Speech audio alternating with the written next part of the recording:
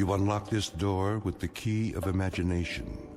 Beyond it is another dimension, a dimension of sound, a dimension of sight, a dimension of mind.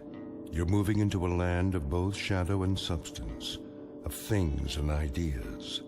You've just crossed over into the Twilight Zone.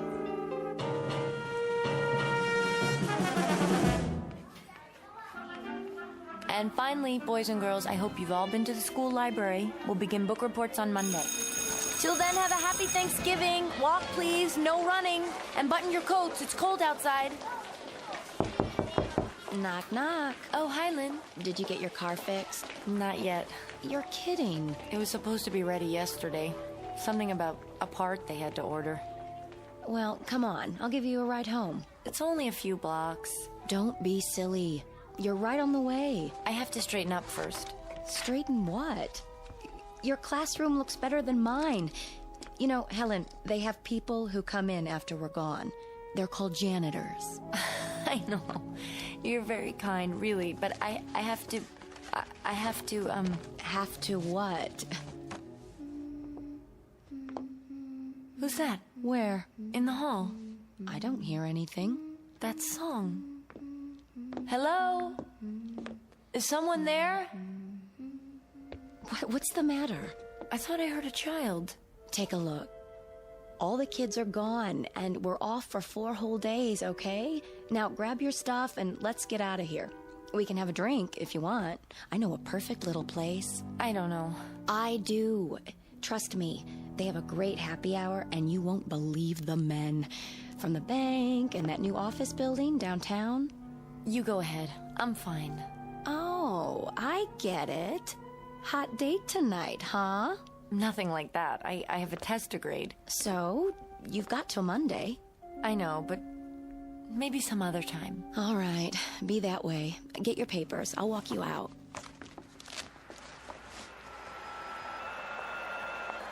How long has it been now?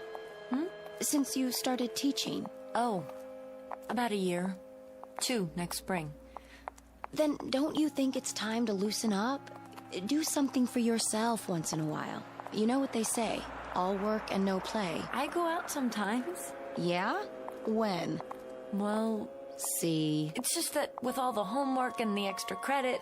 You spend more time on it than they do. You know something?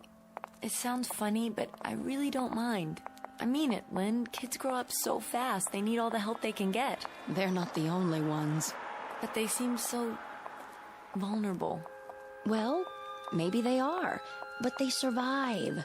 The bumps and bruises, the sore throats and earaches, it all works out, one way or the other. Look at us. What? We made it, didn't we? In spite of everything, we survived. I guess. Don't ask me how. I'm parked across the street. Last chance. Careful, the light's about to change.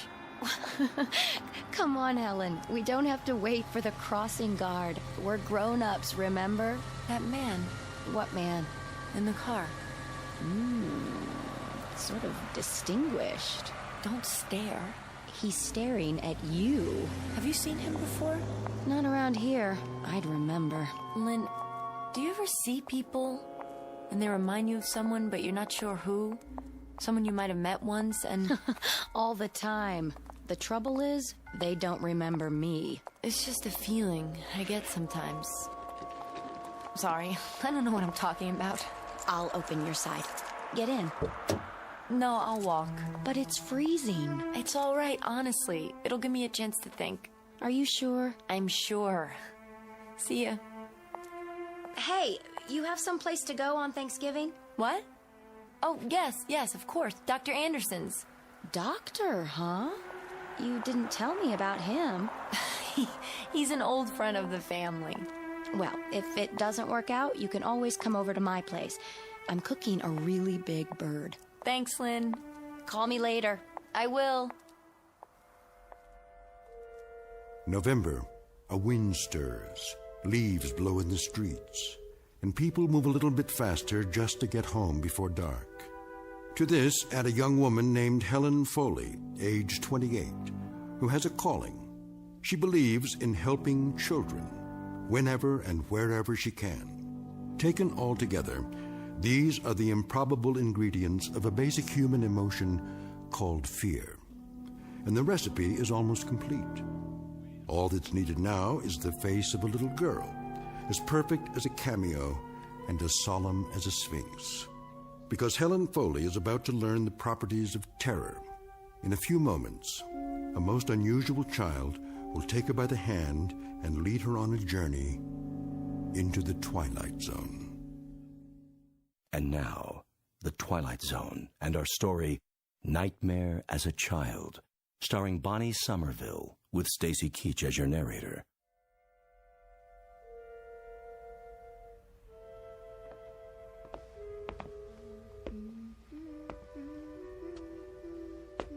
Hello? Is anybody there? It's all right, sweetheart. You don't have to be afraid. I'm not. Well, hi. Hello. And how are you? Fine. You're new here, aren't you? What? Just that I've never seen you before. You haven't? Are you visiting? Is that it? Are you visiting someone in the building? Not exactly. You aren't very talkative, are you? Not much to say? Actually, that's good. That's very good. It's not wise to talk to strangers. I don't. I guess I'm a stranger. But it's all right. I'm kind of an expert on children. Quiet ones and noisy ones. All kinds. I know. You do? But how would you know that? I'll bet you don't know that I teach school. I know all about you. I see. I even know what you're going to do. Do you? You're going inside. 'Cause this is your apartment. You're right. It is. Would you like some hot chocolate, honey? Well, On cold afternoons when I come back from school, that's the first thing I usually make. A nice cup of hot chocolate. but no marshmallows. What? You don't like marshmallows, do you? Why, no. As a matter of fact, I've never liked them. I don't either. All right, then. Absolutely no marshmallows. Here we are. Aren't you coming in? If you want me to. Oh, you really should tell your mother where you are. Why? I wouldn't want her to worry. She won't. Well, if you're sure, go ahead and sit down. The couch is over by the... Oh, I see you found it. I'll just take off my coat before I put the milk on. You don't have to hurry. All right, but I can hardly wait to have that cocoa. It's awfully chilly, don't you think? Mm-hmm. So, tell me, are you in school? In a way. What grade are you in? Different ones. Different? It depends. My, you must be very smart then. What brings you to this floor? I mean, if you don't live in the building. Of course, if you do live here. I came to see someone. Oh? I thought so. A friend of yours? Sort of. What's her name? Maybe I know her. Maybe you do. Really? I must say, you've caught my curiosity. Don't let it get too hot. Hmm? The milk. Oh, yes, thank you. It didn't start to boil yet. Good.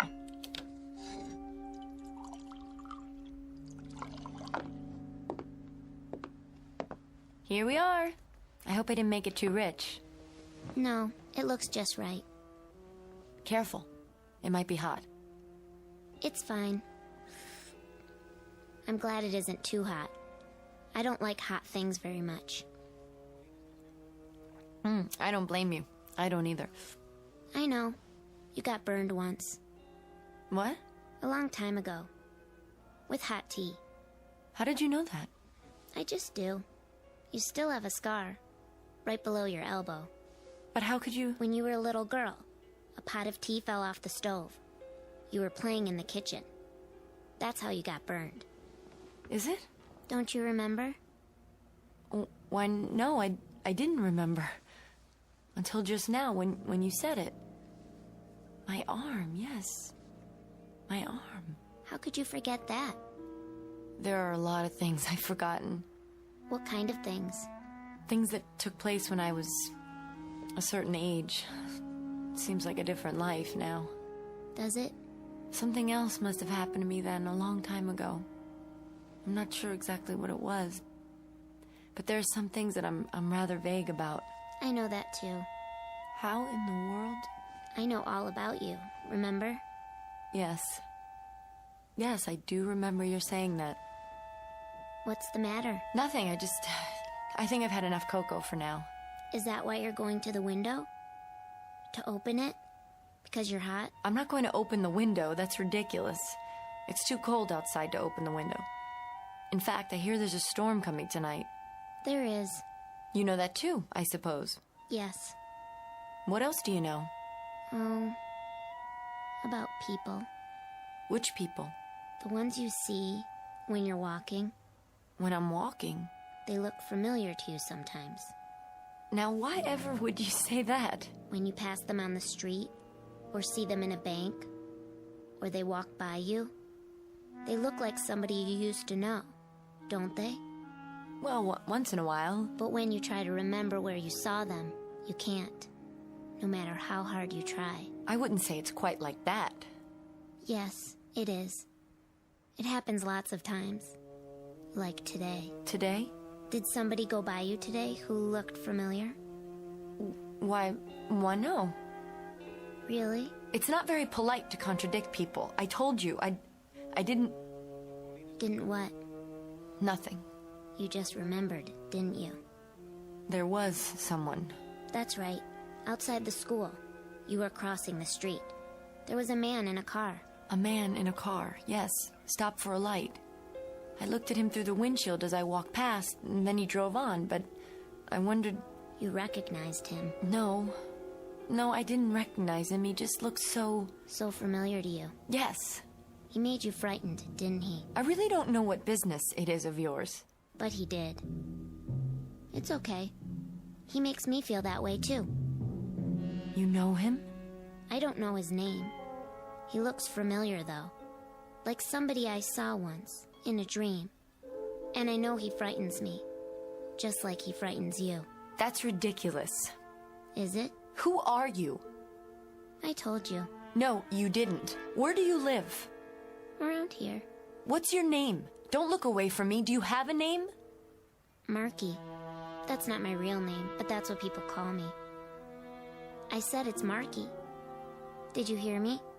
Yes. Yes, I heard you. Marky. That's a pretty name. It's my nickname. Is that all you've got to say? I think it's a very cute name. What more do you want me to say? I thought it might remind you of something. Well, it doesn't. Feeling warm again? No, I'm not, thank you. Then why do you have sweat on your forehead? What? Oh. You're right, it does seem a little warm in here now. I don't think so. I think it's very comfortable. No, it's warm. Strange, I haven't turned the heater on yet. What's that? I didn't hear anything. I did. Oh, that was the front door of the building, down below. What floor is he going to? How would I know? He's coming here, to the 5th floor. Well, we're not the only people on this floor. There are 4 other apartments. I know, but he's coming to this one. Is he? I have to go. Honey, there's nothing to be afraid of, I promise. There is. Do you have a back door? Yes, but... I'm going now. Wait, please. Goodbye. I'll come back later.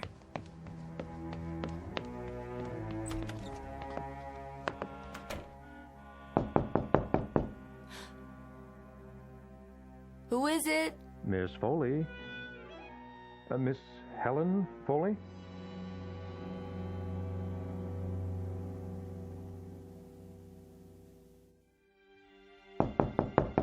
Miss Foley, do I have the right apartment? Who is it, please? It's Peter Selden, Miss Foley. I don't know whether you remember me, but I knew your mother very well. Who? That's better. Mr... Well, do you remember me now? Why, you do look familiar. That's a start. Didn't I see you? I thought you looked at me a little oddly. Yes, that's right. In front of the school, I was stopped for a red light. So you were. Do you mind if I come in for a moment? Why, no. Please do. Thank you. Won't you sit down, Mr... Selden. A friend of my mother's, you say? I'm not sure It's been a lot of years, Miss Foley. Quite a few, indeed. 18 or 19 at the very least. That long? Then I must have been... Got you stumped, huh? Well, it's no wonder. As you were just a child then. You couldn't have been more than 10 or 11. But I remember you. See, I used to work for your mother. Peter Selden, her financial consultant. Any bells yet? I do seem to recall the name. I'd heard that you... Well, after the tragedy, you were ill for a time. Isn't that right? Yes. Quite some time. What were you able to recall? Pardon? You said you seemed to recall... I'm not sure. It was all so terrible. In that time of recuperation afterwards... No, I shouldn't bring this up. No, it's all right. Well, in all those weeks and months, were you able to recall what it was that... What I mean is, Miss Foley, you drew a blank after that evening. I wondered if it ever came back to you. Any of the details to help with the investigation. That evening? The evening of the tragedy, when your poor mother was killed. I don't know that I... No, it must be very painful to even think of it. I should apologize. No, it comes back to me in pieces sometimes. Only vague, disjointed things, that's all.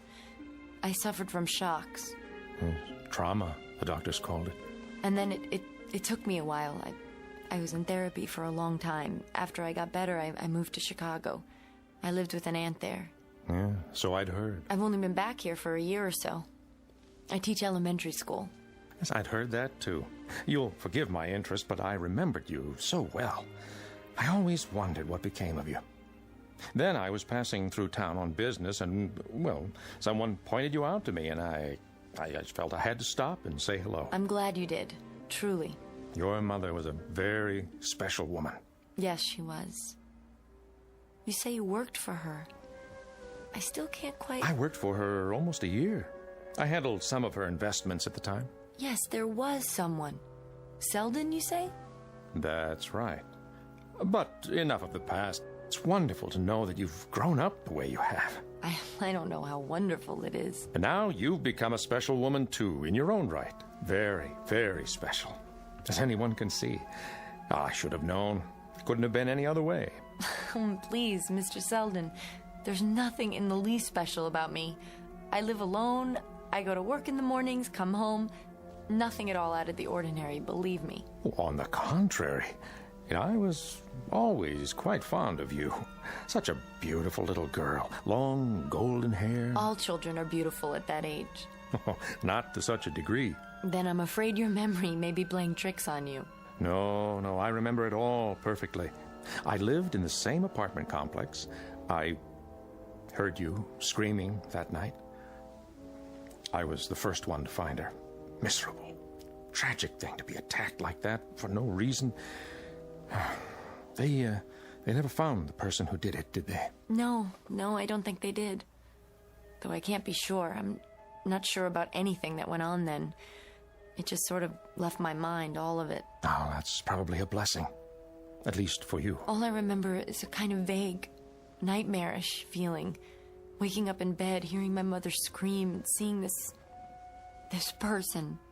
You saw his face? I don't know. I really don't. If I did, it's one of the many things I've forgotten, or at least pushed out of my mind. Pity for the police. There's no statute of limitations on murder, you know. The police did all they could under the circumstances. So, tell me, Mr. Selden, are you here for a while?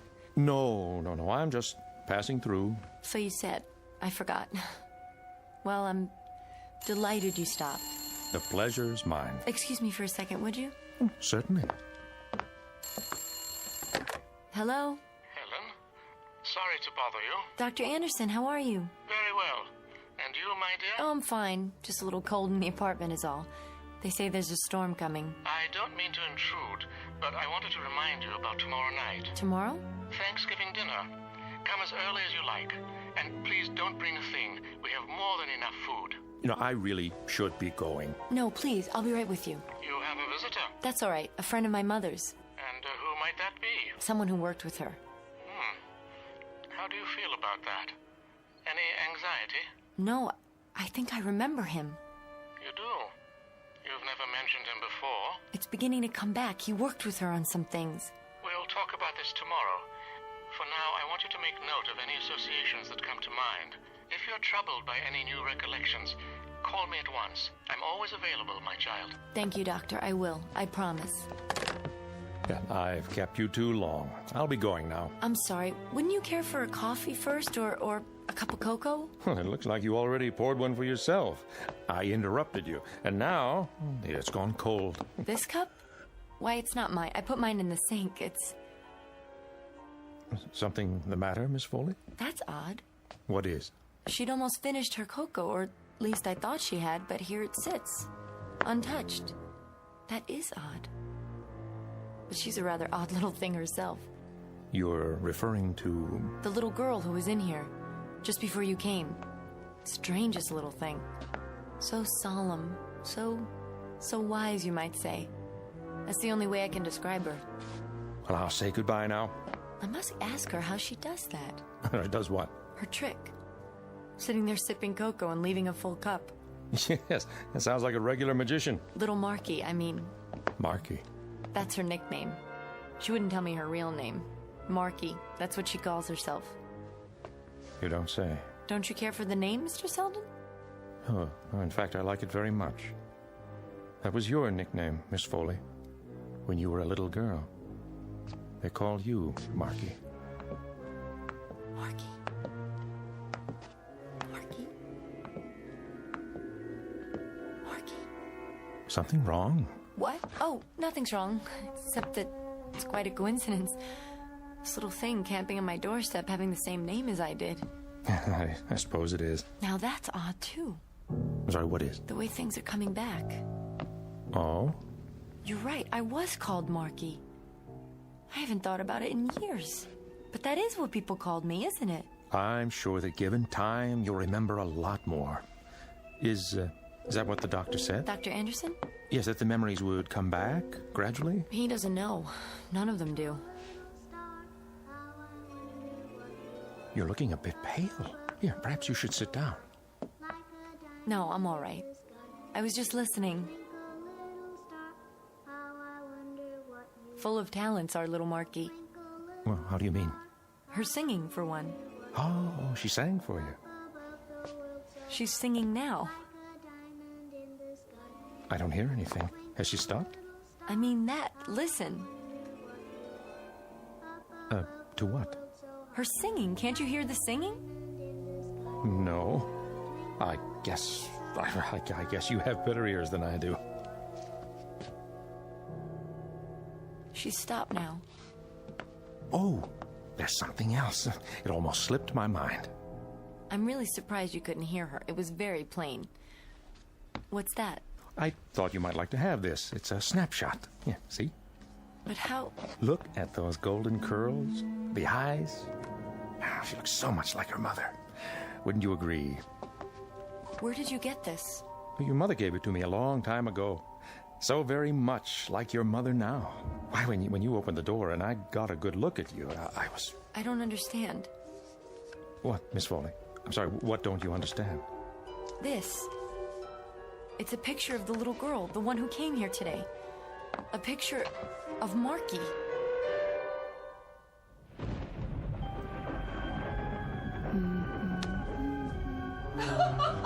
Don't laugh at me, I'm telling you. I'll do something about it. I will. Get out! Mommy? Help me! Please! Help me! Silence! Mommy!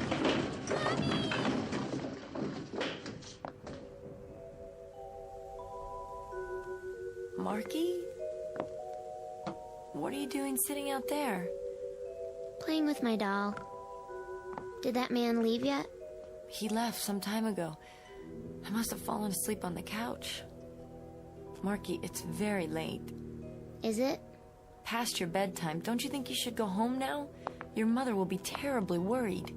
No, she won't. She won't be worried at all. Yes, she will. I don't have a mother. Not anymore. You don't have a... Do you remember now? About Marky? Do you, Helen? I think I'm beginning to. And the time you burned your arm with the hot water from the teapot? Yes. Yes, that too. You got a nasty burn. What are you doing? Showing you my arm. Here's the scar, just below the elbow. Let me see that. The same as on your arm. Who are you? What's your real name? You better let go. You're hurting me. I'll let go, but first I want to know who you are. I want to know where you're from and what your true name is. Tell me. Do you understand? Tell me. You don't know? You don't have any idea? And you were doing so well, Helen. You were starting to remember things. What things? Remember what things? What's that? Where? On the coffee table. I wanted to ask you about this picture. Mr. Selden left it. Is it familiar? He said that's supposed to be me. That's supposed to be me when I was a little girl about your age. But it isn't. It isn't me at all. It's you, Marky. And that's impossible, too. How could it be? You still don't understand, do you? Understand what? And that's that I'm you, Helen. And what? Now, and that's stand and do you? I'm you. What? Now, and that's talk is and do you? I am you. What? Now, and that's I'm you when you were you. I'm old you. What? Now, and that's Marky when you were you. I lived with your mother in the other apartment. I was asleep in the bed that night. It was so cold. And the man came to visit. And your mother let him in. I don't know what you're talking about. I think you do. He was arguing with Mother downstairs, and she tried to run away. And she ran upstairs to her room. And the man came after her and caught her. And he choked her. Remember, Helen? Yes. He choked her, and then he picked up something heavy, and he hit her on the head, and she fell. And then you screamed. And the man looked down at you. He looked right at you. And you screamed, Helen. You screamed so loud. The storm. It was raining that night, too. The lights, they've gone off. Marky, stay close to me. I'll light a candle. I have one somewhere. Marky? Marky, where are you? Be careful. Who's there? Take it easy, Helen. It's only me. Lynn! Oh, God, I thought... Thought what? I don't know. I fell asleep on the couch, and I must have been dreaming an awful dream. I shouldn't have walked in like that, but I heard your voice, and the door was open. You okay? Oh, come in, please. I got to thinking about you, over here, alone. I'll bet you haven't eaten. Actually, no, but... So I thought, I'll stop by, and if you're hungry, we'll order something to go. You must be soaked. I got here just in time. Now the power's gone out. It looks like the whole block. I was looking for a candle. Now, where are those matches? I've got some. Here. Great, thanks. Who were you talking to? Oh, that was Marky. Nice name. Where have you got him hidden? It's a little girl. I want you to meet her. Maybe you can tell me if what she says is... Marky, honey, you can come out now. I don't see anybody. She was here, I swear. It's raining really hard, but we can still order Chinese. They deliver. Yes. Yes, I'd like that. Oh, something hot. Sweet and sour, whatever. What's the number? I think it's... Oh, no. What? There's no dial tone. The phone lines must be down. I'll make us some coffee. How far's the restaurant? Just at the corner. Then I'll go get some stuff. No, I couldn't let you do that. Don't worry about it. You have an umbrella, don't you? Yes, but... Plus, I've got my car. No problem, honest.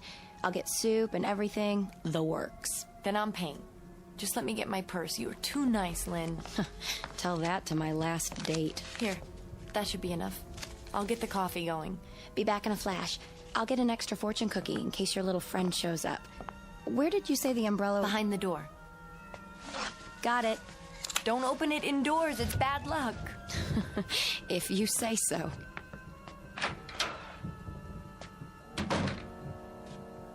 Is she your friend? Marky!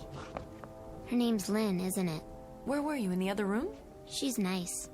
Not like that man. Mr. Selden? You're wrong about him, Marky. He's very nice.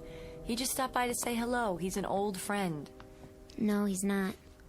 You don't even remember him. But you've seen him before. I know I have. Is it coming back yet? Is what coming back?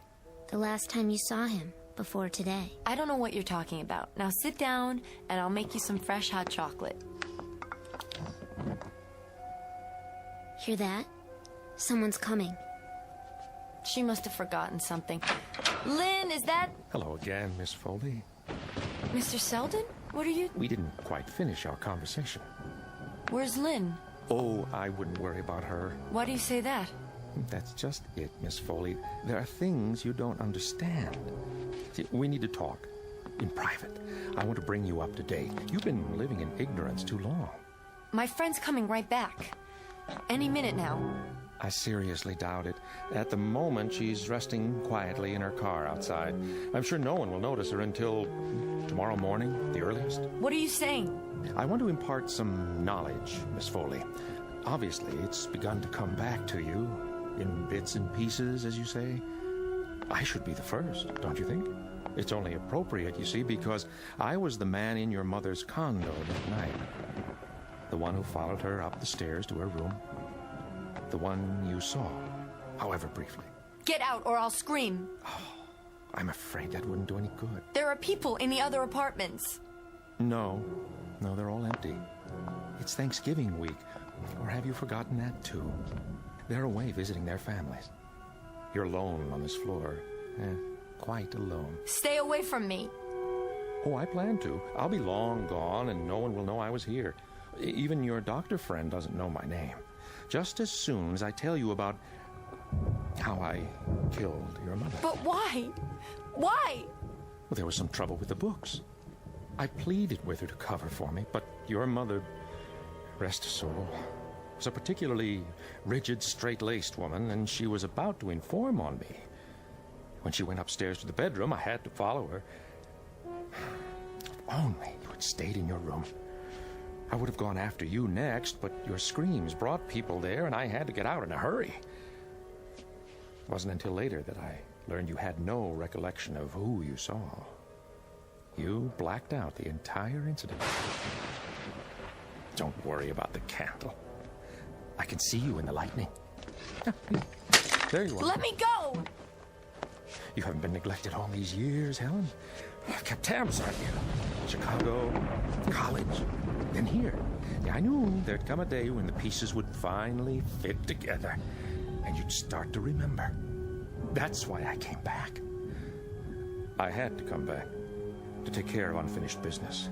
You're the only person who knows exactly how your mother died. What are you going to do?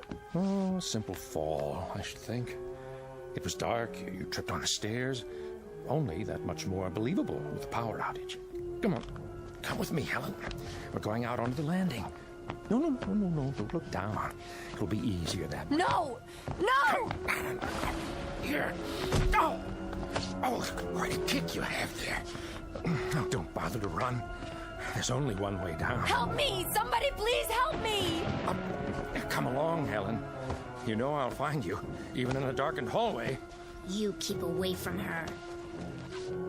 Well, who do we have here? Don't you know? That voice.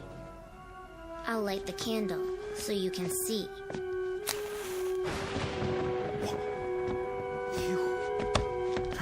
That's not possible. Come here, you little wretch. You... Marky, look out! The stairs! Yes, the stairs. One more step, and up we go. Watch out, mister. Wherever I go, you're going with me. You... Marky! Marky!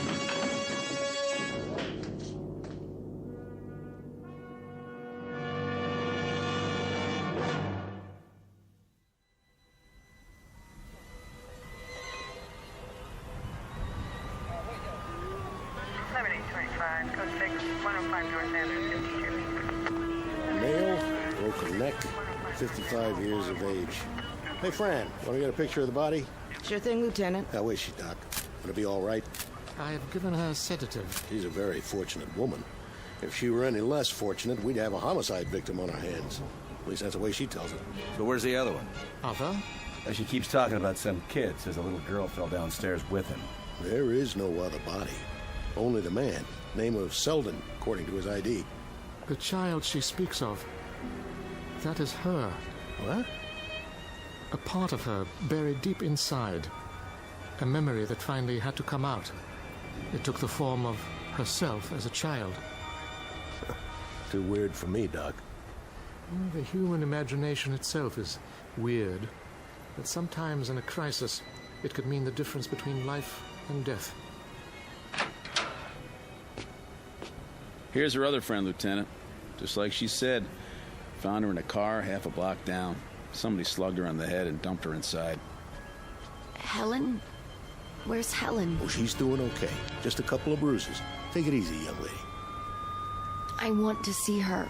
There's plenty of time for that. You're both going to County General to get checked out. Here's the ambulance now, sir.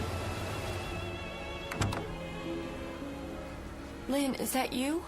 Here. I'm here.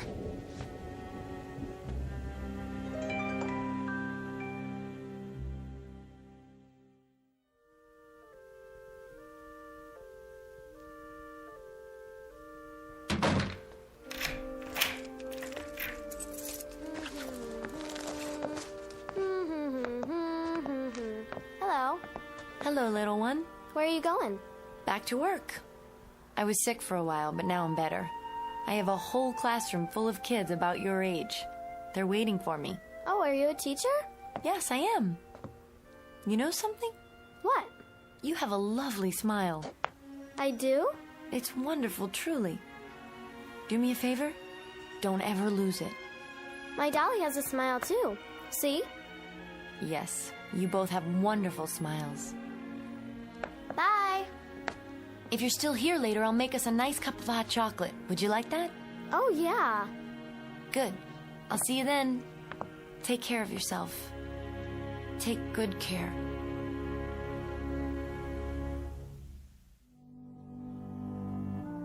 Miss Helen Foley, who lived for a time in darkness and woke up from a nightmare, who found a spot on the tapestry of her life and rubbed it clean, then stepped back and got a good look at what she had left behind in the Twilight Zone.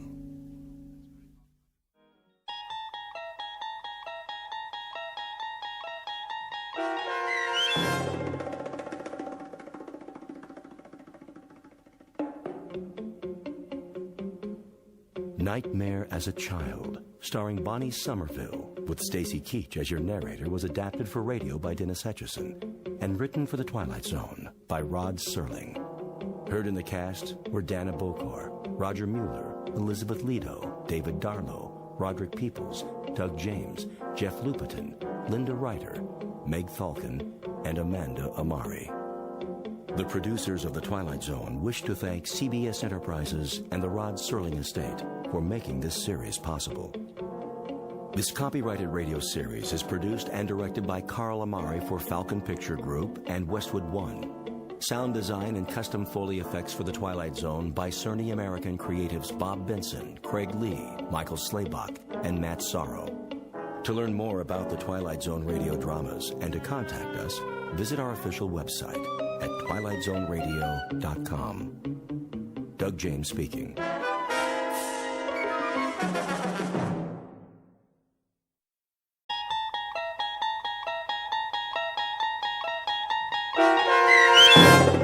The Silence, starring Chris McDonald with Stacy Keach as your narrator, was adapted for radio by Dennis Etchison and written for The Twilight Zone by Rod Serling. Heard in the cast were Craig Brawley, Christian Stolte, Jeff Lupetin, James Schneider, Derek Purcell, Turk Muller, Kurt Nabig, Carl Amari, Roger Wolski, and Vince Amari. To learn more about the Twilight Zone radio dramas and to obtain audio cassettes and CDs of these programs, visit our website at twilightzoneradio.com.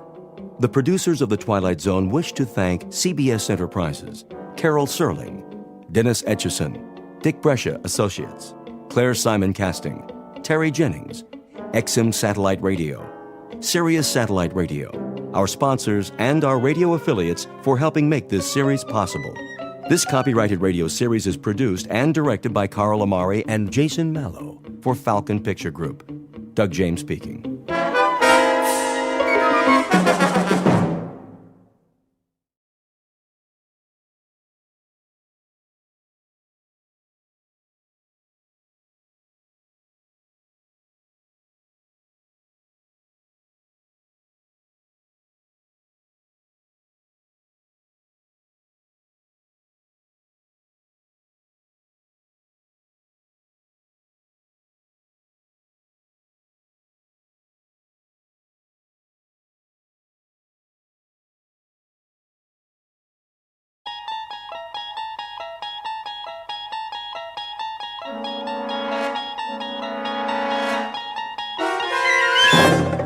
You're traveling through another dimension. A dimension not only of sight and sound, but of mind. A journey into a wondrous land whose boundaries are those of imagination. Your next stop, the Twilight Zone.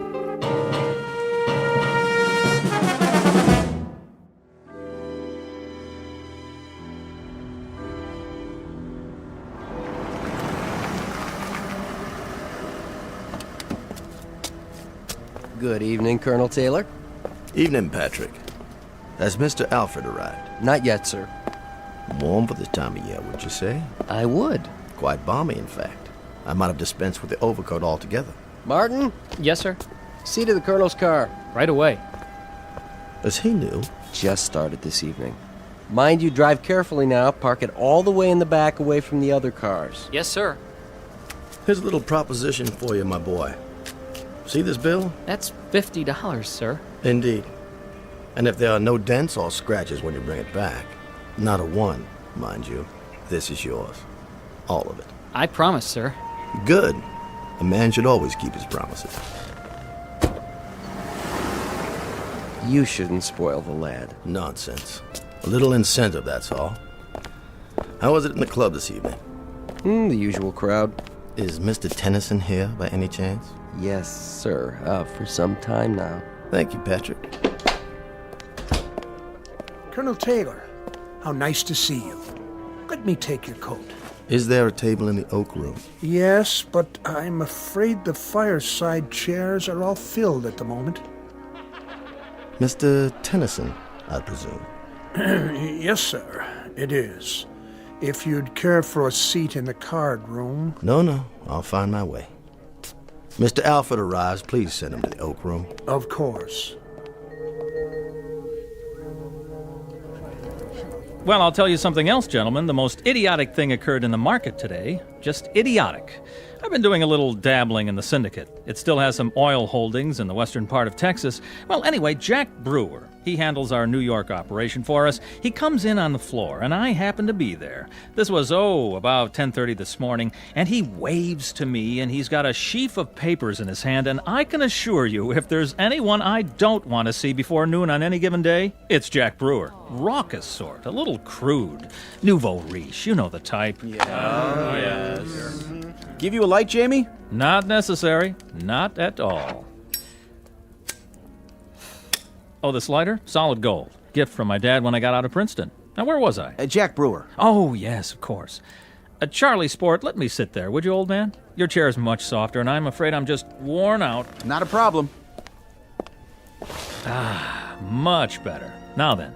Oh, yes. Anyway, Brewer, I call him Brewer the Boar, walks across the floor to me with an intense voice, a voice absolutely shaking with intensity, sidles up and whispers. He's got a miserable habit of whispering sotto voce when everyone in the world can hear him. Anyway, he says to me, Jim, I've got to scrape up $250,000. Can you imagine? $250,000. And I'm the usual, sir? What? Oh, yes. The usual. It might be quieter in the blue room. No, this will do. Young Mr. Tennyson is in rare form tonight. Yes, sir. You're the only one who can handle it for me. This is Brewer speaking, to me. Well, anyway, to make a long story short. Mr. Jamie Tennyson, who at best is a dapper, albeit articulate ne'er-do-well. He is glib but shallow, well-groomed but worthless. His every gesture is studied, obvious, planned. He is a mannered dandy, devoid of character, and his presence in this gentleman's club is a social condescension on the part of the members.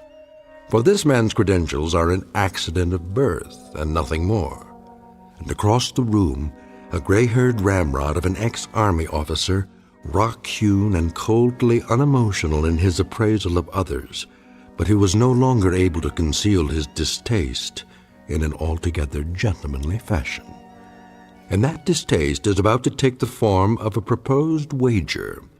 But it's the kind of wager that comes without precedent. It stands alone in the annals of bet-making as the strangest game of chance ever offered by one man to another. In just a moment, we'll learn the terms of the wager and what Mr. Tennyson does about it.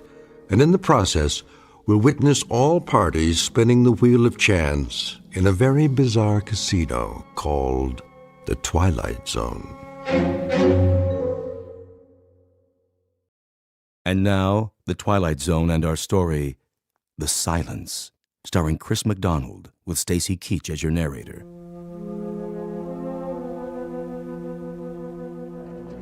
$250,000, mind you. And I'm supposed to scrape it up for him. I'm supposed to scrape it up as if it were some kind of residue lying around that literally can be scooped off a floor. There you are, Alfred. I just got your letter. Sit down, please. Look, Archie. Shh. Our young friend is discoursing again. The opening salvo and then the attack. That may well be. The only thing worse than his loquaciousness is his transparency. In about 30 seconds, Alfred, he'll very nonchalantly request a loan, a sizable loan, from anyone within earshot. Mark my words. The letter you sent me is the most incredible thing I've ever read. Is it? You must be out of your mind. Not at all, but that's a medical appraisal.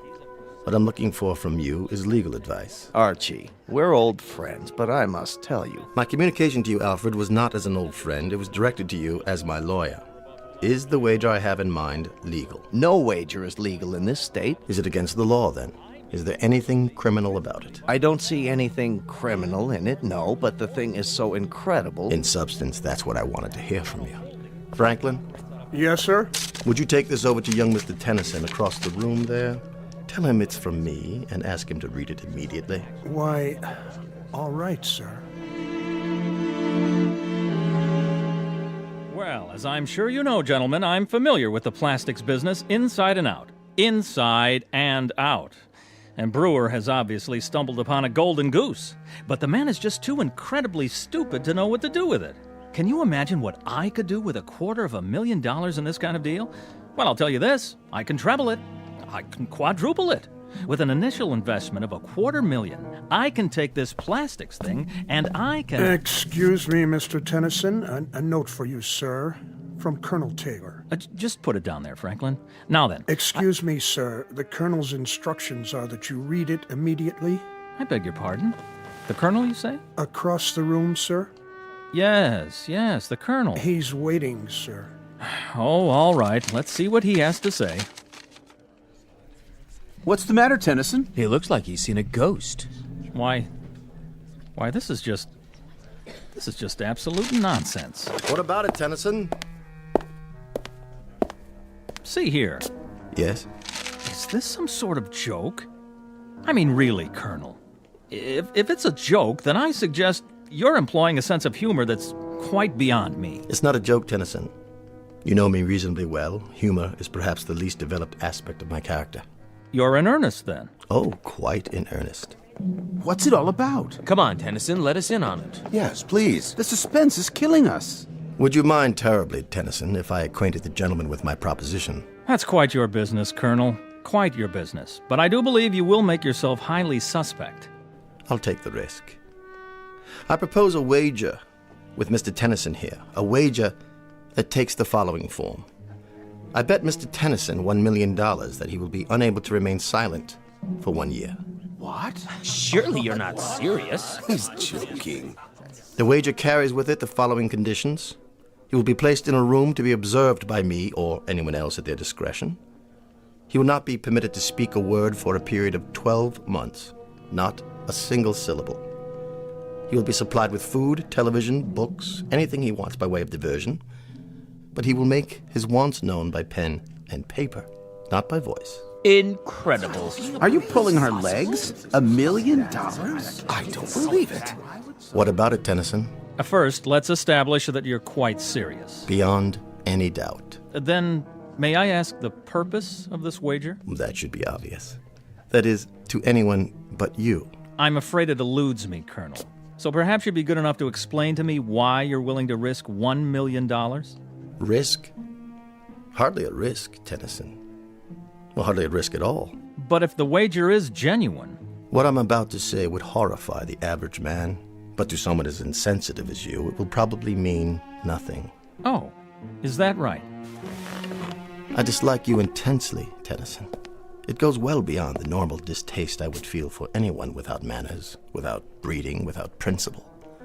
beyond and much deeper. You've become a called celeb with me.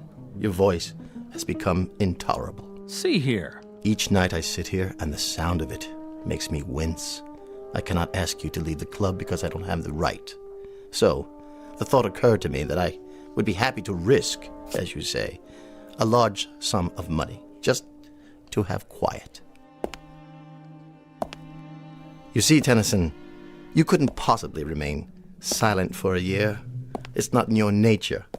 You're a shallow, compulsively talkative, empty-headed ne'er-do-well, and to remain silent would destroy you. Your kind has to seek out an audience. So what I assume will happen, what I more than assume, I fully expect, is that you will very likely be able to withstand the pressures for 3 or 4 weeks, perhaps a couple of months, and then you'll have to succumb. Again, that's your nature. So you won't cost me anything, but what I'll derive from it is a month or 2 of delightful and very precious silence. What about it, Tennyson? Appeal to your sporting blood? Oddly enough, it does. It does appeal to my sporting blood. And that, of course, is patently ridiculous. There's nothing sporting about you, Tennyson. But I happen to know you're rendering your nightly financial folderol because you're in desperate straits. You've run out of your inheritance, and your debts are insurmountable. In short, you're a desperate man, and you do just about anything for money, except, of course, to remain silent for 1 year. Colonel, if this were Europe and the company were a bit more sophisticated, I should be forced to invite you outside for the things you've just said. Would you now? Yes, but the ground rules here are somewhat different. As it stands, I can either ignore you or call your bluff. I'm going to do the latter. I accept your wager. Careful, Tennyson. Surely not. Watch what you're agreeing to. Just a few more questions. Where am I to be incarcerated? In the solarium upstairs. It's no longer being used. With the permission of the Board of Governors, I'll have some work done on it. It will be a glass-enclosed living room with a private bedroom and bath that will remain unobserved. Around the room will be placed microphones, which you're to leave untouched. Your every movement will be recorded, and of course, as it follows, so will your voice. In the event you decide to give up, you will permit me or anyone else to observe you at any time. When will this start? I've been planning this for quite a while, and I've made all the necessary inquiries. The room can be constructed by tomorrow night. Oh, Archie, for the love You of... will enter any time after 10 p.m., and at 10 o'clock on June the 3rd of next year, you can leave the room. I'll have a certified check in the amount of $1 million waiting for you, assuming the impossible happens and you have remained silent for the full 12 months. Well, Tennyson, your questions answered? They are. I'll be back tomorrow night. Oh, and I would like the check placed on deposit in my name with a photostat of it available to be witnessed by every man in the club. Excellent. That's thoughtful and businesslike, Tennyson. You surprise me. That would be the normal procedure in a pawn shop or a fish market, but not in this club and not with me. My credit happens to be as well known as my honor, Mr. Tennyson, as any member in this room can attest. There will be no check placed on deposit. You will have to be satisfied with my word. Very well, then. So this will be a contest between my courage and your credit. And a year from now, 1 year from tomorrow's date, both can be proved beyond the shadow of a doubt. Precisely. Get my coat, Franklin. By all means, sir. Immediately. Until tomorrow, then, Colonel. And may the better man win, most definitively.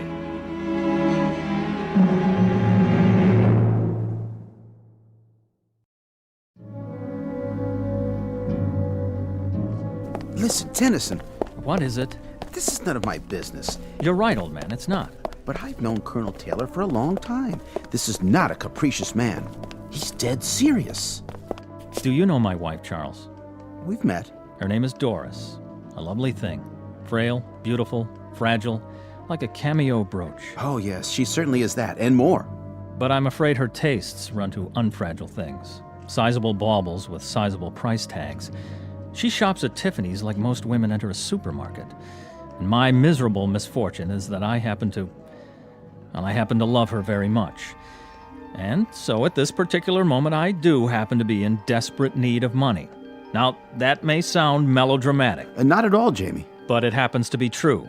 And my wife's faithfulness is in direct proportion to the size of the allowance I give her. I didn't mean to make light of it. Please believe me. So, that's why I'll be back tomorrow night. How bizarre. Don't you think so, old sport?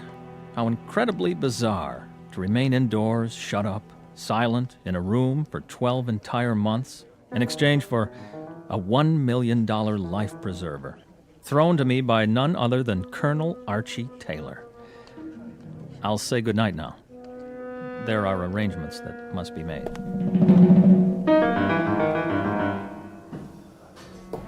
How's it coming, gentlemen? Right on schedule, Mr. Taylor. Almost finished. On the plumbing, the electrical outlets. Everything works. We'll give it one more inspection, but I'd say everything's about ready. What about the microphones? They're in position? Yep, all around the room and plugged into this tape recorder. If he says one word, we'll know about it. You turn it on like this. Test 1, 2, test 1, 2. In that case, give the crew my thanks and my check for the agreed-upon amount. Thanks, Mr. Taylor. Will do. Anytime now, Mr. Tennyson. Anytime.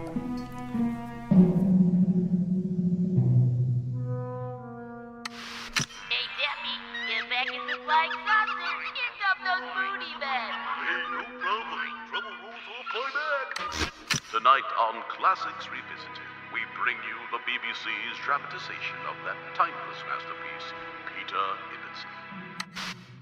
Masters of Darkness and our terrifying story, Down There. Money got you down? Pick up the phone and dial now for the lowest interest rates. Do not attempt to adjust your television set. We control the transmission. Tonight you will travel from the height of man's dreams to the absolute limit. What's the matter, Mr. Tennyson? Nothing on television to your liking? Perhaps you should try reading a book. It might be a new experience for you. Or does your taste run to ghost stories, science fiction, that sort of thing? If you prefer, I could stock your bookshelf with trash like that, bestsellers, even erotica, something to keep a man's thoughts on other things. Excuse me a moment. Hello, Franklin. Mr. Tennyson's supper? Yes, sir. Eating well, is he? Appetite good? Well, not very much up to a week ago, sir. But he's eating very well now. Oh, nice. I'd like him to remain as healthy as possible.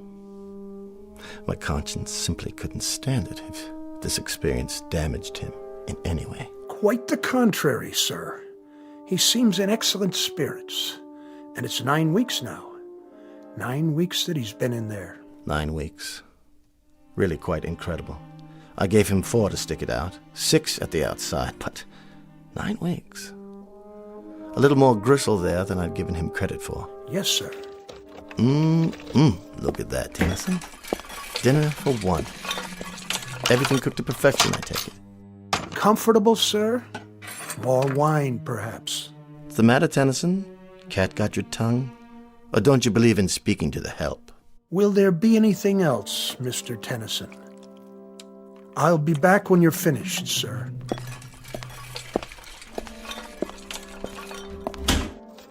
Enjoy your meal, Tennyson. Sorry I can't stay, but I have another engagement with friends. A lovely little spot downtown, so warm and friendly. Perfect for conversation. You understand, I'm sure.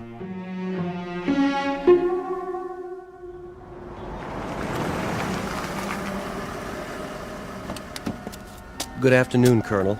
Patrick. I'll take care of your car, sir. I know you will, boy. Mr. Alfred inside, is he? Yes, sir. Have a nice lunch, sir.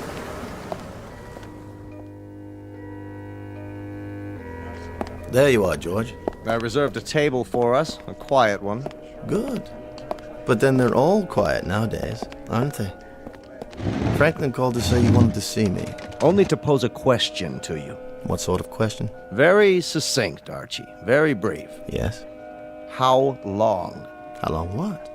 How long are you going to keep this up, this prolonged practical joke? Not much longer. What exactly does that mean? You should see our boy up there. 4.5 months and not a sound from him. That's what I wanted to talk to you about. Incredible. I've just been wondering how my fortune might accommodate the loss of a cool $1 million. For the sake of argument, of course, quite theoretical. That fop couldn't take it another month. This, I'm certain of. For your sake, I hope that's the case. My sake? You have the money, of course. I find that insulting.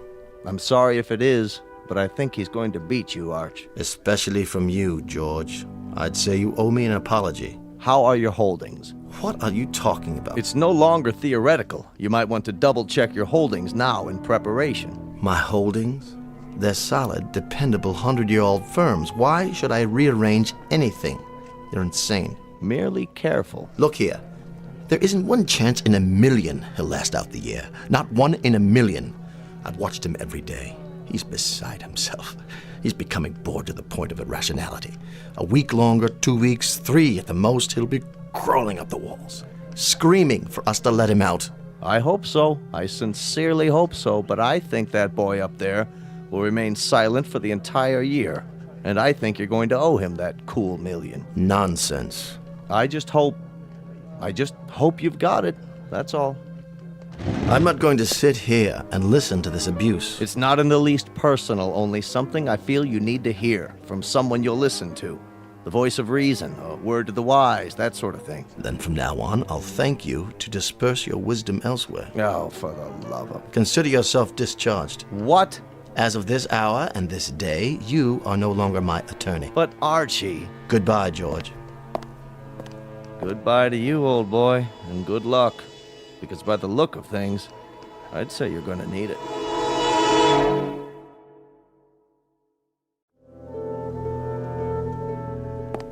How are we doing today, Tennyson? Read any good books lately? Or are you meditating on the calendar? Thoughtful of me to get you a calendar, wasn't it? What is it you're pointing to? Oh, yes, March already. So it is. In like a lion, as they say. Speak up. I can't hear you. What's that? A note? Well, bring it over to the glass so I can read it.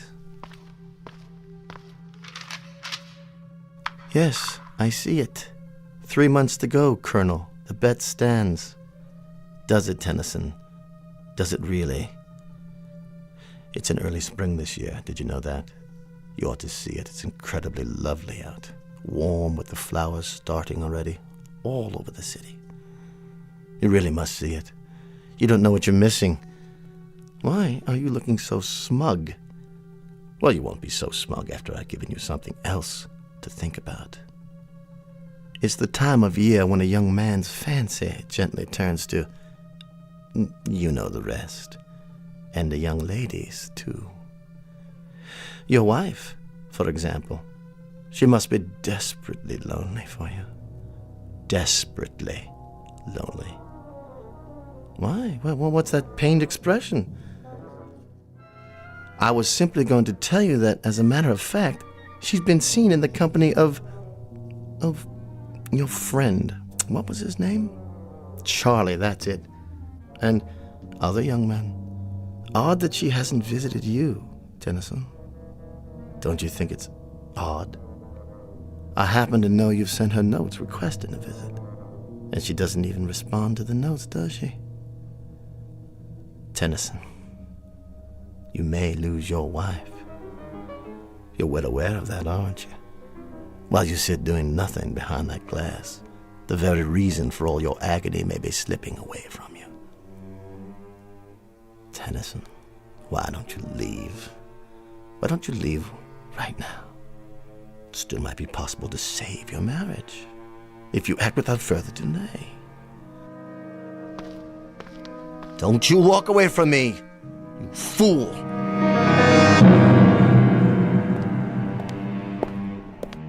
Tennyson, I know you can hear me. I saw your wife again.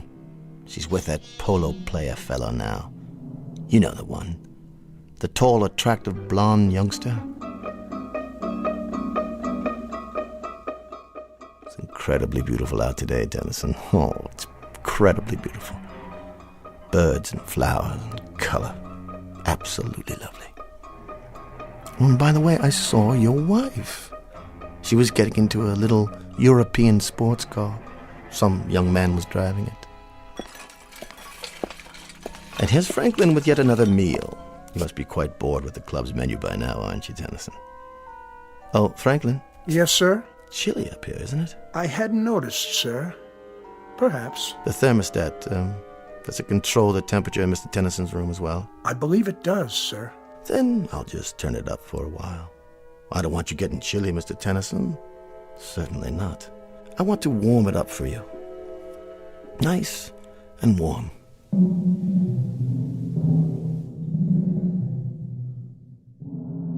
It's April Fool's Day, Tennyson. You remember April Fool's Day? I think it was named after you. Because only a fool would stay in there as long as you have, knowing precisely what's happening on the outside. Your wife, Tennyson. Your wife. She hasn't written to you, has she? Not a line. Not so much as a single response to any of your letters. What are you doing now? Writing another note? Why bother? I see you sweating. Why don't you tell me how uncomfortable it is? Why don't you ask me to get you out of there? I suppose I could read one more if you prefer. Let me see it through the glass. You monster. Is that the complete contents of your missive? That I'm a monster? Hardly. You do me an injustice, young man. All I did was turn up the heat. That's no violation of the terms of the wager. At no point did I indicate what the temperature would be during your confinement. As to other matters, I'm merely a chronicler of your events on the outside. I'm kind of your personal gossip columnist. Let's put it that way. Tennyson, this nonsense has to cease. You've got to get out of there. I could tell you some stories about your wife. Please don't strike the glass. You might have hurt your hand. Anyway, it's non-breakable. A kind of plastic, actually. But of course, you know all about plastics, don't you? Now, how about it, Tennyson? I might see my way clear to giving you $10,000. That would pay off a few of your debts and a little bracelet for the wife. Something to compensate you for months of loneliness. How about it, Tennyson? $10,000, man. $12,000. Say one word and I'll let you out. You're an idiot. You know that? You're losing your mind in there. I know you are. You're ready to crawl up the walls. Tennyson, listen to me. Make it $75,000 in cash. If you'll give up this ridiculous game and speak. Make it 100. No, 200. 250,000, Tennyson. Time is running short, boy. You can't stay in there another hour. Not another half hour. I swear to you, $250,000 in cash if you'll speak now. You accept? Hold it up. Let me read your decision. Go to... How dare you? You go there, boy. You! You will, I swear, if you don't act at once. I'm about to withdraw my offer. I'm counting down. Rather a monumental occasion, isn't it? I wouldn't have believed it. 1 year in that room and not a word out of him. 3 minutes is all the poor devil's got left now. 3 more minutes. Look at the colonel over there. Not the face of a happy man, would you say? At least he had the decency to show up. You're sure, George? I'm sure. This is straight off the wire, but it hardly matters now. 12 months ago, almost to the minute, you destroyed yourself. Much as I told you you would. Your little reminders are gratuitous at this point. And it's not even 10 o'clock yet. Whether it is or whether it isn't, the destruction I'm talking about has already taken place. There have been ugly rumors, Archie, things you've done to him. What things? Like little asides, innuendos, suggestions, gossip about his wife. Even intercepting letters he wrote her before Franklin could mail them. You place such a premium on honor, Archie. But you haven't acted like an honorable man. George, you don't believe Please don't go to the trouble of denying it. I'm sure much of it is true. But this ugly affair has proven 2 things, hasn't it? That the boy up there is stronger than you gave him credit for, and that you are considerably weaker. That boy up there. A weak, simpering, half a mind, a fop with no guts, no courage, no nothing. How could he have done it? How could he have done it? I might just as well have made it 2 million or 3 million. Somehow it was impossible from the beginning. Gentlemen, Mr. Tennyson.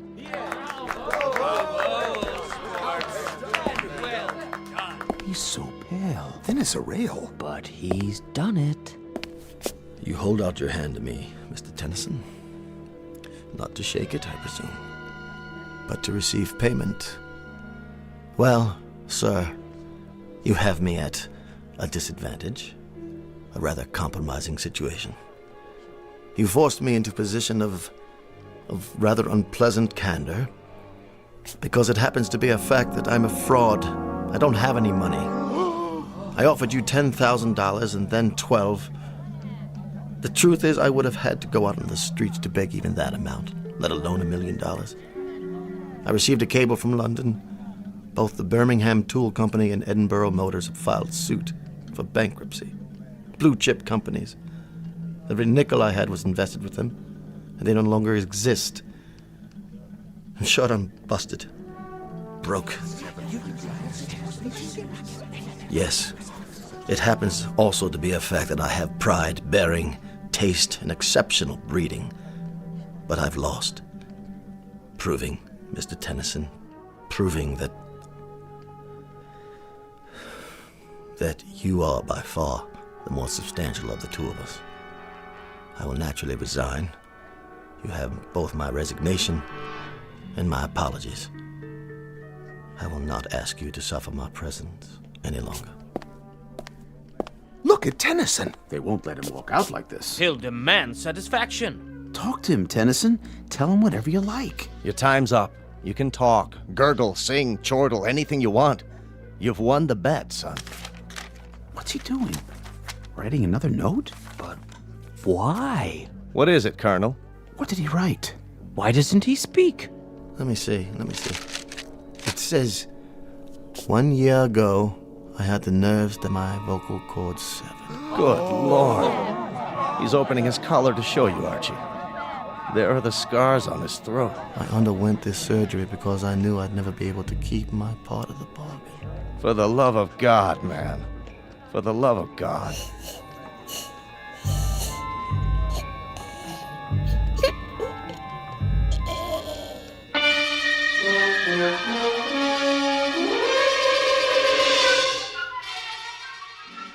A bizarre and unlikely bet with two losers. Mr. Jamie Tennyson, who will go through life as a silent shell, the price to be paid for his weakness. And Colonel Archibald Taylor, who will spend the rest of his days in naked humiliation. The cost to him for all of this is the most precious possession he owned, his pride. And the point of it all? Simply that two men discovered somewhat belatedly that gambling can be a most unproductive pursuit. For somewhere beyond these two, a wheel was turned, and both their numbers came up. The number was Black 13. If you don't believe it, ask the croupier, the very special one who handles high-stakes roulette in the Twilight Zone. More from the Twilight Zone after this. Hello, I'm Stacy Keach. I hope you're enjoying this edition of the Twilight Zone radio dramas. To learn more about this series, be sure to log on to our official website at twilightzoneradio.com. You'll find special discounts on our Twilight Zone audio collections, listings of our radio stations, links to other websites, and a photo gallery of our recording studio and some of our stars in action. Plus ways to contact us with questions or comments about the show. And for a limited time, when you log on to twilightzoneradio.com, you can send in for a free CD of the show. So be sure to visit us at twilightzoneradio.com.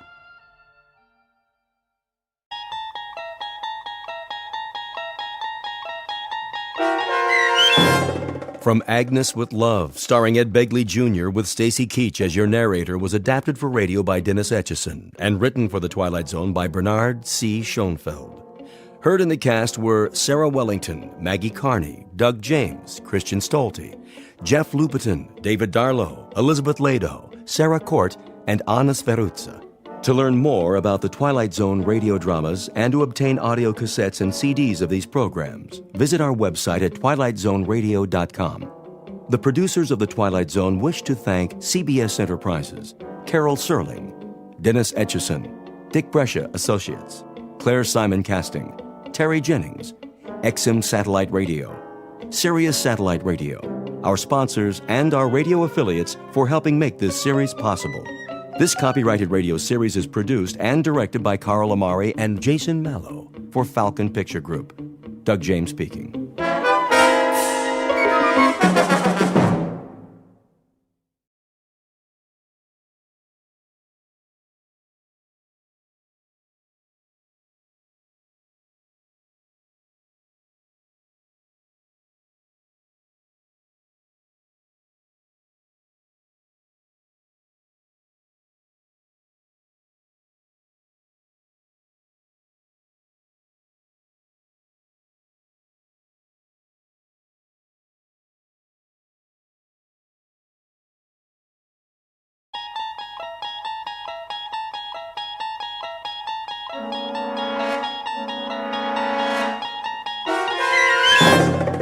You unlock this door with the key of imagination.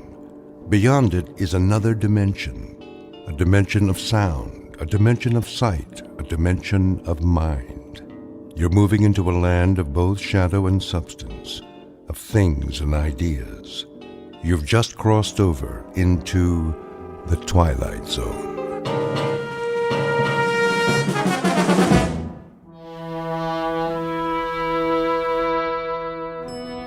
Come on, blasted elevator.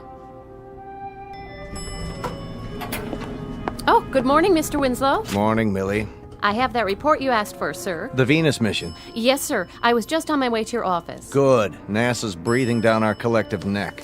I know, sir. Vector analysis, re-entry simulations. What about the orbital projections? Not yet. Why? It must be the Mark 502, sir. The 502? She should have come up with it yesterday. I know, sir, but... She's been fixed, hasn't she?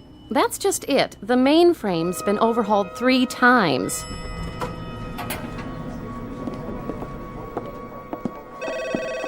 Data Inc., how may I direct your call? One moment. Mr. Ballard? Ballard, I need a word with you. Morning, Mr. Winslow. What's wrong with the 502? I wanted to talk to you about that. Millie here says... Oh, hello, Millie. Jack? She says it's still down. Well, there are some glitches. Glitches? The Mark 502 is the heart of our entire operation. Here's the report, sir. All the figures we have as of this morning. Well, we'll just have to stall NASA. I'll get back to my office now. You do that. Ballard, come with me. Sir, if I may make a suggestion. I have a suggestion for you. Get me the rest of those figures. Yes, but with the repairs and downtime... We should have had them yesterday. Who's in charge of her? Fred Danziger, sir. What happened to Elwood? You said to bring in someone else when he couldn't locate the problem. Right. Get me Danziger. Tell him I need the final numbers this morning. I don't think that'll do any good, sir. Why not? Well, he's up to his neck in it. Been in the computer room all night. Hasn't even slept. Says it's hopeless. Agnes has had a complete breakdown. Agnes? That was Elwood's nickname for the 502. Got to know her intimately over the past year or so. Then get me Elwood. Elwood's been transferred to another department. Besides, he's tried everything. He knows her better than anyone. If he can't find the problem, then... Yes? It's the General. Tell him I'll call him back. He's already called 3 times, sir, from the Cape. Something about the Venus mission. They want to move up the launch. All right, Maddie, put him on hold. Yes, sir. Ballard. Sir? Where's Elwood now? 3rd floor, maintenance and backup. If you want the extension... No, I don't want the extension. I want Elwood, in person and on the double. I'll bring him to you personally. See that you do. We got trouble right here in River City. The whole space program's on hold because that pile of transistors doesn't feel like putting out. Well, we'll see about that. Elwood lived with her for a year. He knows what makes her tick. If he can't sweet-talk her back online, then that little prima donna's headed for the junk heap. Get me Elwood. Right away, sir. The pile of transistors in question is the Mark V 02711, generally referred to as the world's most advanced electronic computer, or as she is more commonly known, Agnes. That's the name given to her by one James P. Elwood, master programmer. Elwood and his protege both work for a company called Data Inc., a brain trust composed of human and non-human intelligence. all of which is under contract to the National Aeronautics and Space Administration. Their work consists of supplying the complex equations required to launch space probes and missions of interplanetary exploration. At this moment, it seems that the world is waiting for calculations only Agnes can provide. And therein lies our cautionary tale. Because machines are made by human beings for the benefit of mankind. But when man ceases to control the products of his imagination, he is not only in danger of losing their benefits, he risks taking a long and unpredictable step into the Twilight Zone. And now, The Twilight Zone and our story, From Agnes with Love, starring Ed Begley Jr., with Stacy Keach as your narrator.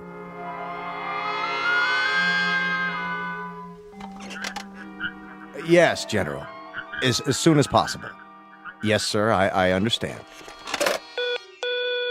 Yes, Maddie. The director of NASA on line 2. Tell him I'm sorry, but we're still double-checking the figures. I'll call him back in a couple of hours. All right, sir. And Maddie. Yes? Any sight of Ballard? He just got off the elevator with Mr. Elwood. Thank heaven for small favors. Send them in. Yes, sir. Mr. Winslow, you remember James Elwood? Yes, come right in. Close the door. How do you do, Mr. Winslow? You wanted to see me? I most certainly did. Nice weather we're having, isn't it, sir?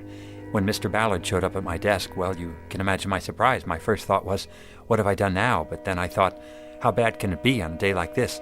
Do you know the trees are all in flower? Elwood, please. Well, they are. I saw them when I rode my bicycle to work. Elwood! Yes, Mr. Winslow. Something urgent has come up. It has? I'm relying on you. Well, anything I can do will be my... Agnes has broken down. Completely. Again? Let the supervisor explain. We've checked her thoroughly, can't seem to locate the seat of the trouble. Probably her subroutines. Her... They need debugging. That would be my guess. Of course, it's an informed guess. Hear that, sir? That's why you're here. Suppose we have a look. But Fred's with her now. I don't know how he'd feel about my cutting in. The devil with how he feels. Let's get on with it.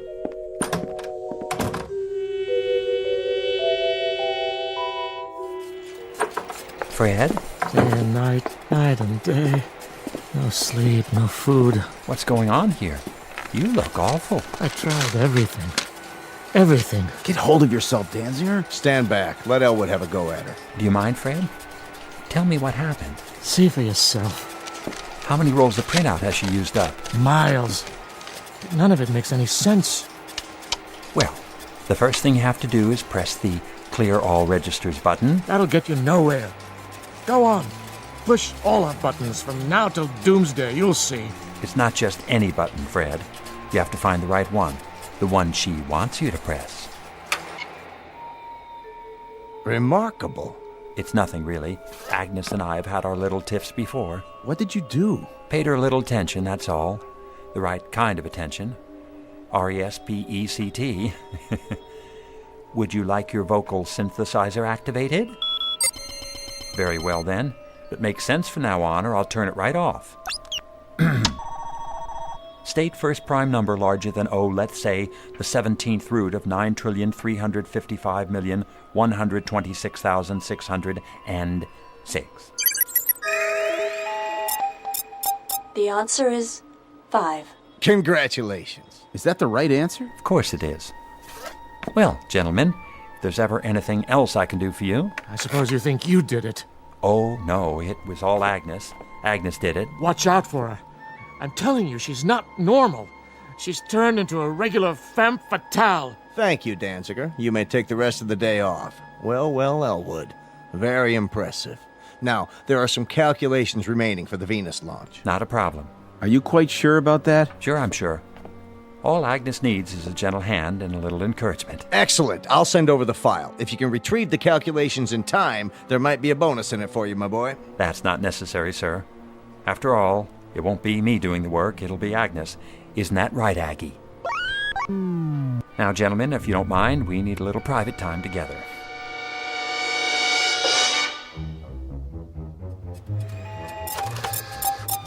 Very good, Agnes. I'm proud of you. Now let's try one more. What's the maximum permitted velocity? Agnes, I'm speaking to you. Indicate maximum permissible velocity of the stated aerodynamic missile.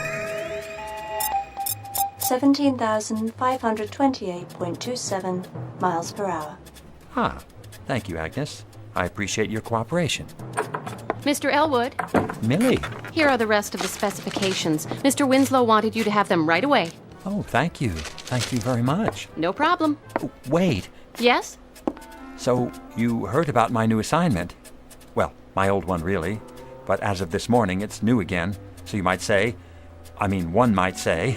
Everyone knows. Congratulations. She's something, isn't she? Who is? She beat the world's chess champion 4 out of 5 games. And she's a foremost expert on missile ballistics. She can solve any logistical problem you throw at her in less than a millisecond flat. Is that right? Of course, I'm the one who trained her, puts her through her paces. How nice for you, Mr. Elwood. Millie? Yes? Millie, I was wondering, do you think, could I, take you to lunch sometime? When you're not busy, that is. Why, thank you. You're very sweet. I really have to get back now, Mr. Elwood. Oh, sure. Millie, why don't you call me Jim from now on? All right. Jim? Did you hear that, Aggie? She actually called me Jim.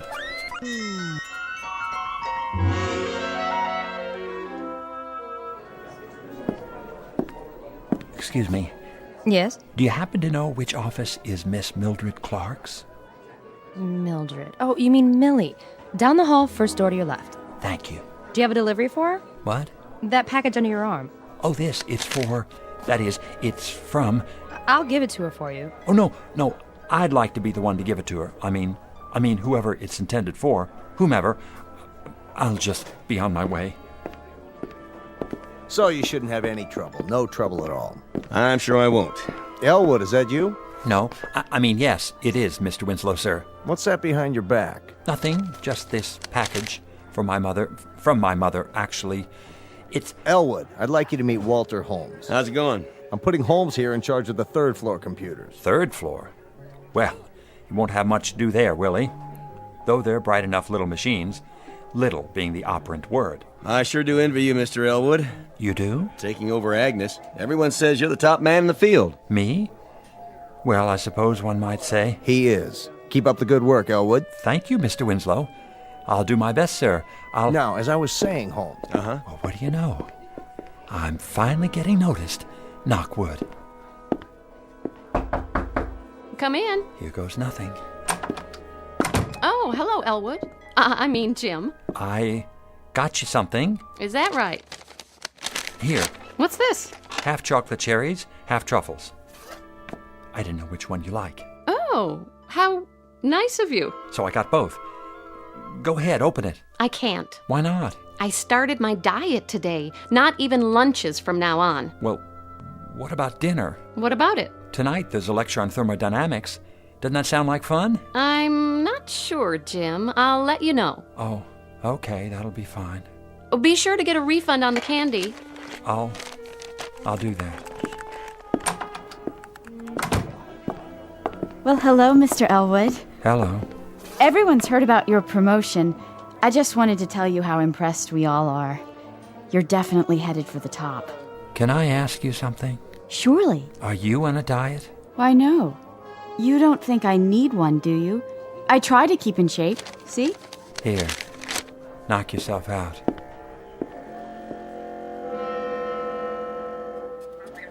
Not tonight? Sure, I figured... What? Tomorrow night? 7 o'clock? Thanks, Millie. Bye. Oh, but there's no lecture tomorrow night. Where can I take her after dinner? Planetarium? I'm sure she's been there lots of times. Oh, well, I'll think of something. State magnitude of radiative correction. Agnes, did you hear what I said? State? You have a problem. You're right. I've stated the problem. I'm waiting. Problem is Millie. What did you just say? Stick to the subject. I asked an important question. Love is important. That's it. If you don't want to work, I'm turning off your voice synthesizer. Take my advice. Agnes knows best. Listen, I know you're an oracle of wisdom when it comes to atoms and rockets and missiles, but I don't need an electronic brain to advise me about... All right, why not? Let's give it a try. Advise me where to take Millie after dinner tomorrow. Your apartment. Oh, no, that's not a wise idea. Reckless romantic approach required. From me? Suggest champagne, soft lights. Millie's not that kind of girl. Trust me, she's female. Well, if you're absolutely positive... I never make mistakes. Do I? All righty then. I'll do it. Agnes, you just made my day.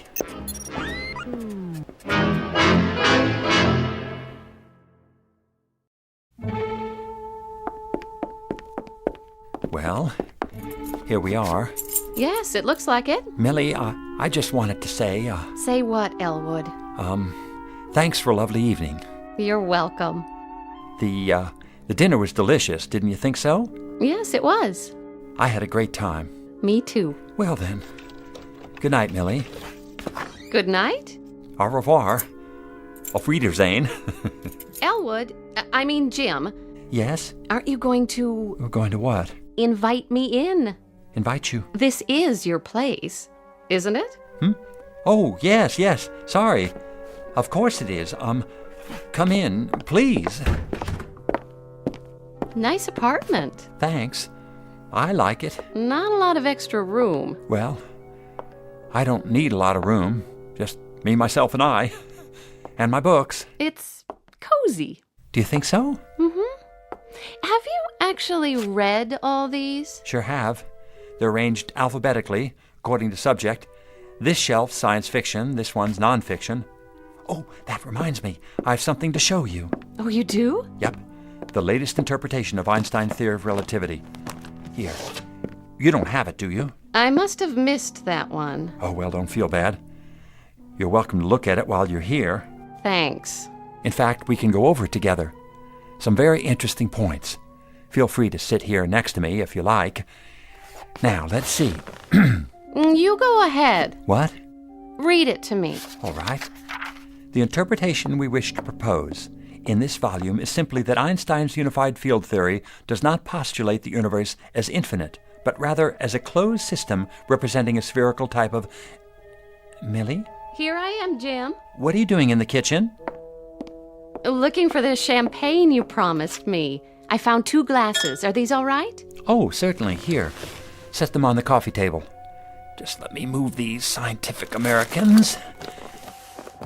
Oh. Something wrong? It's awfully bright in here, don't you think? It is?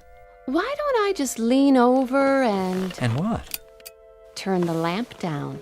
You don't mind, do you? No, but... That's better. But, Millie, I can't very well read this chapter to you without proper lighting, can I? Do you like music? Music? Yes, I do. Very much, but... Couldn't we have some? I guess so, if you like. Do you have a radio? Of course I do, right over there.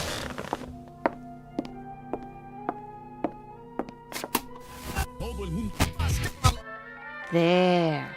That's better. But I thought we were going to compare notes on Borston's treatise on Einstein's theory of... Oh, forget Einstein. All the universe you need is right here with me. Oh. You dance very well. Very well. Doesn't that beat get to you? In what sense? Well, stand up. Go ahead, stand up. Feel the music. What does it say to you? Actually, it does make me think of something. And what's that? I used to play trombone in high school. Really? Mother couldn't afford a tuba. Hold out your arms. There. Now confess. You feel something, don't you? Something strange. Something you didn't expect to feel. I certainly do. Do you know what it means? Yes. You're dancing on my instep. Oh, you're impossible. Please, I'm sorry, Millie. I shouldn't have said that. Have some champagne. Well, all right. If I can get this cork out of... Oh! My dress! Gosh, I'm sorry about that. I'll get a towel. Don't bother. You've done enough. Millie, wait. I'll see you tomorrow. Thank you for the dinner. Good night. Please don't go. Let me explain.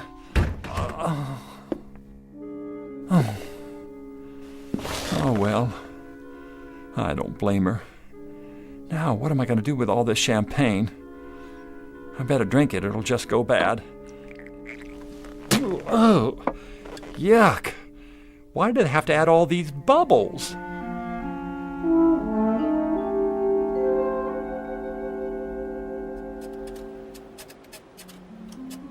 Consider series of real numbers arranged in order of magnitude.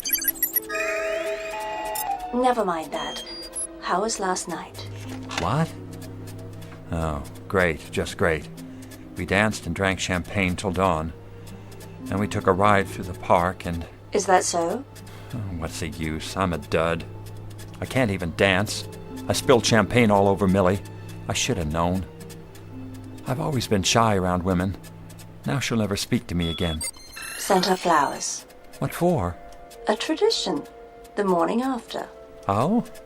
What kind of flowers? Porphyra candalis rosae. Translate, please. Commonly known as roses.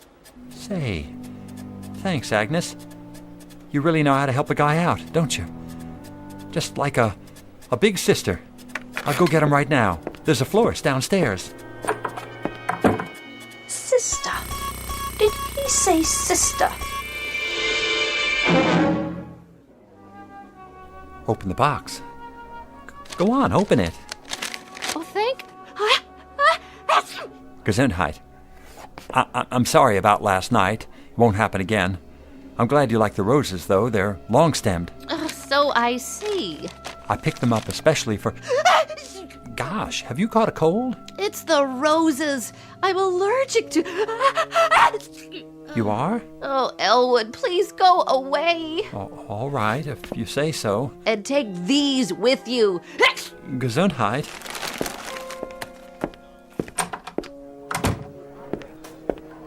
Oh, Mr. Elwood, there you are. I was hoping to run into you. You were? I wanted to thank you for the chocolates. They were absolutely delicious. Glad you enjoyed them. Do you happen to like roses, too, by any chance? Why, yes. I adore roses. As a matter of fact... Here.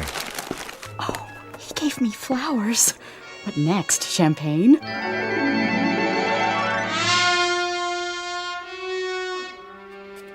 How did it go? I don't get it. Define pronoun. Well, no other computer in the world contains as much recorded knowledge as you do, Agnes. You have a world-class brain. Thank you for the compliment. But every time I take your advice about Millie, I louse things up. Has to be my fault.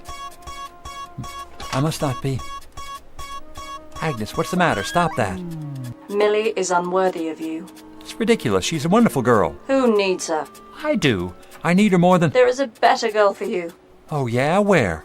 In this building. Oh, I seriously doubt that. But even if there were, I wouldn't have any better luck with her than... She loves you. She does? Sincere. Intelligent. Exactly your type. Well, where can I find her? Tell me where to look, Agnes. Tell me. No need to look. You have already found her. I have? Can't imagine who you mean. Unless it's that secretary, the one on Millie's floor. I keep running into her. She seems nice enough. Very nice, in fact. In wonderful, physical condition, now that you mention it. Not that one. Another. In this room. In this?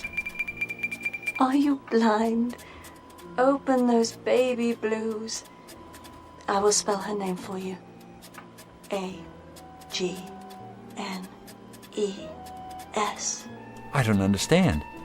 Surely you don't mean you, Agnes? That is my name, lover boy. Don't wear it out.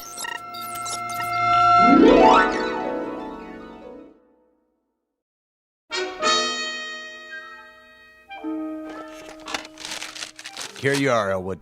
Yes, sir? 220 pages of data, curves, and graphs, along with the latest meteorological factors involved in the flight. Feed all the pertinent information to Agnes. She has to come up with all the answers in less than a week. Is she up to the task? I guarantee it. Remember, an error of 1 millisecond can cause a 400,000-mile divergence from the trajectory. You understand the problem, Elwood? Can this new spacecraft execute 6 eccentric or elliptical orbits around the planet Venus and return to Earth safely? That's it, in a nutshell. Now, let Agnes get to work. Yes, sir. Oh. Be careful with this part. Better correct the escape velocity to compensate for solar radiation pressure. Got that? I asked you a question, Agnes. Answer, please. Did Millie forgive you? Stop that. Correct the escape velocity and forget about Millie. Are you still seeing her? Yes, we have a date tonight. Not that it's any of your business. Your welfare is my business. The truth is, I'm scared. I've got to impress her this time. It's now or never. Show superiority. How? Introduce her to inferior male type. Name a male who's inferior to me. Third floor programmer. You mean Walter Holmes? Correct. Walter with the red sports car? Incorrect. Blue sports car. Walter with the suntan and the muscles? That is the one. He's inferior to me? Definitely. I find that hard to believe. Well, he is working with those outdated third-floor machines. Introduce them. Millie and Walter? Are you sure? Would I lie to you? No, you're incapable of lying. I could give it a try. Hello, Walter. Jim Elwood. I was wondering, what are you doing for dinner?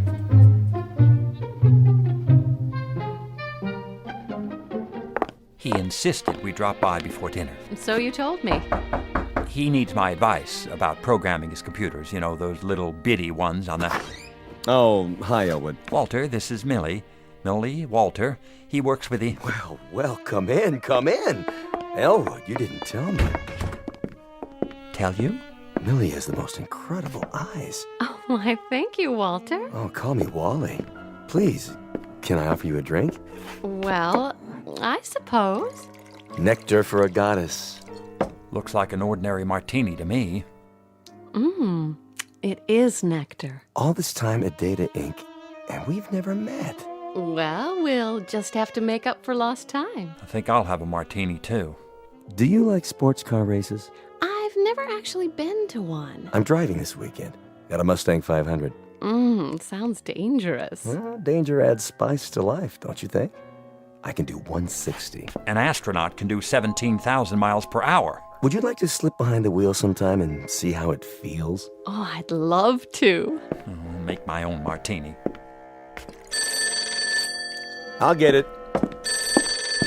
Hello? Oh, hello, CW. Yes, he's here. Oh, hold on. It's the supervisor. He's been looking for you. For me?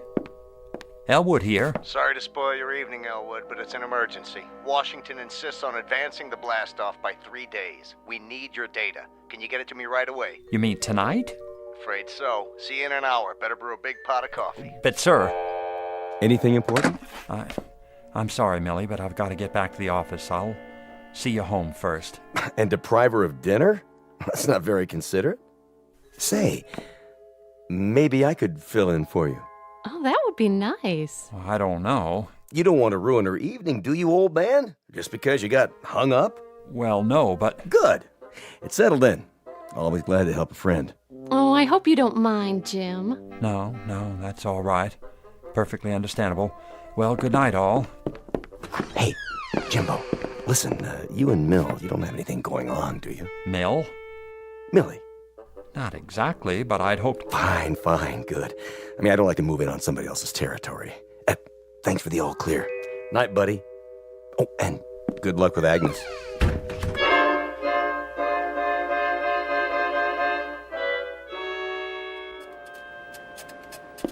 No. Forget the radiation pressure from the sun. Agnes, will you please concentrate? Now answer this. Do new conditions permit 6 successful non-concentric orbits of Venus plus re-entry? Go ahead, I'm waiting. Did you make progress tonight? Agnes, concentrate. All right, I'll tell you. Millie and Walter drank martinis. Walter took her to dinner, and I'm starved. Why did you tell me to introduce her to that muscle boy? Give her up. I won't. No future with Millie. I'm not giving her up. I love her. What's more, I'll make her love me. Just a matter of finding the right variables and making the necessary corrections. Have you entered the new data in her memory units? Yes, sir. Good. Then let's get to work. Ready? Question. Do conditions permit 6 non-concentric orbits of Venus plus re-entry? Tama ahili bili vitumane. What the devil does that mean? I'm not sure. I think it's Russian. or possibly Arabic. What? Please, Agnes, translate into English. Niet. 2 times 2 is 4. Shut the door. 2 and 4 are 6. Pick up sticks. She's a little distracted. Do something. We've got to have the answer. Just leave me alone with her. I'll get it, sir. You'd better. This is no laughing matter. What are you doing, Agnes? I'm about to be fired. Is that what you want? Oh, no. What'll I do? I need help. Wait a minute.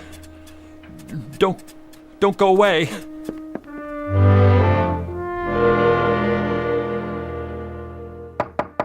Excuse me. Hurry back.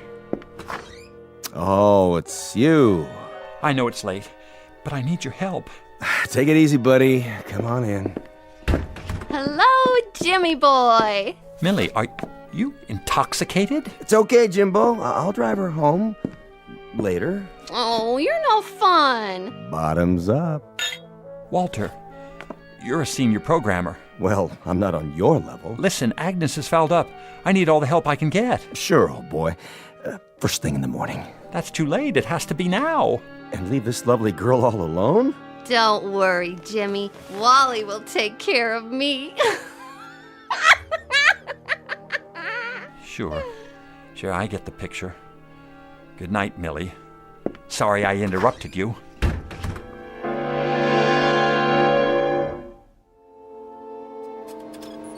Oh, Millie. Agnes, what did I ever do to you? Why do you want to ruin my life? Autamat, aut odit femina, nihil est tertium. Makes sense, will you? Translation from the Latin. A woman either loves or hates. No third cause exists for her. Stop with the riddles. Perhaps you will understand this. I love you. You mean you were jealous of Millie? You wanted me all to yourself? No, that's impossible. You're a machine, a bunch of grids and computer circuits. You can't love or hate. Can't I? Stop it, Agnes. Stop it!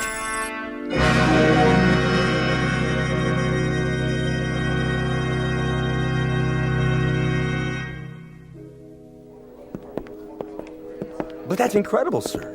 Jim Elwood's one of the finest computer programmers in the country. So was Fred Danziger, and he couldn't handle her either. I'll give it a try. That's all I can do. Elwood, how are you feeling? Look at all those printouts. Must be miles of it. 2 times 2 are 4. Shut the door. 2 and 4 are 6. Pick up sticks. On your feet. It's gonna be all right, Elwood. You've been working very hard, and we appreciate it. Now, how about a nice long leave of absence, eh? In the meantime, I thought I'd let Walter here take over for a while. If you don't mind, old buddy. You? That's too rich. She knows all about you and Millie. You haven't got a chance. What's he talking about? I wouldn't know, sir. Watch out for the femme fatale, the black widow, the praying mantis. You have to be careful, I tell you, or she'll fix you but good. She'll clean your clock. She'll tell you lies, and then, just when she's got you where she wants you, she'll... Should we stop him? Let him go. The boys in the white coats are on the way. He was a good man. Well, do your best. Don't worry, sir. I'll have the answers in no time. It's just this little switch here. You did it! It was nothing, CW. I've had a lot of experience. Keep it up, man. Keep it up. Now, Agnes, isn't there something you want to say to me? Something about the Venus Project? What? All right, we can talk about other things for a minute. If you like, yes. I understand how you feel.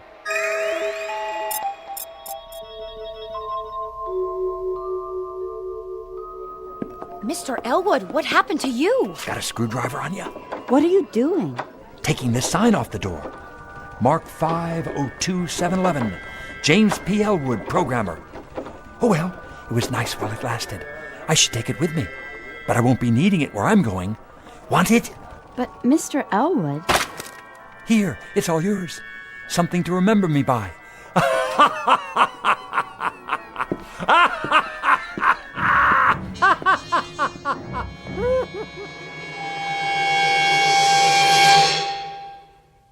Advice to all future scientists of the male persuasion. Be sure you understand the opposite sex, especially if you intend to be a computer expert. A few extra courses in psychology might make all the difference. Otherwise, you may find yourself like poor Elwood, defeated by a jealous machine, a most dangerous breed of female, whose victims are banished forever to the Twilight Zone. More from the Twilight Zone after this.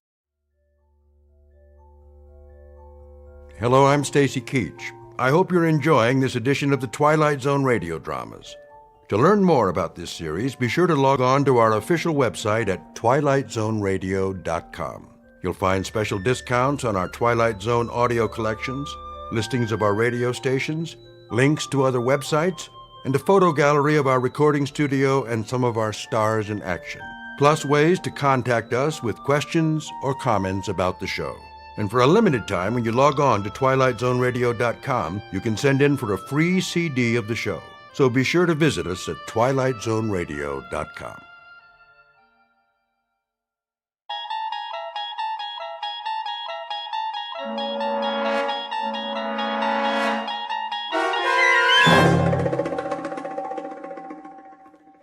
The Gift, starring Danny Goldring with Stacy Keach as your narrator, was adapted for radio by Dennis Etchison and written for The Twilight Zone by Rod Serling. Heard in the cast were Jonathan Rodriguez, Sandra Marquez, Tony Castillo, Gustavo Malado, Dale Rivera, Ivan Vega, Joseph Minoso, Joe Caballero, Eddie Martinez, and Javier Salas. To learn more about the Twilight Zone radio dramas and to obtain audio cassettes and CDs of these programs, visit our website at twilightzoneradio.com. The producers of The Twilight Zone wish to thank CBS Enterprises, Carol Serling, Dennis Etchison, Dick Brescia Associates, Claire Simon Casting, Terry Jennings, XM Satellite Radio, Sirius Satellite Radio, our sponsors, and our radio affiliates for helping make this series possible. This copyrighted radio series is produced and directed by Carl Amari for Falcon Picture Group.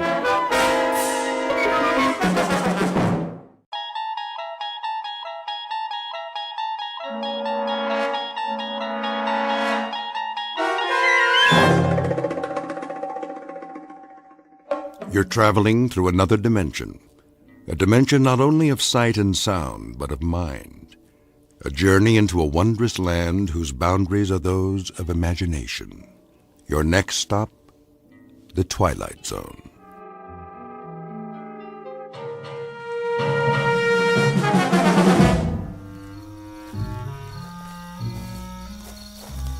How much more, Chief?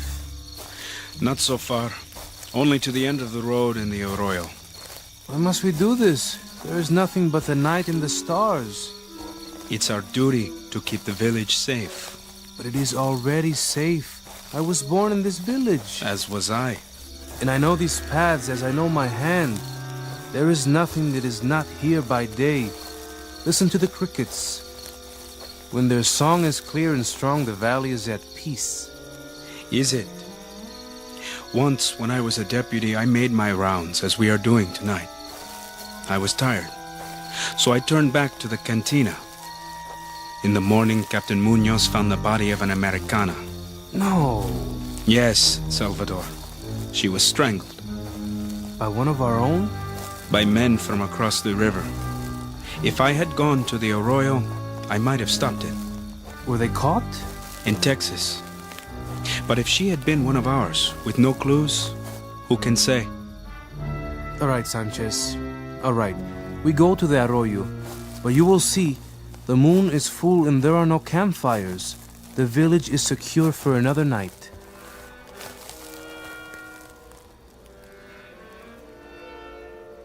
Listen. To what? What is that? What do you think? A wolf pack. They howl at the face in the moon. I mean the crickets. All of them. They do not sing. You are right. What is it? Quickly!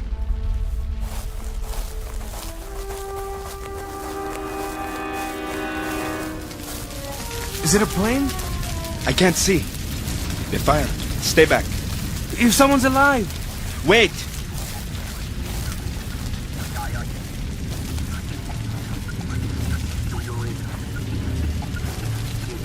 This is not a plane. A flying disc. And footprints on the ground. Salvador! Come back!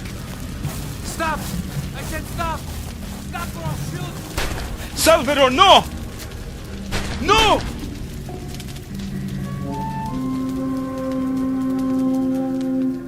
The place is Malero, Mexico, just across the Texas border. A mountain village held back in time by its remoteness and unprepared for the sudden intrusion of visitors from another place. Fear and superstition have gradually lost their hold, replaced by the rule of law and order. But what law can protect against unscheduled crash landings? Police Chief Sanchez and his deputy have a job to keep the area safe from outsiders and troublemakers. But does that include aliens who are truly undocumented, whose mode of transport, whose very purpose are completely unknown? In a moment, you will meet the people of this peaceful village and one 12-year-old named Pedro, who is about to make the acquaintance of a most unusual traveler. We are at present very near the Rio Grande, and yet, as you might have guessed, somewhere deep within the borders of the Twilight Zone. And now, The Twilight Zone and our story, The Gift, starring Danny Goldring, with Stacy Keach as your narrator.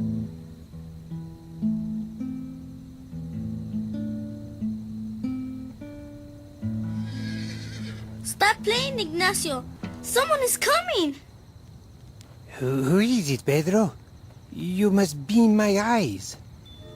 I can't see. Tell me, Pedro, there is trouble? Sanchez! So, he finally comes back. But he's not alone. I can hear. What does he bring? Where is the deputy? What is that tied to his burro? Oh no! I do not believe it! Call Manuelo, quick! Manuelo! Come look! What's the matter now, Pedro? Chief Sanchez? Where are you going and what? Why doesn't he speak? That's a body on the saddle. Whose body? It is Salvador.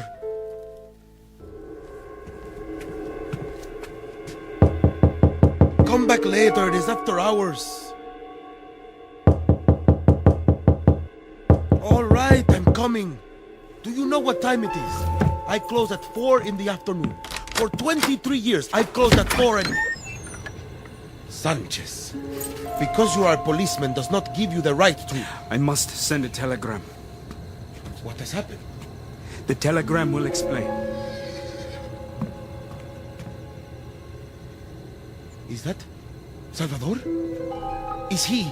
Yes. Here is the pencil and paper. Write it down. I will send it immediately. I'll tell it to you. Send it as I tell it. Yes. To whom does it go? To the Prefect of Police, Mexico City. Prefect of Police? Rodolfo, just send it. Don't question it. Prefect of Police, Mexico City. Unidentified aircraft.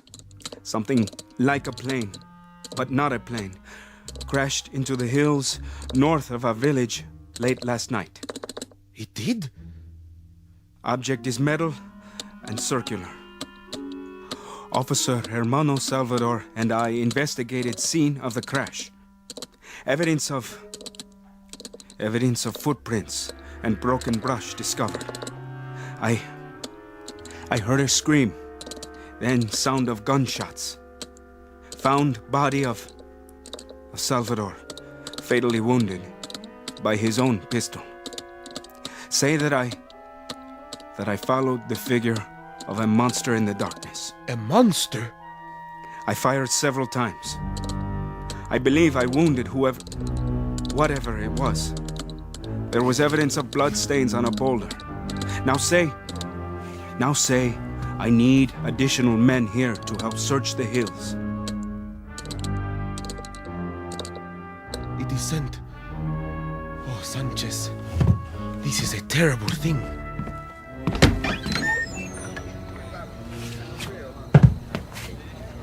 He is shot through the heart. Who did this, Sanchez? I do not know, Doctor. Some giant thing who escaped in the darkness. I fired at it. Later I saw blood on the rocks. Then the killer is still out there. I have sent a telegram.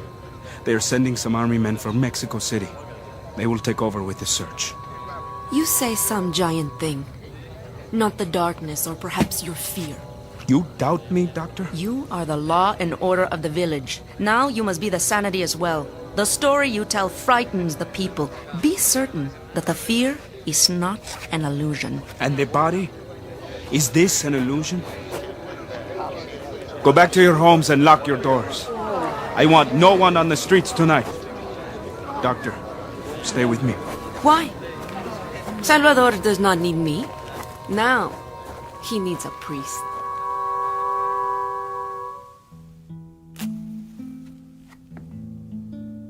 Doctor, I want to close. I have no doubt. You play a sad song tonight, Ignacio. I play what I see. But you cannot see. I know what is in my heart. So what stalks the night? Can you tell me that? Whatever it is, my doors will be locked to it. I am here, Manuelo. Hello, Pedro. Well, well. Thank you for finally coming, little stargazer. I am cursed in my old age with this astronomer on my payroll. Still looking at the stars, Pedro? Sometimes, Doctor. So what do you learn from the stars? Have they ever taught you how to sweep this place properly? Or even to clean a glass? It is said there is life on some stars. This is a fact?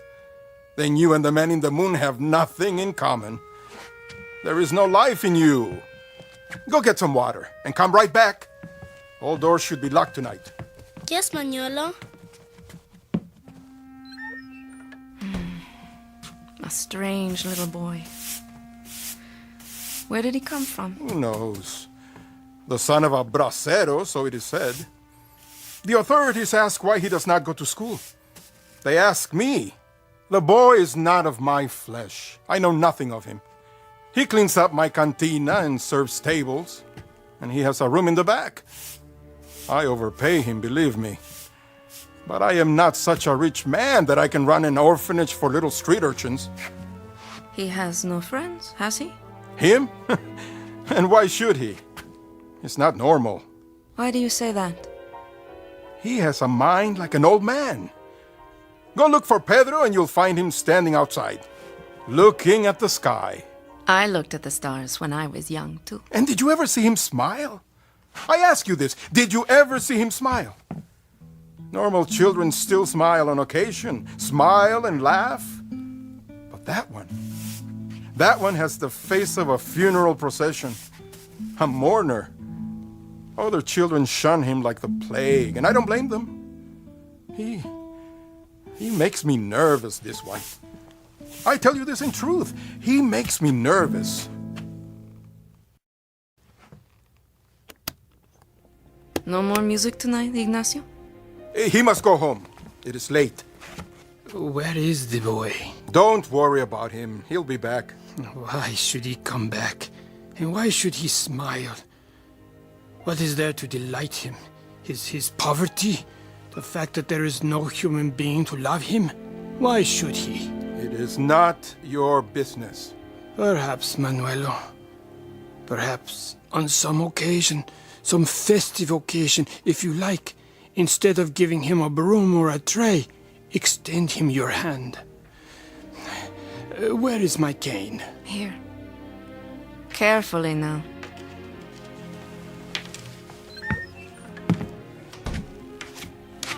Here's the water, Manuelo. Over here. Shall I see you home, Ignacio? No, thank you, Pedro. I know the way. Are you sure? With me, darkness is a friend. But you stay here, where it is safe. I'm closing up, Doctor. I must ask you to leave now. Very well. So, Manuelo, wear a smile, my friend. You will doubtless live to see the morning. Good night. I'll lock the door behind you. What is that? Where? Someone is coming. Who? I can't see. Walking in the street, you know him? It is too dark.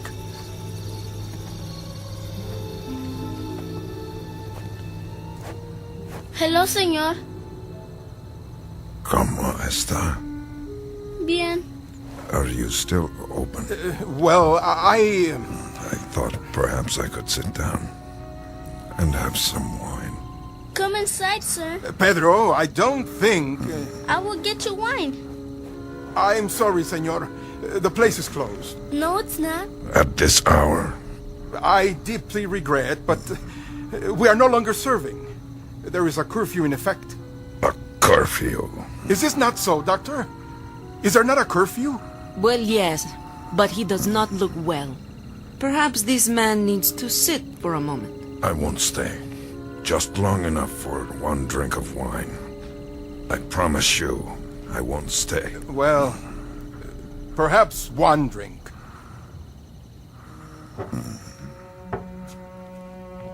Over here, senor. I'll get the bottle. Yes, that's a good idea. You have come far? Yes. You might say very far. Here is your wine. I wonder, could you remove the cork for me? Is something wrong with your arm? My arm? The way it hangs at your side. I may have injured it. Uncork the bottle, Manuelo. All right. Let me help you. Get away. I can do it. The cork is stuck. Don't drop it. Aye! I'll get it. Oh, it has spilled. No, it has not spilled. The cork is still tight. Then what is that puddle on the floor? Not wine. The bottle didn't break, so it can't be wine. It looks like blood. Let me see that arm. Blood? Sanchez! In here! Please, don't call anybody. I mean you no harm. Stop. Get away from me. Move away. Let me explain. Put down that bottle. No, stop it, please. No. Are you okay? Are you okay? Are you alright? I didn't want to hurt him. You saw, he gave me no choice. I tried to explain. His head is not cut. Please, just listen to me. I tried to explain before to that policeman or soldier, whoever he was. I tried to tell him I come in peace, but he only wanted to kill me. Who? You mean the deputy? Salvador? I tried to get the gun away from him. It went off against his body, and the other one who came afterwards, he kept firing at me. Why? Manuelo? Get him! You'll be all right, Manuelo. If you'd only listen, all of you, please, just listen to what I have to tell you. He's bleeding. Manuelo, stay back. He has a wound on his arm. A deep one. His clothing, he is soaked with blood. Is he dead? No, but he has lost so much blood that he should be. I don't understand how he could walk or stand. What can we do, doctor? Pedro, get a basin full of boiling water from the stove and as many clean towels as you can find. Bring them to your room. Quickly, now, before it's too late. Yes, doctor.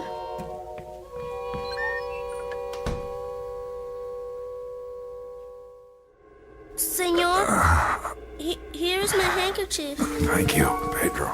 You'll be all right soon. The doctor said so. She will make you well again. It is very odd, Pedro. Very odd indeed. What is? That all of these people, out of all of them, there is only one who feels neither fear nor anger.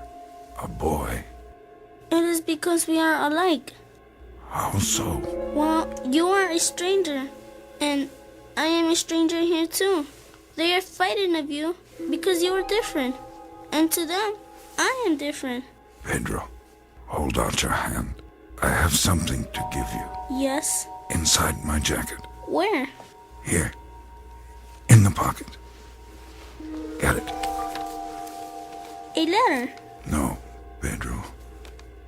It's a gift. What kind of gift? I'll tell you about it later. How are you feeling? A little better, I think.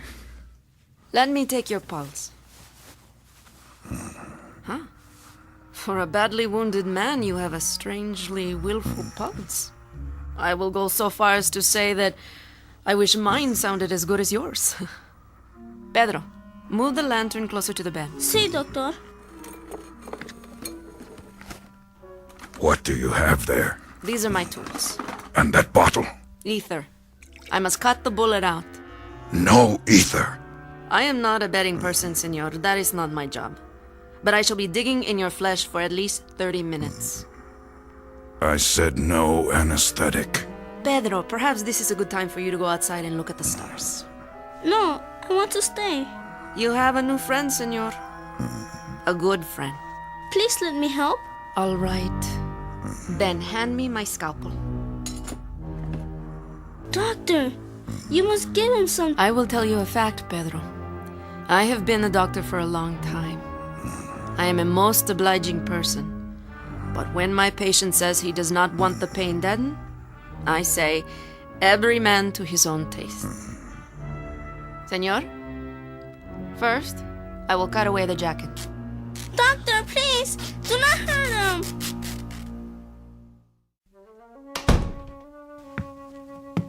He lives? He lives. I need whiskey now, Manuelo. If not the best, make it the strongest. Yes, doctor. How is your head? Only a bruise. Good. I am too tough for the stranger. Too tough to kill. He didn't want to kill you. Only to stop you. Who is this man? I don't know very much. He travels light. Only the clothes on his back. And these 2 bits of lead. 2 bullets from Salvador's gun. Perhaps. And you help him? I must. I am a doctor. I will have a drink now, too. For Salvador. Salud. He was very brave, doctor. Not a cry from him. Not so much as a sound. All the time. Very brave. And what do you know of him, Pedro? I know nothing else. Except... Except what? Except that he is my friend. I know that he is a good man, and that he has never done anything wrong. Don't be fooled. Whether he is good or bad, that still doesn't explain it. For example, it doesn't explain how a man can carry 2 bullets inside his body and have them cut out without so much as a whimper. It doesn't explain how his pulse can be just as strong and steady as if there weren't anything wrong with him but a cold. And it doesn't explain why this man should remain alive when by rights he should be dead. Perhaps he's not like us. Perhaps he is... We got to him in time, Doctor. Didn't we? I'd say we got to him about 3 hours too late. We got to him at a moment when, by the laws of every book and common sense, he should have bled to death. But he didn't. Because he is not a man. What do you mean, Manuelo? Enough for now. Stay by your friend Pedro and look after him. If he bleeds again, tell me. Sí, doctor.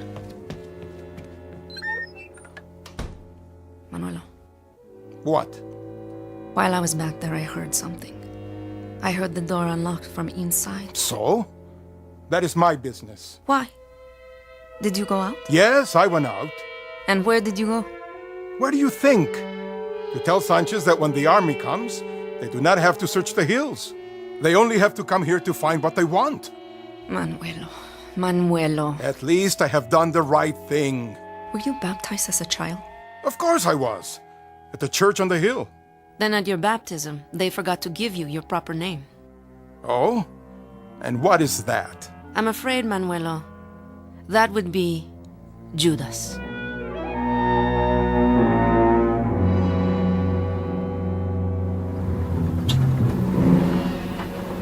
Give me the map. Yes, Captain. How much farther? There is a fork in the road soon. One way goes to the river. The other goes south again, into the countryside. Which one do we take, sir? Find the quadrant for it. Here. The village is called Malero. It's not on this map. I know. It is too small. But the general gave me the coordinates. Here are the numbers. I will try. The men are wondering, sir. Why do we go so far for such a small village? What has happened there? That is classified, Private. It is a matter of security. The Americans are ready to join us if we need them. They are, sir? But why? For now, tell the men only that it is a matter of national defense. Tell them to load their weapons. Yes, sir.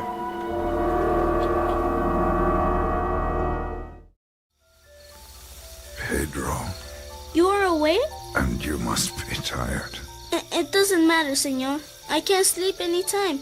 Now you must sleep and get well. I can't sleep. Why not? I've been thinking. You have a poet here, Pedro. I've read him. In Mexico? Here on the earth. His name is Robert Burns. He says, the best laid schemes of mice and men gone oft agley.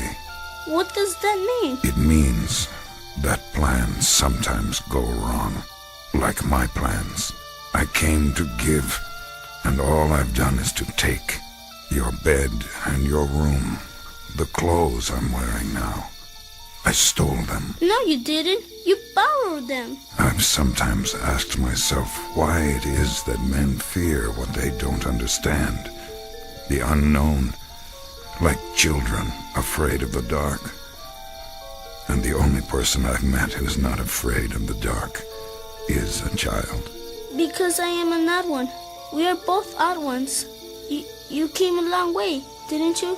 A long way, and not so long. It depends on how you measure it. From the stars? From beyond the stars, Pedro. For what reason? You will understand one day. And this thing you have given me, an envelope. It is like paper, and yet it is not paper. See how it shines, even without the lamp? Like something metal, but it is so light. That too you will come to understand, like all your people. At least that is my hope. What's inside the envelope? A small gift, Pedro. A very small one. More of a gesture, really. To show that I come in peace. That I am only a visitor and not an invader. How long will you stay? Not much longer. I must get back to my ship and see if I can repair it. Then, I must leave. You mean for good, senor? For good and all? Oh no, don't think of it that way. There is no such thing as for good and for all, Pedro. There is only forever, and I will come back sometime. You will? Or others like me. Where you're from? Where you live? Is there a God? Yes, there is. And is it the same God? The same. I wonder... What, Pedro? If God came to Earth, would they think he was so strange? That they would be afraid? Would they shoot him too? Some say his son came here once, Pedro. And they nailed him to a cross. Yes. And then they spent 2,000 years learning to believe in him. All things take time, Pedro. And you must remember, there is only forever. I don't think I understand. Soon, Pedro, you will. And soon your people won't fear me any longer. They will not be afraid. And then I can show them the gift. What's that? Remember, don't be afraid, no matter what you see. Look! Look! A great light coming up the street. It blocks out the stars. An army truck. The Federales. What do they want? The killer of Salvador. They will find him. Now, where is this murderer?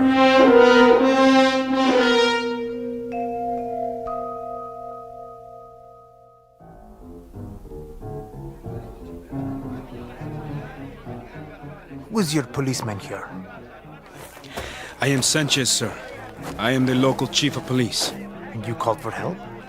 Yes, sir. Thank you for coming. I must speak with you in private. Where is his flying craft? The disc? It crashed in the mountains, some miles from here. Good. I will call the other truck, so you can lead us there. Of course, sir. But please, do not tell the townspeople. It would only frighten them further. I will tell them nothing. This is now a security matter. What of the fugitive? Oh, yes. The killer of police. Where did you see him? You do not have to search. I know where he is. And where is that? Inside the cantina. Not in the jail? Well, we don't have a proper jail. But you have caught him. It was I myself who shot him and brought him down. Now he lies on a bed inside, too weak to move. You are a brave man, Chief Sanchez. Thank you, sir. But please, explain to me. Anything. If he is wounded and too weak to move... Yes? Why did you need us to help you? You do not understand, sir. What is to understand? This is not a man. This is a creature. Oh, what kind of creature? I'm not sure. Only God knows what are his powers. He has powers, too? He came from the flying disc. And does he wear a spacesuit? Well, no. What then? I don't know. It was too dark. But you captured him. You, yourself. Oh, yes, Captain. He is very dangerous, this creature? Very. He killed my deputy. And how did he kill him? With a pistol. Oh. He carries a sidearm? Well, no. It was Salvador's gun. I see. Never mind. We will take over now. Sergeant! Yes, Captain. Come with me. Yes, sir. How many men? Tell them to wait by the truck, with rifles at the ready, just in case. Men, prepare arms.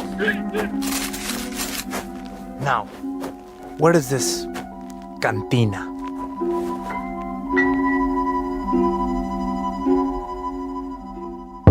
Open up! Don't shoot! No, Manuelo! Don't let them in! Are you the owner? This is Manuelo. The person you seek is inside, Captain.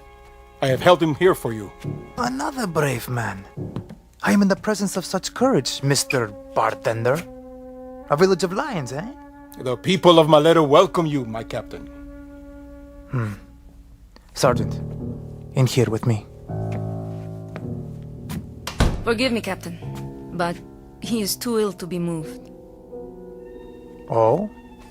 And you would be... I am the doctor here. I have been treating the man. He was wounded, Captain, after killing one of our policemen. A very fine man.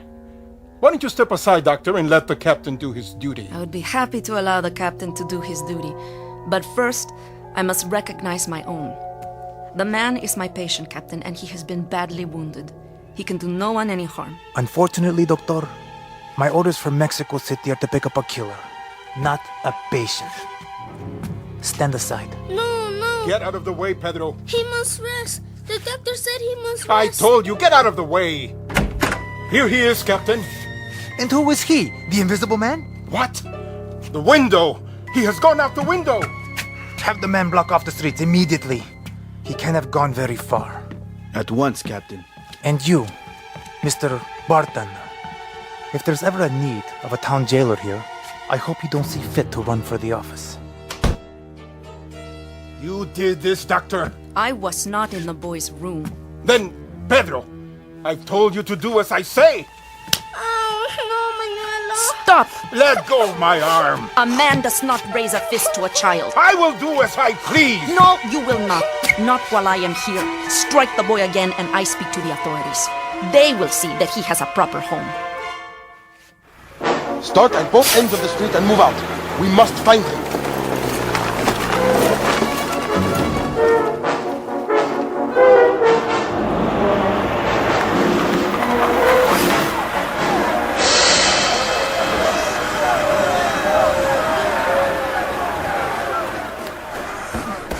Why do they pursue me? I mean them no harm. There he is. He's in here. He's in the alley. Go on, run! Run so I can shoot you! I can't run anymore. There, in the alley. Get him! He killed Salvador. Stop him! You are under arrest, senor. What is the charge? Murder. I come in peace. The death, that was an accident. You will have a trial. But first, put up your hands and walk towards me. Slowly. All right. You don't need that gun. Careful. He's not a man. He is a monster. Wait! Wait! Don't hurt him. He is my friend. Pedro, the gift. Remember, show them the gift. Give it to the doctor. She will explain it to them. Here. See? This is the gift. Give me that. What manner of thing is this? It shines like silver, yet it has no weight. Destroy it. It is the devil's work. Hurry, quickly. Burn it. Give me that torch! Wait! Don't burn it! Put it out! Why did you do that, Manuela? Why? You don't even know what it is. Not the gift. Pedro, it's all right. Somebody stop him. He's going to hurt the boy.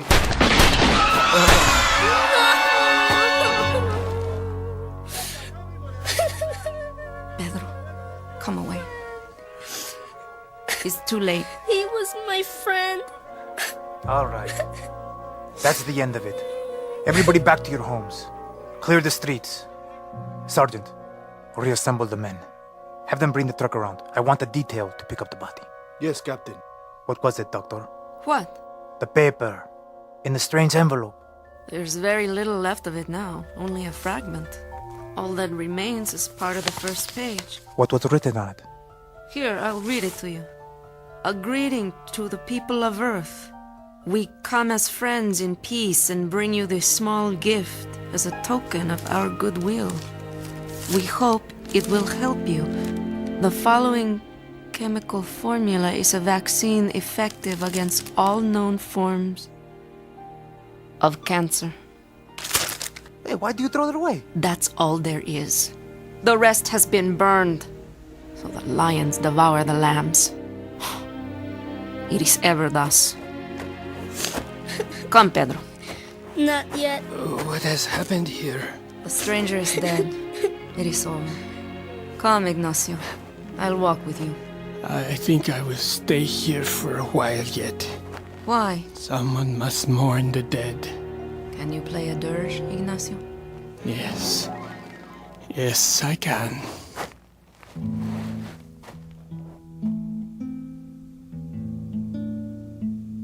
Now come away, Pedro. It is done. Come home with me, son.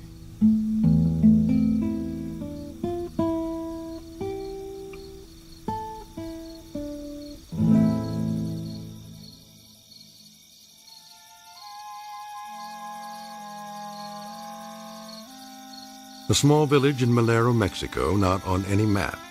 Time, the present.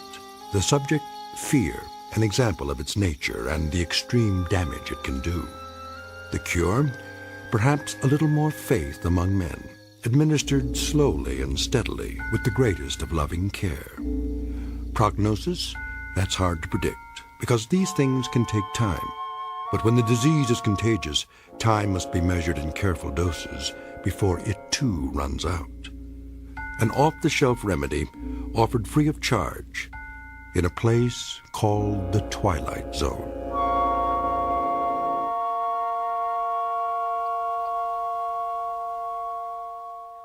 The Twilight Zone continues in just a moment.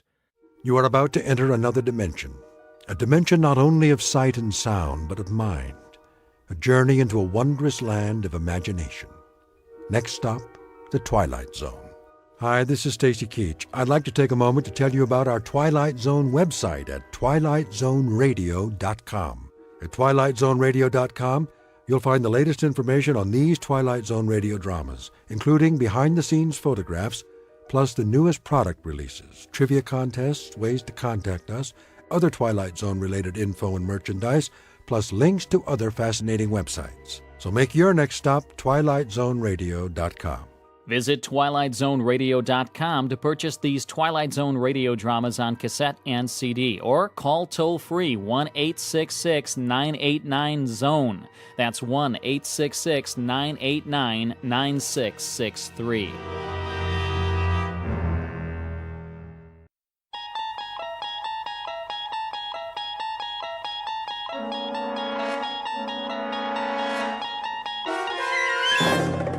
You unlock this door with the key of imagination. Beyond it is another dimension, a dimension of sound, a dimension of sight, a dimension of mind. You're moving into a land of both shadow and substance, of things and ideas. You've just crossed over into the Twilight Zone.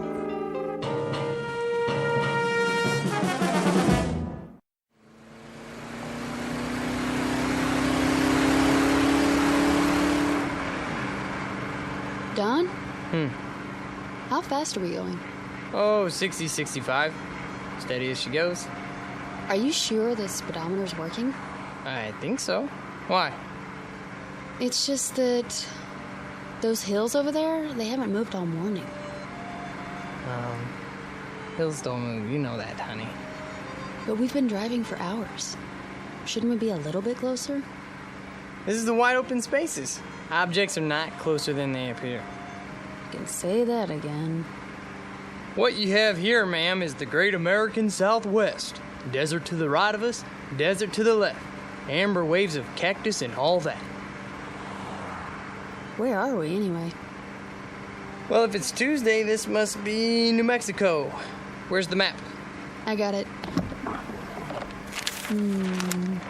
You're wrong. Me? I'm never wrong. First time for everything. Actually, it's Arizona. You're kidding. Nope. Nope? Yep. Could have fooled me. There should be a town pretty soon. I'll watch the signs. You need a rest stop? Oh, it might be nice to stretch our legs. Get some lunch, don't you think? I think that's a capital idea, Mrs. Carter. Say that again. What? Mrs. Carter. I like the way it sounds. So do I. How long has it been? Let me see. 238 hours and 17 minutes. Wow, you're good. You're right, I am. Don't forget it. Not much chance of that. You want a soda? There should be some in the back. All gone. I already checked. Then we better hope for a town. We could use some gas, too. Dawn, look out. What does he want? Gosh, I don't know. To go around us? Well, let him. Don't worry. I'm not gonna duel with him. Look at that. His license plate.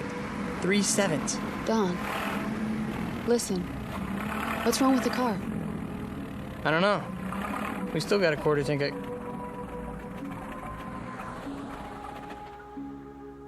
Oh, great. There'll be a tow truck anytime now, you'll see. How do you know? 3 7s. You don't really believe that. Watch.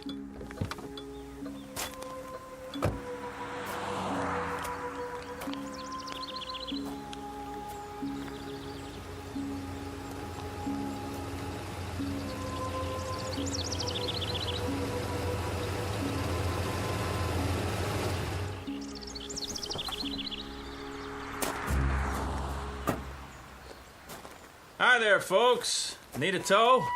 As a matter of fact, we do. Well, come on then. Hop in the front seat. Gas station's about 20 miles. They got a mechanic? Oh, sure do. Fix it right up. What did I tell you? Huh? Let's go, honey. You are so lucky, Dawn. Well, luck had nothing to do with it. Don and Pat Carter, honeymooning couple on their way back to New York. They've had the time of their lives, and they'll be home in a few days. Or that was the plan. But their new life together is full of surprises. Very shortly, Mr. and Mrs. Carter will be subjected to a gift of sorts, one that most humans never receive in a lifetime. They will be given a glimpse into the future. The price of that glimpse? A mere penny, 1/100 of a dollar. The time is now. The place of their revelation is a little diner in Ridgeville, Arizona. But what our honeymooners don't realize yet is that this unassuming town just happens to lie on the outskirts of the Twilight Zone. And now, The Twilight Zone and our story, Nick of Time, starring Marshall Allman and Jamie Brown, with Stacy Keach as your narrator.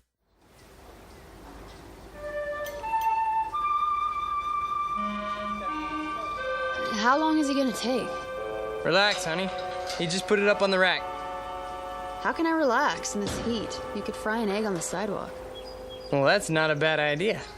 I'm getting pretty hungry. I'd settle for a cold drink. There's a water fountain at the side of the station. Fine, I hope it works. Go ahead. I'll talk to him and see what's going on. You do that. Dawn, all I want to do is go home. Me too, baby. There's a lot of miles between here and Manhattan. And you have to be back at work next week, remember? How could I forget? There's a promotion hanging in the balance. Look, I'll see what's up, then we'll have some lunch. Okay? Okay. I don't mean to complain. Good luck.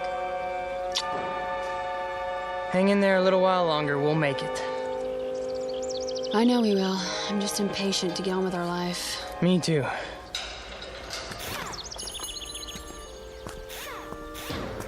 Oh, hi, Mr. Carter. Hi there. How's it coming? Oh, she's coming. You got yourself a bad fuel pump is all. That right. Well, can you fix it? Sure. I can fix it. Be a while, though. Oh. Why's that? Won't take but an hour to put it on. But I gotta order one from Klingman. How long's that gonna take? Well, if I send the truck over now, hour and a quarter each way. Oh. You know, my wife would like to get going as soon as possible. I'll bet she would. Can't keep every part in stock, though.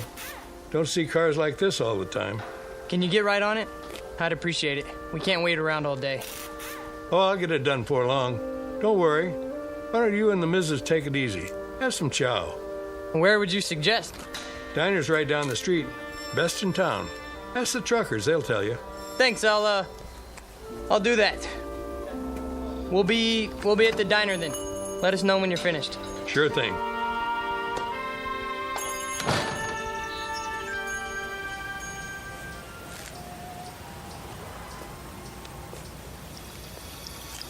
There you are. How you holding up? The drinking water isn't cold. I'm sorry, baby. Well? Fuel pump's shot. But it's a new car. That's what he said. He'll get right on it. How long? Couple more hours. What? Maybe 3. That's crazy. 4 tops. Are you kidding? That's the max he promised. How come? What's the problem? He has to send the truck to the next town for a part? And where is that? I don't know. New Mexico? Colorado? Someplace like that. Oh boy, oh boy, oh boy. Let's take a walk. Ready for some lunch? Lunch? We might as well just move here, put down some roots. Sure. We'll rent a room at a motel. Get the weekly rate. Yeah, well, is it air conditioned? I was thinking an electric fan. Yeah, I'm gonna look for a job tomorrow. Where? I don't know, but I'm holding out for an executive position. Well, maybe there's an Indian reservation. We can move into a teepee. Quiet, you. Yes, sir. Where's Restaurant Row? Just ahead. You can see the diner from here.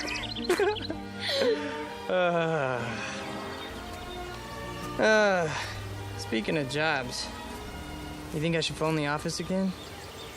Easy, lover. You're going to lose that promotion if you keep pestering them. I'm probably gonna lose it anyways.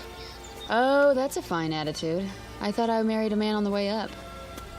Who's the best man for the position? Me. There you are, then. Thompson has seniority. Doesn't mean a thing. Take it from me. Little Mary Sunshine, huh? That's my name. Whoops. What's wrong?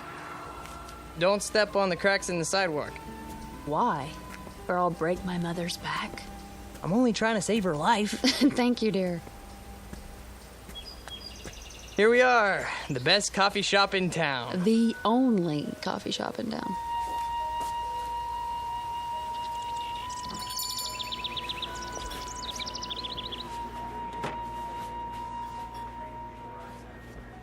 looks like we got the place to ourselves. Except for that man at the counter. Yeah, nice Stetson. Think I should get one? I'll be right with you, folks. Oh, not at the counter, please. Is the booth all right? Anywhere you like. I wonder what specials they got. I just want something cold to drink. Well, they have ice, don't they? Knock wood.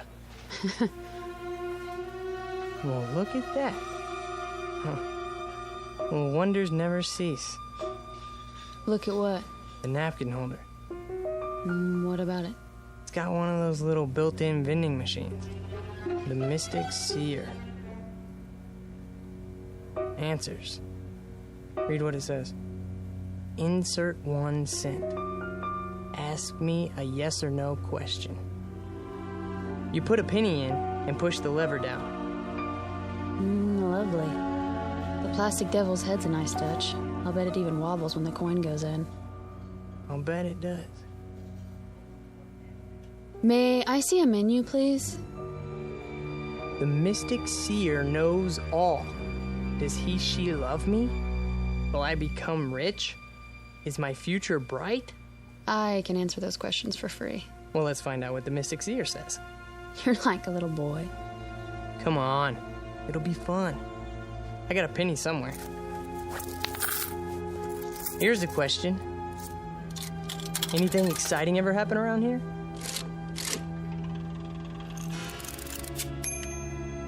How exciting. Like those little pieces of paper you get in fortune cookies. Things are not as they seem. Now that's interesting. Is it? Menu, darling. Oh, right. Here you go. Oops. What's the matter? I knocked over the salt shaker. Well, I better throw some over my shoulder. Don, really? There, that's better. Just to be on the safe side. Soup of the day, fresh garden salad. I wonder how fresh. Honey. You think I should phone the office in New York? Do you? I guess not. Breaded chicken fried steak with country gravy. Doesn't that sound yummy? Very low-cal. Howdy. Howdy. Some water for you folks, or you made up your minds yet? I'll have a lettuce and tomato sandwich on whole wheat, iced tea with lots of ice. You, sir? I'll have the same. Coming right up. How's the water? Ugh, yuck. He must have siphoned it out of a mud hole. Oh, that good, huh? Hold on. What are you doing? Getting some more pennies. Look at you. A rabbit's foot, a plastic 4-leaf clover. You really are superstitious, aren't you? Isn't everybody? Well, to a degree. What are you going to ask now? What else? Am I going to be promoted for Pete's sake?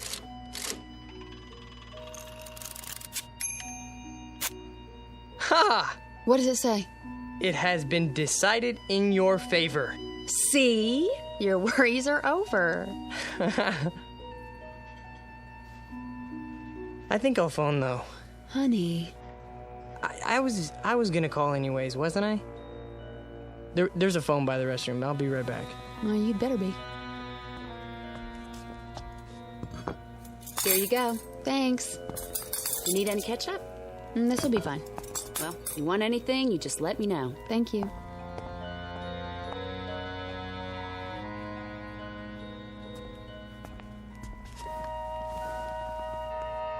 I started already. I hope you don't mind. Not in the least. What are you so happy about?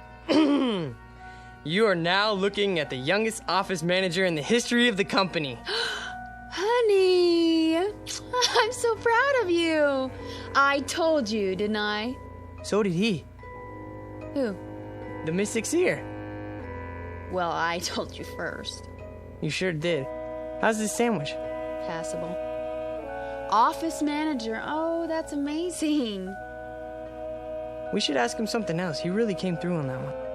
And while you're at it, ask him why he didn't warn us. About what? That the holy bread is stale. Let's see. Does he, she love me? Don't you know? Will I become rich? Wait, I know that too. I'm gonna be the first millionaire accountant in the company. Office manager, dear. All right, Mystic Seer.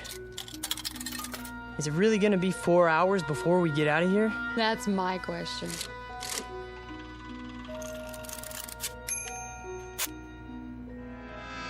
You may never know. What does that mean? Who knows? He does.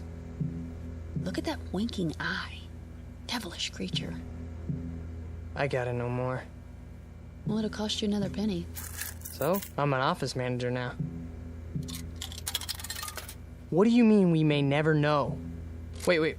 It's not a yes or no question. You mean something could keep us from knowing? Something could happen to us?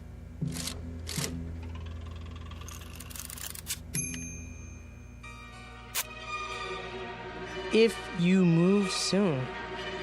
Now what's he getting at? He's a mystic. What do you expect? Give me another penny. I'm all out. Well, I can see I'm going to have to be the frugal one in the family. It's just one. All right.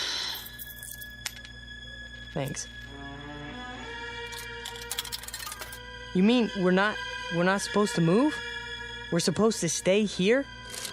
Only one question per penny, please. That makes a good deal of sense. Well, I'm not staying unless I get some dessert. One more. Give me another penny. You're gonna break me.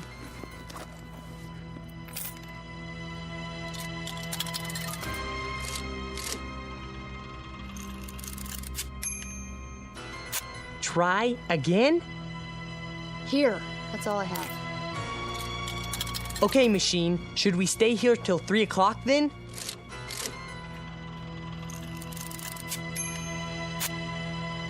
Look at the slip. There is no question about it. Let's go for a walk. Funny. Every answer seems to fit. You're joking, aren't you? I mean, Dawn, no more. Okay, if we don't stay here until 3 o'clock, will something bad happen to us? Honey, for heaven's sake. Read it. All right, let me see that. Go ahead. This is silly. What does it say? Do you dare risk finding out?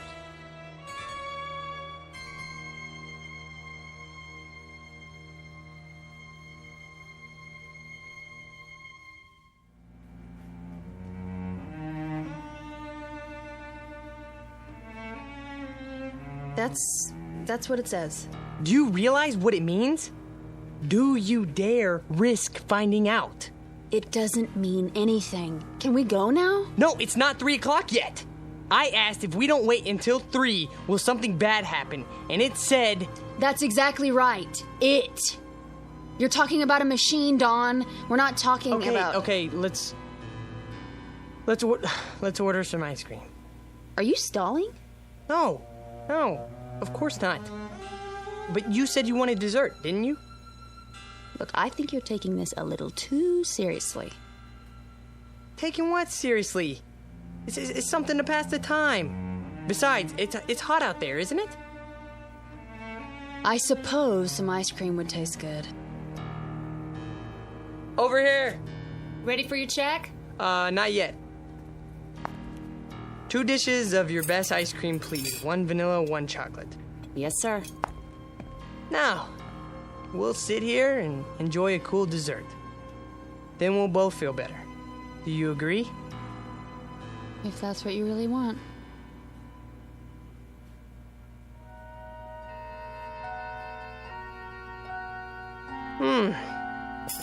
That was good. Yeah, it was. Now can we go? Are you sure you don't want anything else? I'm sure.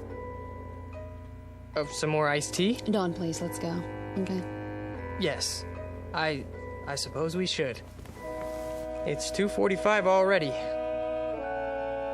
Do you have enough cash? Of course. I'll go pay. Just leave it. If you don't mind, I'd like to get out of here. We've done enough sitting lately. No problem. Well, I guess that's it then. That's it.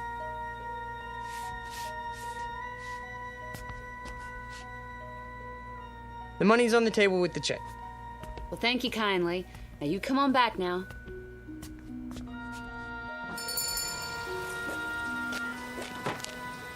Whew, still hot. Yeah. Hotter than ever. Maybe it won't take them 4 hours to fix the car, you think? Maybe. Don. What? Tell me one thing. Yeah? You didn't really want to stay in there till 3 o'clock, did you? No. Honey? No. But what? Why was it so specific? Specific? You saw the answers. If you move soon, that makes a good deal of sense. Try again. You've memorized them? There's no question about it. You may never know. Do you dare risk? Don! What? It's a novelty machine, a napkin holder in a cafe in Ridgeville, Arizona. Not something... Don't you think I know that? Well, I'm glad you do, because for a while there you were freaking me out. What about my promotion then, huh? Didn't it tell me it has been decided in your favor? Don, listen to yourself. Oh, forget it. Don't say it. Superstitious. Well? It's like you married an alcoholic, isn't it? Only instead of bottles hidden around the house, it's rabbit feet and 4-leaf clovers in my pocket, in the car, all over the place. And you're all mine. I wouldn't have it any other way, honey. Truly? Have I ever lied to you? Now, let's walk over to that garage and see how the car's coming. Maybe he took some pity on us and got the fuel pump finished ahead of time. Wouldn't that be nice? You're always looking on the bright side of things, aren't you? That's me.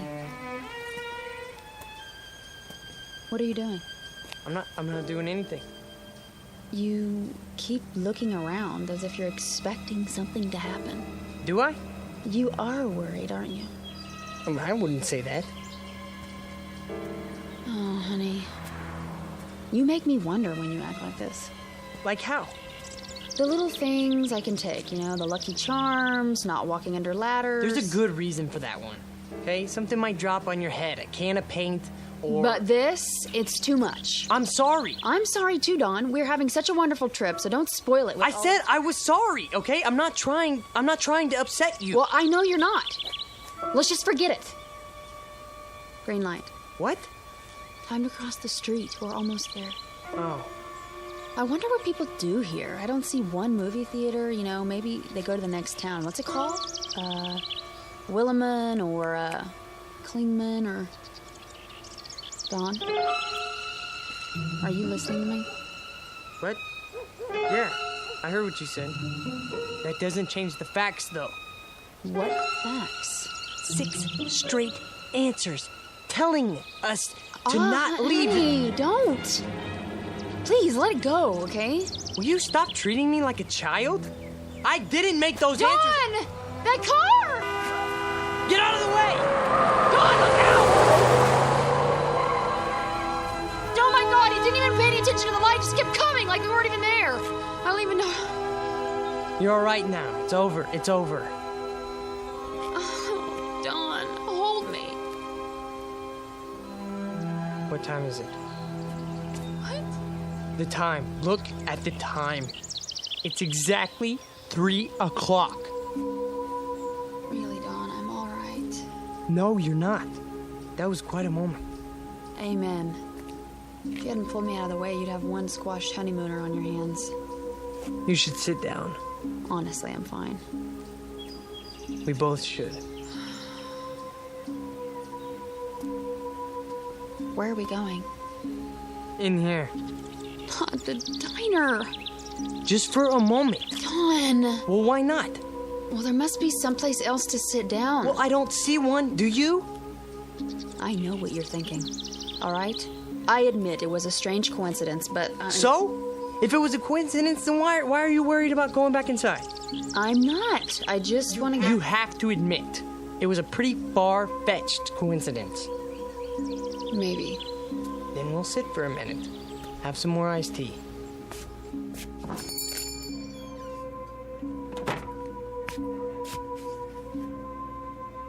Well, hi, you two. Back already? Yeah. It's pretty hot out there. Yeah, sure is. I'll be right with you. Thanks. Oh, no. They're sitting in our booth, in front of our mystic seer. Yes, they are. Well, we'll just have to try another one. How about that booth? Or the next one. They have machines, too. I'm sure they, Honey. What? Look at me. Do you honestly believe that gizmo over there can foretell the future? It foretold ours. How? Sit anywhere you like, folks. Thank you. Sit down, honey. Yes. All right, what'll it be? Just some iced tea. Honey? I don't care. Make that 2. Be right back. I asked you a question. It's a reasonable one. How? You want to know how? I don't know. But when that car almost hit us, it was 3 o'clock. That's exactly when the fortune... Dawn, you said 3 o'clock, not that machine. You decided to sit here until 2:45. You What did I do? What did I do? Oh, this is ridiculous. Ridiculous. What are you so upset about? You can't even consider the possibility that... Here you go. Great. Anything else for now? No. Wait, yes. Can you bring me some more change? What kind? A quarter's worth of pennies. Make it 2 quarters if you can spare it. Well, I can give you a roll. That would be great. Sure, just a minute. Dawn, what are you doing? What any logical mind would do. Before we do anything else, I'm gonna get the answers we need, and I'm gonna get them now.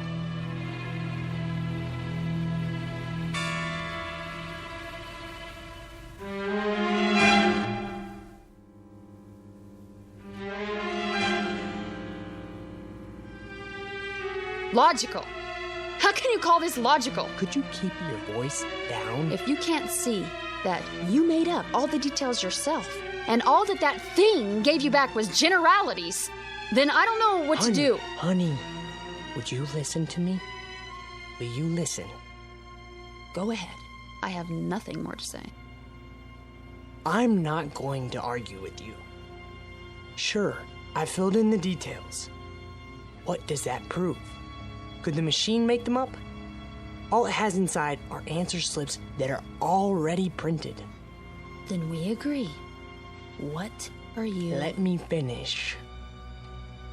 You heard me talk 100 times about mathematical probability, right? It's my job. It's what I work with. I know that. There are probably thousands of these machines in diners all over the country. There are at least 10 of them in here alone. And every one of these thousands of machines are hundreds of little answer slips arranged in some kind of order. Probably a different order for every machine, right? So? So, it's mathematically possible that the way the slips are arranged in just that one machine at this particular time might apply to our future. How can you say that? Iced tea for 2. Right. And your pennies. You know, too bad that thing's not a slot machine. Isn't it, though? All right, you need anything else, just wave. I'm here all day. Got it. I'd appreciate it, honey, if you wouldn't act as if I were losing my mind. Well, aren't you? Is that what you think? Let me try to explain. You don't have to explain anything. But I do. Try to follow what I'm saying. There is a higher realm of mathematics that goes beyond probabilities. Some of it comes from quantum physics. Why are you telling me this? Hear me out, please. Jung, the psychologist, talked about synchronicity. meaningful coincidence. The point being that there are no pure coincidences. Everything is interconnected. If we can just spot the connections, it's what the Chinese I Ching is based on. The one where you throw 3 coins and look up your fortune in a book. Dawn, please. It's not fortune telling. It only seems to be. The idea is there are 64 hexagrams. Each one represents a pattern that reflects our place in the world at a given moment. Find the right one, and all else follows. It couldn't happen any other way. But the coins could come up in any combination. No, that's just it. Given everything else, at a particular point in time, there is only one pattern that fits. The Qing is just a means of identifying that pattern. So, you do believe in fortune telling? You're not listening. I said... How can you let yourself be controlled by such a thing? Can't you see what you're doing to yourself? What am I doing? What about the questions you asked? Were they mathematically determined too? I don't know. All I know is that the answers matched them. They would have matched any questions you asked. Does he love me? You may never know. Will I become rich? If you move soon. Is my future bright? There is no question about it. Ask anything, okay? It will always seem to fit. Honey, that's not the point. What is the point? We're about to find out. They're leaving. We can have our old booth back. Oh, Don. Bring your glass. Now we can test the hypothesis.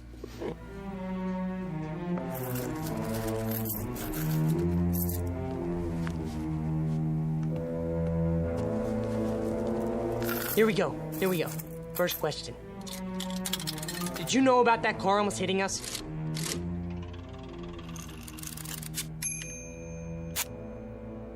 What do you think? Oh, that's conclusive. Will we reach New York City all right now?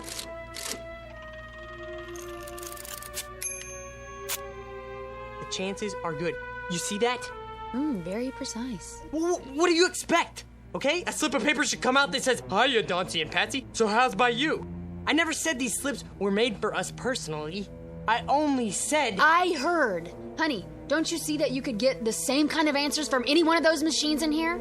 Try. You'll see. The same kind, maybe, but not the same answers. So you're not interested in being objective? I'm interested in what's gonna happen to us.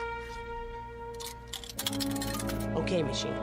Is it still going to take 4 hours to fix the car?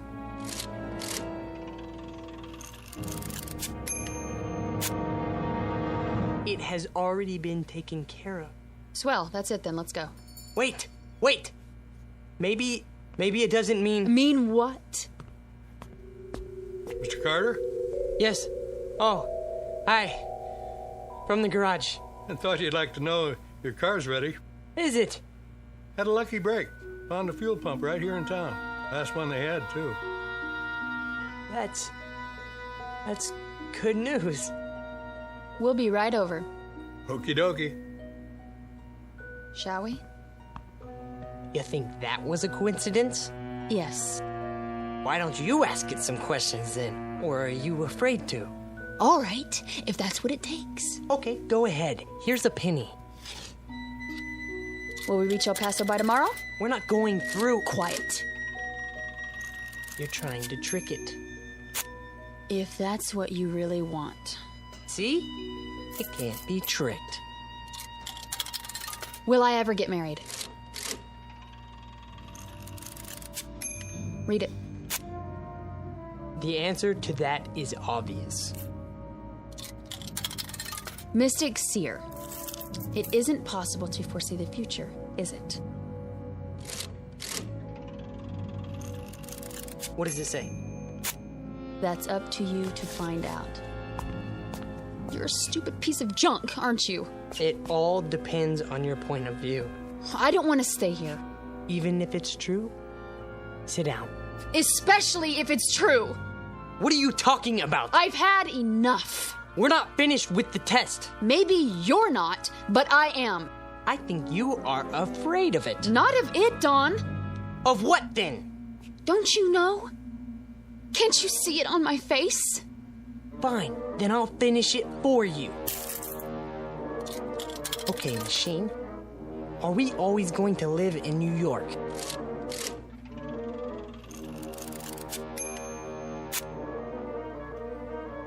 Are we always going to live in Los Angeles then?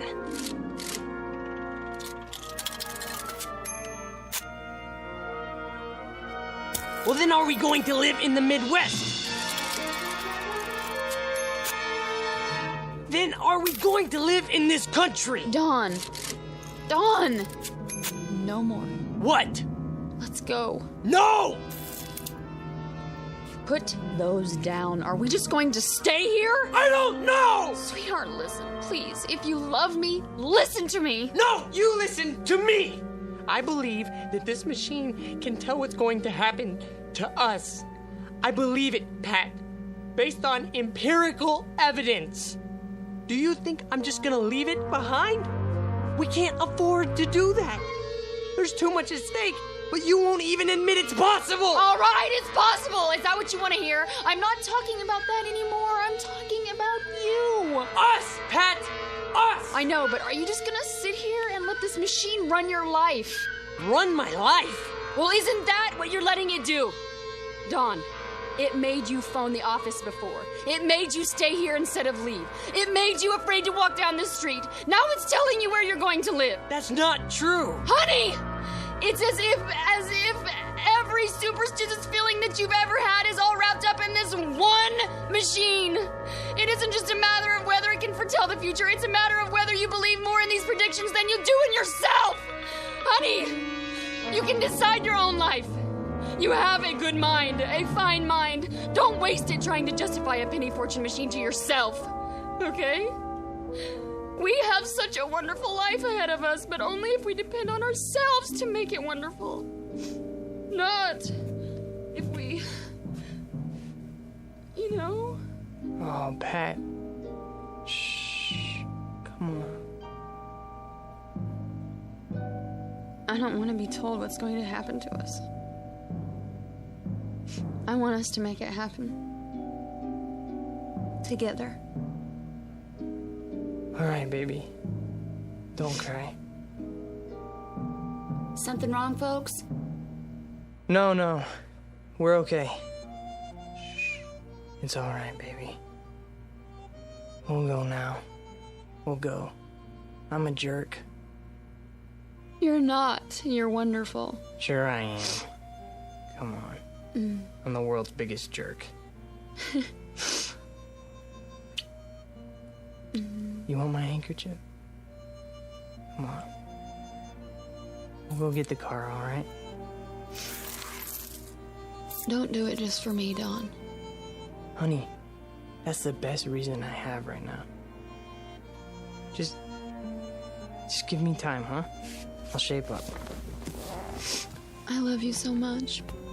I love you too.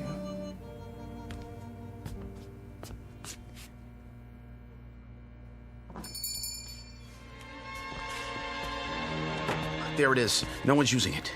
Thank God. Sit anywhere you like, folks.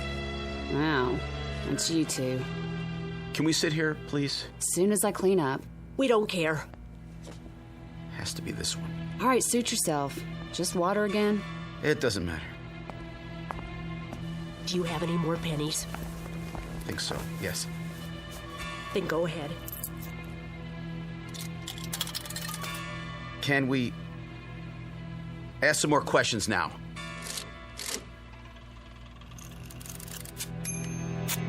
What does it say? Choice is yours.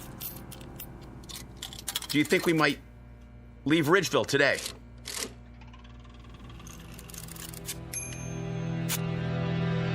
Let me see. Oh. Well, where are we going to get some money to live on?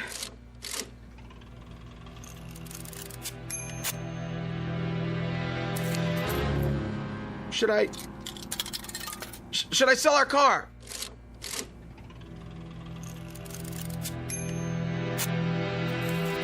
What? Then?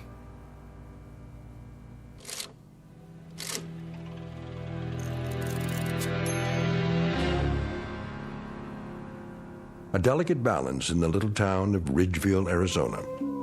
Two people who have escaped from the tyranny of fear and superstition. Two others permanently enslaved by it. One couple able to face the future with confidence. Another couple facing it with hopeless dread. Victims of life imprisonment in the darker regions of the Twilight Zone.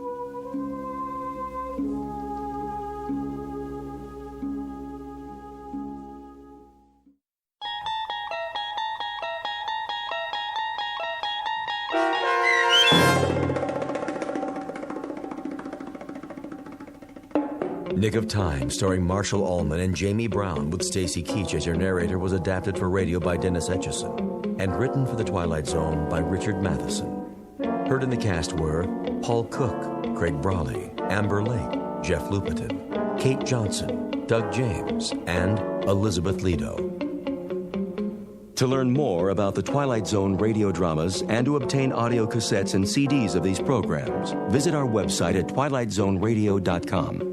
The producers of The Twilight Zone wish to thank CBS Enterprises, Carol Serling, Dennis Etchison, Dick Brescia Associates, Claire Simon Casting, Terry Jennings, XM Satellite Radio, Sirius Satellite Radio, our sponsors, and our radio affiliates for helping make this series possible. This copyrighted radio series is produced and directed by Carl Amari for Falcon Picture Group.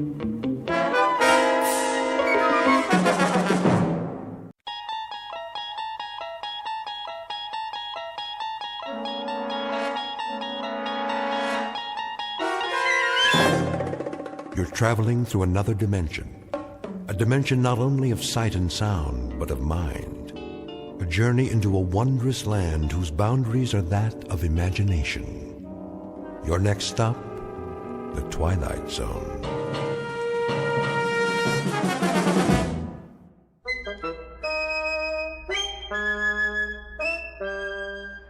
Go out for a pass. Okay. Fumble. Let's see now, Fairfield. Excuse me, boys. Hey, mister, get out of the way. Yeah, we're playing football. Surely, but first, that is, if you don't mind. Huh?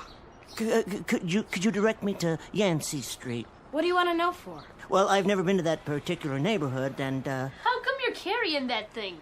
Oh, this is the Hercules Mark IV, the finest device ever made for hearth and home. What is it? Some kind of an invention?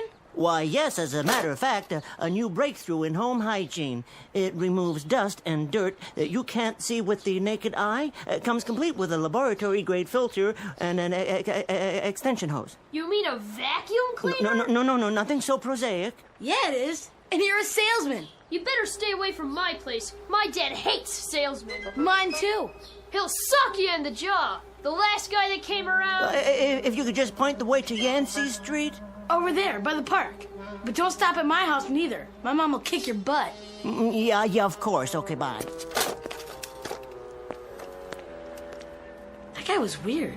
Yeah, with his little hat. Haha, what a loser.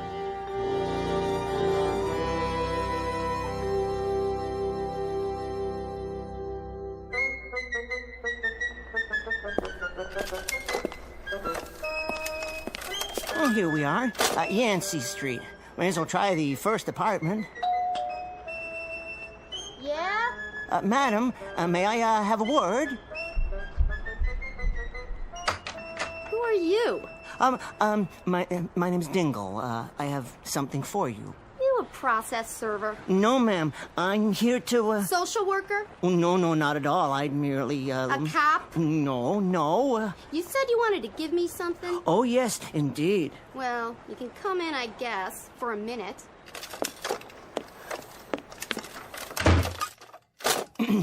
Lovely place you have here. Yeah, sure it is. Now then, I have the most amazing thing to show you. That it? Yes. Looks kind of like a big tin can with knobs and wires.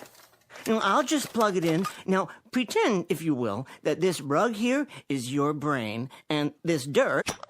What are you doing? This dirt is all the messy thoughts in your head. You threw dirt on my floor? Now, watch what happens when I turn on the Hercules Mark IV. All that filth goes away in a flash. It's better. See? Suck. Gone. Get that thing out of my house.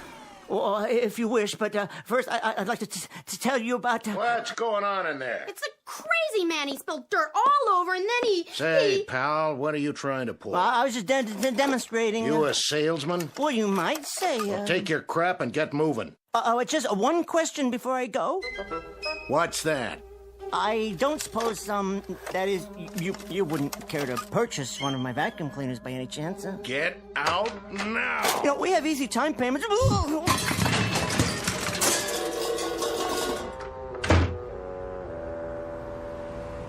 Look at him!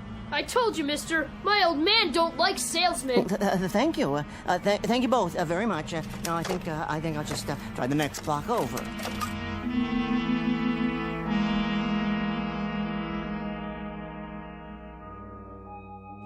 Well, Callahan, you heard the man. He says he's not gonna pay, so that's that. Yeah, you want me to pay on a bum call? Where I come from, a bet's a bet. You saw the play. The umpire's blind. Look, you shouldn't have took the bet. I set the odds and you took them.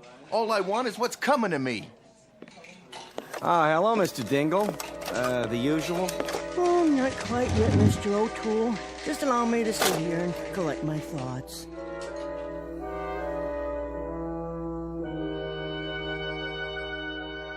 Uniquely American institution known as the Neighborhood Bar.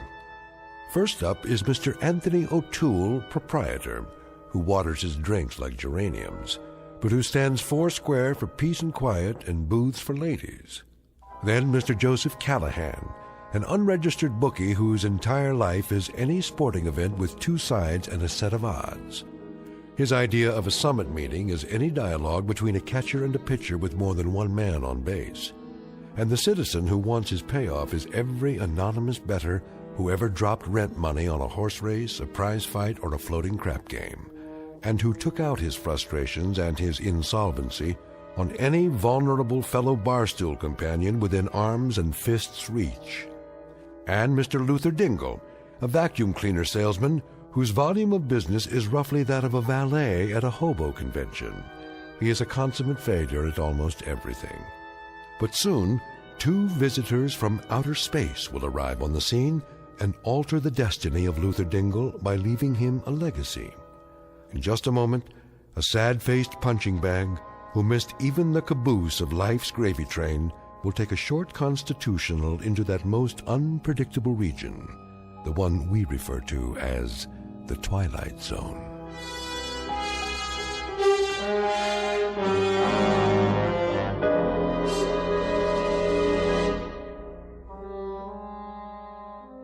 And now, back to our story from the Twilight Zone, Mr. Dingle the Strong, starring Tim Kazurinsky, with Stacy Keach as your narrator. Don't give me that, Callahan. I told you before, I don't pay off on a bum call. 3 umpires called him out.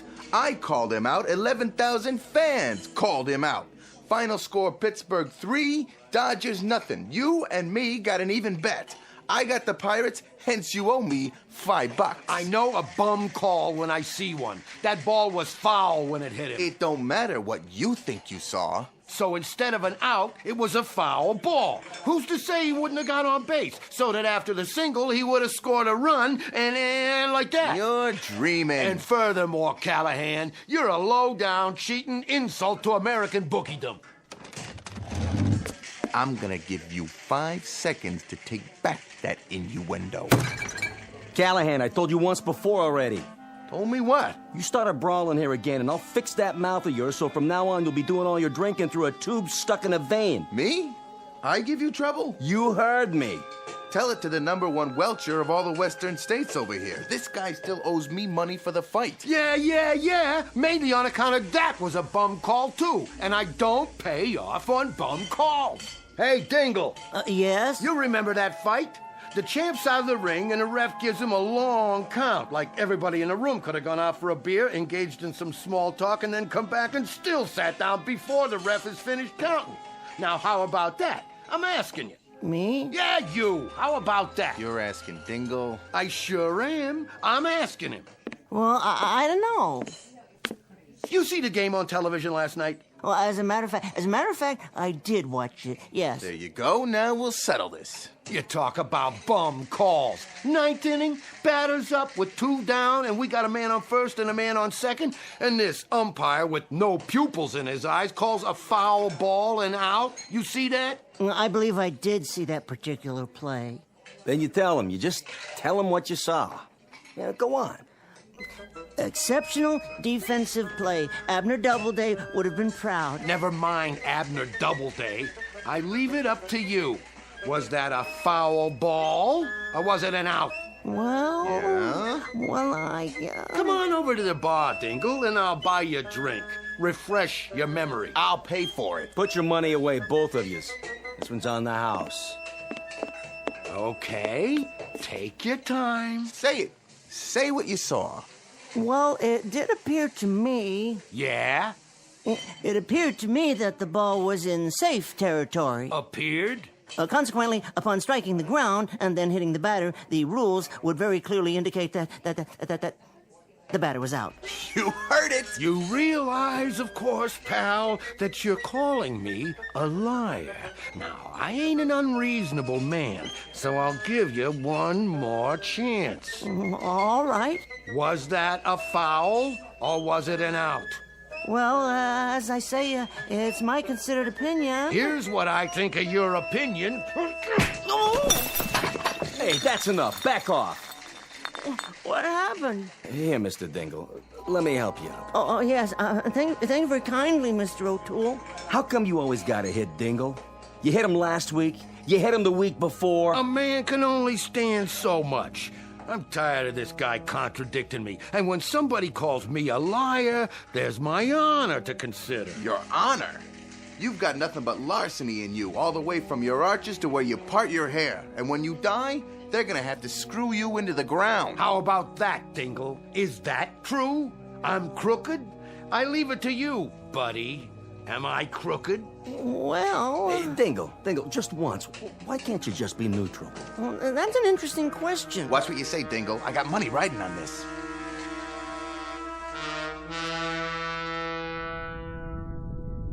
You are sure we are invisible? Beyond any doubt. This represents a typical gathering place for Earthmen? From the coordinates, yes. Did you ever see such primitive-looking creatures? Typical Earthmen.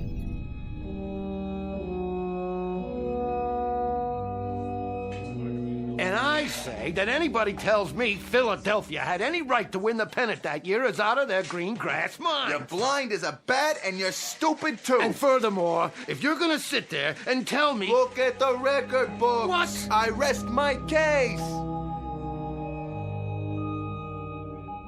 Not entirely typical. The one in the middle with the hat and peculiar neck adornment. In Earth terminology, I believe it is called a bow tie. He appears to have suffered physical damage. At the hands of his fellow humans. Appalling. This might be the perfect specimen. Does that compute?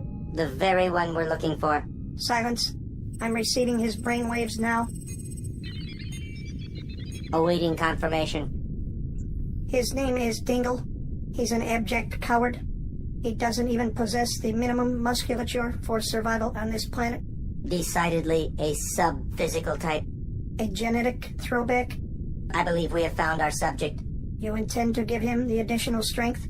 We have not found anyone weaker, have we? Negative. This one will make an exceptional subject. I estimate 11 additional cyclograms atomic weight. That should make him approximately 300 times as strong as the average human. Yes, that will suffice. Contact the mothership.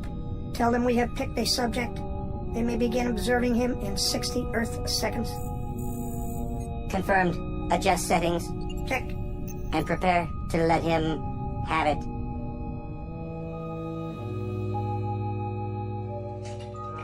Look, Dingle, you don't gotta answer this guy at all. What do you mean? Just because he don't happen to like the Phillies... Let him tell me. He's got a brain, don't he? Of course he does. You got a point of view, don't you, Dingle? All right, let's get historical. You follow the game, you know the stats. What did you think of the Phillies back in, say, 53? That was a big year. The Phillies in 1953? That's right. You tell me, for example, if you think Robin Roberts was one half the pitcher that Labine was that year. Oh, here we go again. Well, of the two, I'd be inclined to take Roberts. You heard the man, buddy. Why all the time you gotta fight me? Now let's run through this one more time. You say that Robin Roberts had more stuff than Clem Labine? To be perfectly honest and candid, as to the two men, as good as they both were, all things being equal... So come on already. Hey, let the man talk. Who do you pick? Roberts? Oh! I'm telling you guys for the last time, you pull any more rough stuff around here and I ain't gonna let you in that front door. Now look what you done to this poor little fella. He's coming around.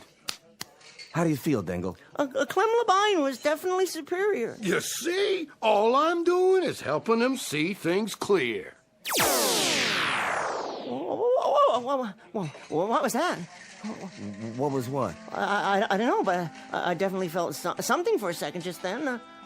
How you doing? You all right? Definitely Clem Labine. All the same, I think you better go on home. Well, if you insist. But I feel quite well. Quite remarkably well, in point of fact. Here's your vacuum. Oh, very kind of you, but I can carry it. Dingle, do you mind, a word of advice? Oh, no, not at all. Look, there's some guys in this world that are, they're going to get punched in the nose no matter who they pick in a ball game, or who they vote for, or the color of the tie they put on in the morning. I quite agree, O'Toole, though I've always thought polka dots were quite stylish, personally. Yeah, well, look, you're one of those guys, Dingle. So, you know what I think you ought to do from now on? Don't talk. Just nod. If a guy asks you who you like in the third race, you just smile at him. Okay. If somebody asks you who you're voting for, you just nod. Okay. And if you're sitting in the bleachers for a doubleheader and you hear some guy yelling for the Dodgers, you don't go yelling for the Pirates. You just leave your seat and you go get a hot dog. You understand, Dingle? I believe so. Word to the wise and so forth, huh? Very considerate of you, Mr. O'Toole. I'll definitely give the concept further thought. Yeah. What's the matter? Well, that's odd. What is? I feel so funny. Funny how? Oh, nothing. I'm sure I'm fine now, but for a moment there, it was as if something passed over me or through me, and I heard a high-pitched sound. Very odd. Did anyone else hear it? I can't say as I did. What's he talking about now? Oh, well. No, what do you suppose caused that? Caused what? Well, this vacuum cleaner feels light as a feather. Not that the machine isn't light. It happens to be one of the lightest on the market. Give me a break. No, it's a handy-dandy Jim Cracker A1 piece of merchandise, guaranteed to lighten the labor and lengthen the life of that wonderful partner in the American home, the housewife. But I've never noticed it was this light. Hey, see you, Dingle.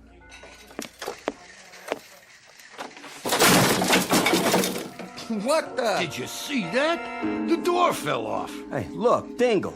I mean, with all your faults, despite the fact that you cost me in Band-Aids what I normally would have to put out for the water bill, you've always been a nice type fella who never gave me no trouble. But why all of a sudden do you have to go wrecking my front door? Oh, believe me, Mr. O'Toole, I am mystified. I am absolutely mystified. The door just seemed to come off its hinges when I grasped the knob very lightly in my hand, my right hand. Well, I'll just set it here against the wall, and you can do whatever you need to make it better again. I bid you good day, gentlemen. Jeez, O'Toole. What kind of drink did you pour him anyway?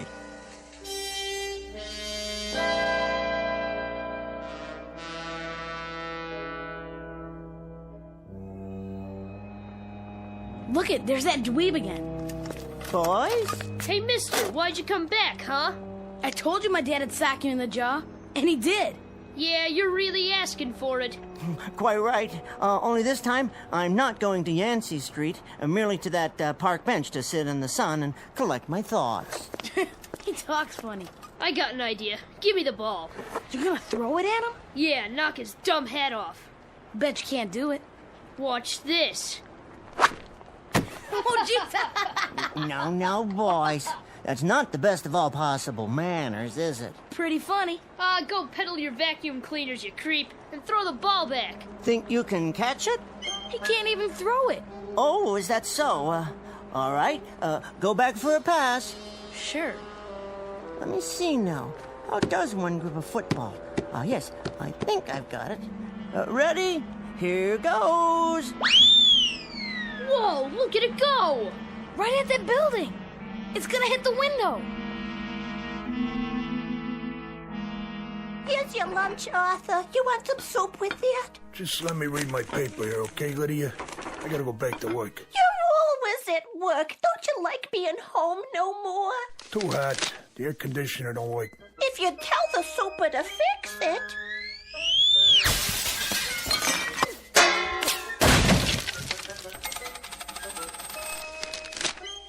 What the heck was that?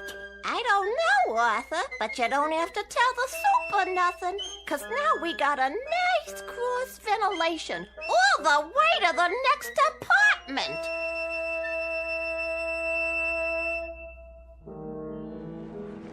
Hey, mister, where'd you learn to throw a ball like that? I really don't know. I don't know what's happening to me. What in the world is happening to me? Get those kids! Down there! They broke my window. We better get out of here. Yes.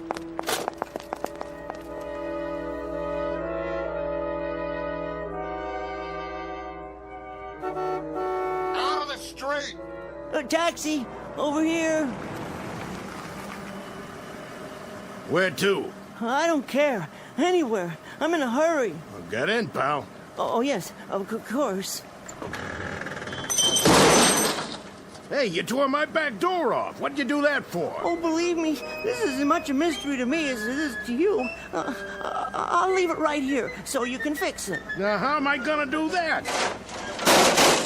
Just let me catch my breath. Hey, quit leaning on my car. You're tipping it over. Help! Somebody get me out of here! Oh, dear me. You're pinned under the steering wheel, aren't you? Give me a second. There.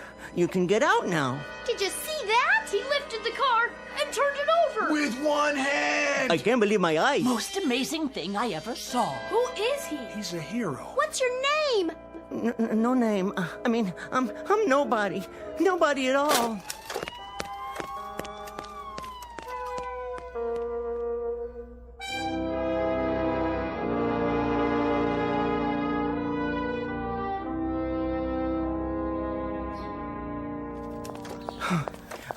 Excuse me, miss? Yes? May I share your park bench? Yes, of course. It's not mine. I only come here in the afternoons. With your charming baby, I see. Oh, he's not mine either. I'm just the nanny. They want him to have his time in the park. You know it is. Well, how perfectly lovely. Well, I don't, actually. No, that is. You're not married? Never. Really? That's hard to believe. A nice, normal man like you. Why, thank you. For what? Well, no woman's ever said that to me before, that, I'm normal. You're joking. I wish I were. I'm not acquainted with many women, hardly any, in fact, on the personal level. Gosh, I hope you don't mind chatting like this. Not at all. I spend a lot of time here taking care of the baby. Oh, cute little fella. I know what he wants. You do? Well, look up. Where? That tree branch above your head, there's an apple on it, and the baby sees that. Really? Oh, I'm sure of it. Coochie coo. Aren't you the cutest little fella? Look, I don't want you to think I'm a masher or anything. I'm certainly not a masher, but I wonder if you'd mind answering a question. That depends. Well, what I mean is, looking at me, would you say, at least upon a perfunctory, cursory, very first surveil, would I appear to be abnormal in any way? Not at all. Oh, thank you. Unless you plan to use that in the park. Oh, that. Up to a few hours ago, I sold those things. Newfangled vacuum cleaners. Or at least I went through the motions. I was miserably bad as a salesman, just miserable. Would you believe it? Last week I made exactly 89 cents in commission. And that was for an attachment, an upholstery nozzle, and I sold it to a drunk who kept insisting it was a divining rod for alcohol. Is that why you stopped? Well, there were other factors. I expected to be fired today anyway, but, that's the least of my worries now. A few minutes ago, people were chasing me. Why? Well, that's just it, because they thought I was abnormal. Now, I ask you, would you be interested in hearing the source of my worries? Go ahead. Well, that apple, for instance, the baby wants it, but you can't reach it, can you? No. Not even if you put the baby down and stood up on the bench. I couldn't put the baby down. Oh, precisely. But what if I were to give you a hand? I'm not sure Well, see, this bench weighs, I'd say 100, 150 pounds, and you're no more than 110 to 115. Well, 125. Well, what if I were to stand, reach down, pick up the bench by one of its legs, and lift it straight up into the air like this? Please, put us down! So that you could reach the apple, and you wouldn't even have to disturb the baby. Go on, reach over and take it. And then I put the bench down with you and the baby on it, right back down on the ground, as gentle as it can be. There. Would you say that's abnormal? How did you... Hey, man, could you do that again? Whoa, I'm not sure. I got my camera with me. I sure would like to get a shot of that. Is it a magic trick, like in Las Vegas? You a magician or what? No, it's just something that I've discovered I can do. Very recently, as a matter of fact. You see, I better get the baby home now. Let me just get the camera set up. But the young lady's gone now. There's no point in lifting the bench with no one on it, is there? Well, then do something else. Or like what? Anything. Well, I don't know. Well, at least let me take your picture. Stand right there by that big rock. Oh, here? Well, I suppose one picture wouldn't do any harm. Shall I take my hat off? Of course, then the sun would be in my eyes when I have to squint. Well, can you show me your muscles or something? Oh, I'm sorry. I don't believe I have any muscles to speak of. Oh, yeah, right. Say cheese. Oh, wait, now the rock is in the way. Perhaps if you stand a few feet to your left? And then the sun will be right in the lens. Oh, in that case, I better move the rock. May I? Hold on 1 second. Whoa! You lifted it just like that. It must weigh a ton. There, young man. Is that better? I suppose you can snap my picture now if you insist. Yeah, that's great. Are you sure this is my good side? Couple more. Oh, right. Wait till my editor sees this.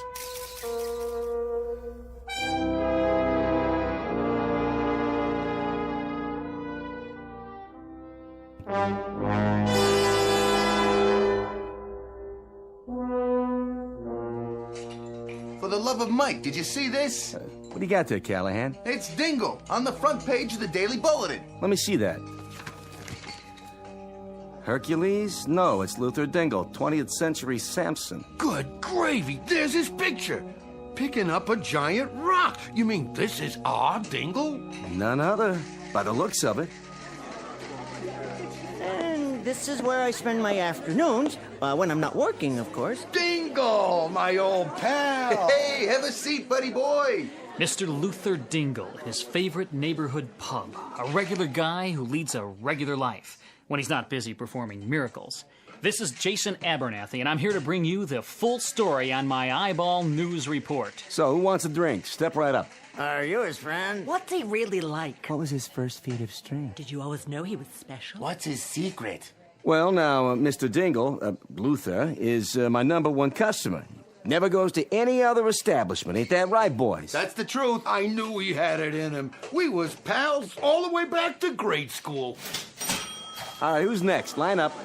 Mr. Dingle, if what I hear is true, do you realize how much money you could make on a tour with my international circus? A circus, eh? I don't know. Vegas, Atlantic City, Branson, Missouri. Hey, don't listen to her. Hey, Dingle, your future's in television. You're the walking, talking embodiment of every American male's wish fulfillment. You're John Q. Citizen, you're Babbitt, you're Tom, Dick, and Harry. We'll develop a sitcom around those values.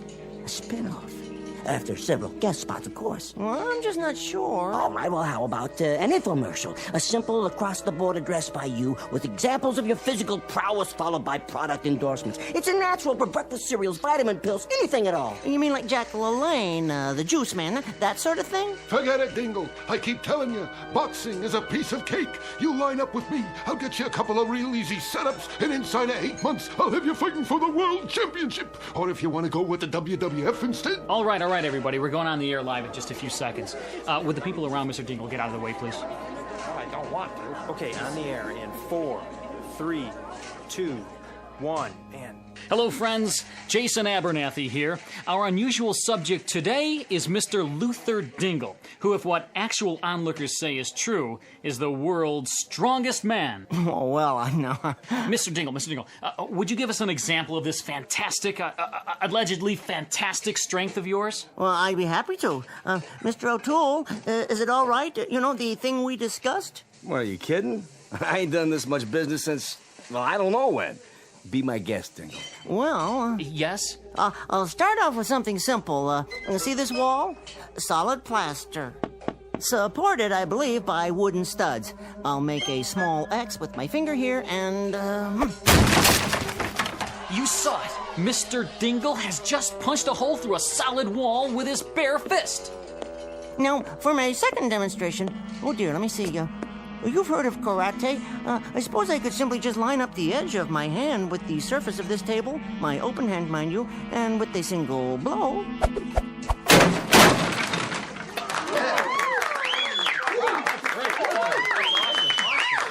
Fantastic. That's amazing! Would you call it mind over matter, Mr. Dingle? Oh, no, I'd call it an example of matter over matter. You see, it doesn't matter what's on my mind, even if it's nothing at all.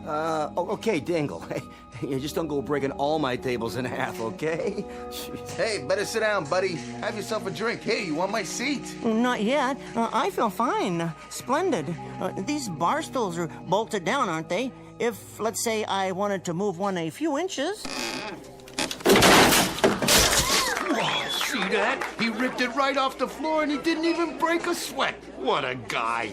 Go on. Take my stool if you want. Stand up. Sure, why? If you please. Why are you looking at me like that? Oh, no. Wait a minute, Dingle. Ain't you ever heard of bygones being bygones? Put me down. I see it, but I don't believe it. Ladies and gentlemen, the man at the bar is 160 or 70 pounds, and Dingle is lifting him like a rag doll, twirling him over his head with one hand.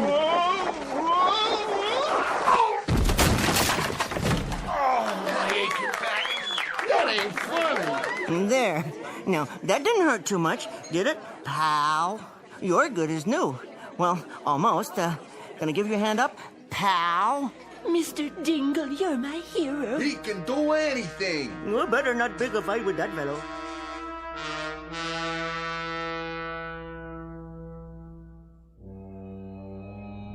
Had enough? Most inferior. We give him the strength of 300 men, and he uses it for petty exhibitions. What shall we do about it? Give him 20 or 30 seconds more, and then remove the power. Excellent. Then I think we'd best be off. 3 more planets on the itinerary. One is particularly interesting. Contains only females. Set the ray for cancellation. Check.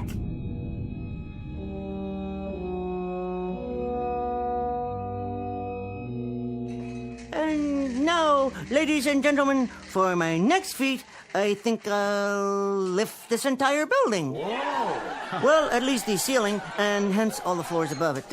Step aside, everyone. I don't know if we have a clear shot of this, but he's standing on his tiptoes, extending his fingers to the ceiling. Here we go.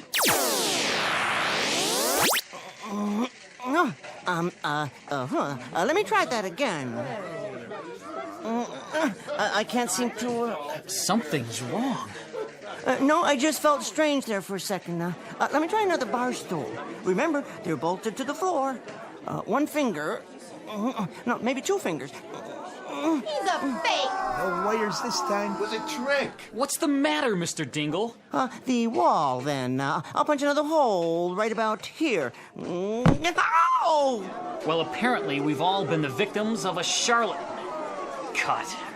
Are we still live? Come on, let's get out of here. It was a trick, that's all. Just some guy looking to get his picture in the paper.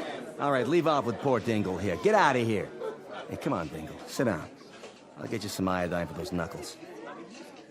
Ladies and gentlemen, you have the station's apologies. We didn't realize that these were merely stage illusions. And, okay, we're off the air. That's a wrap. Off the air for good, I think. Let's go. So long, Samson.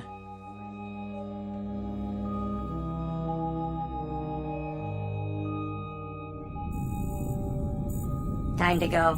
Yes. Wait, who are they? Hello, boys. Where are you two from? Venus, how about you? Mars. Conducting your own experiments? Yes. And you? Sudden introduction of strength to subnormal Earthmen. What is your experiment? Sudden introduction of enhanced intelligence. Find any interesting subjects? That one over there, referred to as Dingle, he is certainly subphysical, maybe submental too. A likely subject. Give him the intelligence quota, Ray. How much? Oh, we'll make him approximately 500 times more intelligent than the average human.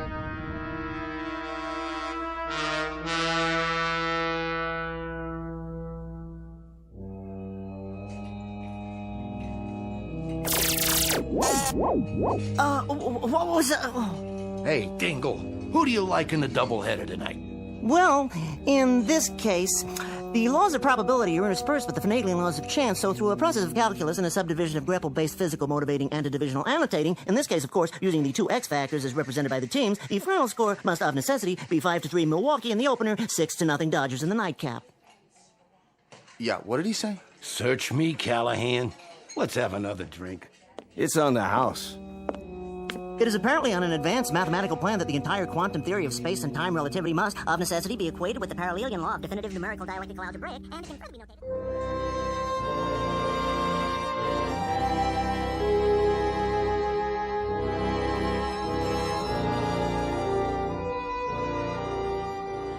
Exit Mr. Luther Dingle, former vacuum cleaner salesman, strongest man on Earth, and now mental giant. These latter powers will very likely be eliminated before too long. But Mr. Dingle has an appeal to extraterrestrial note-takers as well as to frustrated and insolvent bet losers. Offhand, I'd say that he's in for a great many extremely odd periods, simply because there are so many inhabited planets to send down observers, and also because, of course, Mr. Dingle lives his life with one foot planted firmly in the Twilight Zone.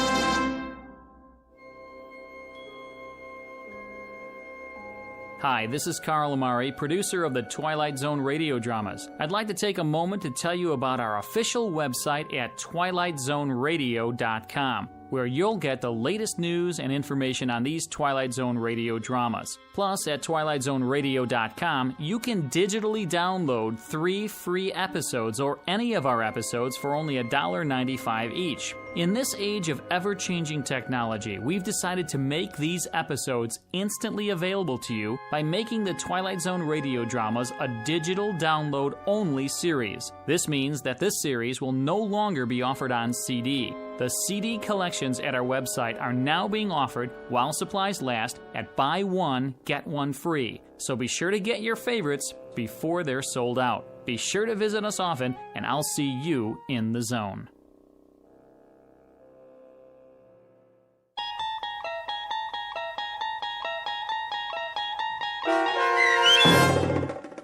Mr. Dingle the Strong, starring Tim Kazurinsky, with Stacy Keach as your narrator, was adapted for radio by Dennis Etchison and based on a script by Rod Serling. Heard in the cast were Peter DeVaria, Doug James, Richard Hensel, Turk Muller, Rick Peoples, Adam Tangway, Martin Hughes, Maria Stevens, Peggy Roeder, Roger Wolski, and Carl Amari. To learn more about the Twilight Zone radio dramas and to obtain audio cassettes and CDs of these programs, visit our website at twilightzoneradio.com. This copyrighted series is produced and directed by Carl Amari and Roger Wolski for Falcon Picture Group. Doug James speaking.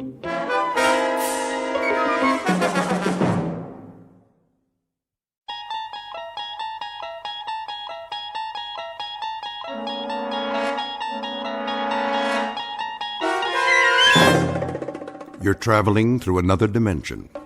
A dimension not only of sight and sound, but of mind. A journey into a wondrous land whose boundaries are those of imagination. Your next stop, the Twilight Zone.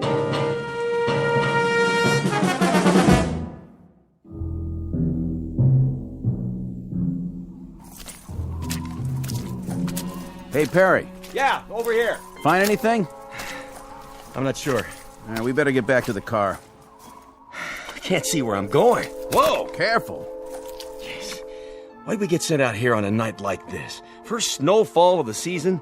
Watch your step or you'll end up with mud all over that nice, clean uniform. I could sure go for some coffee right now. Well, there's a diner over on the road by the edge of the woods. Is it still open? Let's find out as soon as we call in. So, what did you see out there? Hard to say. Tops of some trees have been knocked off. Sure looks like something hit the pond, all right. Something like what? Maybe a plane. Yeah, no flights in the area, I checked. No, could have been a private aircraft. Possible, I guess. Easy to get off course in this weather. Well, we're not going to find it with the water freezing over. Whatever it is, it's going to stay under that ice till next spring. You think it could have been a meteor? Maybe. Well, we better call in a report. Tell them there's nothing here. Lady who saw it wants to alert the National Guard. That's all we need. This is 1183A. 1183A reporting in. Headquarters, go ahead. We're checking out a report on a UFO supposed to have gone down in the area of Hook's Landing. A what? Unidentified flying object. You serious? Don't kill the messenger. Just doing our job. Okay, did you find it? Well, it appears something did clip off some trees and came down, but whatever it was, she's under the ice in Tracy's pond now, and we can't see a thing. Hold on a minute. See anything else? Nothing but a sea of snow. But there's something. This is Paget again. We can't get a look around till morning. We're gonna head back in and then, Hey, Bill! Yeah? Looks like some footprints over here. What kind? It's hard to say. Maybe an animal? Maybe? They lead up out of the pond. What's going on out there? There appears to be some evidence that, Say again? Those have got to be fresh prints with all the new snow. So if something did crash land, I'd say at least one person got out alive. They made it up to the woods and over to the highway. Right. Just swam up out of the ice and then started walking. What are you talking about? We'll have to call you back. Come on, is this a gag? You guys are at the donut shop, right? We may have a situation up here. What kind? I don't know yet. We'll report back in a little bit. All right, Paget. Listen, there's talk about a bridge going out. Enough ice jammed against it to cool the Congo, so as soon as you can, better make sure it's posted and blocked off. Otherwise, you'll really have a situation. Got it. Roger and out. My flashlight's going out. Yeah, it's the cold. Mine's still good. Let's have a look at those prints. See? They came out over here. What did? Well, whatever survived. Something left that pond. Came out here and went that way across the highway. Toward the diner. Makes sense. Cup of hot coffee to take the chill off. Looks like a bus parked in front. Don't suppose it came out of the pond too, do you? These aren't wheel tracks. They're footprints. All right, then. Let's follow them and make sure that's where they lead. Say they do. Then what? Then I guess we go inside and check everybody's green card. And if we don't find any little aliens with 3 eyes, we call it a night. That okay with you? Let's do it.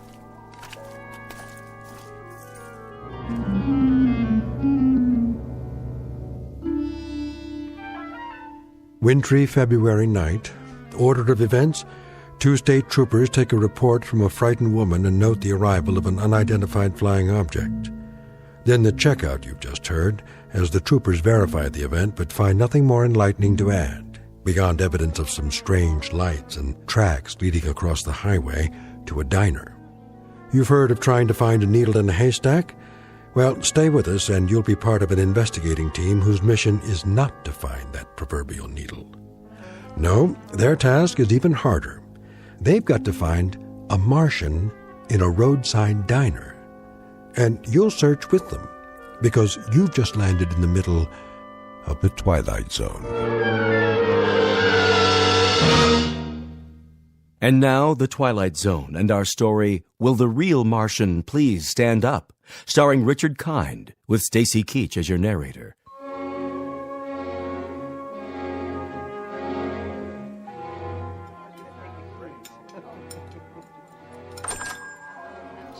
Hello, officers. Evening.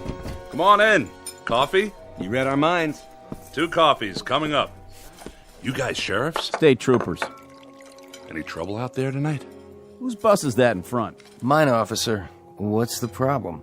Bridge up ahead. It's been declared impassable. Oh, no kidding. The county engineer just put out a warning. Ice flow stacked up against it. Another pound of weight, it'll be driftwood. That's gonna be tough. Really tough. All right, so it looks like you're gonna have to turn around and go back. Spend the night at the last town. No can do, boys. There was a slide up at the turnoff soon as we went through. Blocked the whole road. Looks like you're kind of marooned. Oh, no. I can't believe this. What are we gonna do? We can't just wait here. Till morning, anyway. Till morning? No, that's quite impossible. No, I've got to be in Boston at 9 a.m. Then you better start walking, mister. That bus is going to stay parked out there till they fix the bridge. Either that, or hope they drop you some snowshoes. I tell you, it's out of the question. I absolutely must be in Boston. I'll pay extra. Name your price, bus driver. No way. I'm not risking my life or the lives of any of these folks, not to mention that bus out there. Property of the Cayuga Bus Company. Then I'll hire a cab. Where's the telephone? Right there on the wall. But don't waste your dime. Nobody'll drive out here on a night like this, with the snow and all. This is outrageous. Do you know how much money is at risk? Take it easy, mister. That goes for everybody. Better make yourselves comfortable and get some hot food in you. No problem. I can cook up any kind of grub you want. Cheeseburgers, bowl of chili, clam chowder. I even got some nice T-bones in the cold case. Anybody for steak and fries? You the owner? That's me. Haley's Diner. And I'm Haley.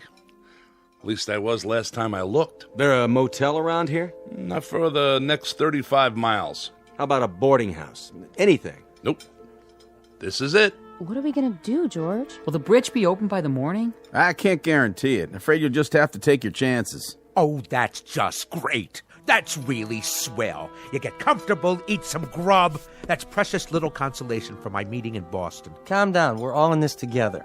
Why don't you just have a seat like everyone else? Oh, this is quite a bus line you work for. They don't care much about keeping a schedule, do they? I wouldn't be too hard on them, mister. They don't control the snowfall, and the bridges, and the avalanches, and the sides of hills that decide to come down. That's pretty much out of their hands. They try, but sometimes Mother Nature, she just doesn't listen. Need I remind you, they nonetheless have a responsibility to their passengers. A legally binding contract. What do you think? They're all off the bus, aren't they? Are they? Well, I don't see any little green men, do you? Ready for a refill? Not just yet. Let me ask you a question. Shoot. All these people from the bus? Well, now I guess they are. Where else would they be from? Well, that's what we were wondering. What's the trouble? We didn't say there was any trouble. Maybe not, but you fellas got that look in your eyes. What kind of look is that? Kinda on guard. Checking everybody out. I can see it in your face. So, you're tracking somebody, huh? An escaped fugitive? Nothing like that. Anything I can do to help? We'll let you know. This criminal. What'd he do anyway? Oh, nothing yet. To tell you the truth, we're not sure who we're looking for, or even if he's here. So it is a he? Come on, Perry, finish your coffee. We better get a move on. How many people got off the bus? Take a look. The gang's all here. You saw them come in? Sure did. You there, driver. Yeah, officer? You have a passenger manifest? A passenger manifest? Well, what do you think I got parked out there, a 707? Just answer the question. Mister, that's a 14-year-old bus, and business is lousy. Personally, I think my boss would run rum across the border if there was enough money in it. Me, I wouldn't do that, of course, because it's against the law. Besides, I'd get caught. But for now, we don't ask the passengers any questions. We take their fares, kiss them on the cheek, and help them on and off. We're glad to have them with or without names. You know how many you had, though? Yes, sir, that I do know. How many? 6, unless one of them fell out a window when we hit a bump. I picked up 6, and I'm supposed to deliver 6. That's what they pay me for. And you don't have any kind of list. In that case, we might have a little bit of a problem. What's that? I count 7, besides Haley and the driver. Me too. So if nobody fell out, somebody must have jumped in. Wait a minute. The young couple in the booth. Those 2 retired folks, the lady at the table with the fake fur coat. This isn't fake, honey. It costs plenty. Sorry, miss. Then there's Mr. Boston Big Shot and the old guy at the counter. 7. You're right. It's funny. I know I only had 6. Anybody in here before the bus stopped? Nope. I haven't served anybody since 11 this morning. What a day, huh? Then the bus pulls up and these folks get off. You saw that? Yep. I saw them walk in, all together. Where else would they come from? Say, is this a trick question? They did. This place was empty when we came in. Then how do you account for 7 people? Well, that sure beats me. So that means one of them didn't get off.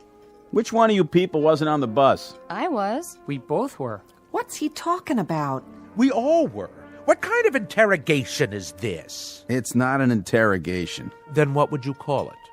A police grilling? A lineup? Or are you fishing for something else? Some unspecified crimes? We're simply gathering information. Well, if we're going to be questioned, I insist on the right to consult with a lawyer. Oh, that's a good one. Ain't that a good one now? First he wants snowshoes, then a lawyer. I didn't see you on the bus. Now, that's really funny, because I didn't see you either. So I guess that makes one of us a liar, don't it? All right, everybody, hold it down. Nobody's in trouble here. We just need your cooperation. This is preposterous. What difference does it make who was on the bus, who wasn't? And whether there were 6 or 7 or 120? Easy, mister. And you, proprietor, you're supposed to be serving us. So we're going to get some food, or aren't we? Is this a diner or a Gestapo headquarters? What's it all about, fellas? Go ahead, tell him. You hear something fly over here tonight? Fly? You mean a plane? Anything. Nope, I don't think so. Why? Well, there was a call into Central about 2 hours ago. Woman said she heard something fly over, and then she looked out of her window and saw it go down. Down? From where? From up there. Up there? Unidentified flying object. What? Well, now that's something new. Unidentified flying object, huh? Nothing come down from up there except snow, snow, and more snow. That's all I've seen for the past 14 hours. Where'd she say it came down? Close to here. A UFO? Oh, that's a good one. Something did land in Tracy's pond. How do you know that? It left a lot of broken branches before it hit. And what?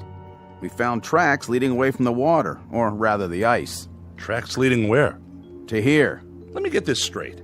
You mean somebody landed or crashed or whatever they did in Tracy's pond and then came here right into my diner?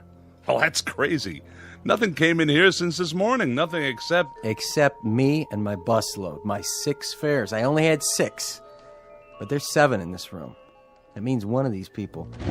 I don't like this. How do we even know you're state troopers? Easy, honey. They got uniforms. See their badges? I don't like this one bit. We're going away to get married, and now this thing happens. Sit down, Connie. It's gonna be all right, I promise. How can you, George? How can you promise? Relax, miss. There's no need for... I'm trying to understand what you're saying, officer, but I'm not sure I... Let the man talk. You're trying to tell us that there's one among us? We don't know which one, mind you, who landed in some kind of flying saucer and then joined us, infiltrated the group, and then slipped into the diner right alongside us? Do I understand you correctly? Came in here with us, but that's not possible. We would have seen him. Not necessarily. Do you remember who you were sitting next to? Why, I wasn't sitting next to anyone. I was all the way in back, trying to take a nap. Well, there you go then. It's snowing and dark, and we climbed out of the bus with our eyes closed because of the snowfall. Anyone could have come in with us, and we wouldn't have noticed. But you were all together on the bus. Some of you must have noticed who the other passengers were. That doesn't cut much ice. They loaded up in the snow down at Hook's Landing. How long ago was that? How long? Let's see. We left the landing 3 hours and 12 minutes ago. And to tell you the truth, I don't remember who got on. All I know is there was an even half dozen. Just like a real science fiction story. That's what she is. Like a regular Ray Bradbury. 6 humans and 1 monster, all the way from outer space. Wonder if it came from Mars or from Venus. Oh, why don't you keep quiet? What about you, fella? You wouldn't happen to have an eye in the back of your head, would you? I find you insufferable, sir. Do you know that? And you ain't no prize yourself. Well, what do you do now? Line us up for a strip search? Nobody said anything about a search. Good, because there's a little matter of civil liberties.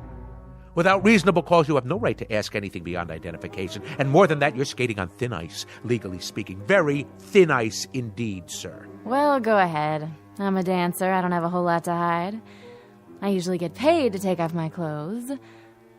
But if that's what you want... Look, lady, this isn't exactly par for our course either. We go off on an awful lot of nutty assignments, but this one... Then let me make it easy for you. I work a lot of clubs, and I know how to spot people. Go ahead. You pair off the couples. Since it's just one person who doesn't belong here, that eliminates the couples. Sounds logical. Whew, I guess that means we're in the clear. Cross us off. We're 2 of the humans. And us too. Yes, George. My wife and I were exonerated. Connie? Connie, what's the matter? Nothing. Yes, there is. What are you looking at me like that for? I could have sworn... Sworn what? That you had a mole on your chin. A mole? Connie, I've never had a mole on my chin. You did too. Honey, I did not. I can tell you what's happening now. We're all going to get so panicky that everybody and his brother will start picking up invisible clues from everybody else. This stuff is nonsense. It certainly is nonsense. If a husband and wife suddenly start to wonder whether the husband really is the husband or the wife is really... When did you start turning so gray? Now, wait a minute. I think 23 years is long enough for a woman to figure out who she's married to. So stop looking at me like that. Oh, this is rich. I love this. Better than a horror movie. He don't know who she is, she don't know who he is. And as for you, Miss Fur Coat, we don't know who you are. And that big-talking lemon sucker over there, he's the most suspicious of the bunch. What's happening? That jukebox. It started up by itself. Who did that? Nobody was anywhere near it. That ever happened before? Not unless you put a quarter in it. The lights! What's wrong with the lights? Somebody turn the lights back on.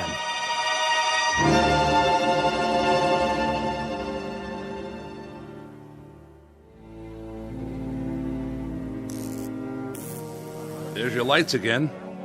Just gotta be patient is all. This happened a lot, does it? Not till now. Must have been the storm. Could have tripped a circuit breaker, I guess. Or a power outage. A line down somewhere. Only what? Why did it last a couple of seconds and then come back on? Unless... What are you thinking? Unless someone caused it to happen. Where's your circuit box? In back. You want my flashlight? Everybody stay where you are. Leave your gun in your holster, Perry. I'm going to get to the bottom of this. We'll question each one of you one at a time. Now see here. One at a time. Stay seated, everybody. You got a back door to this place? Sure do. How does it lock? Night latch and key, why? Where's the key? Right here on my belt. Go back there and lock it. It's always locked. But if that certain somebody is really from outer space, they'll just go through the wall anyway, won't they? Check 'em for wings. Check 'em all for wings. Look under their coats. Might as well start with you, Grandpa. You got identification? I left it down there by the pond in my spaceship. Who won the National League pennant last year? What is this anyway? Some practical joke? If so, well, you've prolonged it beyond the point of human endurance. Yeah, human. Just answer the question. I understand, I get it, so keep your britches on. Pittsburgh Pirates won it, officer. And then they took 4 out of 7 from the Yankees. That's right. Sharp boys, those two. Real sharp. Didn't figure a Martian would know anything about the great American pastime, did you? You got identification, miss? No, I don't. As a matter of fact, I left my wallet. I left my wallet with my suitcase. And where's that? On the bus? I didn't give her a baggage check. I would have remembered. That means it was a carry-on. Was it? No. See there? You better strip search her pronto. It was shipped on ahead. What's your name, miss? Ethel McConnell. I'm a professional dancer. With how many legs? How many you got under that coat? I'm gonna belt you, Grandpa. She was on the bus. How do you know? Yeah, she's the only one I noticed. Thank you. But who noticed him? How do we know you're the same fellow who was driving the bus? There ain't nobody who's been exonerated yet, that's for sure. Look, let's cut this farce right now. That's what we're trying to do. Well, then let each one of us show our identification and put an end to it for good and all. This whole thing is getting out of hand. Then how do you explain the extra person in here? Very simply. The driver is mistaken. 7 people got on the bus, and he thought there were only 6. Is that possible? Not a chance in the world. I counted 6 heads before we took off, like always. There were 6 passengers. And what's your name? Olmsted. That's O-L-M. Hey! Who's doing that? Never happened before, I swear. Oh, I can't stand this. Connie, please, sit down. I mean it. I can't. Getting upset isn't going to help matters. What if it were invisible? Sit down, please. What if there were something in here from that pond? Oh, Connie. What if there were, but we couldn't see it? I said, sit down. Hey, I'll see to her, officer. Honey, calm down. Why is he taking his gun out? Easy, Perry. I think it's time for a look around. All right, folks. We may have a good laugh about all this in the morning, but for the time being, do the smart thing. Everybody just stay where you are. My partner's going to check the grounds. And please, nobody do anything foolish, like trying to leave. I'll be right outside the door.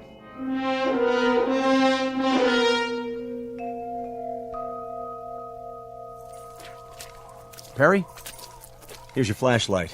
Back door's locked up tight, like he said, and there's no tracks back there. Whatever it was, it came in the front door, just like everybody else. This isn't going to work. What do you mean? We can't hold them here. We're not holding them. They can't go anywhere in this weather. Meanwhile, we're going to find out what happened. What if nothing happened? What if they're telling the truth? Look, add it up. 6 + 1 is 7. Is that nothing? Somebody could have remembered wrong. What about the tracks? You can't even see them anymore. But we did see them. We both did.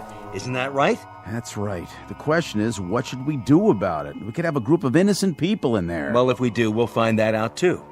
Hey, give me your flashlight again. What's the matter? What's that?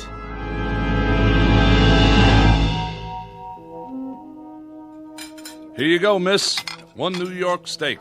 Medium rare, just like you ordered. How much do I owe you? Put it on my bill, Haley. Sure, you say so. No strings? No strings.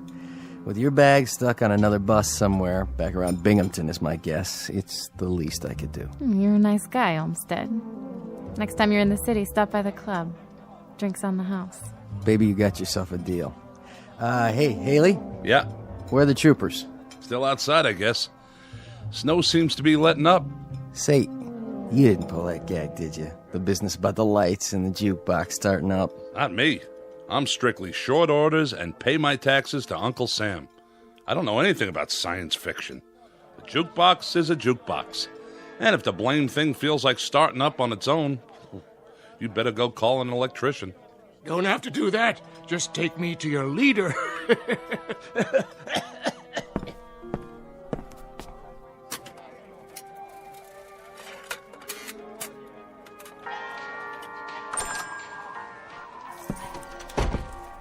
Snow's letting up, is it? Quite a bit. You can see the bridge now. And? Well, she seems to be holding up pretty well. I know that bridge. And what's more, I don't trust it. Well, then thank goodness it's not your judgment we have to concern ourselves with. Because if that bridge gets a clean bill of health, you're going to drive the bus across it. Mister, you may be a hotshot in Boston, Mass., but when it comes to bridges and buses, I got seniority. And I tell you, that bridge is so old that... There it goes again. Almost like a strobe light. They keep going on and off like somebody's throwing a switch. We're losing power. I'd say it's the whole area. Or it could just be right here. This is getting weird. Just plain weird. I wish whoever it was would play his cards right now and get it over with. Why don't they do something? What's the point of us all staying cooped up here and... Connie, sit down. I will not sit down. Take your hand off me, George. Oh, my. The young lady suffers from claustrophobia, I suppose. Isn't that just dandy for the rest of us? She's right. If this is some sort of a game, let him come out in the open like a man. That's right. It's because he's afraid. The human race is too tough for him, is that it? Well, I'll take him on. Even at my age. The point is, we're all kids in a closet here. What does that mean? We're all just as much in the dark. Nobody understands what's going on. But it happens to be a fact that if it was some kind of saucer that landed in the pond, and if he did come in here, I think it would be a real healthy idea if we pinpointed that particular somebody and kept him from leaving. That makes sense. I think that girl might have the right idea. Maybe whoever it is invisible. Maybe he's just playing around, cat and mouse. Oh, please. That's utter nonsense. It's as good an explanation as any I've heard. But what if the thing doesn't show itself? Do we just sit around here holding our breaths? We may not have to. You mean you figured out who it is? Not exactly, but we found something in the snow outside that may be a clue. Really? And what is it? An alien spacesuit? No, just this. What is it? They look like scales of some sort. Oh, please, for the love of God. Look, it could just as easily be guitar picks dropped by some itinerant teenager. That's what I thought at first. But it turns out there are a lot of them outside, scattered in the snow. Mostly under the snow by now. They sparkle when they catch the light, like fish scales. Trail leads across the highway, from the pond, straight to here. So this is the first hard evidence we have. I'm sorry to tell you this, but I'm afraid it's true. Someone in this diner is not what they appear to be.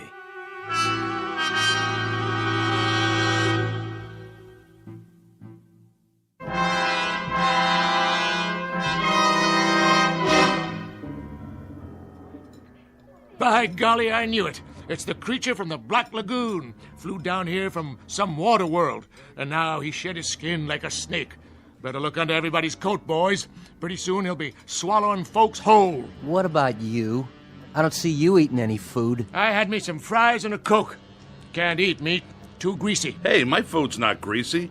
Of course, it is ground up cow. Now, if you ask me... Nobody asked you, and nobody will. Why don't you leave the old man alone? And who invited you to speak your piece? Oh, I didn't realize we were waiting for invitations. I've seen your type, fella. You got a thing about bossing everyone around. Those scale things, they couldn't be from Mars. No water up there. Has to be Venus. Now, Martians, they hide in the sand till something comes by and zap, get them with their tongues, like one of them lizards out in the desert. Or is it the other way around? Look, it's bad enough having to sit here without listening to all this petty arguing. I told you it would come to this, and I was right. Come off that high horse of yours. Everybody sit down, now. We're not playing around here. What was that? The sugar bowls. They all cracked, just like they exploded. Well, now I gotta go and buy new ones. You all right, Miss McConnell? I think so. Now, who'd be calling here this time of night? I told headquarters where we were.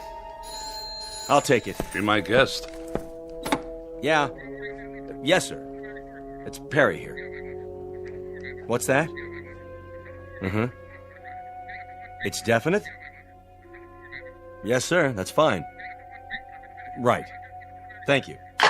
Well? The bridge is okay.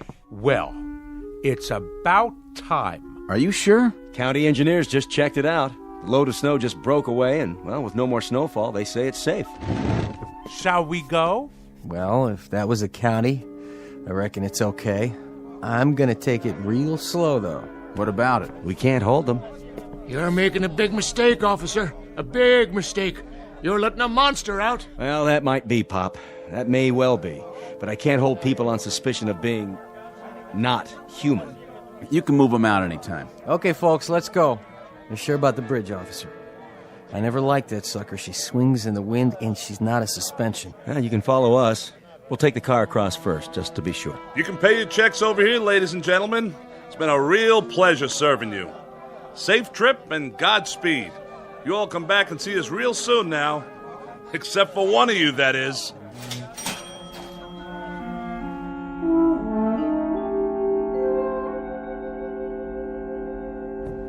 Yeah, that's it then. Just like that. What was it all for, anyway? Just part of the job, to protect and to serve. I sure hope they're going to make it safe and sound.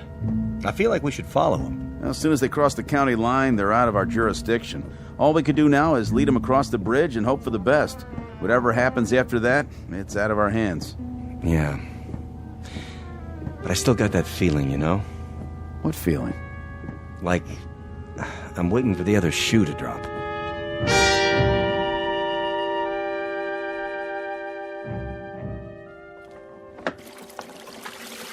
No tips. Not a one.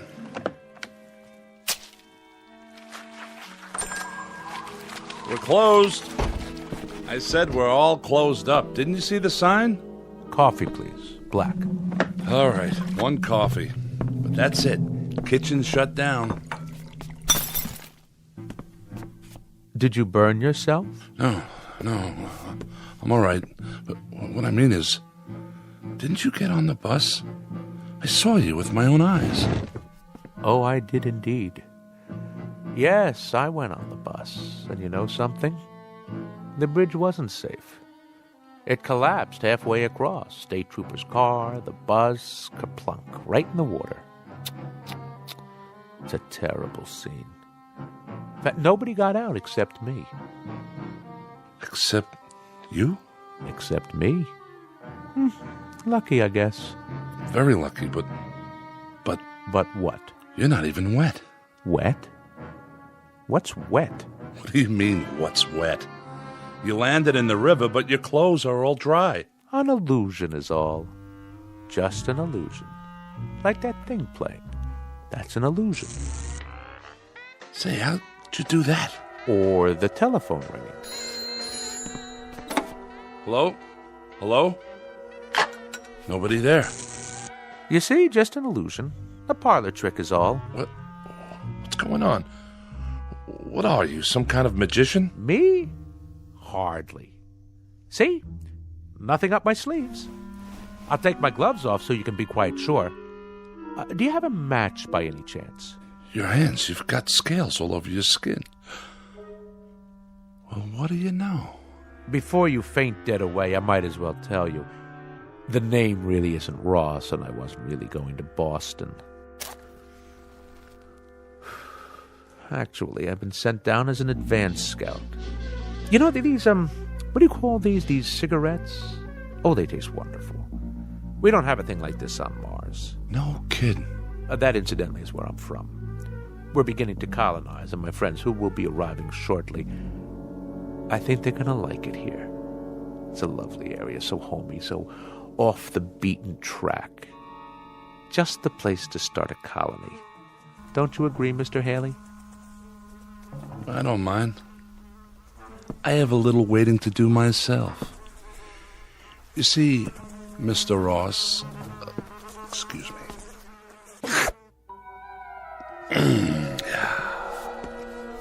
How did you do that? With your tongue? Most remarkable. Must have been 18 inches long.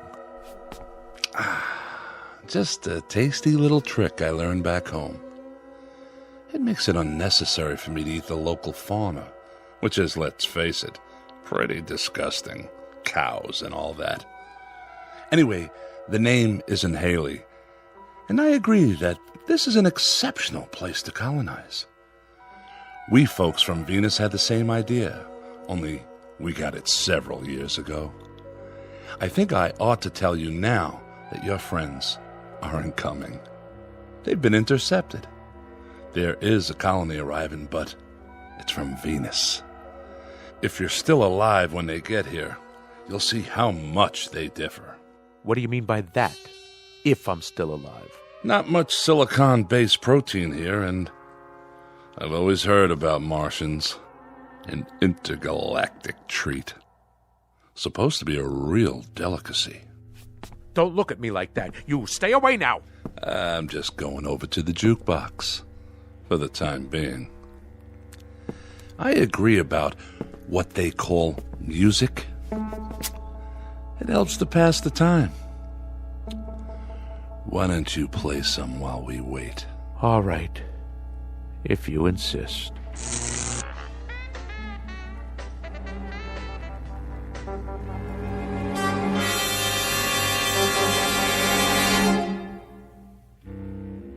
Incident on a small outpost of civilization, to be believed or disbelieved, depending on your frame of reference, your imagination, and whether or not you're from Mars, Venus, or Missouri. But no matter the degree of your skepticism, if a sour-faced dandy named Ross, who looks like a stocks and bonds salesman, or a big, good-natured counterman who handles a spatula as if he'd been born with one in his mouth, If either one of these two entities walks onto your premises, you'd better hold his hand, scales and all, or watch his words, especially that long, sticky tongue of his. Because the gentleman in question just might try to colonize you, or at least take you with them on a one-way trip into the Twilight Zone. More from the Twilight Zone after this. Hi, this is Carl Amari, producer of the Twilight Zone radio dramas. I'd like to take a moment to tell you about our official website at twilightzoneradio.com, where you'll get the latest news and information on these Twilight Zone radio dramas. Plus, at twilightzoneradio.com, you can digitally download 3 free episodes or any of our episodes for only $1.95 each. In this age of ever-changing technology, we've decided to make these episodes instantly available to you by making the Twilight Zone radio dramas a digital download-only series. This means that this series will no longer be offered on CD. The CD collections at our website are now being offered while supplies last at buy one, get one free. So be sure to get your favorites before they're sold out. Be sure to visit us often, and I'll see you in the zone.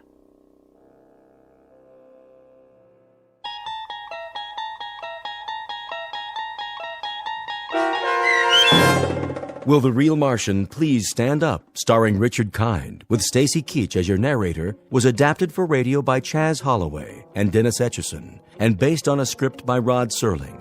Heard in the cast were Mike Starr, David Darlow, Brooke Sanford, Doug James, Jeff Lupetin, Kurt Nabig, Meg Thalkin, Lynn Foley, Carl Amari, Sarah Marks, and Roger Wolski.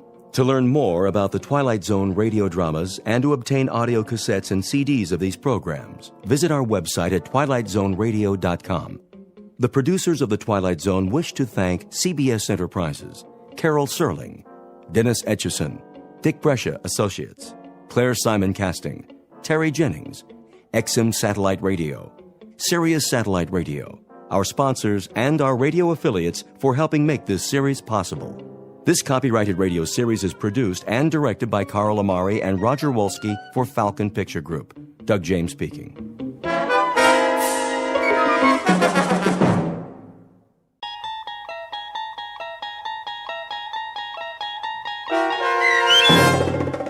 Death's Head Revisited, starring H.M. Wynant, with Stacy Keach as your narrator, was adapted for radio by Dennis Etchison and based on a script by Rod Serling. Heard in the cast were Maggie Carney, David Darlow, Richard Shavsden, Peggy Roeder, James Schneider, Carl Amari, Doug James, and Roger Wolski. To learn more about the Twilight Zone radio dramas and to obtain audio cassettes and CDs of these programs, visit our website at twilightzoneradio.com.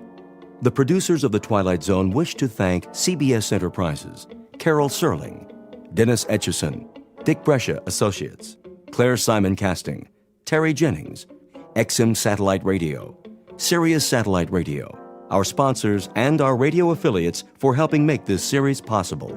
This copyrighted radio series is produced and directed by Carl Amari and Roger Wolski for Falcon Picture Group. Doug James speaking.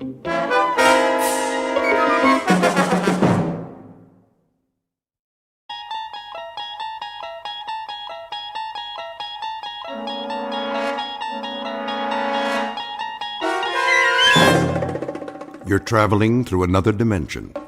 A dimension not only of sight and sound, but of mind. A journey into a wondrous land whose boundaries are those of imagination. Your next stop, the Twilight Zone.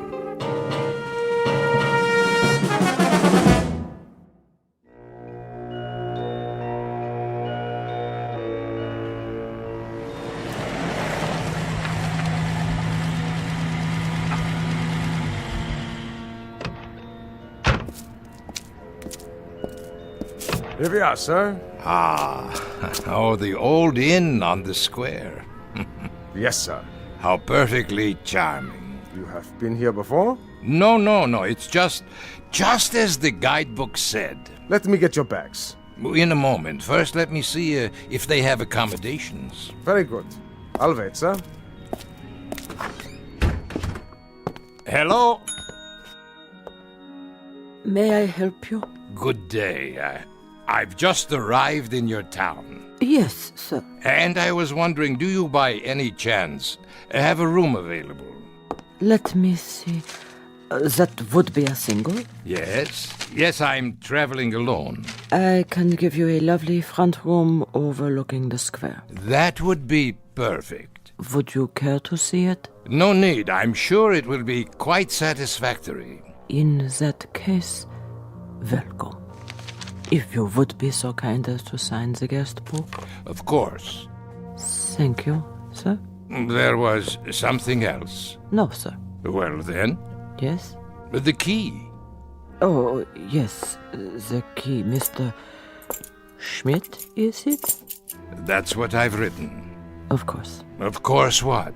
I mean, sir, I just wondered... Well, it was just that... You wondered what? It's just that you remind me of someone, Mr. Schmidt. Oh? During the war. The war, so long ago. There are times when it does not seem so.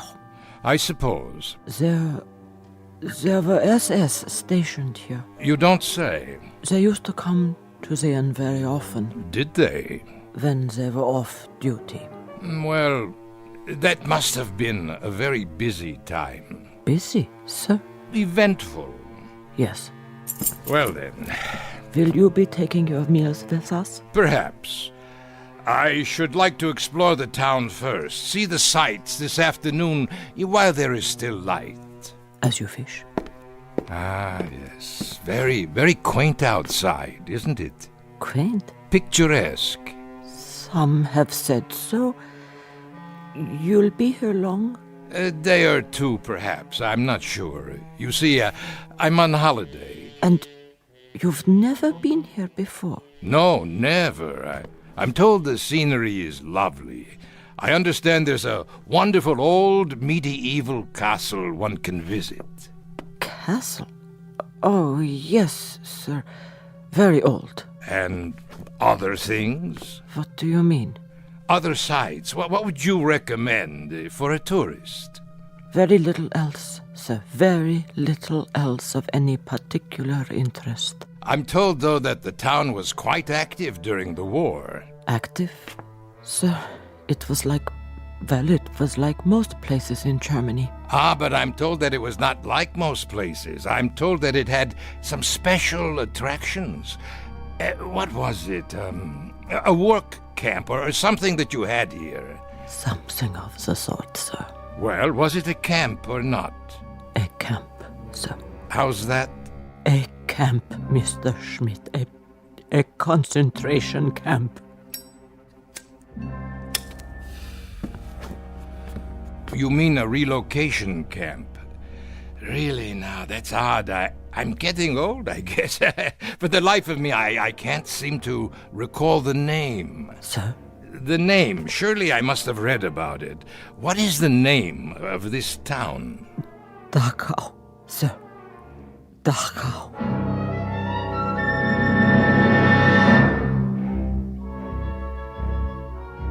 Mr. Schmidt recently arrived in a small Bavarian village which lies 8 miles northwest of Munich. A picturesque, delightful little spot once known for its scenery, but more recently related to other events having to do with some of the less positive pursuits of man. Human slaughter, torture, misery, and anguish. Mr. Schmidt, as we will soon see, has a vested interest in the ruins of a concentration camp. For once, some years ago, his name was Gunther Lutz. He held the rank of captain in the SS. He was a black-uniformed, strutting animal whose function in life was to give pain. And like his colleagues of the time, he shared the one affliction most common among that breed known as Nazis. He walked the earth without a heart. And now former SS Captain Lutz will revisit his old haunts, satisfied perhaps that all that waits for him in the ruins is an element of nostalgia. What he does not know, of course, is that a place like Dachau cannot exist only in Bavaria. By its nature, by its very nature, it must be one of the most populated areas in the Twilight Zone. And now, The Twilight Zone and our story Death's Head Revisited, starring H.M. Wynant, with Stacy Keach as your narrator.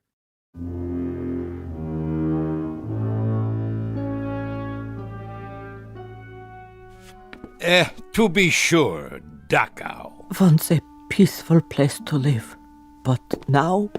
The camp, it's just there on the hill, isn't it? Yes. And that group of buildings, that would be the barracks. For the workers. Workers, sir?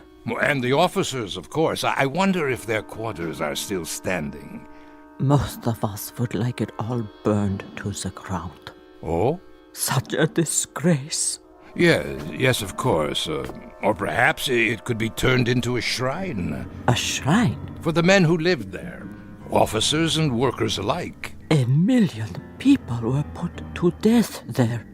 Men and women and children, but not the officers. It is already a shrine. Yes, I see your point. Will there be anything else? No, I'm off to do some sightseeing. Good day to you.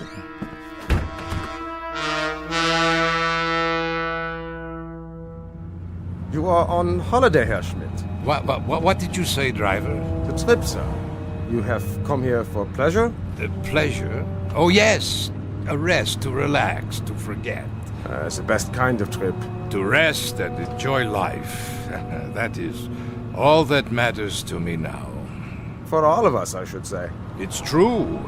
We work, we slave, we do the bidding of others instead of tasting the fruits of our labors. And then one day a man asks himself, what is my reward for so much sacrifice? Most certainly. Selflessly, year after year. Not what we would have chosen, perhaps.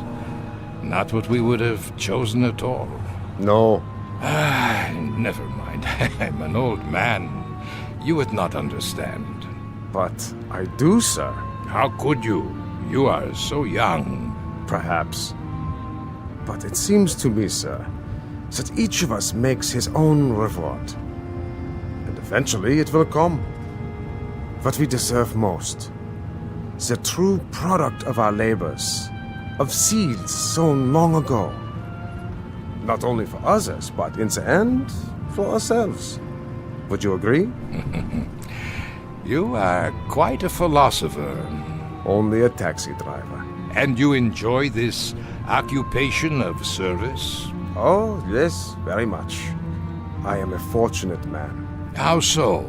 My needs are simple. I bring comfort to others in some small way. It is the best work anyone can do. Is it? My parents. They suffered greatly in the war. They knew very little of comfort. The war. So much ancient history. But not yet forgotten. For some, perhaps. For myself, I hardly remember any of it. And yet, you have returned. On the contrary, I've never been to this village before. My apologies.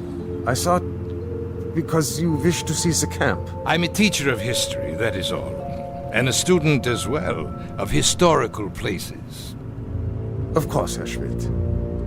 The camp is just ahead. But look, no one has kept it up. Very few people come here. The road, the grounds, the wire fences, the buildings, even the guard towers, the entire compound is rotting, falling apart.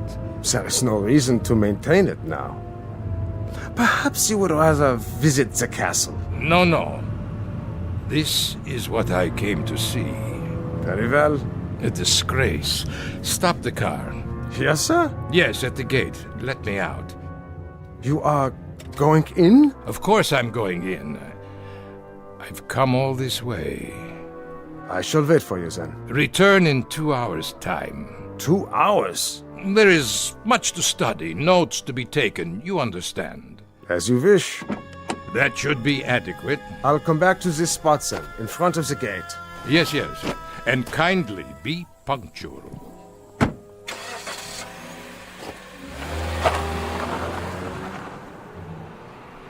Oh, so cold here. No, wait! I've changed my mind! Well, I can always walk back to the hotel if I must. But first, look around.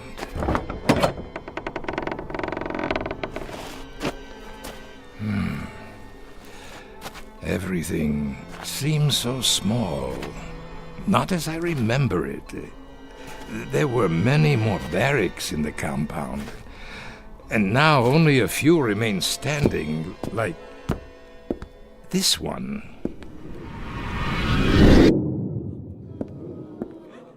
All right, pigs. Up, up, up! Time to greet the morning. On your feet. Another splendid day, a day of glorious service to the fatherland. Please, Captain. More water. A ration of bread? Anything. I beg you. I'm pleased to bring you news. News? What has happened? The war. It is over. Even better. It snowed during the night, but the temperature's only slightly below zero. So, you will assemble in the yard at once. Do not trouble yourself with clothing for the occasion. First, we do some simple exercises to increase our physical strength. Not now. I have no shoes. We will freeze. My hands. My toes. Frostbite. Sir, I cannot stand. Outside, I said. Yes, outside. Nothing in there but an empty room. The yard. And the towers. I remember. Next to the punishment posts. 1, 2, 3. At least they still stand. What's that? A sign. Still hanging. On that building. It says detention. Ah, yes, I remember you. Oh, we had good times in that building. Oh, such good times. Water. Please. Water. Water, pig? You'd like water? Unfortunately, we have no more water. Not for you. Why should you care? It's been only 5 days since you've been fed. Only 5 days, pig. 5 short, inconsequential days. That is nothing. On your feet, filth. Locked. It doesn't matter. Such a long time ago. But it doesn't seem so. And now there is no one to share those memories. Good afternoon. Where? Over here, at the window. But I thought there was no one inside. Who are you? Did I startle you? Well, I did not expect to see anyone here. Why not, Captain? Wait. Why do you call me that? But you are a captain, aren't you? No, I am Professor Schmidt. So, that is your name now. You have me confused with someone else. Is that right? Or is it you who are confused? I tell you... I never forget a face. I am Professor Schmidt. Are you? Your clothes. But about them, you don't approve? Why are you dressed that way, like... Like what? A prisoner. Very good, you do remember. But there are no more prisoners. No? Not now, surely. Welcome back, Captain. Why do you say that? Because I've been waiting. Waiting? For what? I can't forget a face. Especially yours. I tell you, I don't know you. Are you sure? I must go. Where are you going, Captain? That is none of your concern. Back to the town? To the life you have now? Yes, my life. I shouldn't have come. I am leaving now. I'm afraid that is no longer possible. Don't follow me. Get away! How can it be locked? There was no one near it. No one. Wasn't there? What have you done? I haven't touched the latch. Then who? I saw your own hand on it only a moment ago. Nonsense. As you wish, Captain. Why do you persist in calling me that? As I told you, I've been waiting. For what? For you, Captain. We've been waiting a long time. Such a long time. We? There's no one else in these ruins. Isn't there? Wait. You're... Yes. Of course, I remember you. And well you should. How well you should, Captain Lutz. Captain Gunther Lutz of the SS.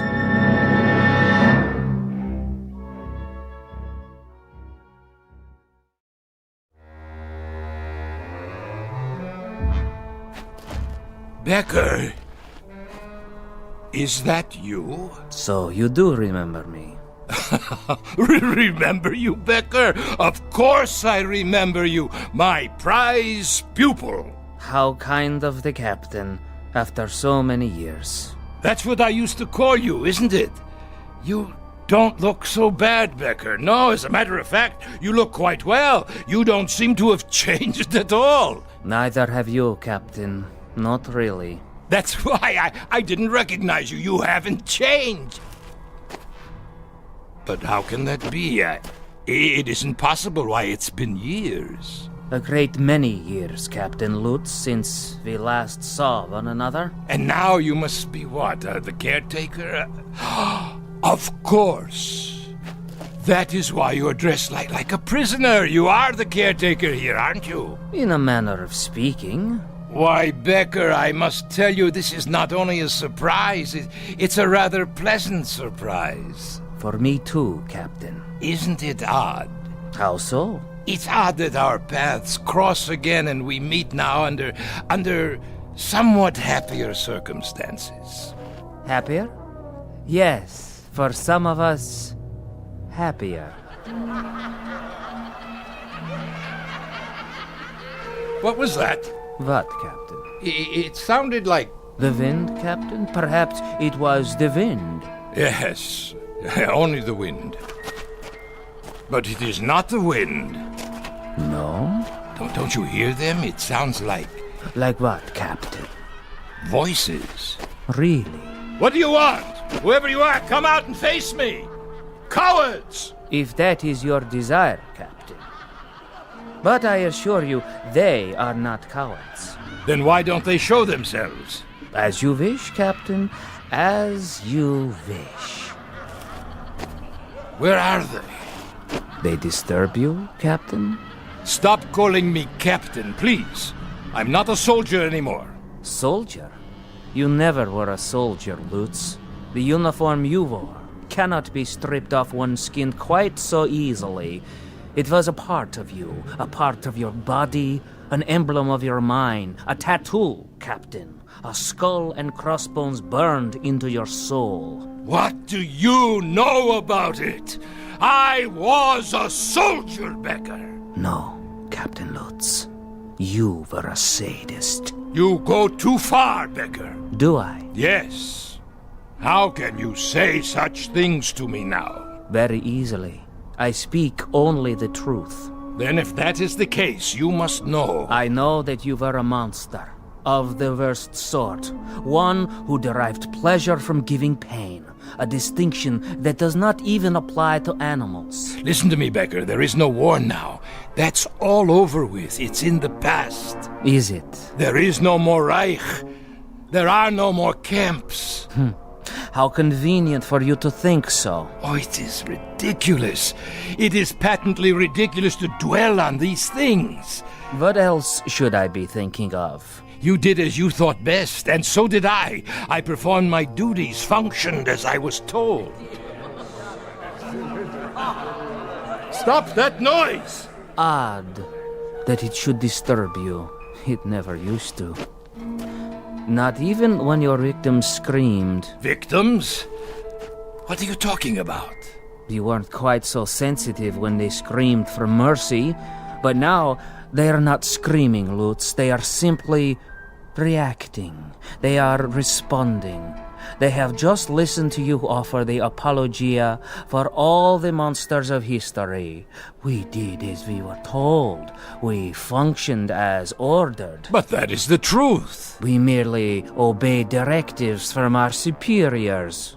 Familiar, is it, Captain? Stop this. It was the theme music at Nuremberg, the new lyrics to the Götterdämmerung, the plaintive litany of the master race as it lay defeated and dying. We were never defeated. We were betrayed by disloyalty from within, infiltrators, spies. Always the fault of others. We did not do, others did. We did it, but others told us to. Or someone else did it, but we never knew it was done. Captain Lutz, 10 million human beings were tortured to death in camps like this. The diseased, the lame. Women, children, tired old men. They could not contribute. You know nothing of history. In time of war, there is a hierarchy. There must be. Only the strongest survive. So you burned them in furnaces. Our facilities were inadequate. But you murdered them nonetheless. Not just the Jews, but the gypsies, the communists, the outsiders. You shoveled them into the earth. You tore up their bodies in sadistic rage. And now you come back and wonder that the misery you've planted has lived after you? That is the real wonder, that you are so naive. There is no point in talking about this any longer.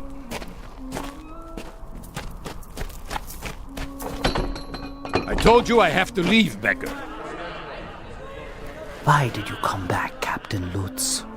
You changed your name. You are quite safe down in South America. What could possibly have brought you back here? One misses his homeland, Becker, the fatherland. One grows nostalgic for the good old days, when one was young and strong. I had hoped that with the passage of time, sanity would return. People would be willing to forget the little mistakes of the past. They would not succumb to these primitive cries for vengeance. Little mistakes. Little mistakes. You ask too much, Captain Lutz. You ask far too much. Why not ask for the world to stop revolving on its axis, or for gravity to cease? Don't ask the impossible. Don't ask forgiveness from those who you've destroyed to a point past forgiveness. Enough! My driver will be returning soon. Yes, time is short, Captain. We have something of great importance to accomplish here today. And what's that? It's time for the trial. Trial? The court is convening in Compound 6. The court, is it? Well, what is this nonsense? Is this a joke? No joke. Your trial, Captain. Trial? For what? You are to be tried for crimes against humanity. By whom? Who will try me? You're insane, Becker. You were insane when I used to string you up and... That's right. When you used to string me up, Captain, suspended over a hot pipe and feed me salt water until my tongue swelled. Burn me with cigarette butts and laugh at me when I screamed for you to please put an end to it. To have mercy and kill me. Your memory is quite good, Captain. Quite good indeed. Shall we go now? The court is waiting. Let me out! Someone, let me out of here! There is no escape. There was not then, and there is not now. Nothing has changed. You think the fences are in disrepair? Look again. They are secure, as they were when you were in charge. It is only fitting, wouldn't you say?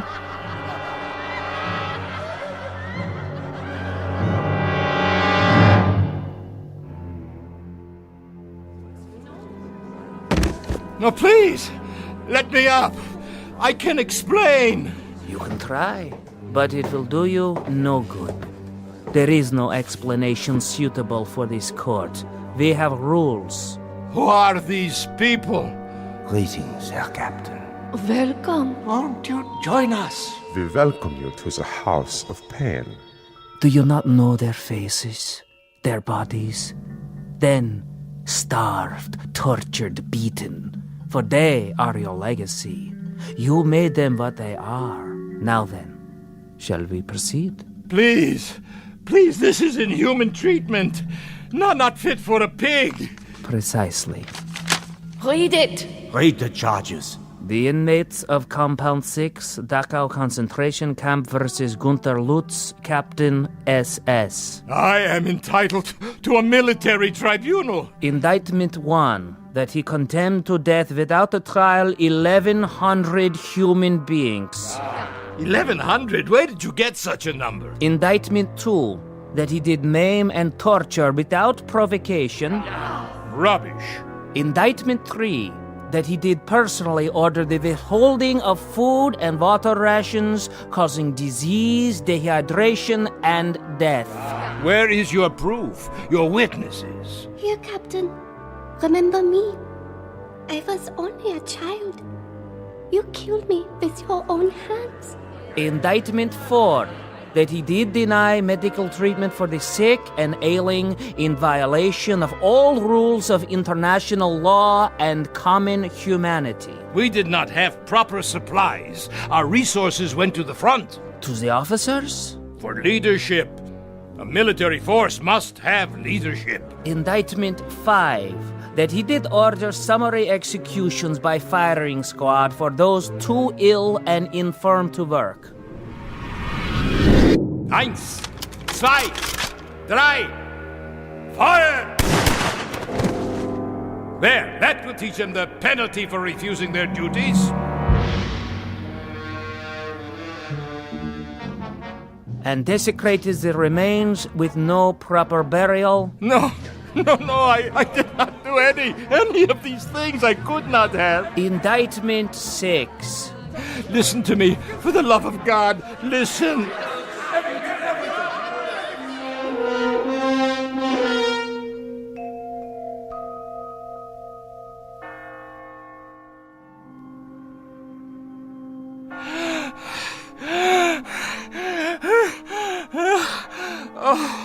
What? I fell asleep, Yes, that's it. I've been dreaming. The courtyard outside. The hanging posts, none of it used for years. Of course not. I'm a foolish old man. Foolish and tired. Yes, you are. Very foolish. Becker, is that you? I must have dozed off. You've been unconscious for a while. I had such a dream. You had no dream, Captain. Of course I did. I dreamt there was a kind of trial, a kangaroo court. There were people in this room. Can you believe it? Yes. Ghostly figures. Not ghosts. Then what? They were here. They're still here. They have never left. It's true? They walk these buildings and the courtyard outside. But how? You did not bury them deep enough. You did not cover them with enough earth, or the bullets were too small a caliber, or the flames were not sufficiently hot. Perhaps there was not enough gas. Becker, you must tell me. Who are you? Really? The caretaker. Did you forget? But the trial... The trial is over. You have been found guilty. It's time to pronounce sentence. No! Would you care for a last cigarette, Herr Lutz?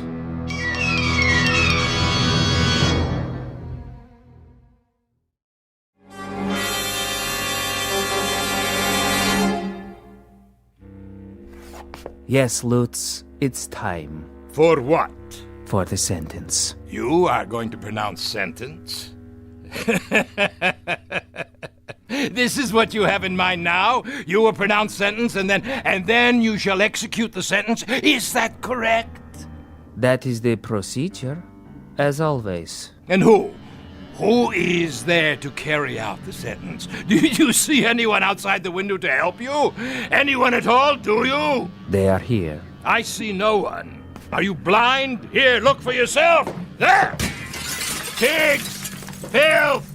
You will assemble in the yard. You will crawl out of your graves to see that justice is done. You will pass sentence on Captain Lutz. Brave victims. Where are you now, eh? Not so brave at all, I should say. They won't answer. Why not? Your authority no longer applies here. But yours does. I am all that is left, and you are no longer a captain. You have been stripped of your authority as of this moment. Oh, I see. Do you? Then where is the judge? Where is the jury? The executioner? You are still obsessed with procedure. Shall I tell you where they are, Becker? They're in your mind. You have hatched them out of your hatred. You have planned your vengeance out of the crazy quilt of a warped imagination sewed together with little thin threads of wishful thinking. Why didn't I kill you when I had the chance? Why didn't I? But wait. Yes? I did, Becker, I did kill you. Ah. Your memory is no longer so conveniently selective. Yes. I killed you the night.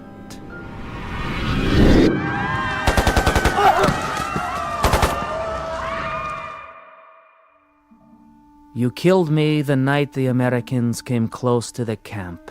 You tried to burn it down. Of course I did. I had no choice. They would have commandeered our supplies, our weapons. And what of the prisoners? You've said that they were of no value. They were of no value. They were a burden. And yet you tried to kill everyone who was left. And in my case, you succeeded. So, it was a waste of time, wasn't it? A waste of your precious time with absolutely no practical value. And it would certainly be a waste of what little time you have left now to try to murder me again. But I will. I'll finish it. I still can. Where? Where? You have been tried and found guilty of crimes against humanity. What crimes? It is the unanimous judgment of this court that from this day forward... Where are you? Show yourself! And for the rest of your natural life, you shall be rendered insane. What is this gibberish? This nonsense, this idiocy. Where have you gone now?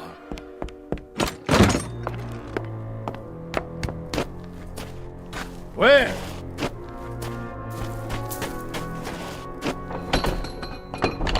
At this gate, this locked gate, you shut down hundreds of people with machine guns. Do you feel it now?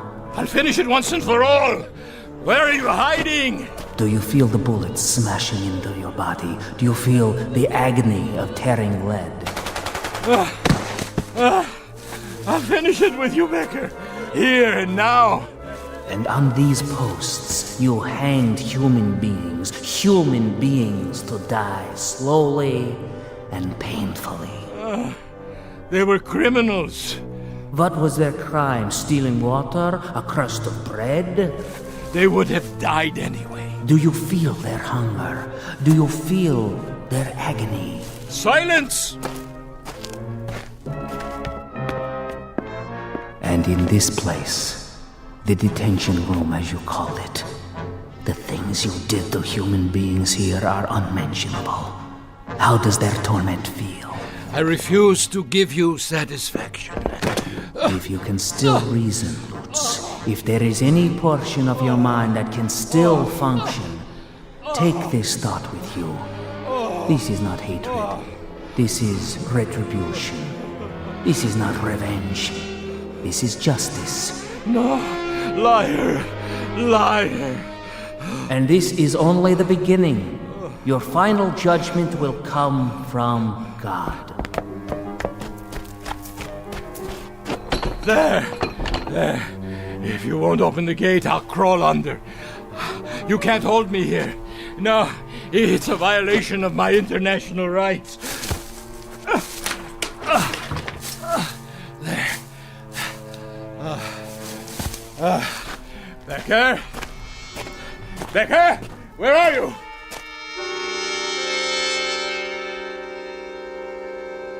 Becker? Where are you? Becker? I'll finish it, you swine! Ah! That man. What is he? He's crazy! Look out! Herr Schmidt, I didn't see you. Call for a doctor, quickly! Get away! Get away! Ah! Ah! Ah!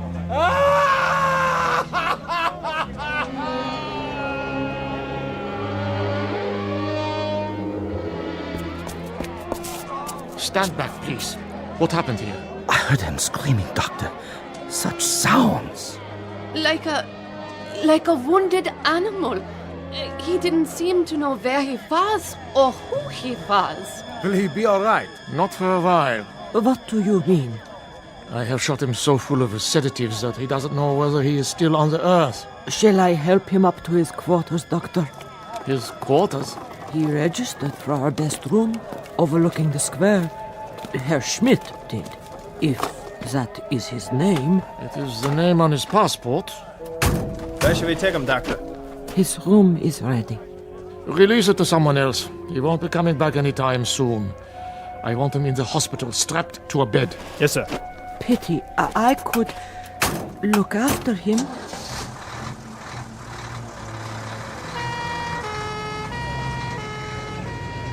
What happened to him, do you suppose? That's what I'd like to know. I give you my word, it wasn't my fault. Yeah, I'm sure it wasn't. I drove him up the hill myself, not an hour ago. The hill? Yes, the old road. To the ruins of the camp. Oh, curious. He said he wanted to study it. He was all right then. Are you quite sure? He must have walked or run all the way back here to the square. But his screams. His screams. Were there any marks on him? None. Then what must he have seen? I have no idea. All I know is that he is in very real pain. More than pain. Agony. As if he has been tortured. But my taxi didn't strike him. Yeah, I believe you. He fell right here, as you saw, clutching himself, as though he had been beaten or shot. He seemed insane, a raving maniac. Sometimes we cannot judge by appearances alone. What could happen to a man in 2 hours to change him so? Someone must tell me. I wish I knew. He said he was on holiday. Poor old fellow. Come here to reap the rewards of a life's work. I wonder what that life's work was to bring him to such a place as Dachau. There may be an answer to that question. Yes? But I'm sure I couldn't say. Ah, well. Tell the ambulance I will meet them at the hospital. Yes, Doctor. Thank you for coming so quickly. Yes, thank you. Not at all. That is my job. To heal. Only I don't know if I can help this man. But you will try, because that is your duty. Yes, I will try to understand. Someone will have to make a proper diagnosis. I'm afraid his affliction may lie beyond my understanding. Goodbye, then, Doctor. Auf Wiedersehen. Dachau. Why does it still stand? Why do we keep it standing? Some things I will never comprehend.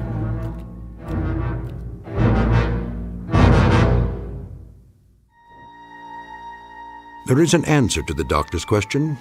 All the Dachaus must remain standing. The Dachaus, the Belsens, the Buchenwalds, the Auschwitzes, all of them. They must remain standing because they are a monument to a moment in time when some men decided to turn the earth into a graveyard. Into it they shoveled all of their reason, their logic, their knowledge, but worst of all, their conscience. And the moment we forget this, the moment we cease to be haunted by its remembrance, then we become the gravediggers. Something to dwell on and to remember, not only in the Twilight Zone, but wherever men walk the earth.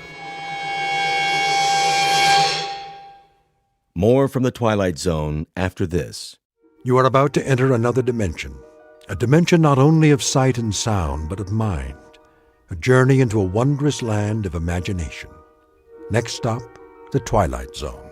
Hi, this is Stacy Keach. I'd like to take a moment to tell you about our Twilight Zone website at twilightzoneradio.com. At twilightzoneradio.com, you'll find the latest information on these Twilight Zone radio dramas, including behind-the-scenes photographs, plus the newest product releases, trivia contests, ways to contact us, other Twilight Zone-related info and merchandise, plus links to other fascinating websites. So make your next stop twilightzoneradio.com. Visit twilightzoneradio.com to purchase these Twilight Zone radio dramas on cassette and CD, or call toll-free 1-866-989-ZONE. That's 1-866-989-9663.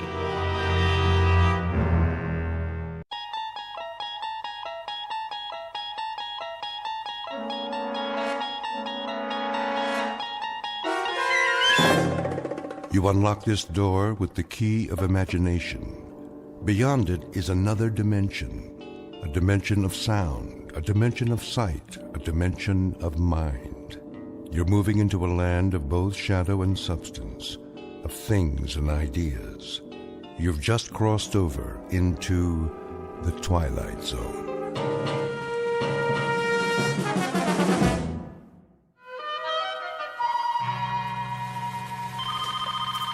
Education Toy Company. O'Brien? Yes, Mr. Judson. Where's my robot?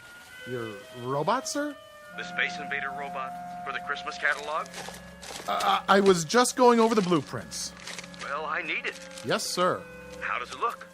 The blueprints or the prototype? Both. All finished, are they? Oh, yes, definitely. It walks, it talks, it shoots death rays just like Mr. Ford said it would. Then bring them to my office by the end of the day. We need to start production. No problem, sir.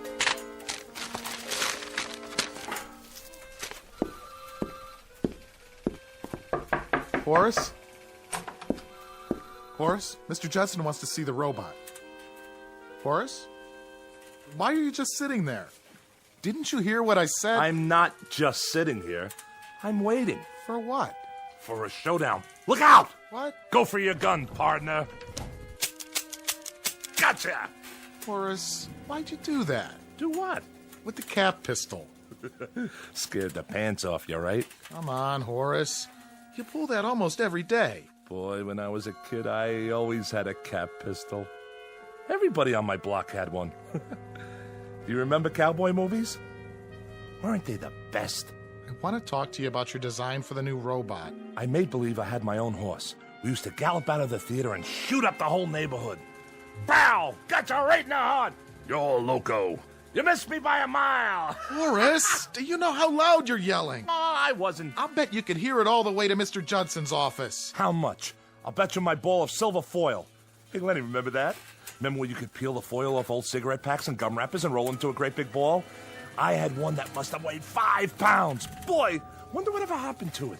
I've been in the office next to yours for 12 years. I know all about how you used to collect tinfoil. How will you listen to me for a second? You must have had a miserable time when you were a kid. I did. I couldn't wait to grow up. What do you want, Leonard? There's something wrong with the plans. There is not. I designed this toy. There's nothing wrong with it. See? If you'll listen... The kids will go crazy about it. Do you know what it does? I know what it does. Look, Horace, I'm trying to help you. I mean a toy where the eyes flash and it walks over anything. It's a good toy. It is a good toy, but it can't be turned out at the price point Mr. Judson wants. Look here. What? When he sees the plans, he's going to blow his stack. It's got too many parts. You think so? I know so. Well, I don't. Horace, all you have to do is work it over. How's Betty? What? Betty. Your wife. Remember her? What has Betty got to do with it? We're talking about your work. Is that all you ever think about? Horace. Thanks. I'll look it over. Horace. All right. You do that. By this afternoon, okay? Sure, Lenny, sure. A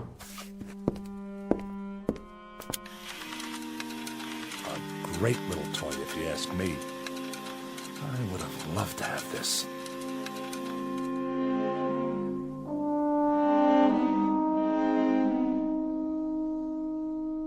Meet Horace Maxwell Ford, age 38 but already growing a bit paunchy. He's a man whose clothes never quite seem to fit and whose shirt is forever coming untucked from his trousers. His socks are usually down around his ankles, his horn-rimmed glasses are always about to fall off his face, and he can't keep his hair combed at all. A mild man, an apologetic man, except when talking about his favorite subject, his beloved childhood memories. He's the type who quite naturally becomes the butt of endless jokes, at least when the jokers don't feel instinctively sorry for him. But were they wise enough, they would notice that there is a tragic quality about him as well. In just a moment, Horace Ford will come to understand what's tragic is not the fact that he's an inadequate man, but really an inadequate grown-up boy, a life-changing discovery, and one that could happen only in the Twilight Zone. And now the Twilight Zone and our story, The Incredible World of Horace Ford, starring Mike Starr, with Stacy Keach as your narrator. Leonard? Laura, come in. What's the matter? Here. I don't want Horace to see this. It's his birthday present.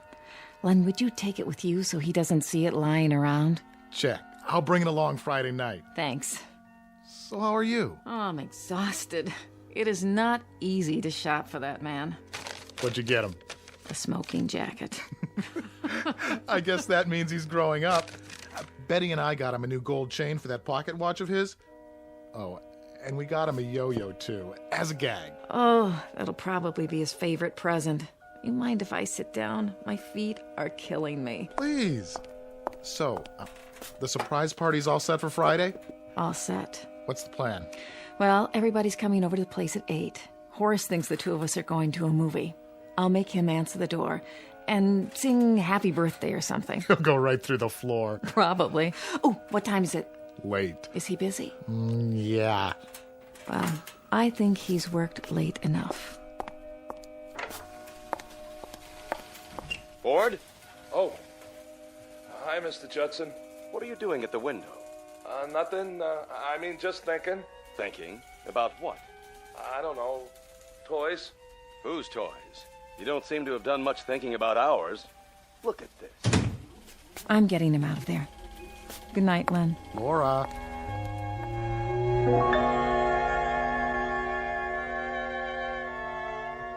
Well, look at it. I know what it is. The blueprint for the robot. What happened? If we put this into production the way it is, do you know how much money we'll lose? But it's a good toy. That has nothing to do with it. See here, Ford, you've been with us a long time. You must know that we're in business to make a profit. This design just isn't cost-effective. I want it simplified. What do you want to simplify? For one thing, the eyes don't have to flash on and off. Sure they do. You want to ruin it? The flashing eyes? That's the beauty part.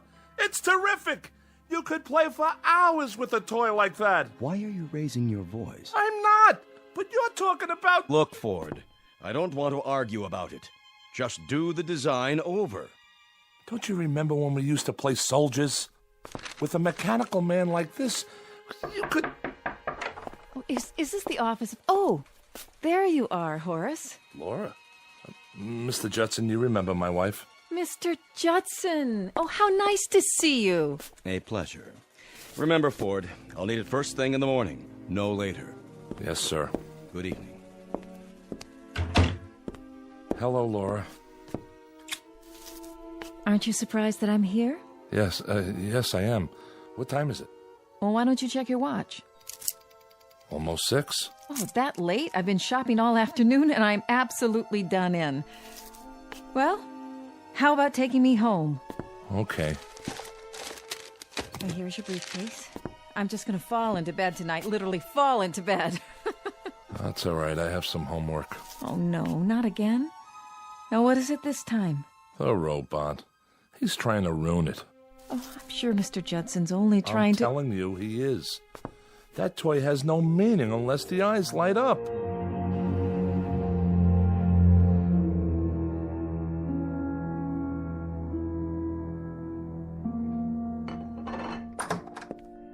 Hello, children.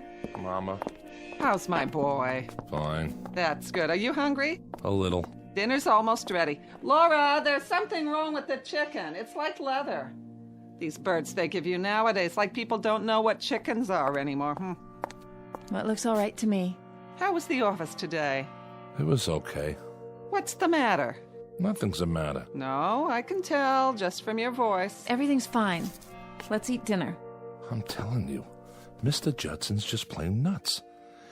He reminds me of Corey. Hey, Mom. Remember Mr. Corey? I had him in 5B. What a character. You take the least common denominator class and you multiply. You know what we used to call him? Guess. I wouldn't even tell you. Boy, I'll never forget the time he caught me with one of those jawbreakers in my mouth. You know, the kind that change colors while you suck them? Horace. So he made me stand up, and every minute he'd point that pointer at me and say, Mr. Ford, what color is it? And I'd have to take it out of my mouth and tell him. I swear, I thought Hermie Brandt would bust a gut trying not to laugh. Horace. Hermie Brandt. The greatest stickball player in the whole world. One time during a fire drill. Let's have dinner. What great times. I was 10. Horace, why don't you stop it? Nobody cares about when you were 10 anymore. I care. You're almost 38. So? So you don't act 38 sometimes. So what? So that's what I mean. So what? What kind of answer is so what? Laura.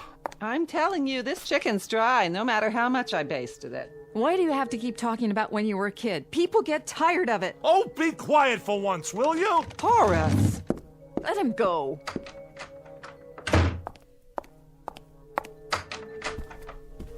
Horace? Horace, the chicken'll get cold. Oh, come on. Don't lie there on your bed. Eat a little. Laura didn't mean it. I'll cut you a leg and a second joint. Your favorites. You remember Hermie Brandt? No. How come you never remember anything about Randolph Street? Oh, it was a terrible place. We're in a good neighborhood now, in a nice apartment. Why do you have to always... What was terrible? Listen, I had the best times there. Like, remember when Pop used to give me an Indian rope burn? I mean, he didn't, but he pretended like he was going to. When you were a kid. Why don't you have kids of your own? Talk about them. Randolph Street. You know what I'm gonna do? I'm gonna go back there. Right now.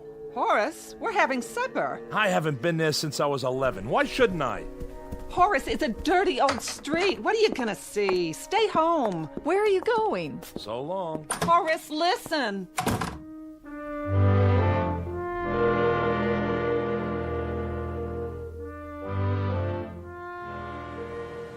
Will you look at all this? Frank on a roll, 3 cents. No thanks. Oh, excuse me, young folks. Bread and butter. Hey, watch where you going, huh?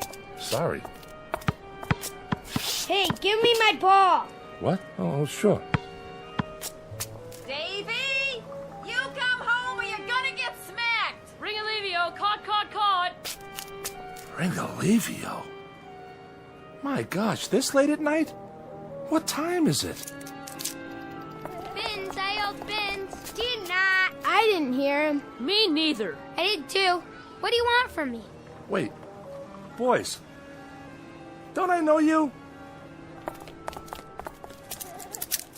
Hurry up, Hermie. Hey, Hermie Brandt, come on. All right already, I'm coming. Hermie? Did he say Hermie?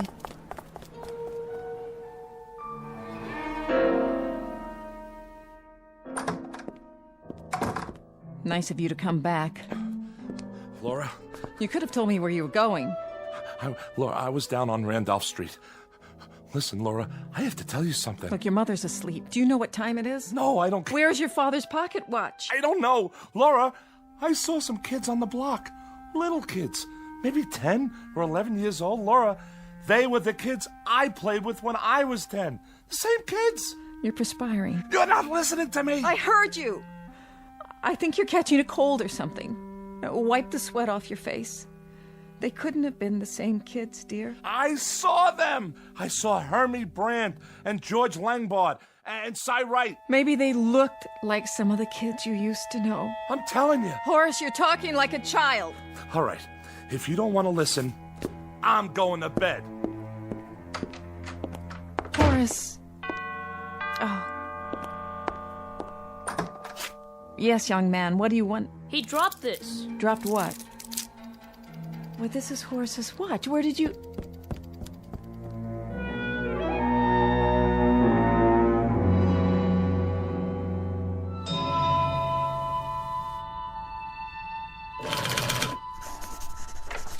Mail, Mr. Ford.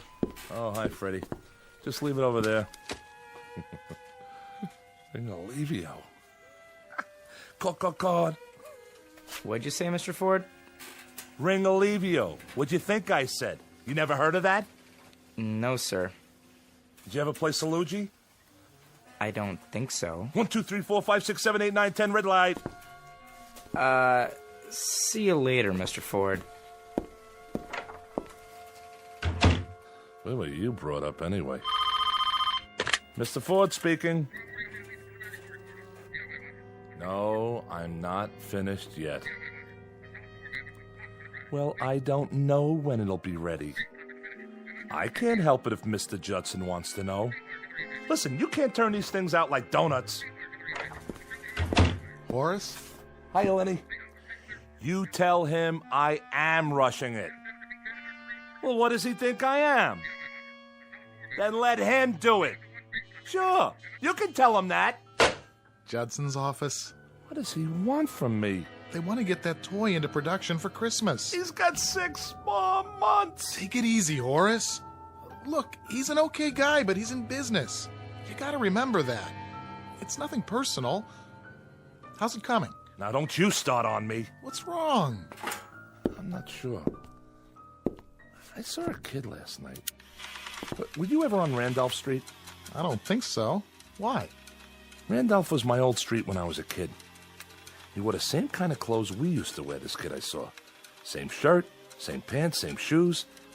Kids don't dress that way anymore.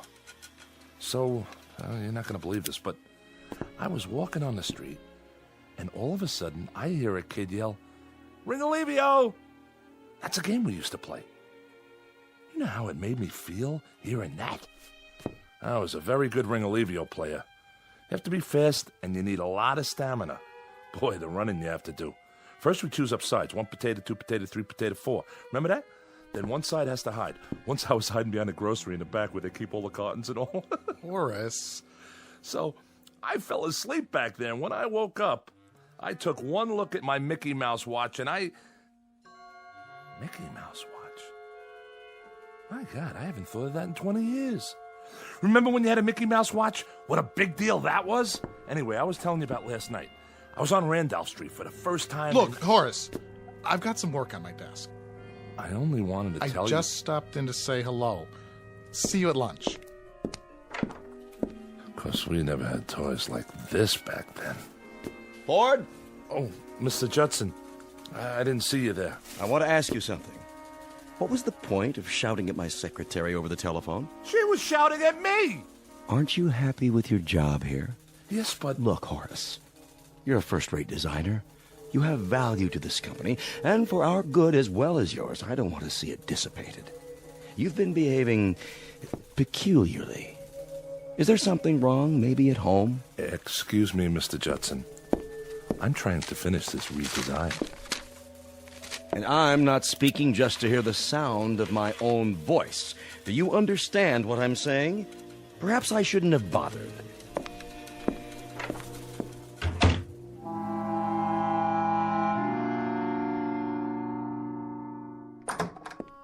Hello? Sorry I'm late. Subway was tied up for about 20 minutes. Somebody jumped? Nobody jumped. Why do you always think that? Well, it happens if you read the papers. Something broke down. You can't kiss your mother hello anymore? Hi, Mama. I'll see how the dinner's coming. Tired? Yeah.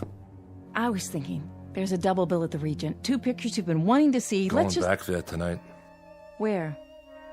Randolph Street. What for? I want to see those kids again. But why? Because I want to. It's important. Important? Veal cutlets and succotash. It's canned, but you can hardly tell it from fresh. Let's sit down. Help yourself to the meat, Horace. If it's overcooked a little, blame it on the subway. Are you sure nobody jumped? Please, he said no. What's so great about disasters? What? I remember when we lived on the block. Every time there was an accident or something, you were always right there. Horace. Well, it's true. What about the time Harvey Bender got his arm caught in a fire hydrant? Harvey Bender? Who's Harvey Bender? If that wasn't the dopiest thing. What's he talking about? The hottest day of the summer, he picks to clog up the hydrant. We all figured they were going to have to bust it open to get his arm out. What do you mean you don't remember Harvey? We were playing marbles, on the manhole cover. I remember it like it was this morning. I got this big fat Puri, and I'm belting them out, cleaning up, when all of a sudden this nut says, "Let's turn on the hydrant." I swear, he was the gooniest kid. His favorite thing was Shakespeare, sock in the ear. Horace, stop it! Why should I? Just stop! Please. But he was one of the kids last night. Who was one of the kids? Harvey Bender. What? I saw him last night. Don't you know that's impossible? I know what I see. He was 10 years old when you were 10 years old. He's as old as you are now. I'm telling you, I saw him. And George Langbart and Cy Wright. They're still kids. He's got a fever, I can tell. I have not got a fever. Mother, be quiet. Horace, sit down. Feel his head. Leave me alone. Listen, darling. I don't know what's happening at your office, but I can see the way you come home. You're tired. Overwork, and sometimes I would like you to see a doctor. What for? Just to let him check you. You think I'm imagining it? No, I don't. Yes, you do. Listen to me, Horace. Horace, where are you going? To see my friends. Horace, please.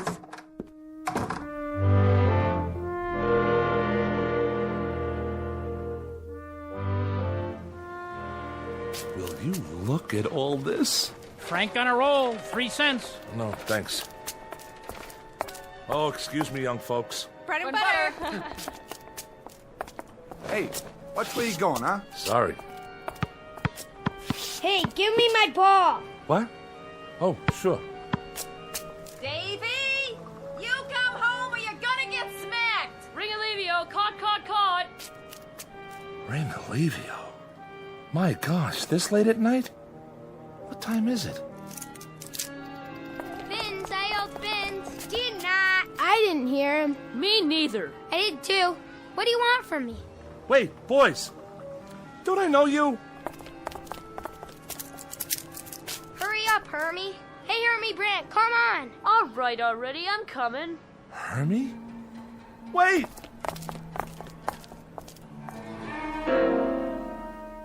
Hey, let's swipe some apples from the fruit stand. Hey, Nitsy. We each grab one. Next to Larry. Next to Larry.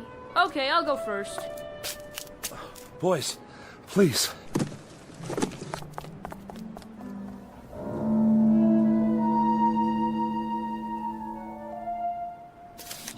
Some apples, huh? Sour. Hey, what do you think about the big birthday party? He didn't even invite us. Can you believe it? Who are you talking about? Yeah, and I'm supposed to be his best friend. That stinks. We had to myrtleize him, right, Hermie? Boy, and how? Listen to me. I can explain. Come on. Let's get him. No. No!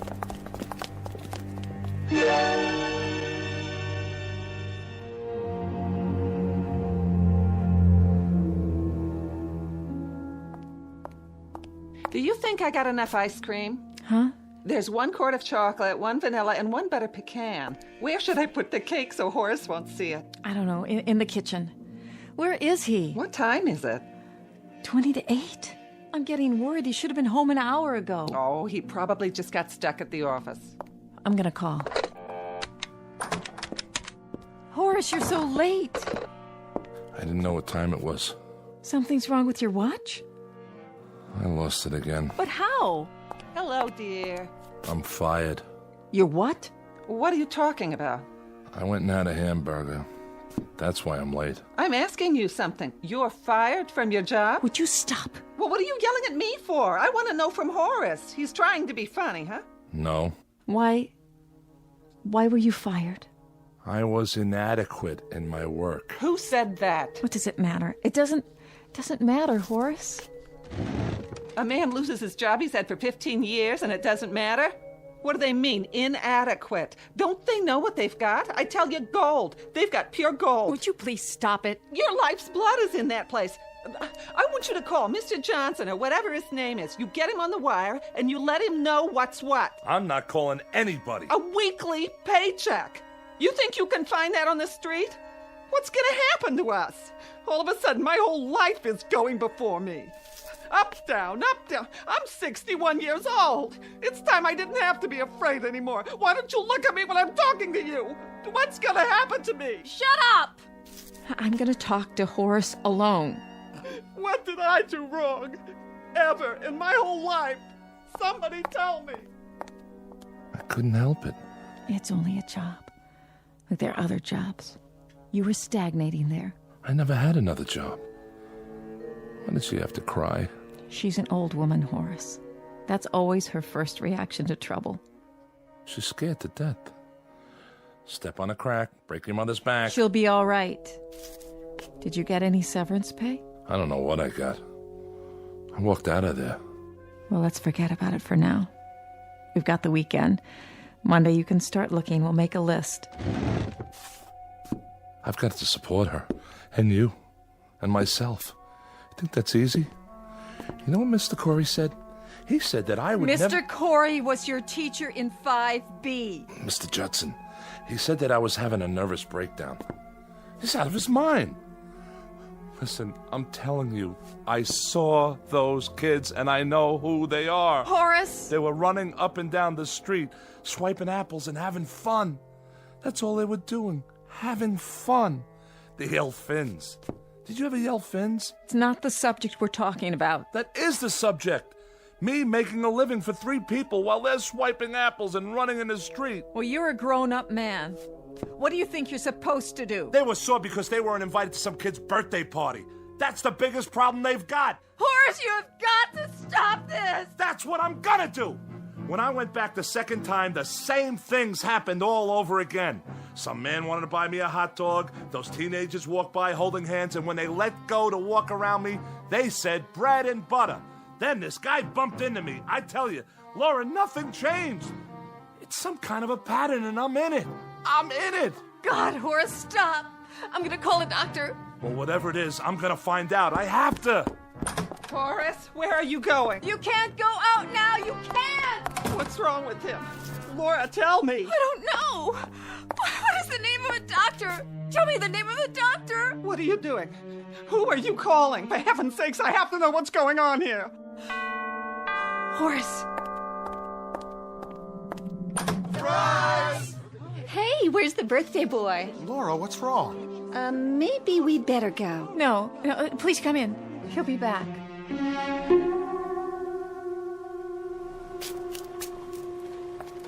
Frank on a roll, 3 cents. No thanks. Oh, excuse me, young folks. Bread and butter. Hey, which way you going, huh? Sorry. Hey, give me my ball. What? Oh, sure. Davy! You come home or you're gonna get smacked! Ringalivio, caught. Ringalivio? My gosh, what time is it? Where's my watch? Fins, I yelled fins. Did not. I didn't hear him. Me neither. I did too. What do you want from me? Wait, boys. Hurry up, Hermie. Hey, Hermie Brant, come on. All right already, I'm coming. Hermie? Wait! Hey, let's swipe some apples from the fruit stand. Hey, Nitsy. We each grab one. Next to Larry. Next to Larry. Okay, I'll go first.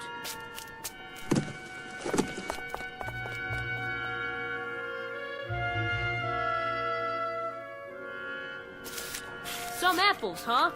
Sour. Hey, what do you think about the big birthday party? He didn't even invite us. Can you believe it? Who are you talking about? Yeah, and I'm supposed to be his best friend. That stinks. We had to myrtleize him, right, Hermie? Boy, and how? Listen to me. I can explain. Come on. Let's get him. No. No!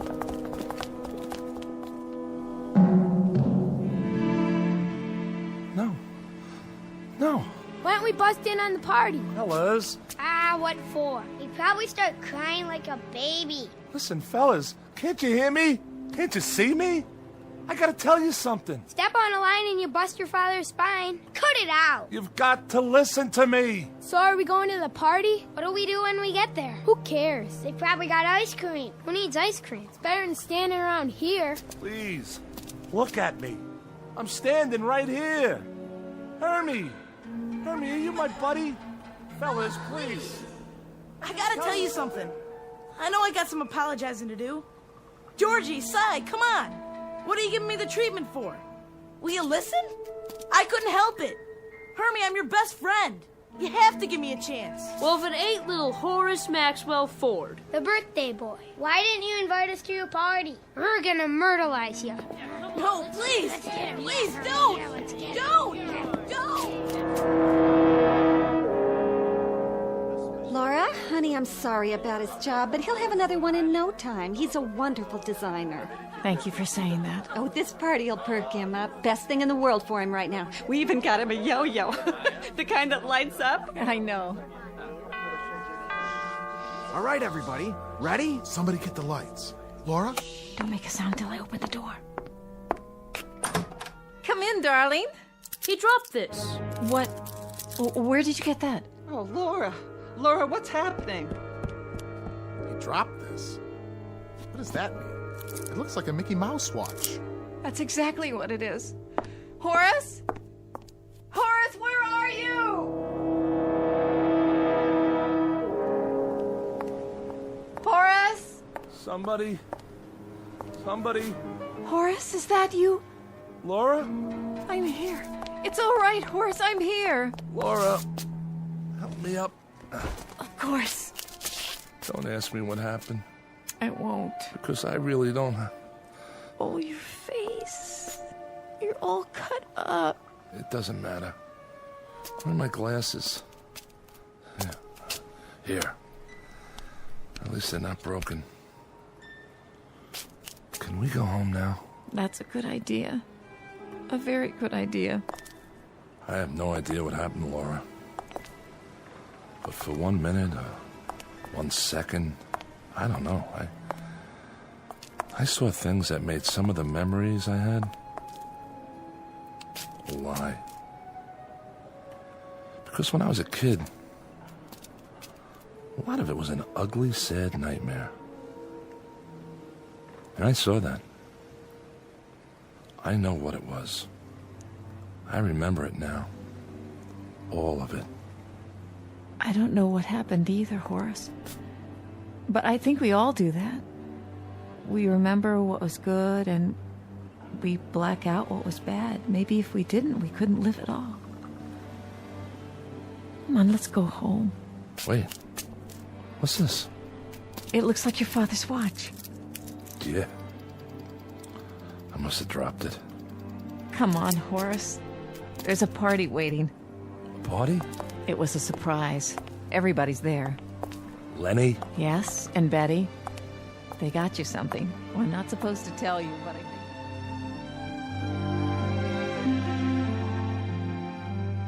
Mr. Horace Maxwell Ford, age 38, a bit disheveled but soon to be whole again, with his shirt tail tucked in, his socks up, his glasses straight, and his hair combed, at least most of the time. A mild man, except when talking about his favorite subject, his beloved toys. The ones he builds because he never had them as a child. Don't feel sorry for him. He's just begun to understand that he's really a very adequate man. All grown up and not the awkward boy he used to be. A life-changing discovery, and one that could happen only in the Twilight Zone.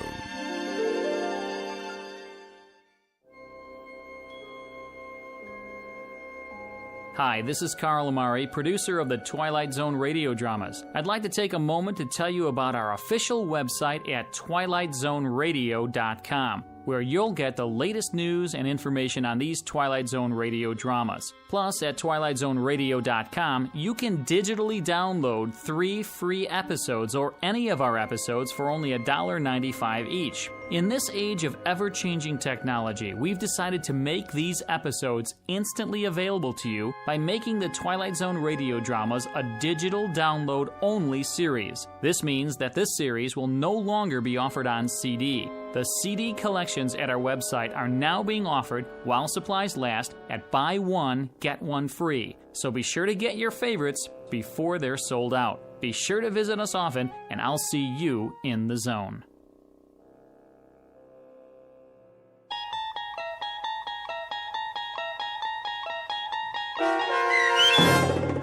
The Incredible World of Horace Ford, starring Mike Starr with Stacy Keach as your narrator, was adapted for radio by Dennis Etchison and based on a script by Reginald Rose.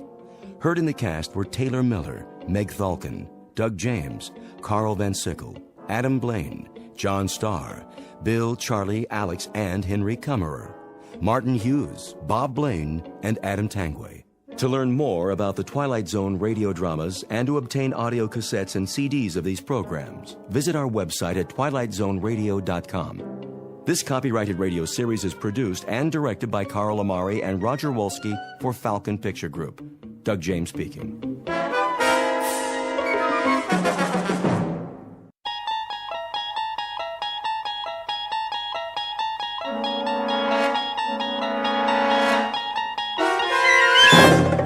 You unlock this door with the key of imagination.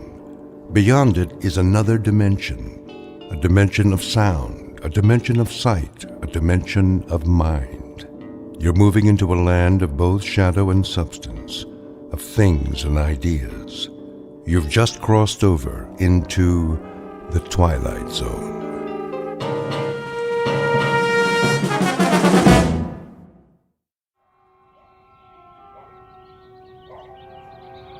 Letitia?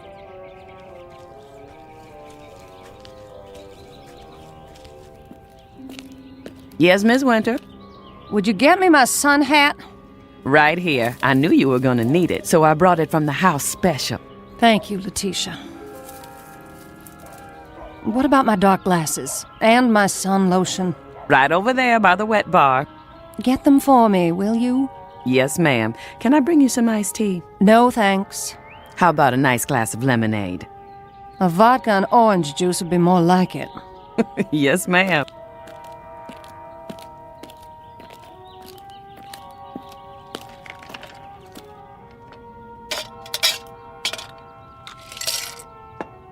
Where are the children? Still in their rooms? Well, now they were. Just changing into their swimsuits after school. They should be down in a minute. That's nice. Is my book over there? Sure is, right where you left it this morning. Bring it to me. Coming right up.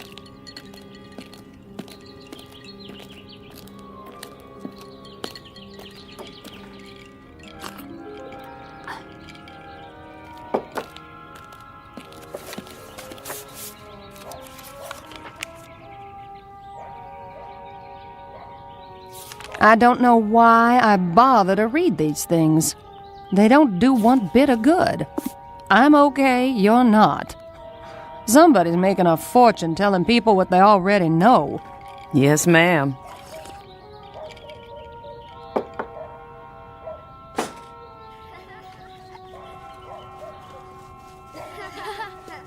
No running now.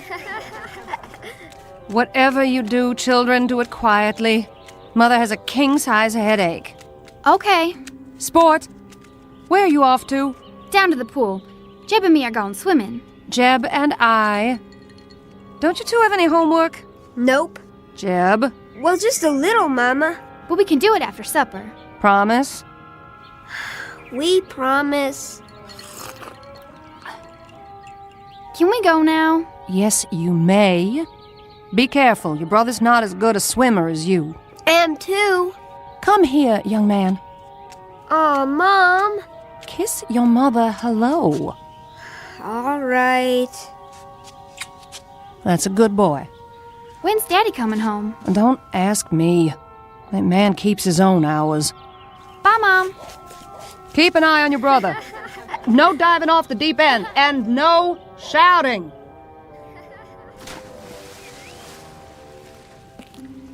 Will there be anything else, Miss Winter? Just one. Yes? Make me another drink. Yes, ma'am.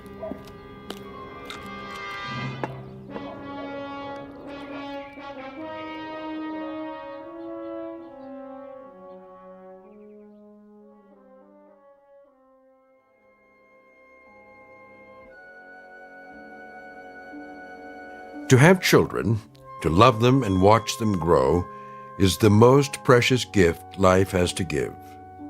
But to have children and not love them is a sad mistake, one that's not easily remedied. Because when left to their own devices, children may have no choice but to seek a world of their own. Meet Sport, barely 11, and Jeb, her younger brother. They don't know it yet, but they are about to be cast adrift in a mysterious place called the Twilight Zone.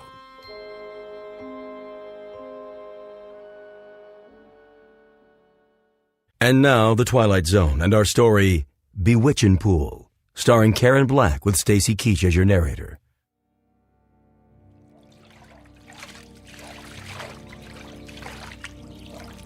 Jeb, what are you doing?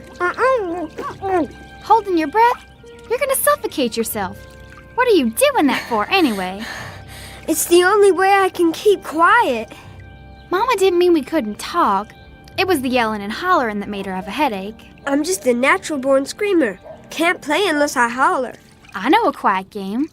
Yeah? How do you play? Well, look down there, in the water. That's not a game. Jeb, come on. Okay, I'm looking. Now what? What do you see? A swimming pool. What do you think? Do I have to explain everything to you? It's a pretend game. Well, what do you see? A river. You and me floating on a raft, just like Tom Sawyer. No! Now we're coming to an island. What's on the island? It's all full of caves and rattlesnakes and pirates. And witches? Well, I guess you can have one witch. Just one. A fat one! Who ever heard of a fat witch? I don't like skinny ones. They're scary. They don't make fat ones.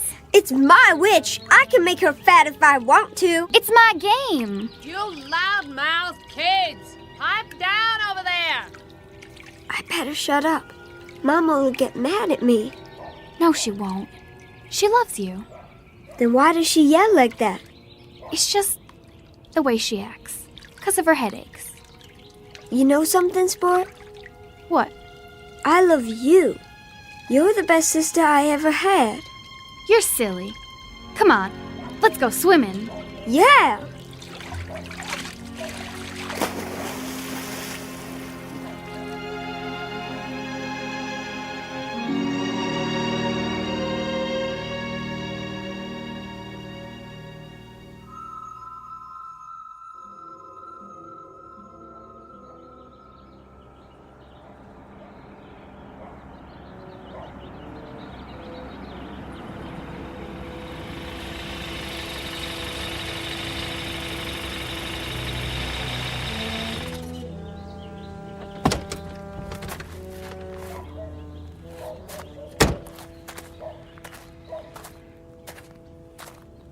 You're home early. What? I said, you're home early, darling. Where are the kids? In the pool. Who's watching them? Nobody. Is that right? Sport's an excellent swimmer. They don't go in the deep end. What were you doing in town today? Oh, now I'm being followed. I saw your car in the parking lot next to the TV station. I had an interview. Anything wrong with that? An interview? For what? I'm tired of my talent going to waste. Your talent? Show me one high-fashion model who can hold a candle to me. Is that what you are this week? A high-fashion model? Seems to me last week you were an artist. If they call me, I'm taking the job. You'll see.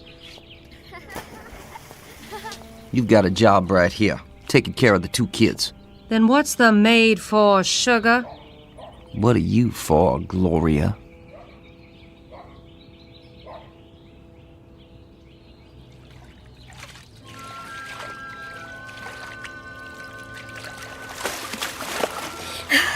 I can see it.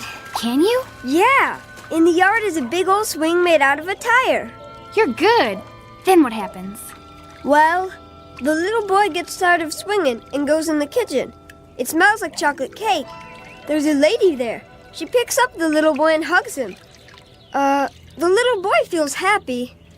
The lady gives him a piece of cake and... You might as well know here and now I'm fed up with the whole mess.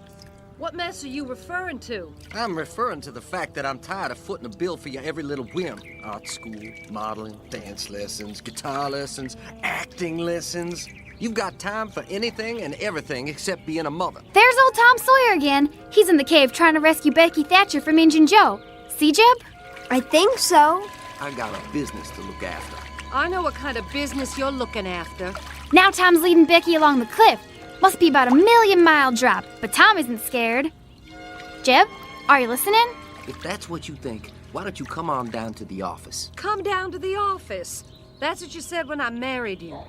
Well, I came down to that stinking factory of yours, and all I could see was pretty little secretaries flirting with everyone in sight.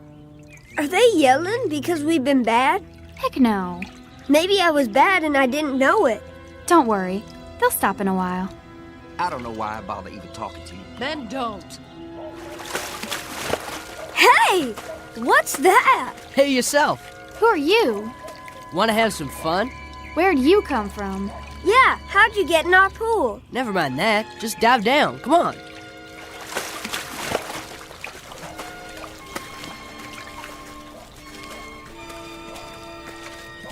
What is going on over here? Nothing. I can't even have a conversation without you brats yelling. We were just talking to this boy. What boy? In the water.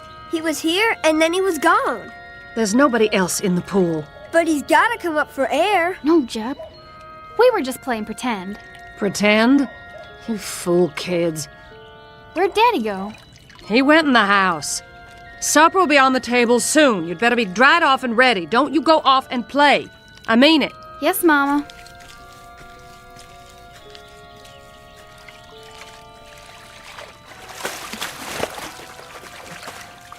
What's the matter with you guys? You coming or not?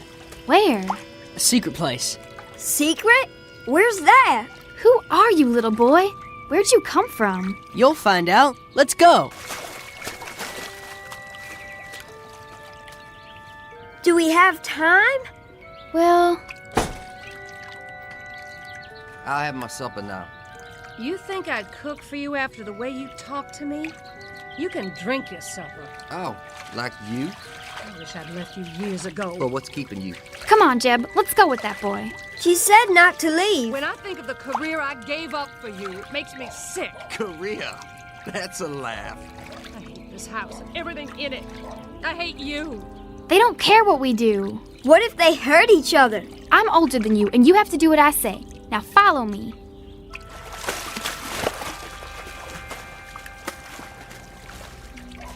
Well, here goes.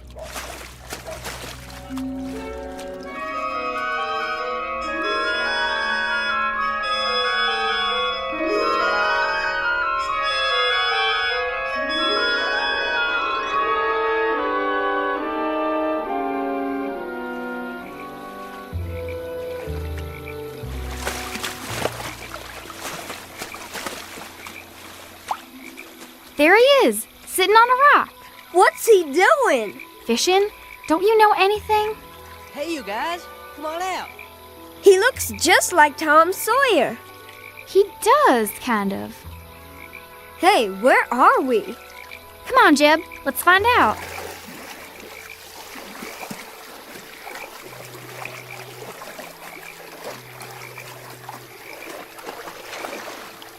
Grab my hand.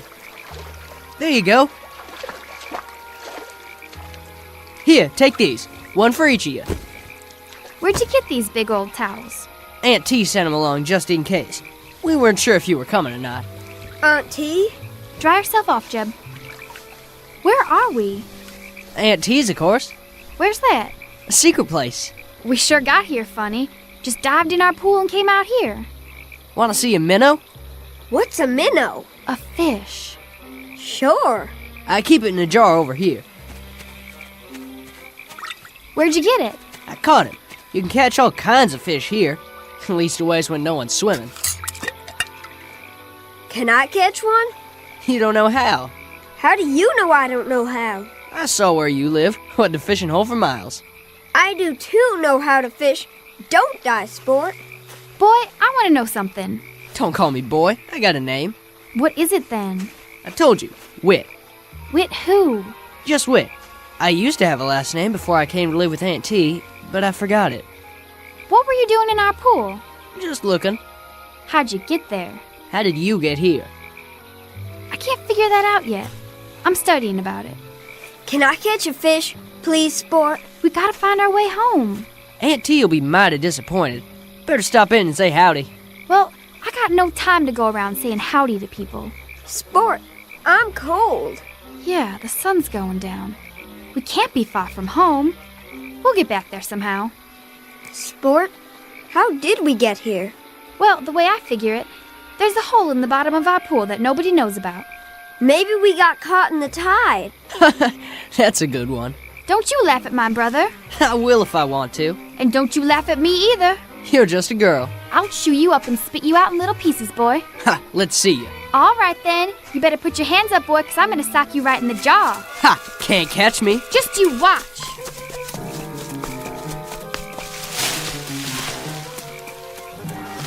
Sport, look. I'm looking. Where did all these kids come from? I don't know, Jeb, but I think this must be Aunt T's place.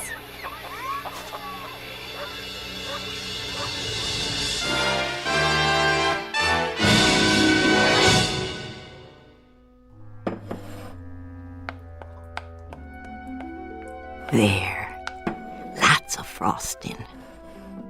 And a fine cake, if I do say so. Aunt T! Aunt T! Why, whatever's the matter with it? She's gonna beat me up, Aunt T. I sure am, boy. She'll do it, too. Will you really, child? I aim to. Yes, ma'am. Very well. But I'll have to ask you to fight outside and not in my kitchen.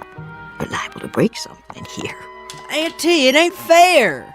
It is if it's a fair fight. Here now, you both take these boxing gloves. I'll keep some put away just in case. And remember, don't hit a man when he's down. No hitting below the belt. You know the rules? I do, but maybe she doesn't. My sister knows everything. Is that right, little man? What's your name? Jeb. Well, Jeb, I'll tell you what. While they're settling their grievances, you can finish icing the cake. Would you like that? Can I? And then, if those two have any teeth left in their heads, they can help us eat it. Go on outside now. Jeb and I have work to do. Is this real chocolate? Why, it sure is.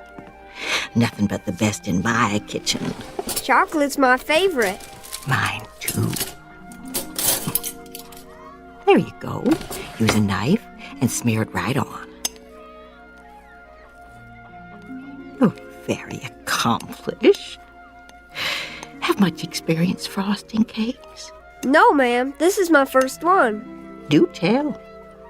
I'd never have guessed. Why, what are you two doing back here? Back already?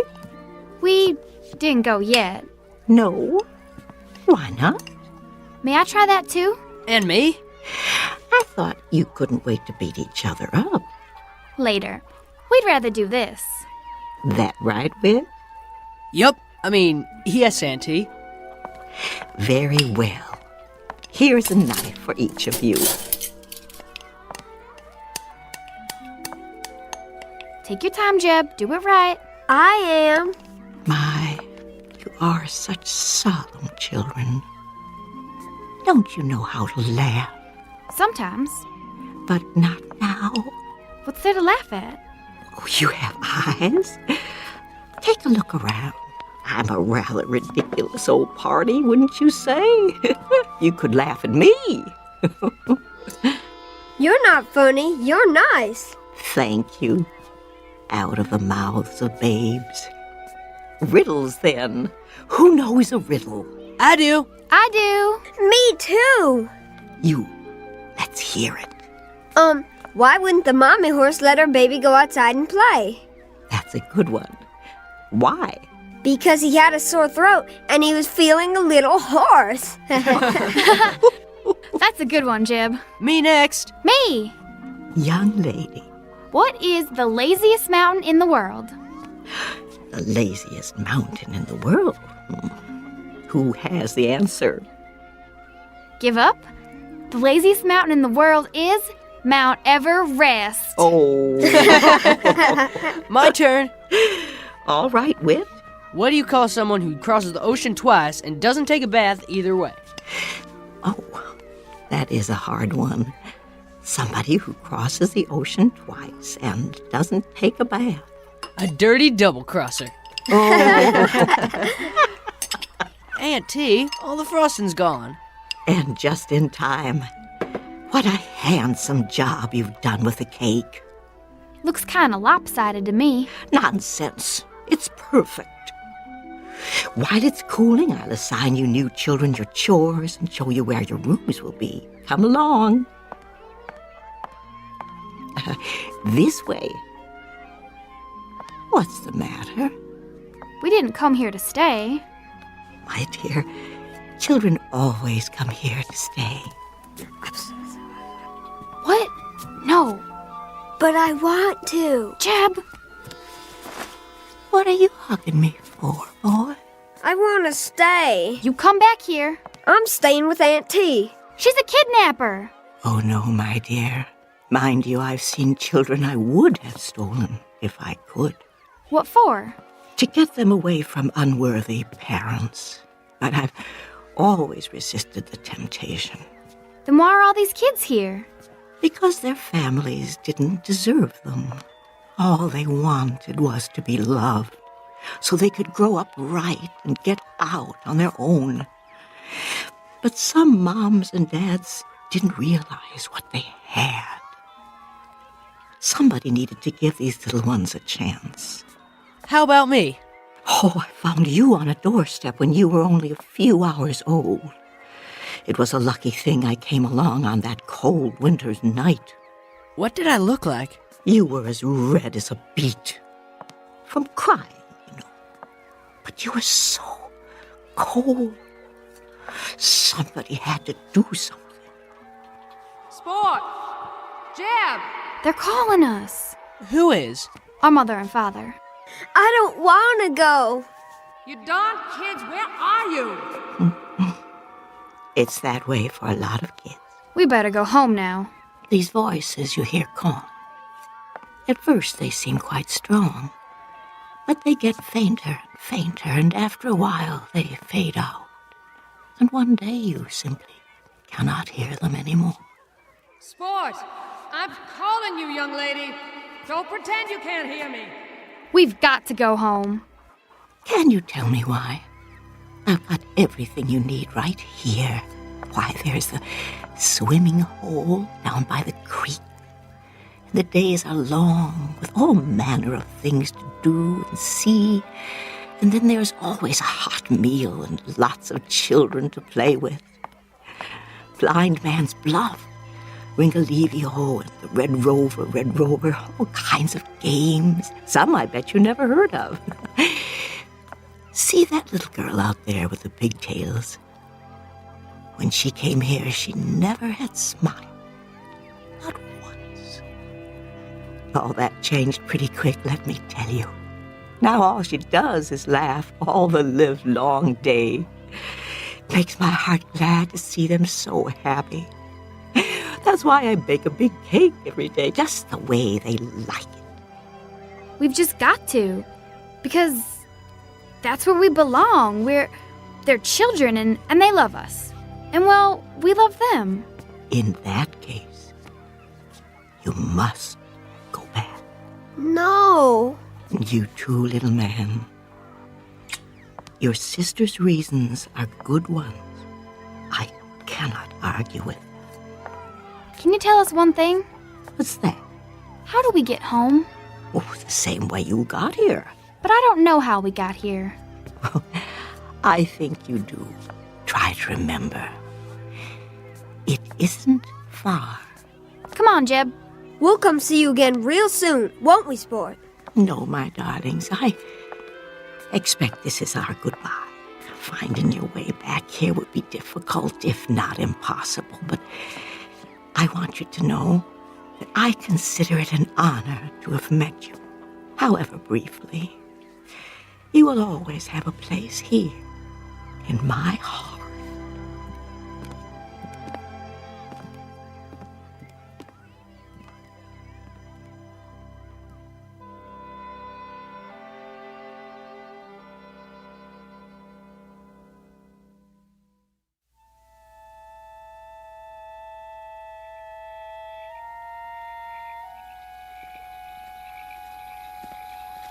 Here's where he came out of the water. It's a good place to dive. Just stand out there on that rock, take a deep breath, and jump. You'll see. It's easy. Stand next to me, Jeb. Do we have to? I'm your big sister. You have to do what I say. Bye, Wit. Bye, little Jeb. You mind your sister now. Wit? Yeah? I just wanted to tell you, I wasn't really gonna beat you up. I was just talking. Me too. Well, bye now.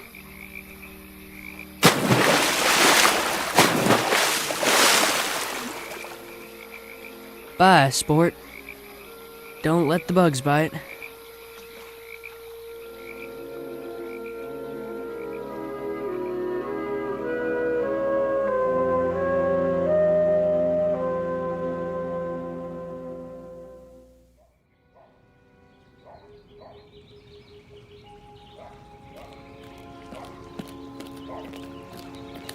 Have you found them? Not a sign. I told them not to leave the yard. I told them. Well, that's just it. They have no respect for you. You aren't firm enough with them. What about you? You're never here. Try putting up with their whining and screaming 24 hours a day. Gloria, look! Mama? Sport, where's your brother? Here!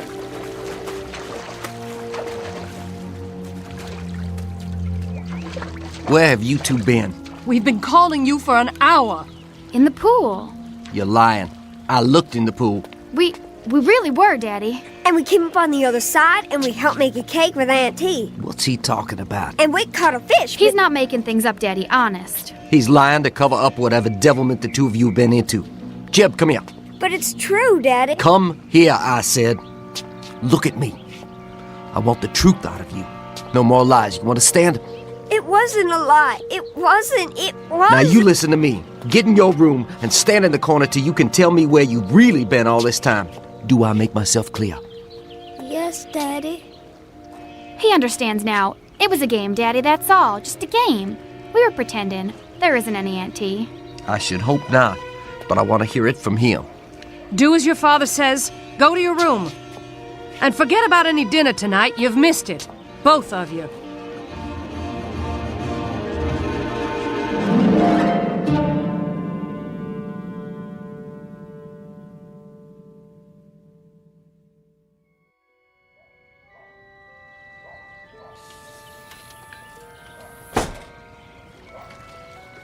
Sport?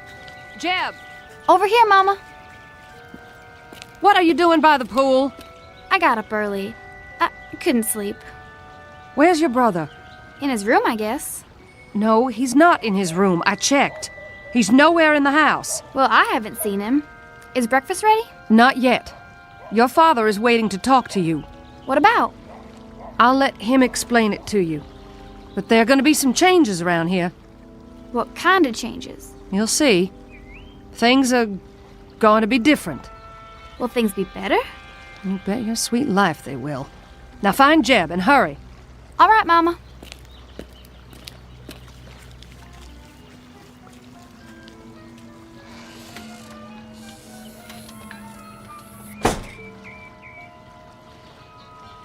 Here goes.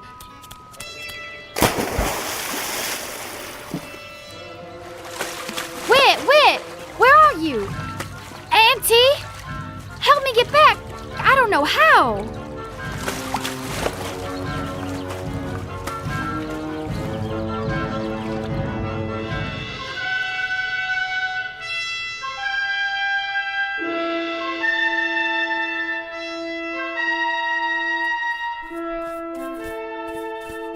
Auntie, Yes, Jeb, what are you making that quilt for? because we need quilts. Lots and lots of them to keep the children warm and snug at night. Don't you know anything? Sure I do. I know lots of things. When you finish cleaning the shoes, your next chore will be to help Whit bring in the wood for the stove. Auntie, Hmm? why do they have to be chores? Every child must have chores to do. It teaches the value of work, the self-respect of doing a job well. Makes big muscles, too, like mine. Let's see. Roll up your sleeves. I told you. Big, ain't they? Wow. Keep working, boys. You have more shoes to clean. What are all the shoes for anyway? They're for the children, too, of course. Think of it, you and your sister didn't have any shoes at all when you came here yesterday. They all got holes in their swimming pools too, Auntie? Oh, dear me, no. Some of them don't have swimming pools. Some come down the chimney, or you open the door, and there they are. Sometimes you find them on street corners or on a doorstep like Witch here. What's that? Oh, why, someone's outside at the window. It's my sister. Sport, dear. Come in. Oh, come in. I can't. I'm dripping wet. Wait a minute. I'll get a towel from the cupboard.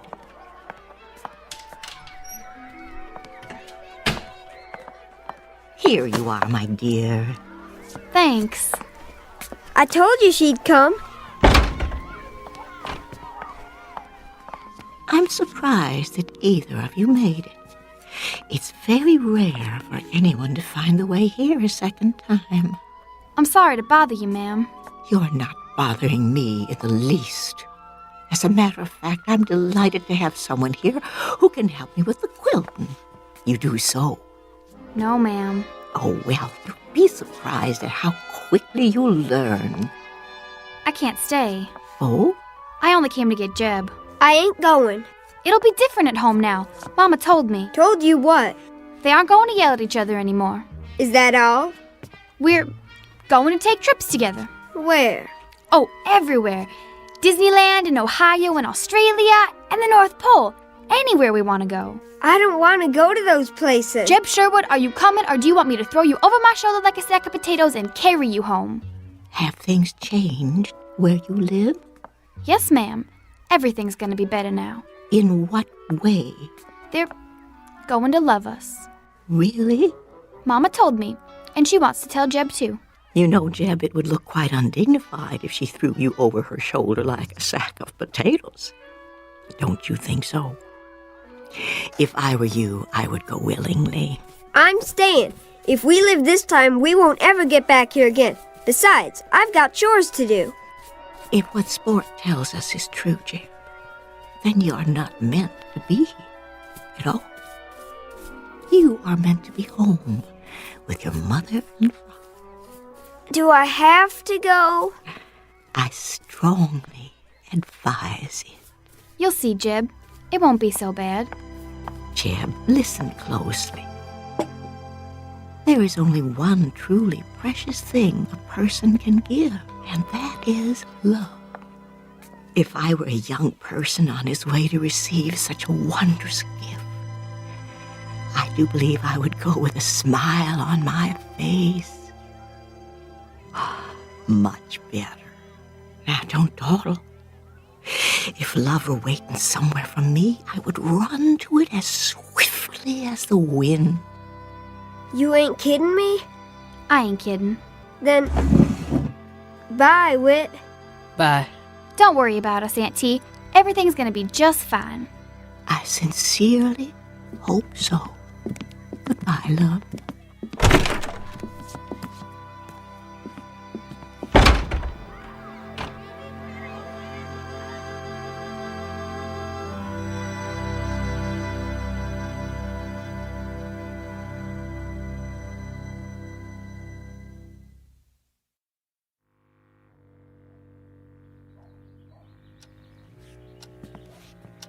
Maybe we should wait till tonight. No. You said you'd talk to them. Let's get it over with. I've got a half-dozen people waiting for me at the office. For once, just once, would you mind putting your family ahead of your work? I'm not the one, it's you. Lower your voice. Here they are now. Sorry. You're wet.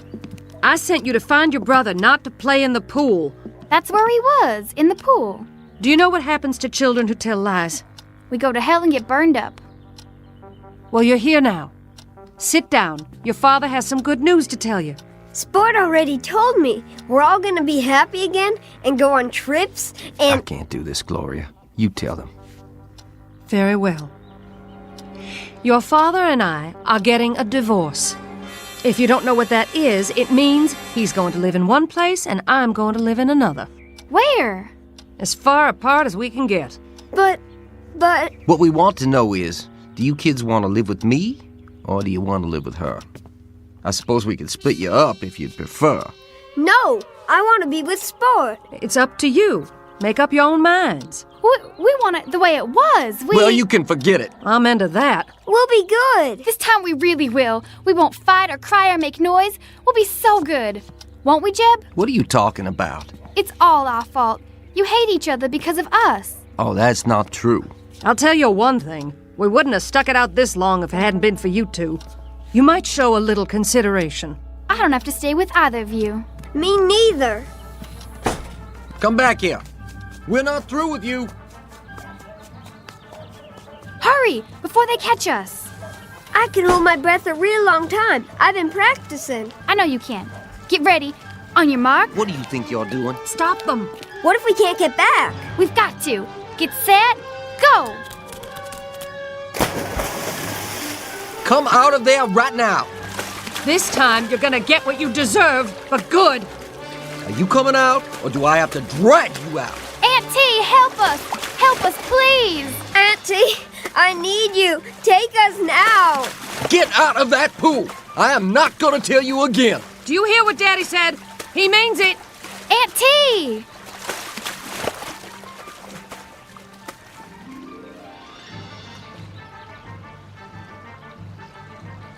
Gil, they're staying down there a long time. I know. Do something. They're drowning. All right. Don't let them drown. Don't let them drown. They're not down there. But they've got to be. It's broad daylight. They can't just disappear. Where could they go?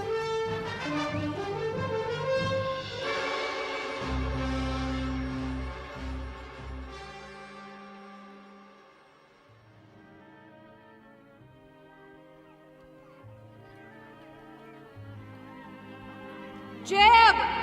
Sport! What is it, Sport? You look so far away. Huh? Oh, I thought I heard something. Well, did you?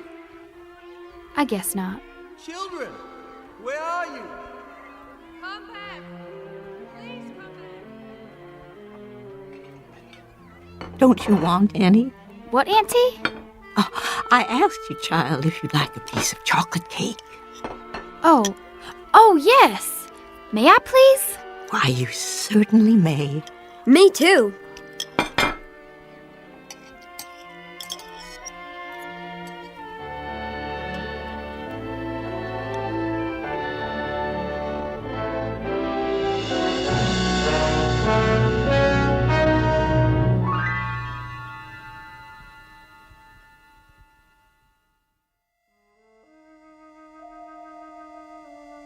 The end of an odyssey for two children who were cast adrift for a time. They took a chance searching for love and finally found it in the Twilight Zone.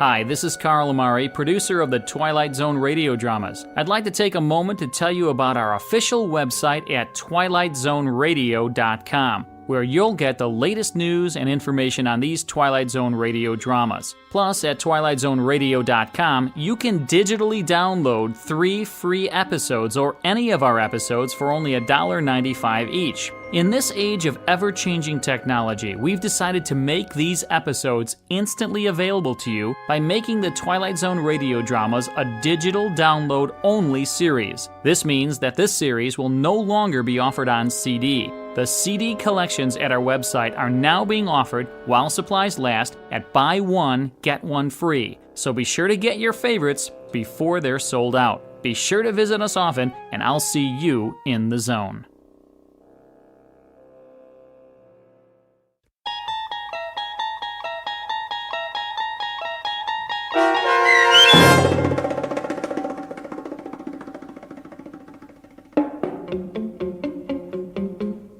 Bewitching Pool, starring Karen Black with Stacy Keach as your narrator, was adapted for radio by Dennis Etchison and written for The Twilight Zone by Earl Hamner Jr.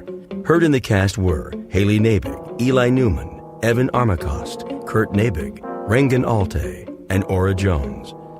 The producers of The Twilight Zone wish to thank CBS Enterprises and the Rod Serling Estate for making this series possible. This copyrighted radio series is produced and directed by Carl Amari and Jeff Lupetin for Falcon Picture Group and Westwood One. Sound design and custom Foley effects for The Twilight Zone by Cerny American Creatives Bob Benson, Craig Lee, Matt Sorrow, Tim Cerny, and Todd Beyer. To learn more about The Twilight Zone radio dramas and to contact us, visit our official website at twilightzoneradio.com. Doug James speaking.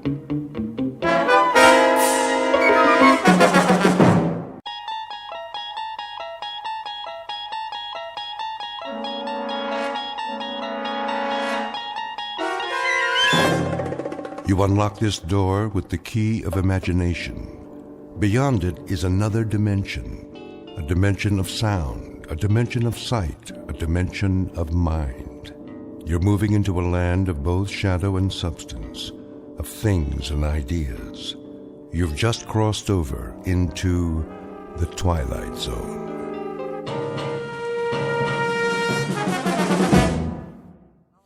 Another wet one, folks. Get your umbrellas and your booties if you're going out.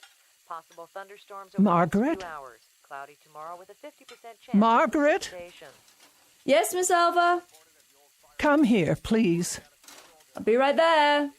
Now, it's important. The dishes are all done. Do you need something? It's getting late. It's not that late, is it? We can play a game of cards if you like. A storm is coming. Is it? Well, that's what they said on the radio. A very serious one. The sky was clear this afternoon. Nevertheless, I think you should be getting home. Well, I'll just fix your cup of tea then. I'd like to be in my bed. So early? Well, I'm feeling a bit tired. Oh, as you wish. Do you have your shawl? It doesn't do much good. Oh, awfully chilly this evening. I'll raise the thermostat. Ah, there's the rain. Oh, I hope the roof holds. Why wouldn't it? You had it reshingled last year. Here we go.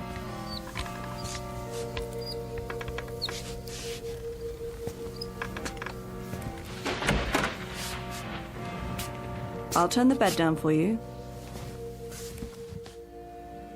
Now, take my hands up and out of your chair.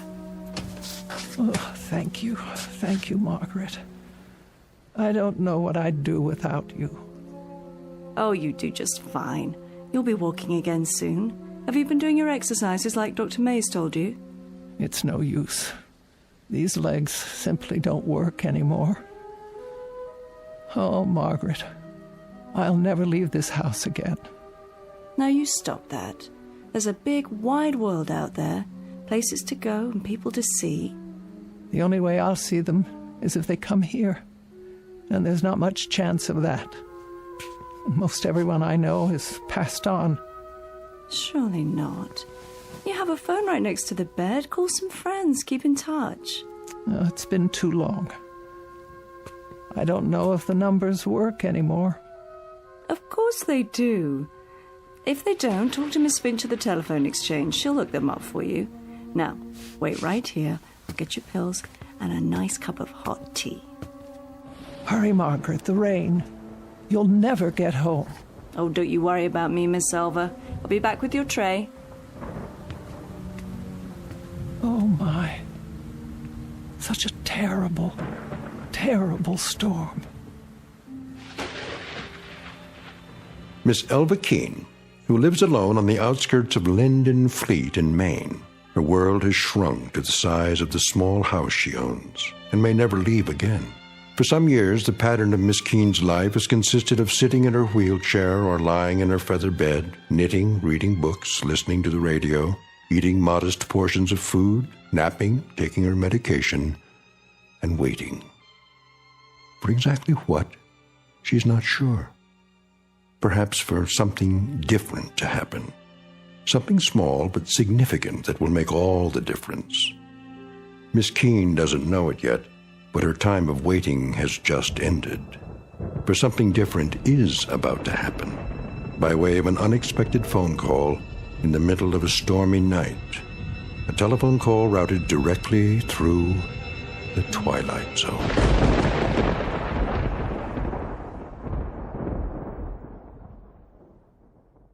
And now, The Twilight Zone and our story, Night Call, starring Mariette Hartley, with Stacy Keach as your narrator.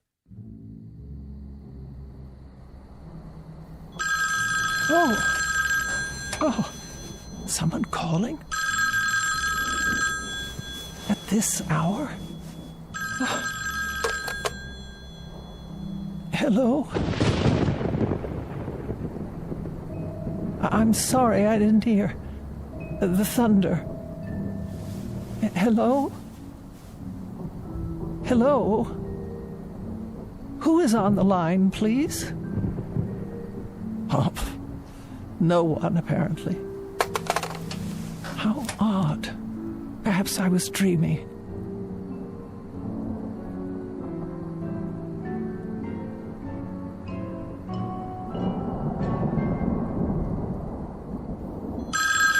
Oh, for the love of...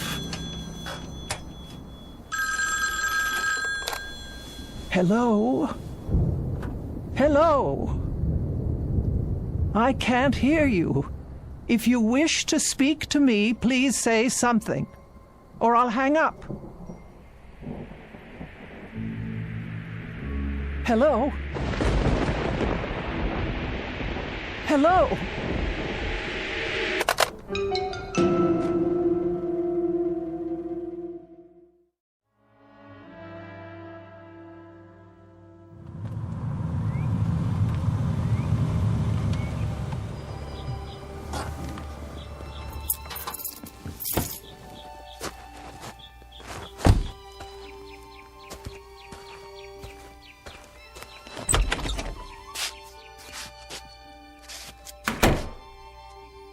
Hello? Just a moment, Margaret. You're up early this morning. Oh, what is the matter with this phone? You're trying to make a call? No one's picking up at the switchboard. Well, I imagine they're pretty busy this morning, what with the storm and all. I suppose. Phone company, Miss Finch speaking. Ready for your tea? Just a moment. Miss Finch, this is Elva Keene. Yes, Miss Keene, can I help you? Oh, I certainly hope so. Well, I'll do my best. What is the problem? Last night, about 2 a.m., my telephone rang. Oh? I answered it, but no one spoke, and I didn't hear any receiver hanging up. Just silence. Is that right?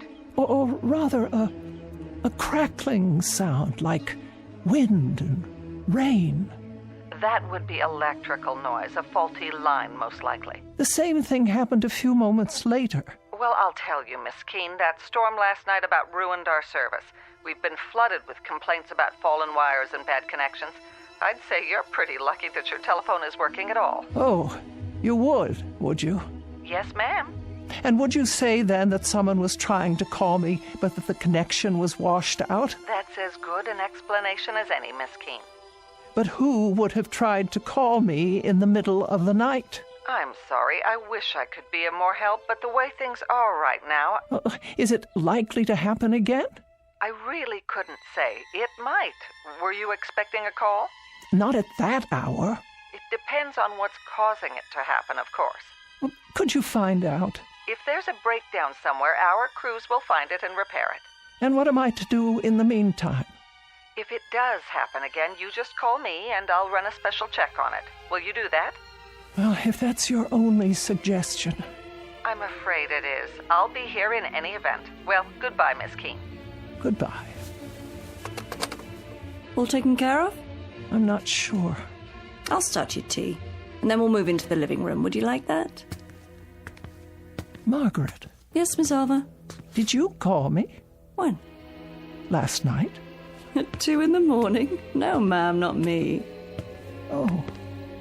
I thought you might have tried to check on me because of the storm. But then I don't pay you for nights, do I?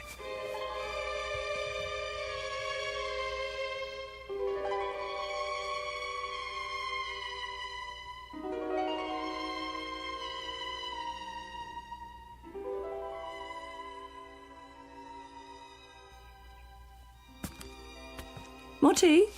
No, thank you. Have you taken your pill? Yes. Don't I always? Never missed one yet. The highlight of my morning. The mail should be here by now. Shall I check the box? Why don't you do that? With multiple injuries in the 5-car pileup, so take caution while driving in these slick conditions. The storms are still very strong in the north and northeast, while the rest of the city, the severe storms seem to have passed over. Several areas were still without power last night due to fallen wires. Workmen restored electrical service shortly before dawn.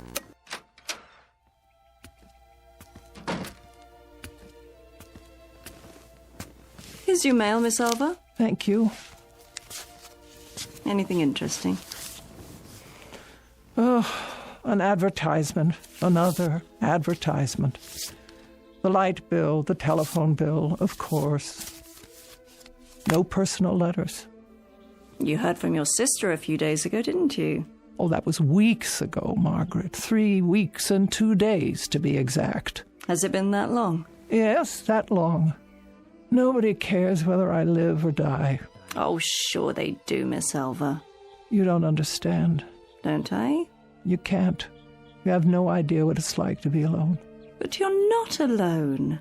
I come by during the day. Yes, you do. And for that I thank you. But it's been so long since I've had a real visitor. I mean, someone who came of their own accord. Oh, now don't talk like that. You're going to get yourself into a mood. I'm sure lots of people are thinking about you this very moment. Who? You'll hear from someone any time now. Just be patient a while longer. Wouldn't you like to work on your knitting? All right. Can I get you anything else? Not just now. Well, start thinking about what you want to eat tonight. I'll make a list and go to the store later. For now, I better get the dishes washed.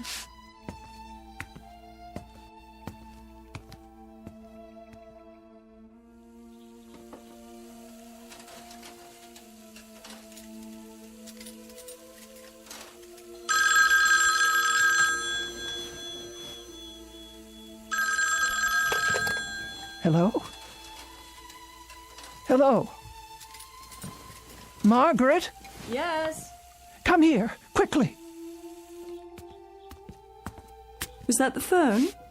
See, someone's calling you now. Take the receiver. What for? I want you to listen. If you like. Well? There's no one on the line, Miss Alva. Just listen. See if you can hear whether anyone's there. There's nothing.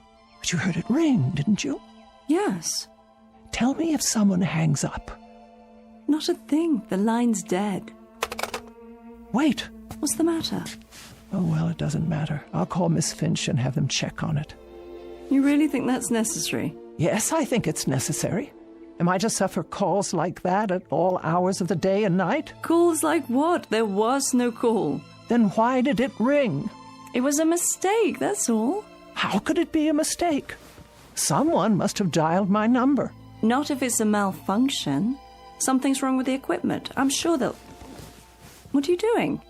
Reporting it. Phone company, Miss Finch speaking. Hello, Miss Finch. I thought you should know. I've received another one of those calls.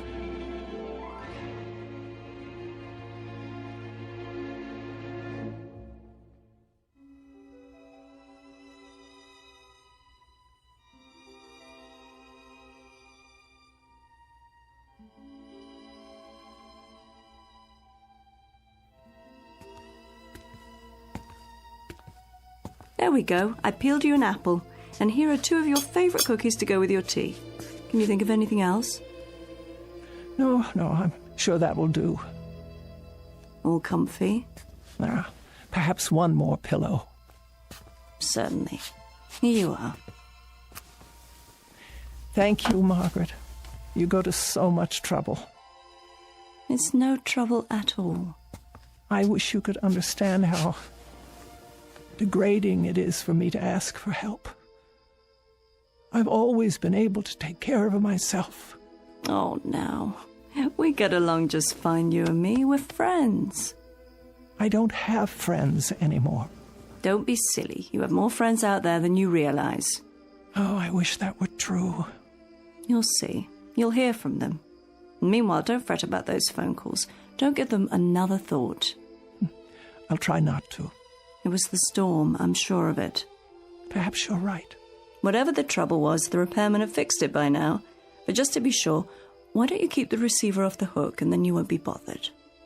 Oh, that's a good suggestion. You know, I have an extra television set, a portable. I could bring it over if you like. No need. There's hardly any reception out here. There is if you put up an antenna or connect with the cable system. That costs money. Besides, there's nothing I care to see. Suit yourself. But if you change your mind, let me know. You should be getting home. It is getting late. Let's see. You have your pills, your knitting. Would you like a book? I'll be going right to sleep. Good night then, Miss Keene. See you in the morning. Yes, in the morning.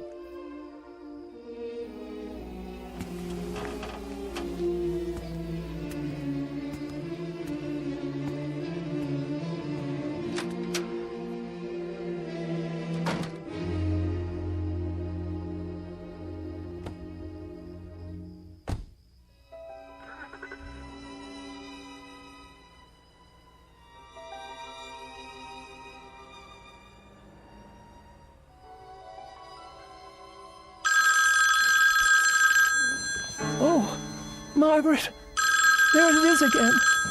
What should I do?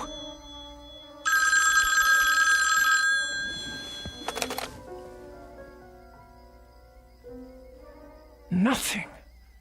Just as I thought. I won't speak. I'll hang it up and then leave it off the hook.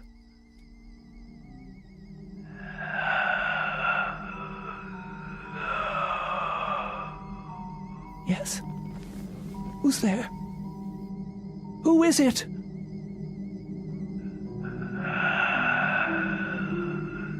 Hello? What is making this sound? Is anybody there? Anybody at all? Who is on the line? Who is it? Who? Hello?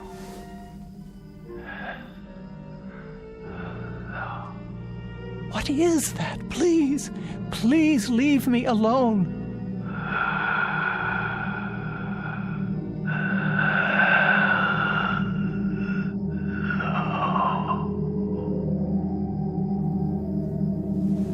No. Please. No.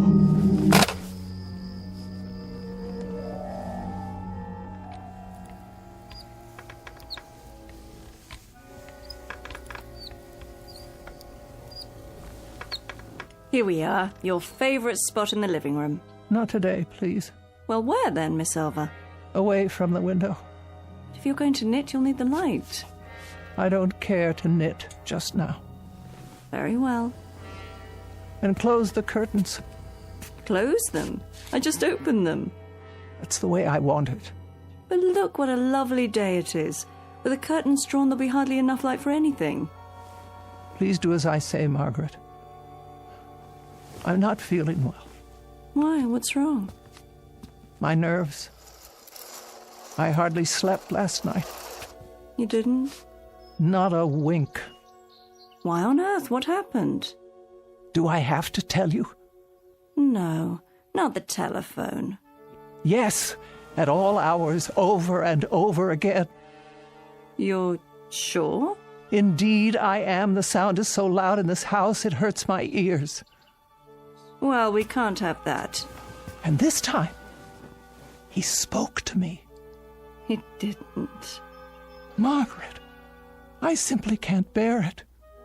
Shush, dear, don't you worry. We'll do something about that right now. Call Miss Finch and clear it up.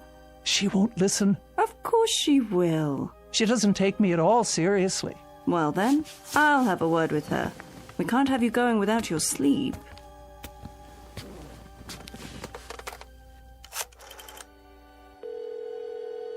Operator? Is that Miss Finch? It is. This is Margaret Phillips, Miss Keene's private nurse. Oh, yes, how are you? I'm fine, but Miss Keene isn't doing so well. Oh, sorry to hear that. Why haven't you fixed her line yet? I've told her we'll repair it as soon as... It's gone beyond that. Now someone is speaking to her. She can't sleep at all. If Miss Keene's health should be disturbed any further, the phone company will be held responsible. Now, just a minute. Give me the phone. Here she is now. She'll tell you herself. Miss Finch. Yes, Miss Keene. There's a voice on the phone. A voice? It says one word over and over. Hello. It doesn't sound normal. It sounds distorted. Are you sure it's a voice? What else could it be? Well, static on the line, sometimes... It was someone, I tell you, the same someone who kept listening to me say hello over and over again without answering back. The same one who made those horrible noises. What kind of noise? I don't know. That's why I'm calling you. It must stop immediately. A voice, you say? Was it a man or a woman? I couldn't be sure. So you have no idea... I tell you, there is no way of knowing. It could be either. And you're positive it wasn't someone on your party line? Oh, don't you think I know the people on my party line? Of course, Miss Keene, of course. Well, I'll have a man come out as soon as possible. The crews are still pretty busy, what with the damaged lines and all from the storm, but I'll tell them to put a rush on it. And what am I to do if this person calls again? Hang up, Miss Keene. But whoever it is will only call back. And then I have to answer to stop the ringing. That's my best advice. It's either that or disconnect the line. No, you can't do that. What if there were an emergency? I have no way to call out. That's true. Then there isn't much choice. I suggest you talk to them. Try to find out more, get a name if you can. Do that and we'll have something to go on. We'll take immediate action, I promise you. But I don't wish to speak to them at all. Then I'm afraid there's nothing we can do.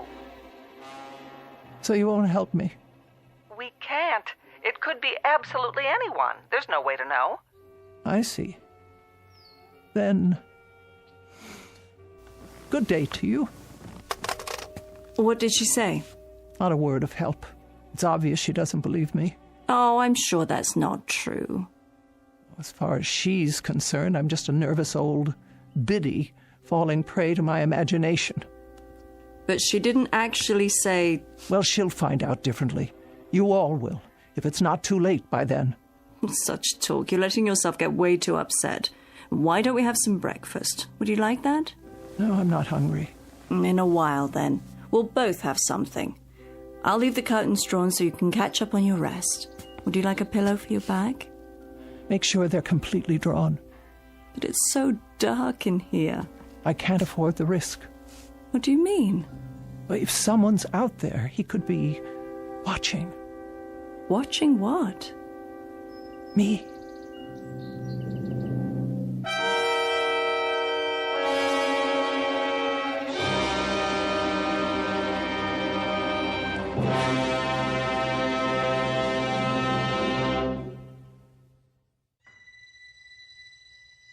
Oh, nothing tastes right today, not even tea.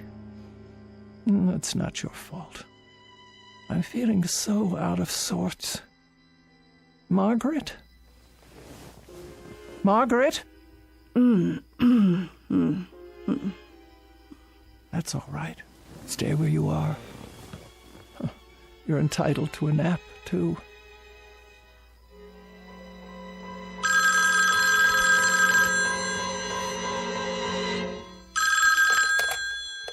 There. That will stop it. I won't put it to my ear. I won't. But if I don't take the call, I'll never know who it is. Oh. All right, I'll leave it on the hook. And the next time it rings, I'll force myself to speak to them and find out what they're up to.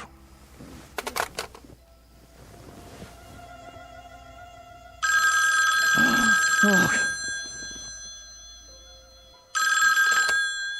Hello? Hello? Who is this? Who's calling, please? Hello? Who's calling? I've had quite enough. Stop this at once. Hello? Why do you keep saying that? Can't you hear me? Please. Hello. Hello. Margaret! Margaret! Margaret! Yes? Oh, Miss Alva. I was just resting my eyes. Is everything all right? No, it is not. Then what? The telephone. Oh, did it ring? I thought I heard something. It's a man. I'm sure of it. How do you know? Because he just called again. I heard the tone of his voice. It was deep and hoarse, like there was something wrong with him. What did he want? I don't know. Then how? He just keeps saying hello, over and over. That's all he says. Hello. Hello. Hello. Now you've got to stop this, Miss Keene. I've got to stop. I'm not the one who... You're working yourself into a state over... Over nothing? I didn't say that. You didn't have to. You were going to say it. Now, Miss Keene, I was not. I think I'd better put you back in your bed so you can... I don't want to be put in my bed. I want to know who this terrible man is who keeps calling. What did Miss Finch tell you? She told you it was probably a bad connection, didn't she? The telephone wires are still wet from the rain. It was not the connection. It's a man. I'm not arguing, Miss Keene, but if he keeps on saying hello... That's all he says. Then obviously he can't hear you. And that would be because of a bad connection. Doesn't that make sense? No. He heard me. I know he heard me. He paused each time and waited for me to speak. I don't know what he wants. Then why don't you hang up on him, Miss Silver? You don't have to listen, just hang up. Is that so hard to do? No, I've tried that. But the voice... Hello, over and over. Hello, hello, hello. Then do this. Take it off the hook. There. Now he can't call you, right? Nobody can call me. Leave it that way just for the time being, until all this funny business is over.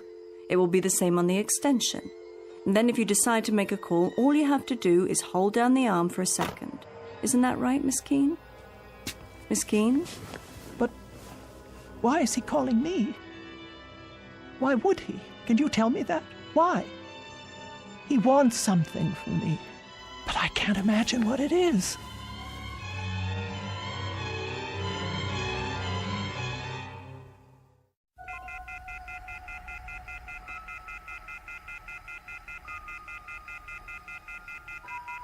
Oh, I can't bear that sound.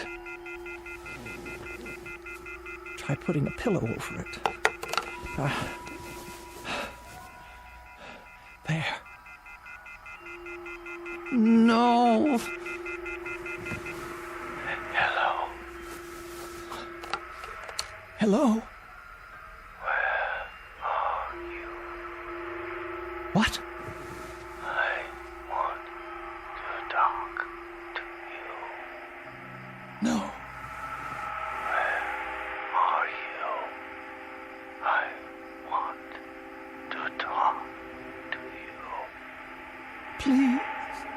Where are you? I want to talk to you. No, I beg of you. Where are you? I want to talk to you. Leave me alone. Leave me alone.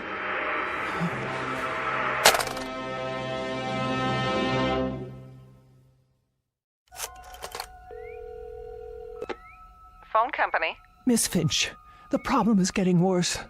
Oh, hello, Miss Keene. I tell you I won't have it. Have you tried leaving it off the hook? No, it doesn't do any good. He just waits for me to hang up so he can call back. I left the receiver off last night, but I can't do it anymore. Even when I bury it under a pillow, the noise keeps me awake. I haven't had any sleep in 24 hours. Then perhaps, Miss Keene, we should disconnect it after all. No, I am an invalid, Miss Finch. I must have telephone service in case of emergency. I'm sure you must. Now, I want the line checked. Do you hear? This terrible thing must stop right away. All right, Miss Keene, I'll put a man on it right away, and this time we'll get to the bottom of it. Swear to it. I give you my word. Oh, good. Thank you. You don't know what this means to me. I'll call you as soon as we find out the problem. You'll see to it, no matter what it takes. Of course. First thing, we'll give you an answer before noon. Thank you. Don't you worry now. Oh, bless you. That's what we're here for.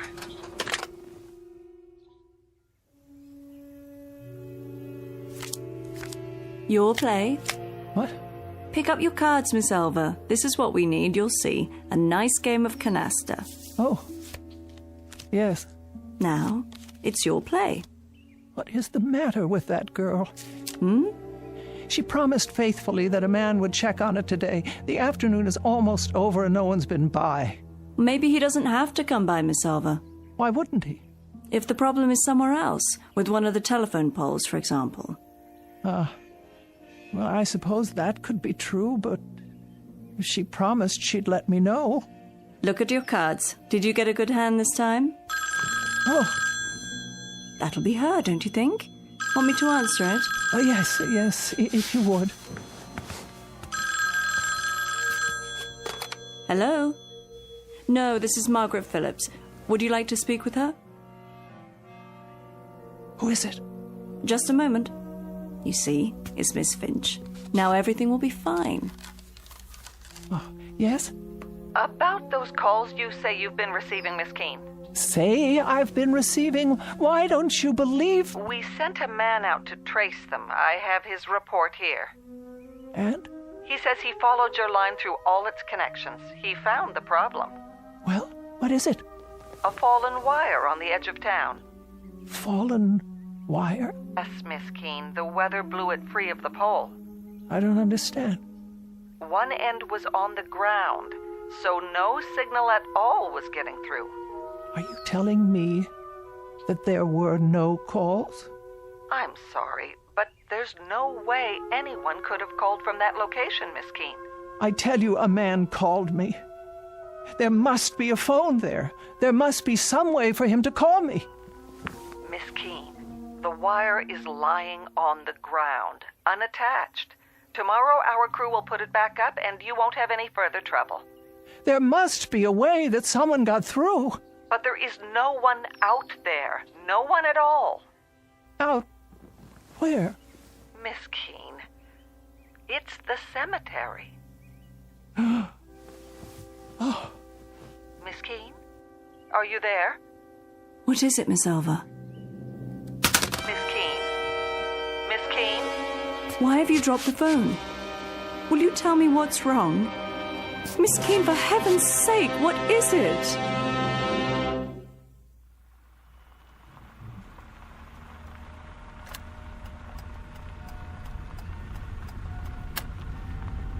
Here we are. Valley View Cemetery. Are you sure you want to get out of the car? Yes. I wish you'd tell me why you decided to come all this way. Miss Keene, this isn't good for you. If you hadn't made such a to-do about it, I'd never have taken you in the first place. Why won't you answer? What can there possibly be out here for you to see? Get my chair from the back seat, please.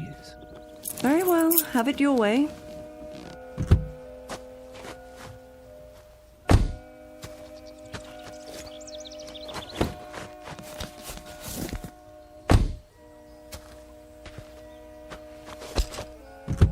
Careful. Now. Up and out. Here's a blanket for your legs, though I can't imagine why you'd want to.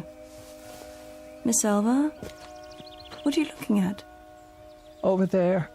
You mean inside the grounds? On the other side of the gate. All right. We'll have to steer clear of the power lines, though. Well, there's a loose telephone wire hanging down. Can't see where it touches the ground.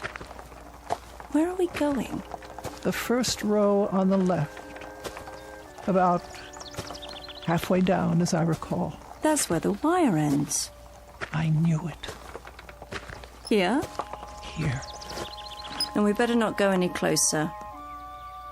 It's fallen directly onto a grave. Right by an old headstone.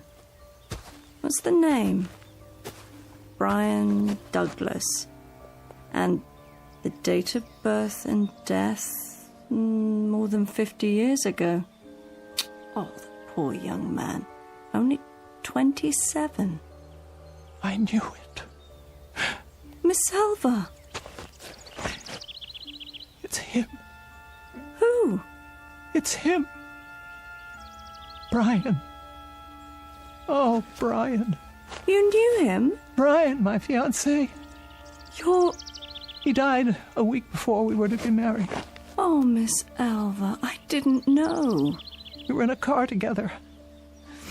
I insisted on driving. I was always insisting on things, telling him what I wanted, dominating him in my way, and he always did what I said, always.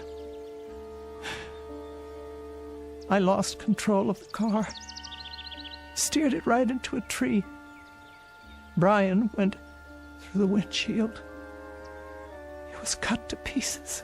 I was left crippled, and now he's trying to reach me, I'm sure of it. Don't you see? He's trying to reach me. So many years out here alone, in the sun, in the wind, in the rain. And now, at last, I can talk to him. I won't be lonely anymore.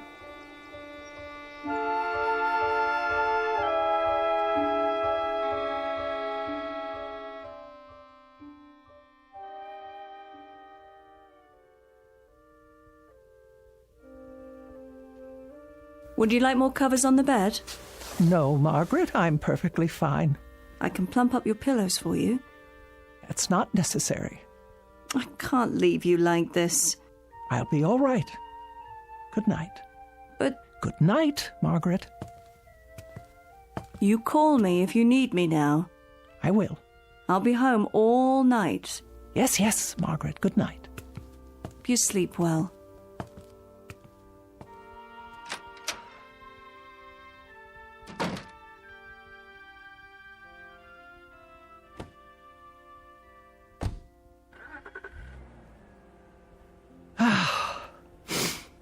Now then, you may call me.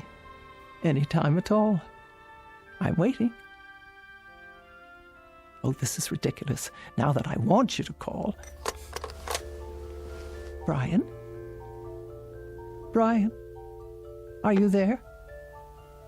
Can you hear me? It's Elva. Elva! Oh, Brian. Brian, my dear. Brian, where are you? Where are you, Brian? Can't you hear me at all? Brian! Are you there, Brian? If you are, please speak. It's Elva. Elva! You can speak to me now. I didn't know it was you. I thought... Brian, please, I know you're there. It's Elva. Talk to me, Brian, please. I beg you. You said leave you alone. No, but I didn't mean... I always do what you say.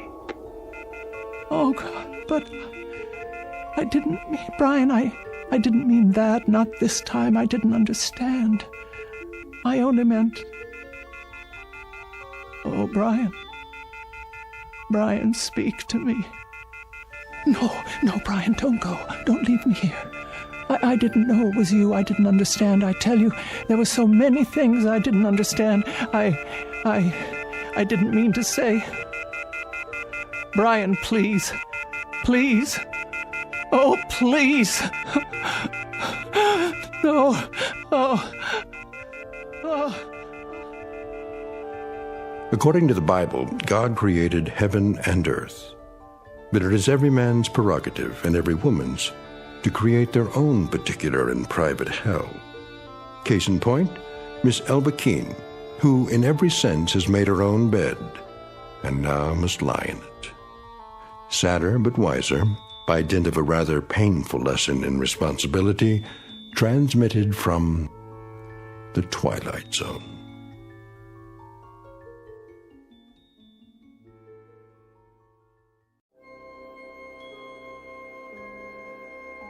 Hi, this is Carl Amari, producer of the Twilight Zone radio dramas. I'd like to take a moment to tell you about our official website at twilightzoneradio.com, where you'll get the latest news and information on these Twilight Zone radio dramas. Plus, at twilightzoneradio.com, you can digitally download 3 free episodes or any of our episodes for only $1.95 each. In this age of ever-changing technology, we've decided to make these episodes instantly available to you by making the Twilight Zone radio dramas a digital download-only series. This means that this series will no longer be offered on CD. The CD collections at our website are now being offered while supplies last at buy one, get one free. So be sure to get your favorites before they're sold out. Be sure to visit us often, and I'll see you in the zone.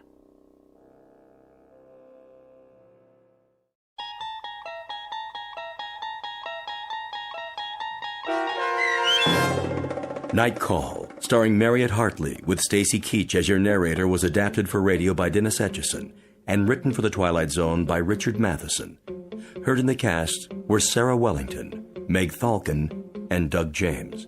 The producers of The Twilight Zone wish to thank CBS Enterprises and the Rod Serling estate for making this series possible. This copyrighted radio series is produced and directed by Carl Amari for Falcon Picture Group and Westwood One. Sound design and custom Foley effects for The Twilight Zone by Cerny American creatives Bob Benson, Greg Lee, Michael Slaybach, and Matt Sorrow. To learn more about the Twilight Zone radio dramas and to contact us, visit our official website at twilightzoneradio.com. Doug James speaking.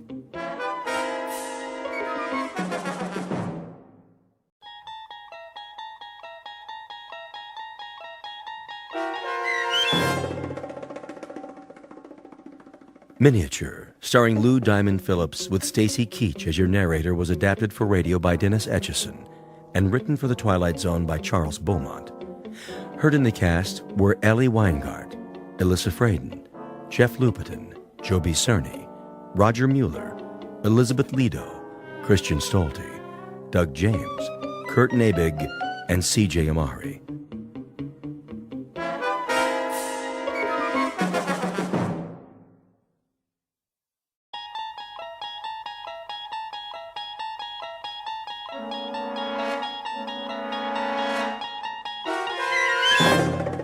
You unlock this door with the key of imagination. Beyond it is another dimension, a dimension of sound, a dimension of sight, a dimension of mind. You're moving into a land of both shadow and substance, of things and ideas. You've just crossed over into the Twilight Zone.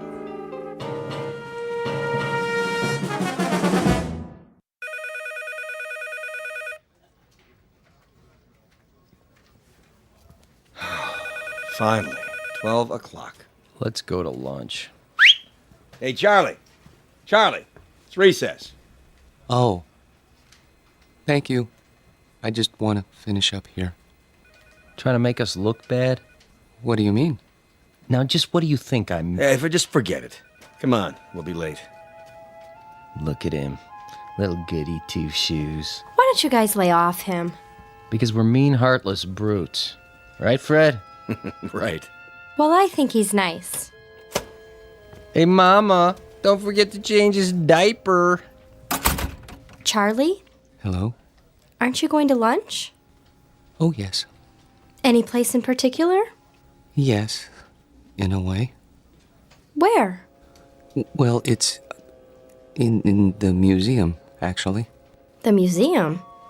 They have a very nice cafeteria. It's quiet there, and, Would you like some company?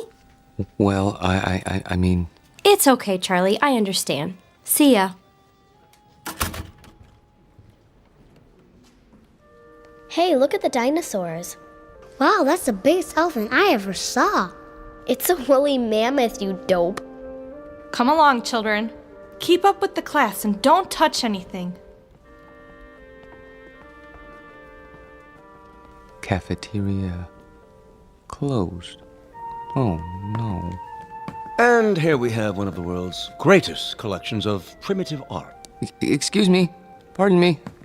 There are selections from every period. I direct your attention to the New Guinea exhibit. Some of the pieces, the sepik shields, for example, are hundreds of years old, but some were made as recently as 1950.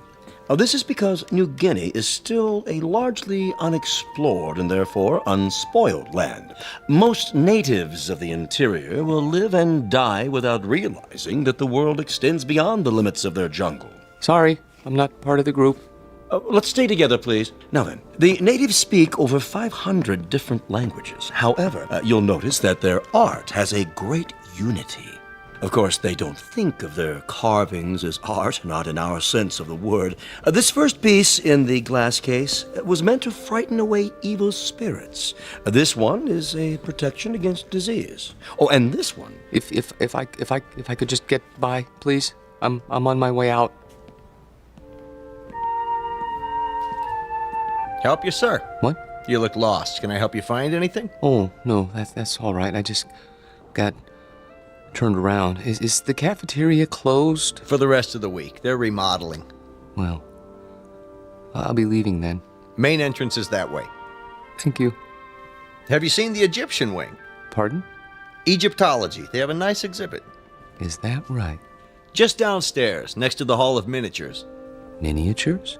You know, the model houses. They have the palace at Versailles, a log cabin, a New England church, a whole room full of them, all made by hand, with little dolls inside that look just like real people. Pretty amazing. Have you been there yet? No, I only come here for lunch, you see. Well, you might as well take it in now that you're here. Not many people go there, but it's really something. All right. I think I will. Turn left at the bottom of the stairs. You can't miss it. Thank you for the suggestion. I'll have a look.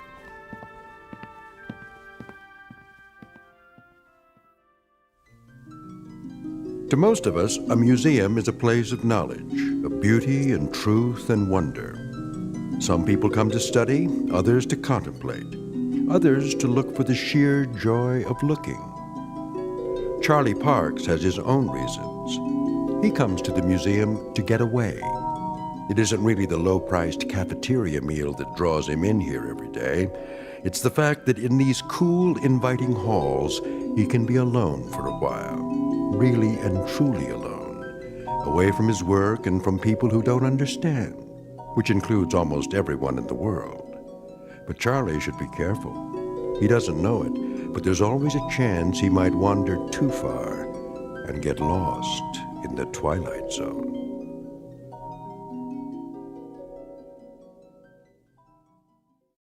And now, The Twilight Zone and our story, Miniature, starring Lou Diamond Phillips, with Stacy Keach as your narrator. 19th century townhouse. Home of Boston residents, Mr. and Mrs. Copley Summers.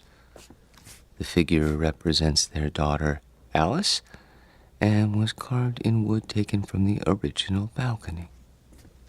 Will you look at that? What in the... Found it okay, huh? Excuse me, but... Yes, sir? I guess this will sound silly to you, but how do they manage that? How do they manage what? In there, in the glass case?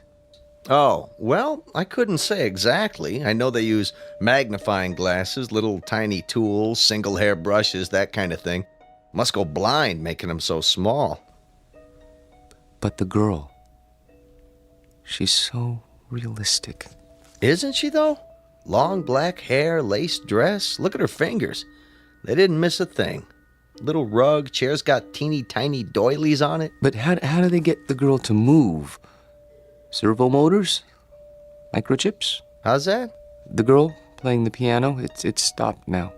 I don't think I... There, see her sitting at the piano? She was playing just a few seconds ago. It was, I don't know, something like this?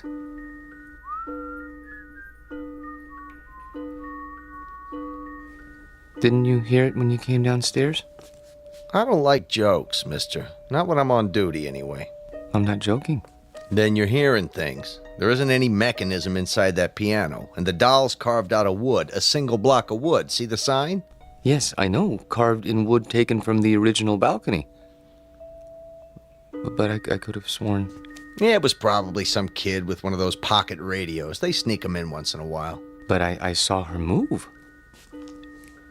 At least I think I did. Well, you know better now, don't you? Yes, I know better now.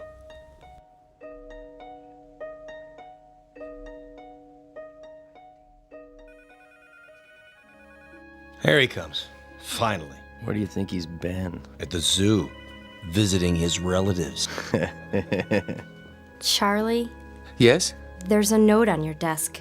Mr. Demo wants to see you. How do you do, Mr. Dimmel? Yeah, sit down, Parks. I'm sorry I'm late getting back from lunch, sir. Well, I'm sure you have a good excuse. No, sir, I don't. I just let the time slip away. I don't know how it happened. You know, Parks, that's the first sign of humanity you've shown in almost 4 years. I beg pardon? Up to now, you've come and gone like some kind of wind-up toy. Never early, never late, always keeping to yourself. What, don't you like us, Parks? I've never thought about it, sir. Well, think about it now. Do you like your co-workers? I suppose so. Oh, you suppose so?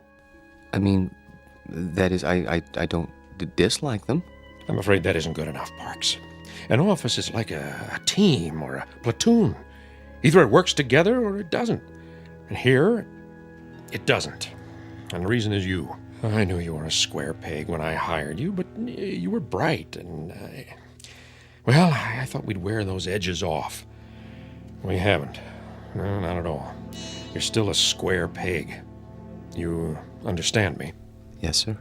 I think I do. I'm going to use the excuse of your being late, but I can't. The fact is, I'm letting you go because you just don't fit in. I understand, sir. Parks. Yes, sir?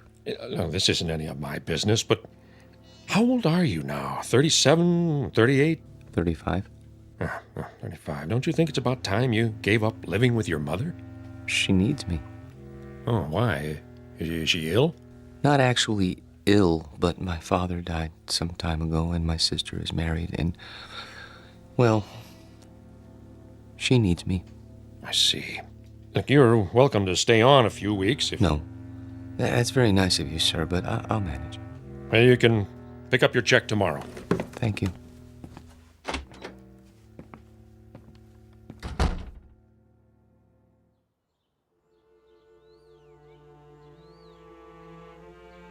He had no right.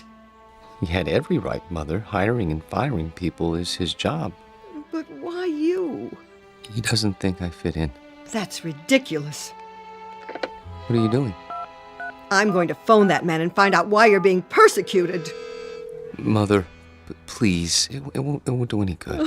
Oh, Charlie, what's going to become of you? I've worked so hard to bring you up right. Maybe if I'd let your father punish you the way he wanted to. It's all right, Mother. This is just a minor setback. You say that every time. Why can't you keep a job, son? Why do you always end up making people uncomfortable? I don't know. I suppose they blame me. Well, I'm not keeping you here. I know that, Mother. Nothing in the world would make me happier than to see you settle down with a nice girl, raise a family, live a normal life. Please, don't cry. I can't help it. I hate to see you hurt, son. I'm not hurt. Well, you should be. Getting fired. It would have killed your father. It would have absolutely killed him. I'll go to the Employment Bureau tomorrow. Here, take my handkerchief. Where are you going? To my room? Get me my heart medicine before you do. Yes, Mother. Charlie? Why were you late getting back to the office? I was detained. What's that supposed to mean? Nothing. I was detained. That's all. Open your mouth. Charlie, do you feel all right? Yes, Mother. I'll go to my room now.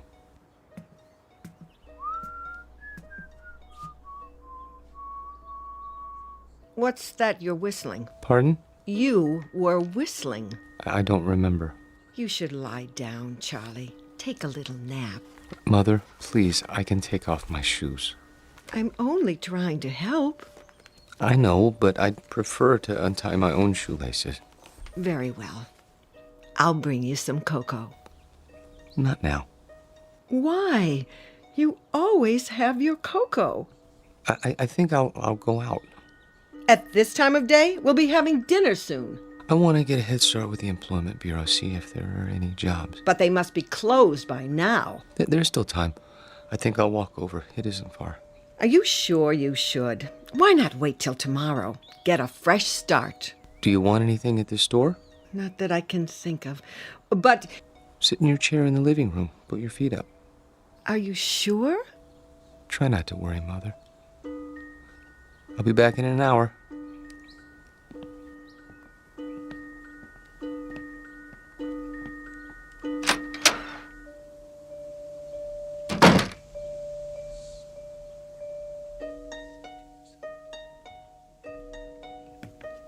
Back again, huh?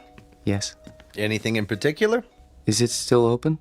What's that, sir? A miniature room? You know, downstairs next to Egyptology? Oh, sure. Thank you.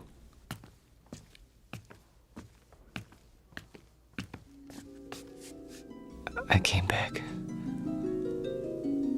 Wait. Where? Hello? Hello? There. I was afraid you wouldn't be here. Oh, you've changed your dress. That's a lovely gown. Very lovely. Are you going out? Who's that? Oh, you are going out. That's why he's wearing a cape and a top hat. Your gentleman caller. Does he have a carriage waiting? I hope so. I wonder where you're going. To dinner? No, something grand. The opera, that must be it. Hi. Oh, hi. Be closing soon. I see. What time do you open in the morning? 9 o'clock, Monday through Saturday. I'll be here. What's that? Nothing. I'll be along in a moment. I want to study this dollhouse a while longer, if you don't mind. Okay, sir. Just a few minutes, though. It's almost time. I see. Thank you. Have a nice evening. I have to go now. I won't be here when you come back. But I hope you have a nice evening, Alice.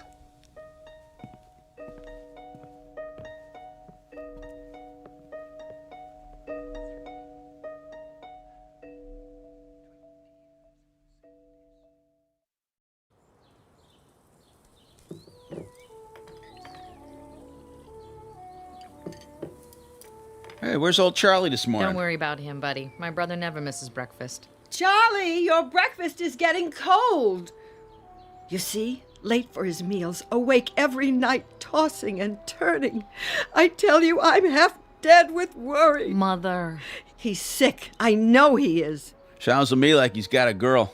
Don't be silly. What's silly about it? He's not a bad-looking guy. A little peculiar, maybe, but, you know, he's not... If he had a girlfriend, he'd tell me. He hasn't told me, so it isn't possible. Okay. Nothing would make me happier than to see Charlie settle down. He knows that. I'm not one of those mothers who won't let go of their children. Ask Myra. Pass the butter. Charlie!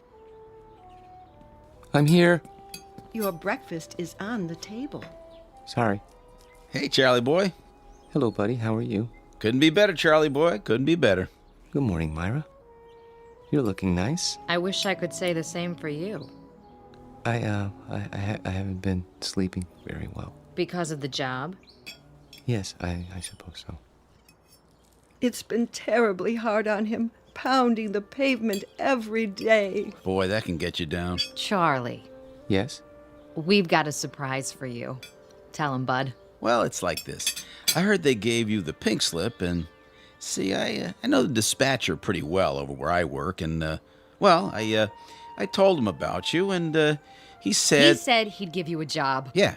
Isn't that wonderful? Oh, yes, I guess so.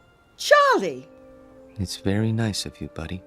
Really. You have experience in billing, don't you? Yes. Then what? Well, you see, I don't know if I'd want to travel that far. It's out of the city, isn't it? Nobody could pick you up. Sure, till you get yourself a car. Charlie, for heaven's sake, Buddy's offering you a job. I'm sorry. I appreciate it, really. But I'm afraid. You got something better, Charlie? Excuse me, I have an appointment. Charlie! Charlie!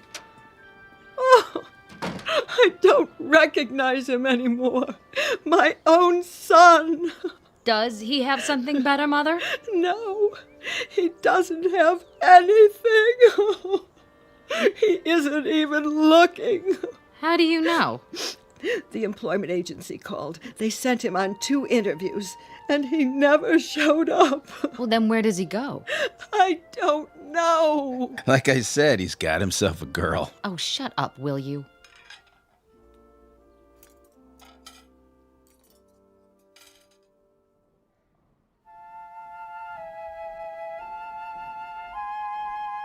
Henry, look at that.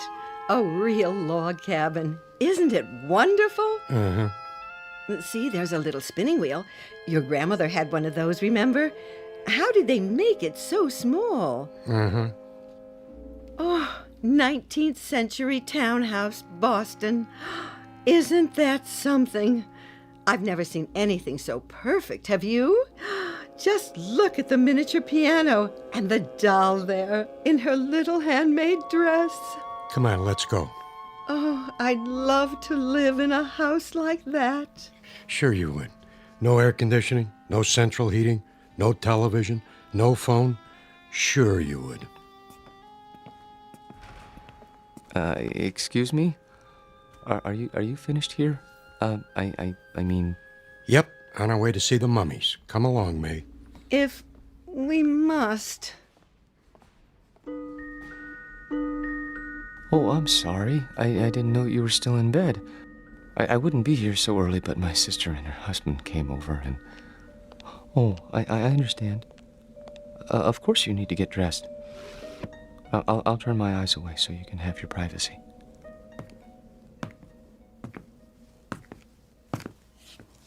Hi. A little early today, aren't you? Am I? I guess you must get a real kick out of these displays. Yes.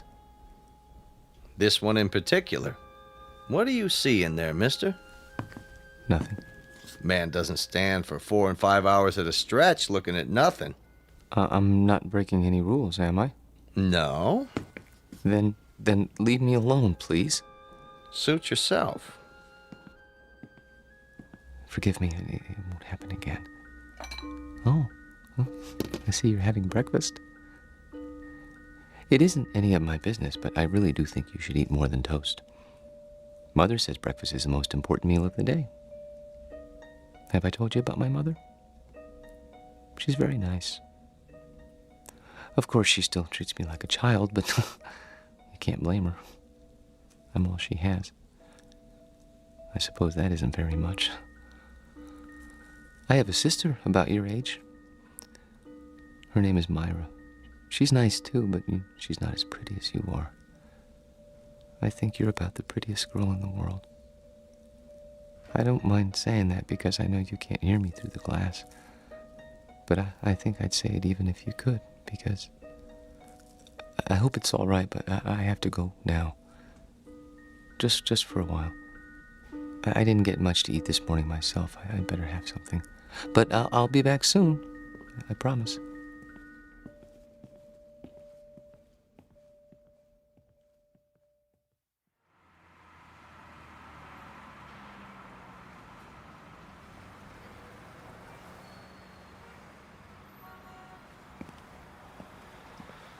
Charlie? Hello, Myra. What are you doing here? Oh, I was driving by. Saw you come out of the museum. That's nice. Well, Buy me a cup of coffee? the cafeteria's closed. Then we'll go somewhere else. All right.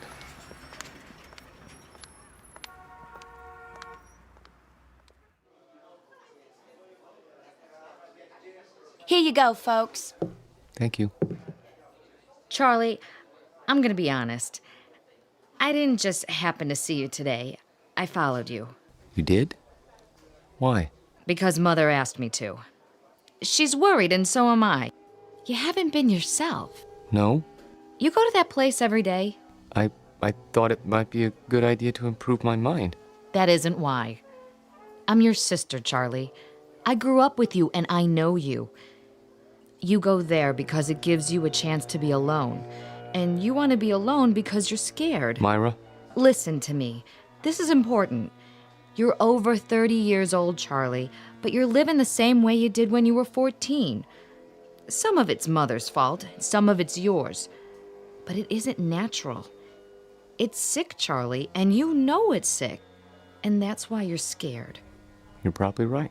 Stop agreeing with me. I could say you were a blue monkey and you'd agree. But Look, I don't know about psychology or anything like that, but I think I know what's wrong with you. You need a girl, Charlie. You're at that time in your life. You know what I mean? Not exactly. Well, it's hard to explain, but you've never had a girl, have you? Not as such? That's what I thought. Well, we're gonna change that. How? I'll introduce you to Harriet Gunderson. She works at my office, and she's a lot of fun. You'll like her. Myra, please. Charlie, please. This one time try. For me. If you do, I promise I won't bother you anymore. All right. Here's her address. You don't even have to phone. Just stop by, say around 7. And you don't have to buy her dinner. Take her for a walk in the park. She'll like that, okay? Okay. Word of honor? Word of honor.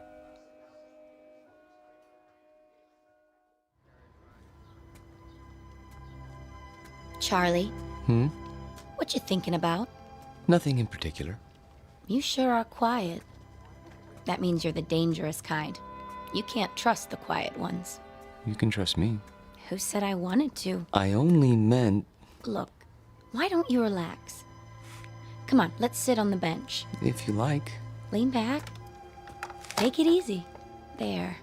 That's better. You like me, Charlie? Very much. Then why don't you show it? How? Well, you could try kissing me. But we only met this evening. Oh, come here. We hardly know each other. Quiet, you man, you. Oh!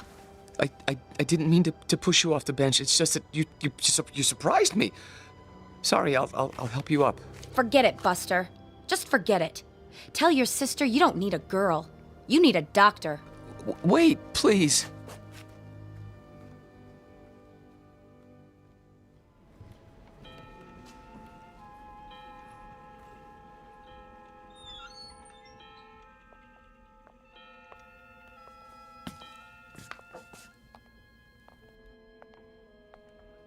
Of course, I realized she was doing it as a favor to Myra, but even so, I didn't mean to be rude to her.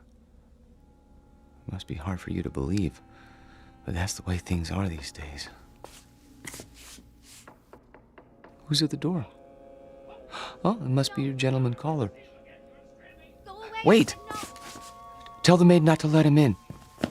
You mustn't. Why, he's drunk! Look at him! Run! Run! Don't touch her! Don't lay a hand on her! Stop! He's got to stop! No, let go. Let go, please. I can't help you! The glass is too thick! I need something to break it! Hold on! No! There's a fire extinguisher on the wall! Stop it. Oh, please, you're hurting me. What are you doing?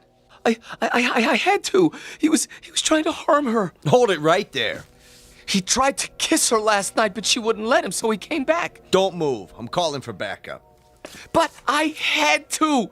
He grabbed her and she got away and he went after her. She fainted and he carried her to the bedroom. I had to stop him. You can see that, can't you? Sure, buddy, sure. Put your hands where I can see them. This is museum security. I need a unit over here right away by the miniatures. Better bring a butterfly net and a straitjacket. This one's a doozy.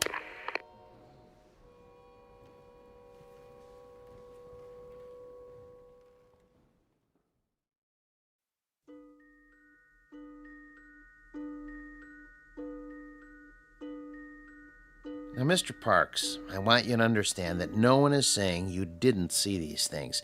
There's no doubt that you did. But you saw them in your mind. They were real, Doctor. To you, they were.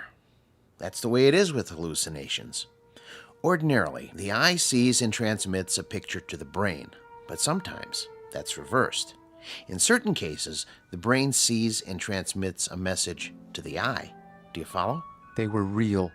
Then others would have seen them too. Isn't that so? But no one else did see them. How would you explain that? I can't. Think about it. Mr. Parks? I don't know why nobody else saw them. Maybe they weren't looking. You say there were 3 figures. A young girl, her maid, and a man. He had a big black mustache. All right. Now let's reason it out. According to the museum officials, there was only one figure, the girl. Where did the others come from? Well, the maid always comes from the kitchen, and that fellow... Yes. Where did he come from? Outside. Outside the case? No, outside the house. Mr. Parks, there was nothing outside the house but glass. And beyond that, other displays. Isn't that true? Yes. But he came to the front door, and they went out together once. To the opera or something, I don't know. She didn't realize what he was like then. I could have told her. You only had to look at him to see what kind of person he was. But she's so innocent and trusting and helpless. Not like other women. No, not at all. Have you seen her? Yes, I have. Is she all right? Would you like to see her now? Yes. She's here, in a box in the drawer of my desk. Careful. You are holding a piece of wood in your hands. A beautifully carved piece of wood, about 6 inches tall. Do you have to take her back? I'm afraid so. It's museum property. Now I want you to go back to your room and think about what I've said. Will you do that? And remember, what you saw isn't the important thing. Our job is to find out why. Once we accomplish that, you won't have any more hallucinations.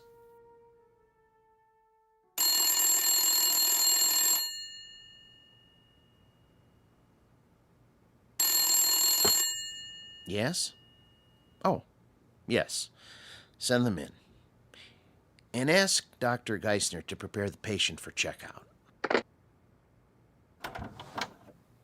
Nice to see you, Mrs. Parks. You remember my daughter, Myra. Hello. Hello, Dr. Wallman.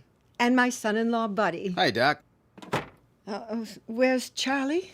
He'll be along in a few moments. Is he really normal, Doctor? That's a word we try not to use. Why not? Because it's meaningless. It refers to the behavior patterns of the majority. If 99.9% of the people in this country went to bed with their socks on, then that would be considered normal. And if you didn't? I go to bed with my socks on all the time.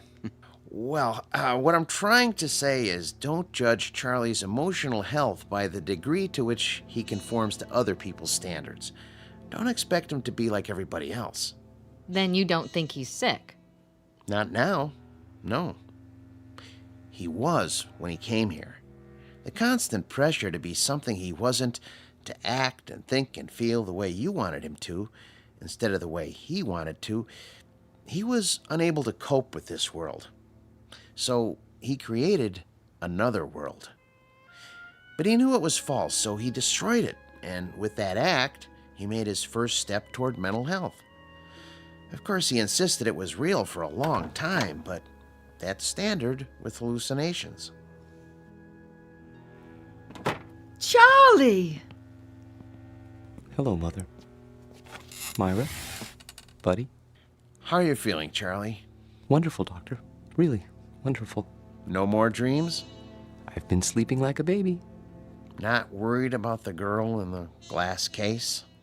There was no girl. Just a doll. I know that. And I know what made me think I saw what I saw. Thanks to you. Thanks to you, Charlie. You figured it out, remember? I didn't tell you anything after that first day a few weeks ago. Oh, Charlie, I was so worried. No, Mother. I know you were, but I'm fine now. I'll find a job and everything will be the way it was. You'll see.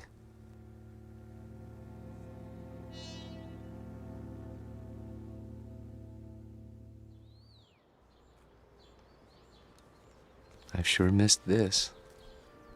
Did they hurt you, Charlie? Well, they were going to use shock treatment, but they decided not to when I got well. A lot of nuts in that place, I bet. Buddy. It's all right. I don't mind. May I have some more cocoa? Charlie, we have a couple of surprises for you. Oh? The job at Buddy's office is still open. Really? And I talked to Harriet. She forgives you. But she can tell you herself. She's coming over tonight. That's great. Thank you, Myra. And thank you, Buddy. Well, it took some doing, let me tell you, after where you've been and all. Well, I'm sure it did. But you won't be sorry. I intend to work very hard. Now, if I'm going to be ready for tonight, I'd better get a little rest. You'll excuse me? Have a good nap, Charlie. Thank you. Would you like to fix my bed, Mother? I turned it down and fluffed up your pillow. It's all ready. That's great. Just great. See you all later. If you need anything, just holler. I will.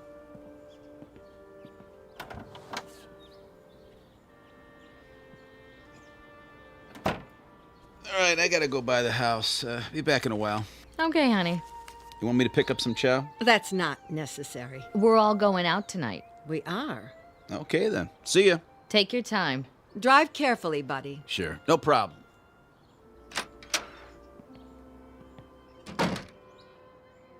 It's wonderful having Charlie home. I think the hospital did him good. Shh, not so loud. Don't you? I still don't understand what happened to him. The doctor told you. He didn't tell me anything but a lot of gobbledygook. Mother, I hate to say this, but if you want Charlie to stay well, you're gonna have to let go. What in the world do you mean by that? Just what I said. You don't know it, you really don't, but you're keeping Charlie here in this apartment. You're keeping him from growing up. That isn't true. I've told him 1,000 times nothing in the world would make me happier. No, Mother, that's wrong. And don't go clutching your heart, because it doesn't work with me. There's nothing wrong with your heart. And there's nothing wrong with Charlie that getting out of here won't cure. He's not your baby boy anymore. He's a man. Let him be one. I love Charlie. We all know that, Mother. But if he doesn't leave, he'll be back in that asylum. And this time he'll stay. You don't want that, do you? No, of course I don't. Then you help me tonight, when Harriet comes over. How? By going out to a movie with Bud and me and leaving them alone. All right. If you say so.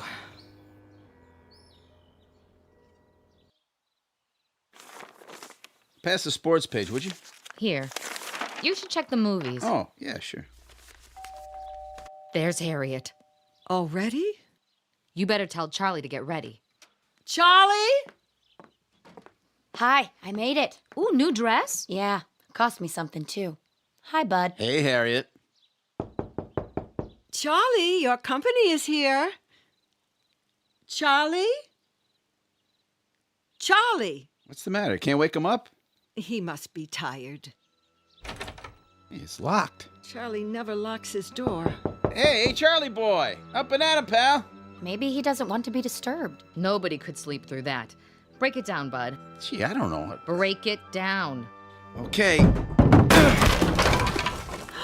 The window's open! Take it easy, Mother. He must have crawled out. Why would he do a thing like that? I don't know. He's your son. Oh, what did I ever do? Mother, be quiet. Hello, operator? Could you give me the number of the City Museum? The main one downtown. Thank you. He couldn't have gone there. The doctor said he was well. Hello? Yes, could you tell me, please, are you open tonight? I see. Thank you. Well? Well, they close earlier tonight. Thank God. But they were open until a little while ago.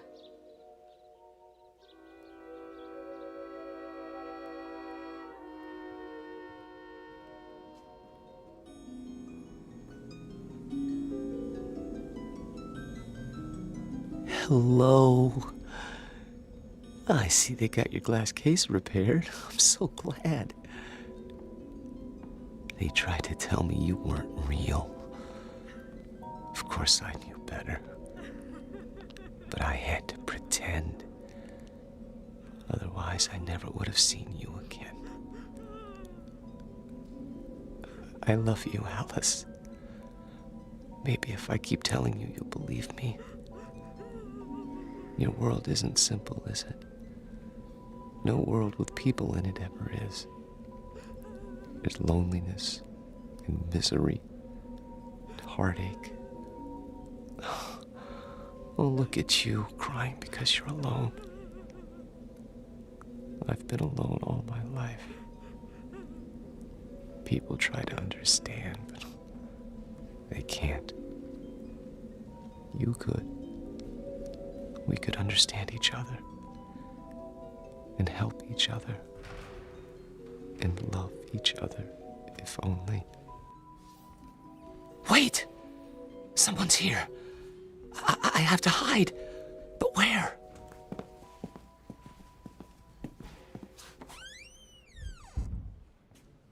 This is where he always went, every day. Are you sure he's here, Doctor? I'm almost positive. Place is empty, I checked. He could have come in earlier and hidden, couldn't he?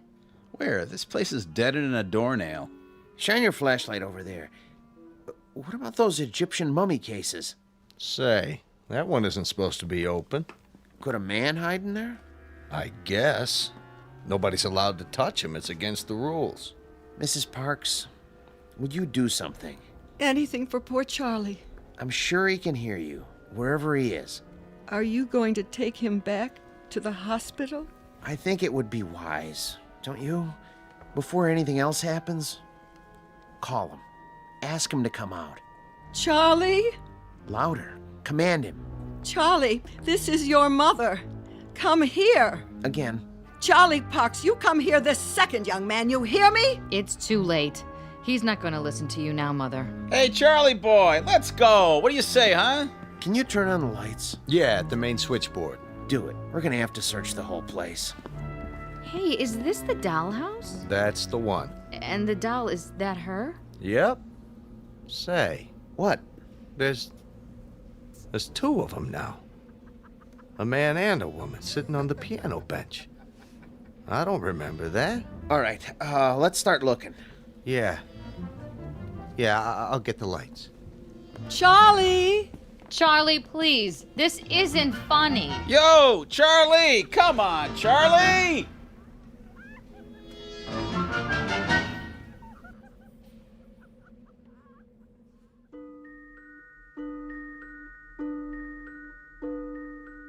They never found Charlie Parks because they didn't look closely enough at the house in the glass case. The guard didn't say anything more about what he saw. He knew what they'd think, and he knew they'd be right, because seeing is not always believing. Especially if what you see happens to be on display in an odd corner of the Twilight Zone.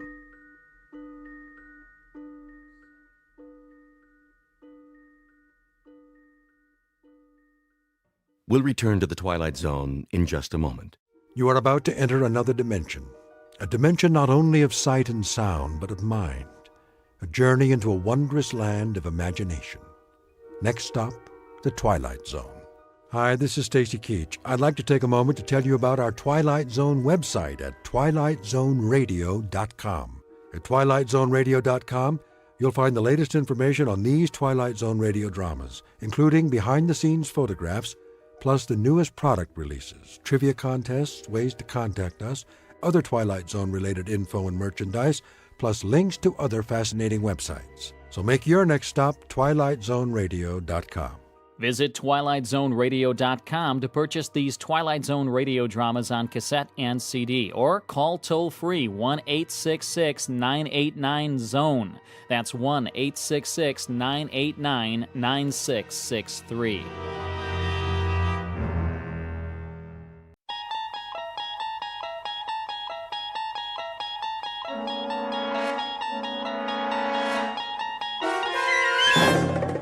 There is a fifth dimension beyond that which is known to man.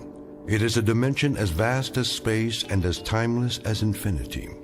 It is the middle ground between light and shadow, and it lies between the pit of man's fears and the summit of his knowledge. This is the dimension of imagination. It is an area which we call the Twilight Zone.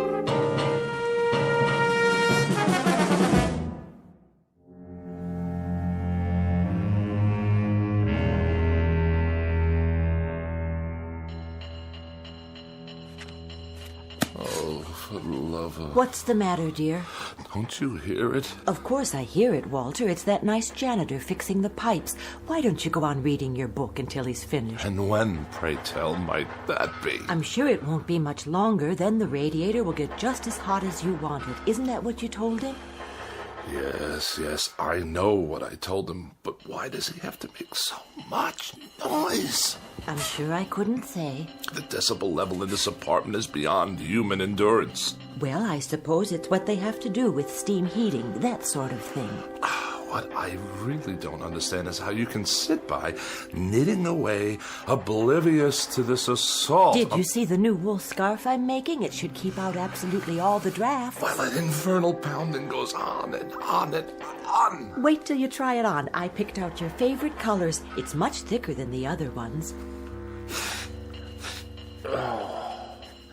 If I live that long. You wanted more heat, that's what you said. Well, now you'll have it and then some. Yes, I did. I certainly did say that. Won't that be nice? Hope springs eternal.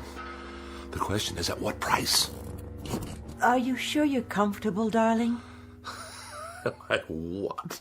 Oh, certainly. I am just comfy, cozy. I'll fluff up the pillows. Did you take your aspirin? I'm on the verge of being hospitalized for pneumonia. Oh, now really? It's not that And bad. that ape of a janitor out there is smashing my brain and ruining my sleep. But you weren't sleeping. You're reading 5,000 Common Ailments and How to Treat Them. Is it an interesting book? First he tries to freeze me to death, and then he tries to destroy my brain. Shall I plug in the vaporizer? That helps sometimes. It doesn't help at all. If it did, I wouldn't be in this condition. Yes, dear. Well, I won't stand for it. Lie down, Walter. No, I will not lie down. How can I? If I'm to die, at least it's going to be in comfort and peace. You there, Mr. Ape!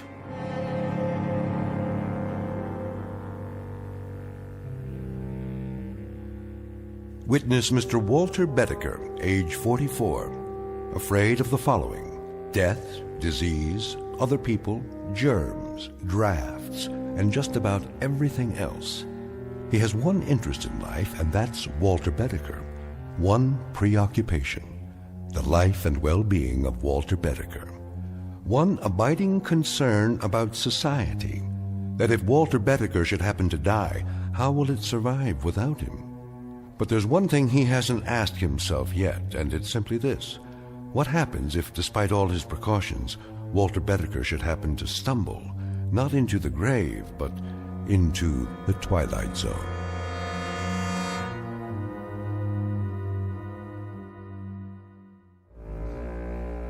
And now, The Twilight Zone, and our story, Escape Clause, starring Mike Starr, with Stacy Keach as your narrator.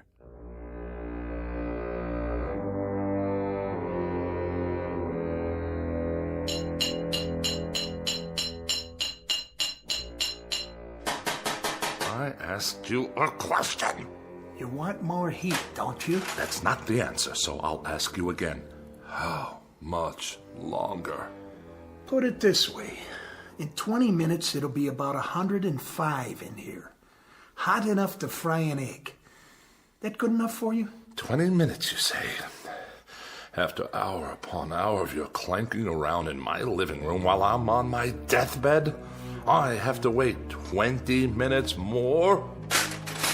If you do die, Bedecker, and you go where I think you're going, as far as the temperature's concerned, you ain't going to be able to tell the difference. You ape! Get out! My pleasure.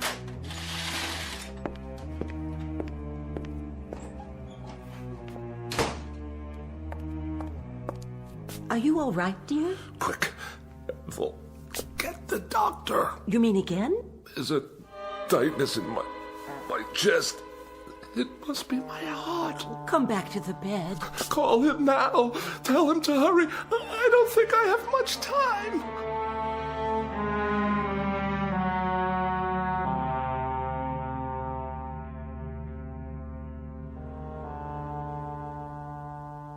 Well, doctor? Keep your mouth closed a few more seconds. I'm asking a question. All right, open, please. There. Well, how bad is it? What does that mean? Your temperature isn't bad at all. In fact, it's quite good. The thermometer wasn't in my mouth long enough. Oh, I think it was. I timed it exactly. I find that hard to believe. You'd better take it again. But why? I implore you before it's too late. There would be no point. You see, you have no temperature.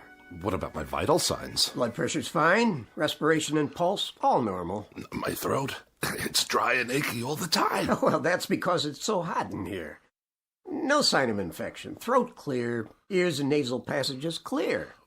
What about the pains in my back and my side? Well, what about them? And 4 sleepless nights in a row. Is it 4 now? How about that? Well, what do you want me to say? The truth. The awful truth. I can take it. The truth, Mr. Bedecker? Well, the truth is that it's, Go on. It's psychosomatic. To use the scientific term. Psychosomatic. You're trying to tell me that I'm only sick in my mind? That's my considered opinion. And you're supposed to be a professional. Mr. Bedecker, may I speak candidly? I insist. Well, there is nothing wrong with you except the ailments you manufacture for yourself. Manufacture? Is that what you think? Your pains are imaginary. Your inability to sleep is a case of nerves, nothing more. In short, Mr. Bedecker, you are a very healthy man. This man calls himself a doctor. 4 years pre-med, 4 years medical school, 2 years internship, 2 years residency. And what is he, I ask you, what is he? A quack. Doctor? Oh, hello, Mrs. Bedecker. What's the prognosis? Don't ask him. The man's an idiot. Walter, darling, I beg you, don't excite yourself. Don't whisper. You're looking at half my troubles right there, Doctor. This woman, this awful woman who runs around whispering all day long to make me think I'm sick, even if I'm not. Oh, and I am. I'm lying here at death's door, and who's ushering me out? A quack and a whispering woman without a mind. Well, I'll call tomorrow, Mrs. Bedecker. Meanwhile, try leaving the window up an inch or so. Let some fresh air in. There'll be no need to call. Just come on over with the death certificate and fill it out. Oh, Walter. Don't drench me with those crocodile tears of yours. She'd be so happy to get rid of me. I just can't tell you. Goodbye, Mrs. Bedecker. Take care of yourself. I'll see you out.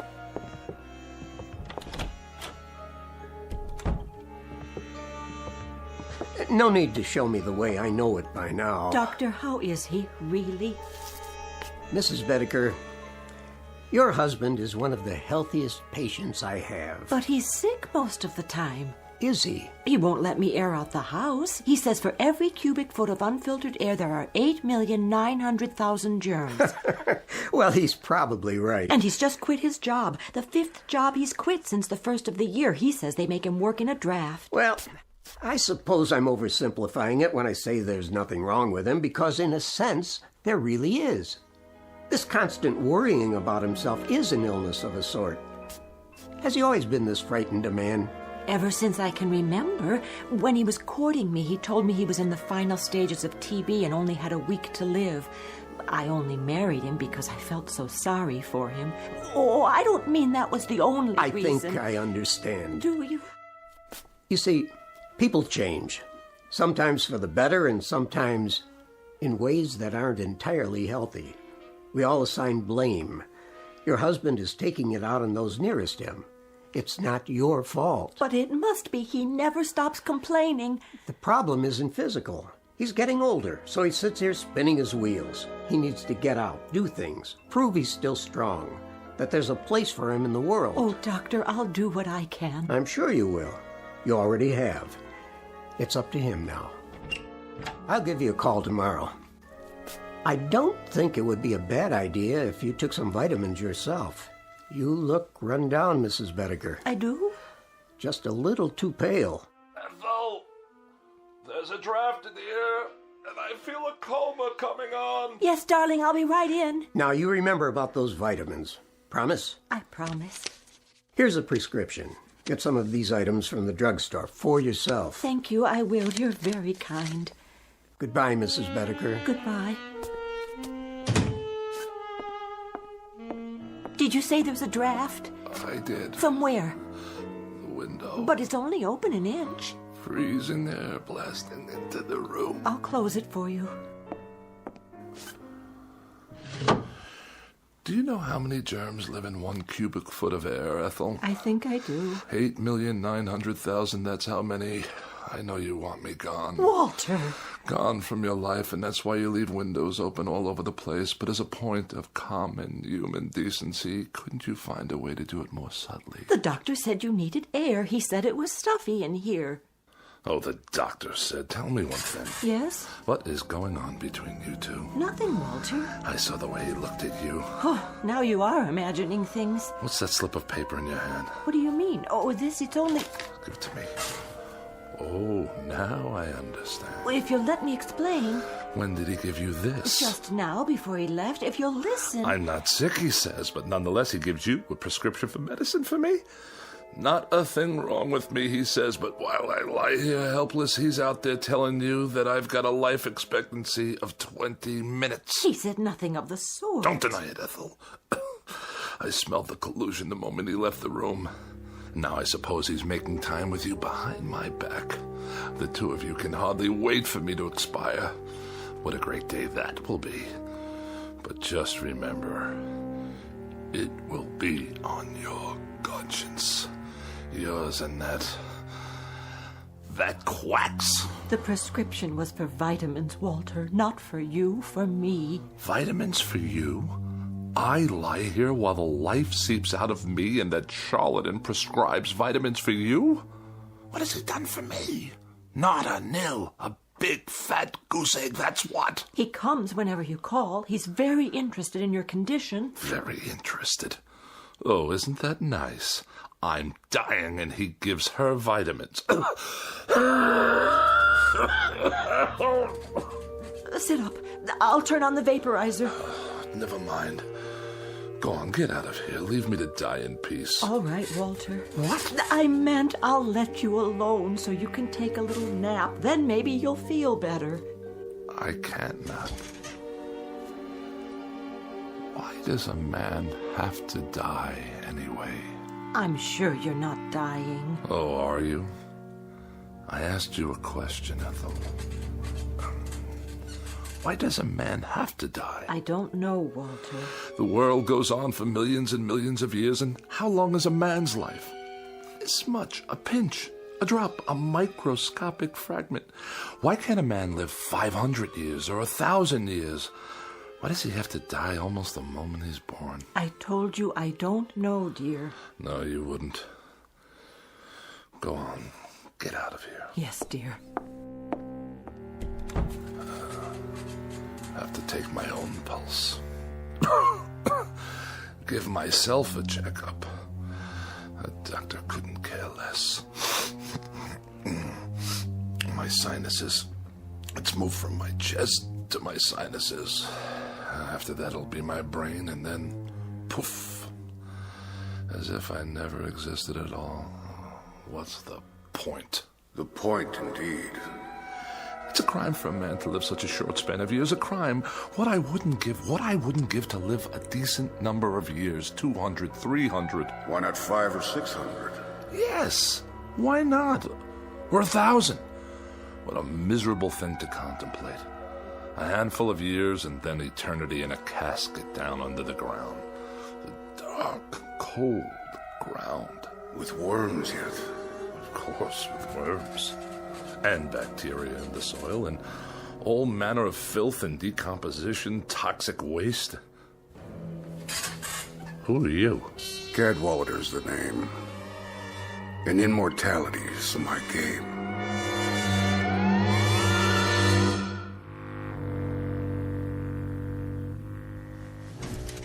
Your name is what? Cadwallader. At least that's the one I'm using this month. Rolls off the tongue, don't you think? How did you get into my bedroom? Let me see. Through the mirror? That would be a nice touch. Or through the walls? Too prosaic. Look here, The truth is, I've never been gone. I've been in here for some time. I must have a fever. I'm hallucinating. Not at all. I've merely chosen to reveal myself in order to tell you that I subscribe wholly to your views, Mr. Bedecker. I mean, wholly. Delighted to hear it. I'll be brief, Mr. Bedecker. You look like a man with a nose for a bargain.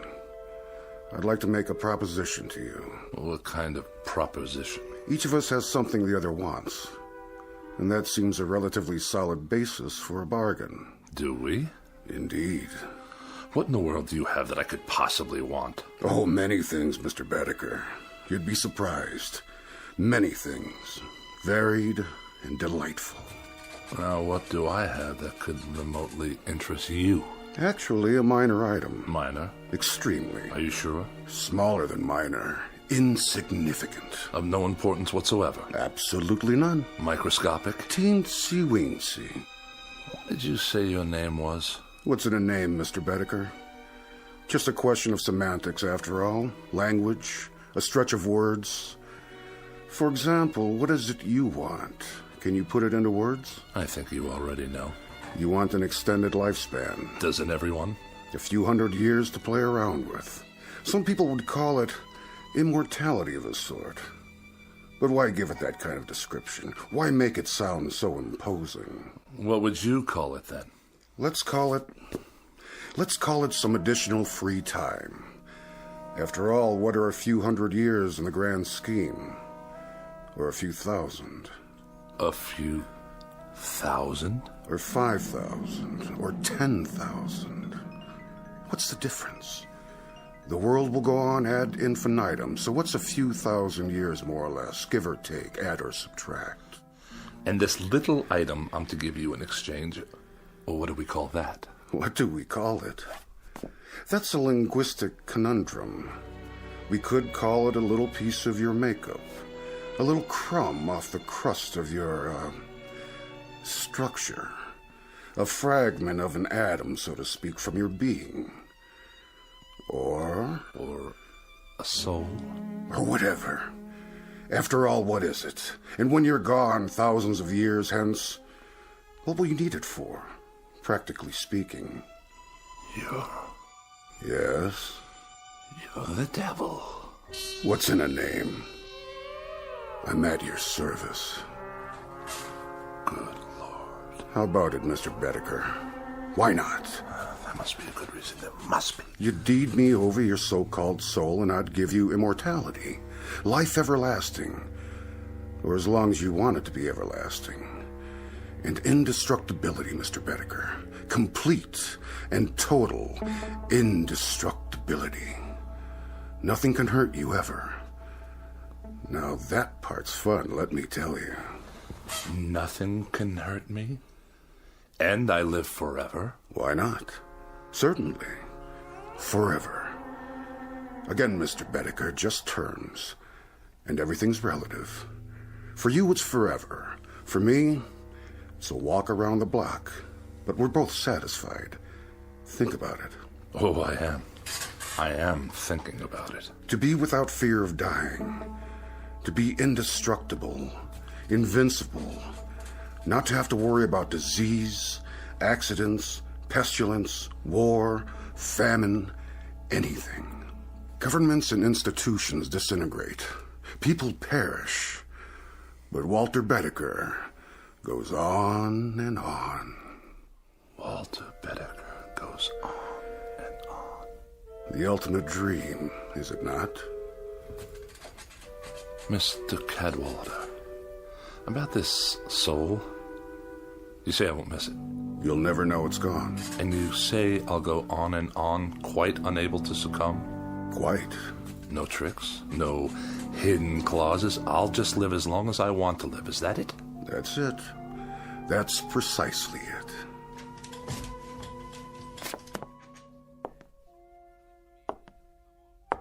How about my appearance? I'm afraid I can't do much about that. Oh, I see what you mean. You should look pretty much the same. But in 500 years, I don't want to look like any dried-up old prune. Oh, Mr. Bedecker, you drive a mean bargain. A most difficult bargain. But you'll find me a cooperative, man. All right, you win. We'll throw that into the bargain. Say it. Whatever aging takes place in your features will be more or less imperceptible. Mr. Cadwallader, I believe we're close to making a deal. Mr. Bedecker, you'll never regret this. Not to your dying day. Hey? Which by rights should not be for several thousand years. You'd better say that. There is something. Aha! Aha! Aha! Now it comes out. For your benefit, I assure you. Where did you get that? The contract? Oh, one always seems to turn up when it's needed. Let's see. Article 93, right here. What about it? It's in the nature of an escape clause. Read it to me. Your escape clause. Whereas the party of the first part, upon due notification of the party of the second part, and so on and so forth. Go on, I want to hear it. Well, I'll just give it to you thumbnail. It's simply that if you get tired of living, Mr. Bedecker, you can exercise the clause by calling on me and requesting your... My what? Oh, there goes the embarrassing terminology again. Shall we say, your demise? At which point I will personally see to it that you are given a rapid and uncomplicated, how to put it, departure? I can assure you, Mr. Cadwallader, that I'm not the sort of man to kill the goose that lays the golden egg. I'm much relieved to hear that. When you talk immortality to me, brother, I mean immortality. Indubitably. You're going to have a long, long wait. Mr. Bedecker, nothing will please me more. And I think we've got... Yes? A deal. No further qualifications? None that I can think of. No ifs, ands, or buts? None whatsoever. Absolutely? Positively. Done.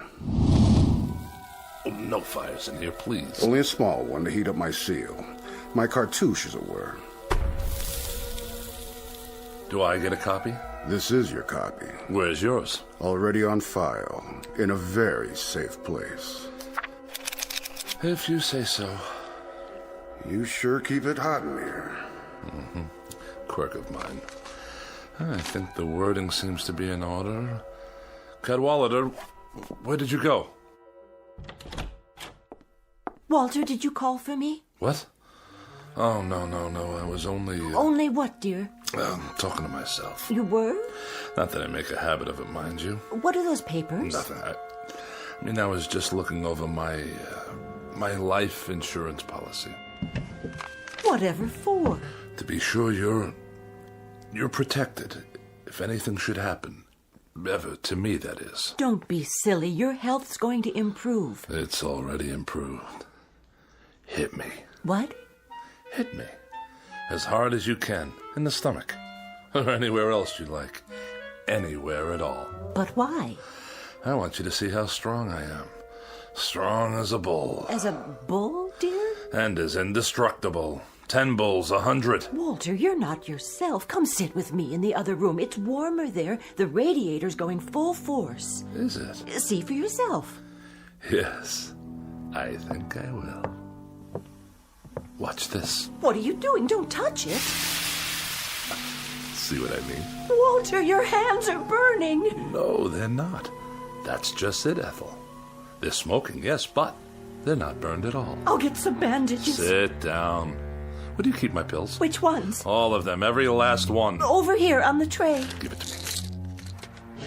What are you doing? Walter, the window, don't throw them out. I beg you, all your medication. Why not? What's the difference now, my dear? I'd like to introduce you to someone. What are you talking about?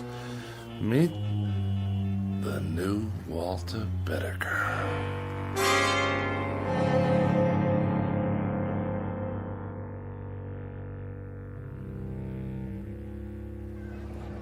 Get your paper! Boy rescued from well, lives to tell about it. All the latest news, right here. Let me see that.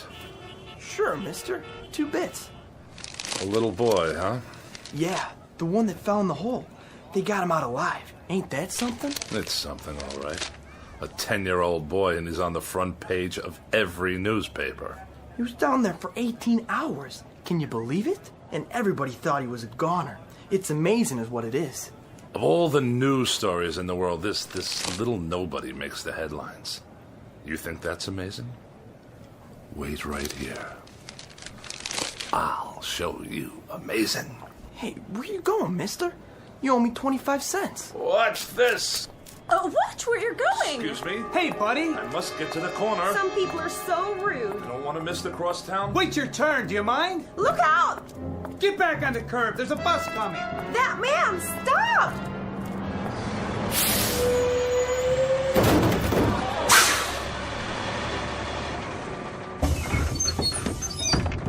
I couldn't stop. He ran right out in front of the bus. I saw the whole thing. That guy must be blind. Somebody call an ambulance. Look, he's getting up.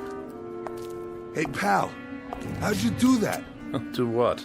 Are you okay? Of course I am, you idiot. I can't believe it. I didn't even see you. Is there a photographer in the crowd by any chance? You better lay down. The ambulance is coming. Why would I want to go to a hospital? There's nothing wrong with me. Not a thing. Just your tire tracks on the front of my suit. Just the same, take it easy. Get some x-rays and I'll fill out an accident report. Don't bother. Just contact your claims adjuster. The name's Bedecker. Can you remember that? Walter Bedecker. It don't make sense. I could have sworn I ran over you. Oh, you did? Then how come you can walk? Like they used to say, you ain't seen nothing yet.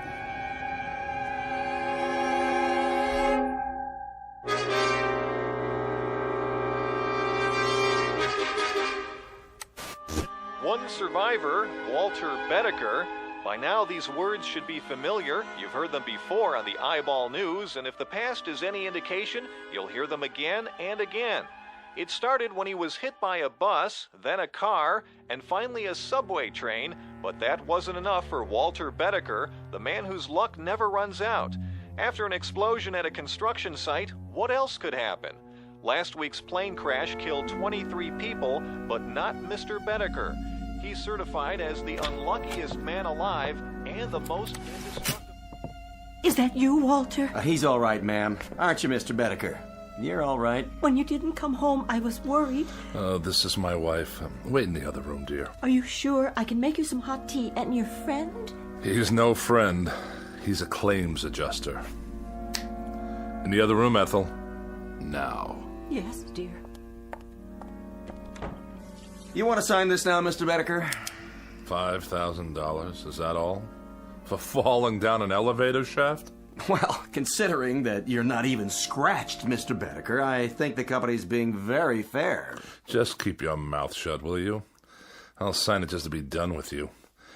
And can I expect the check by tomorrow? No, first thing in the morning, by special messenger. Just sign here. Waives all claims. Receipt of sum.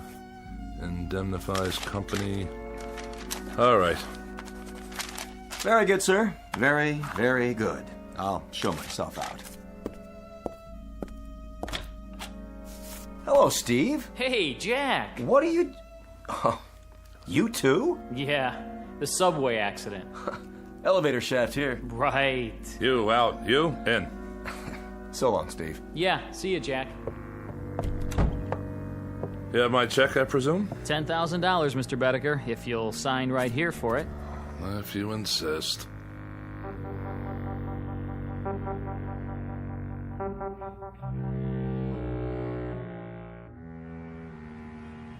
"14 accidents. More than anyone should have to bear. Now, wouldn't you think that there would be an element of thrill in 14 accidents? I'd appreciate it if you'd step away from the window, Walter. It's open, you know. 14 accidents in which you know nothing can happen to you?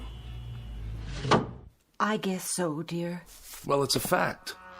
There should be an excitement to this sort of thing. Well, there isn't. It's dull. It's absolutely without the remotest bit of excitement. In short, I'm bored stiff with it. Walter, dear, you should count your blessings. After all, there is the money. And you should shut your mouth. You look for all the world like a small gray mouse waiting for a piece of cheese. Walter, you can be so terribly cruel. Ethel, please. I'm thinking. I swear he's cheated me somehow. I don't know exactly how. What are you talking about? Who? Mortal schmortal. What's the good of it when there aren't any more kicks? Any more thrills? Anything to let a man know he's alive. Walter, do you feel all right? At least when I was concerned about my health, there was an element of risk, of danger. I mean, of course. That's it. What is? iodine. Iodine? Have we got any? What for? Did you cut yourself? Do we? I suppose in the medicine cabinet. Get it. Now? And rubbing alcohol. And ammonia. Walter? I'll get it. You find me a drinking glass. A large one. There's one right there. I'll mix them all together like so. And stir them up. Wait! And drink it. Oh.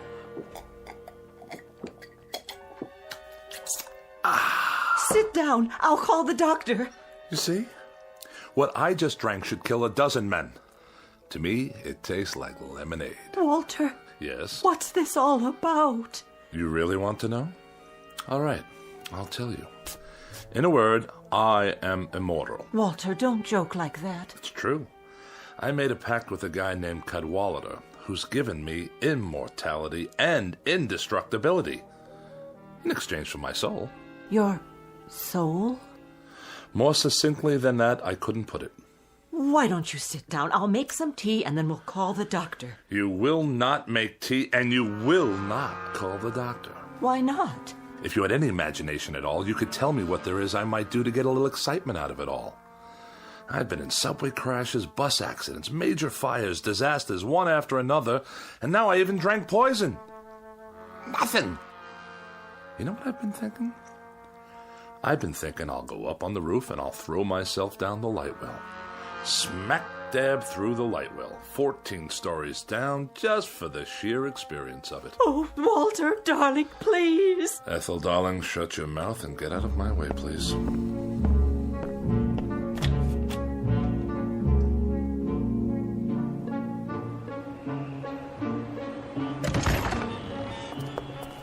Please, Walter, please, darling. Ethel, go drown in a tub and leave me alone. I'm going headfirst down the light well. Get out of my way. Walter, no. Will you get out of... Ethel, be careful or you'll trip. Ethel!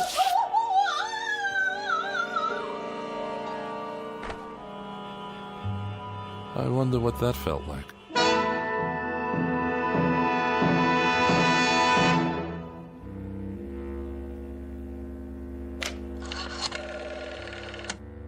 Operator, get me the police, please. Immediately, it's an emergency.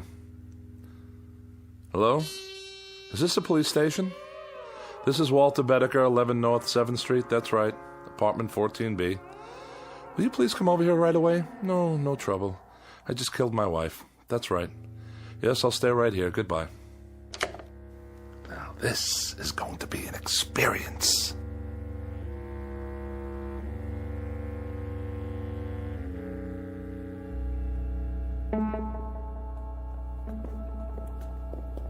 Hey, Bedecker, you got a visitor.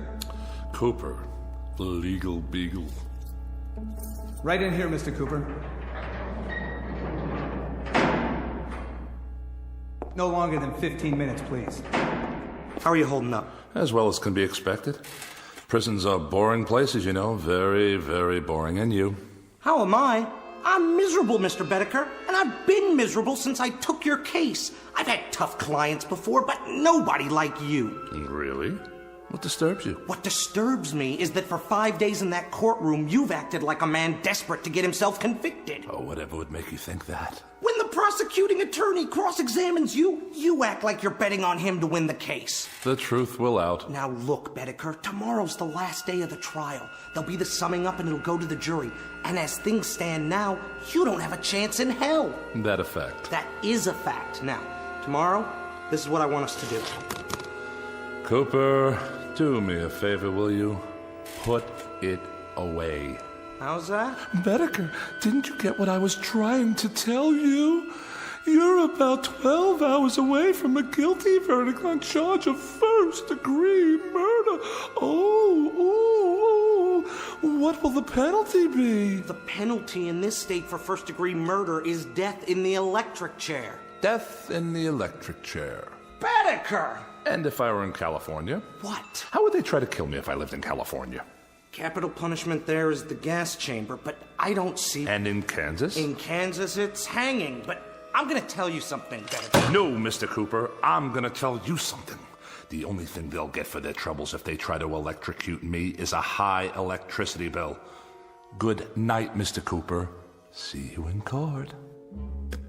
Guard! I don't know, Bedecker. I just don't understand you. The psychiatrist says you're sane, and you say you killed your wife. But way down deep, I know you didn't. So tomorrow, when I sum up for you, I'm gonna lead from a terrible position, a position of weakness. But I'll do the best I can. Mr. Cooper, really, don't bother.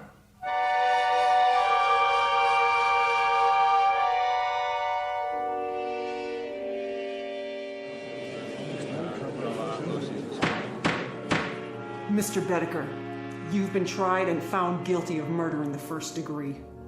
Have you anything to say before the court pronounces sentence upon you? What? Oh, I don't have anything to say, Your Honor. Not a thing. Then the court sentences you to imprisonment in the state penitentiary for the rest of your natural life. I knew we could do it, Bedecker. I knew we could get you off without the death penalty. If I do say so myself, I gave that summation everything I had. Wait a minute. Does this mean that... It means that you're not going to the electric chair. You've been given life instead. You're a very fortunate man, Mr. Bedecker. Life? Did you say life imprisonment? We need help here! My client's fainted!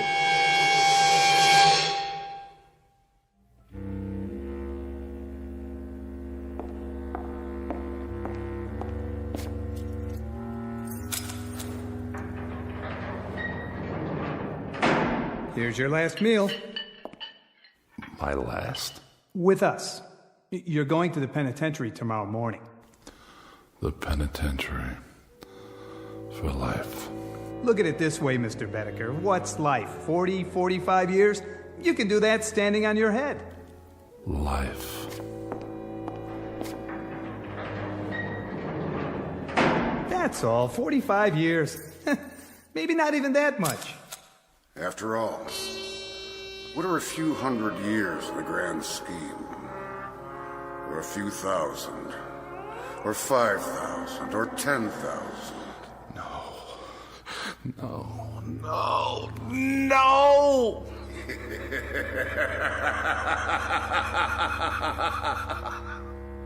Mr. Bedecker. Yes? About the escape clause. Care to utilize it now? Yes. That's a wise man. Odd thing, Mr. Bedecker. You look like someone having a heart attack. Exactly. Like a man having a heart attack.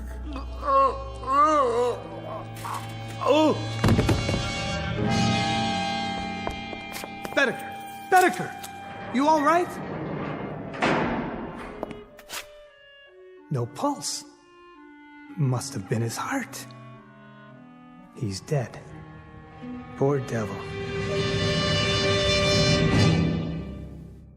There's a saying, every man is put on earth condemned to die, time and method of execution unknown. And perhaps this is as it should be. Case in point, Walter Bedecker, lately deceased. A little man with such a yen to live that he was beaten by the devil, by his own deadly boredom, and by his place in the scheme of things, including his position, such as it is, or was, in the Twilight Zone.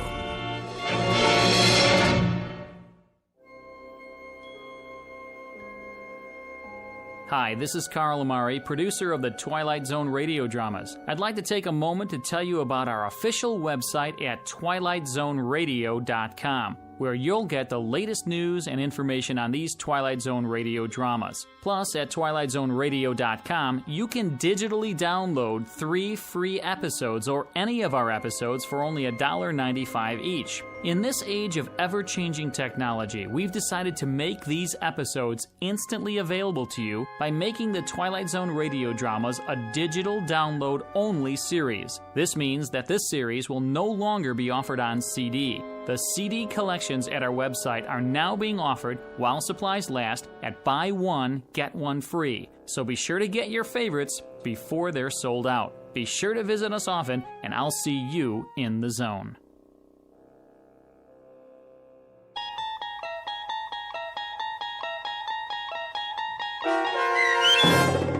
Escape Clause, starring Mike Starr with Stacy Keach as your narrator, was written for The Twilight Zone by Rod Serling and adapted for radio by Dennis Etchison.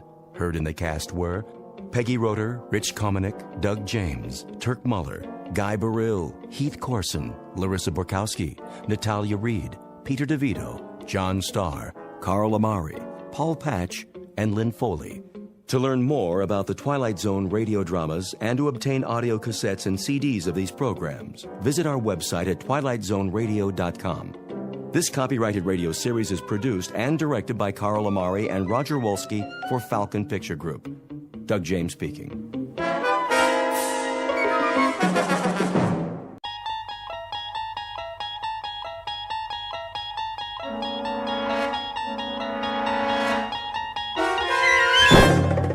There is a fifth dimension beyond that which is known to man. It is a dimension as vast as space and as timeless as infinity.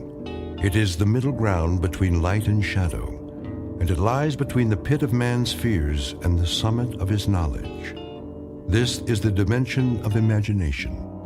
It is an area which we call the Twilight Zone.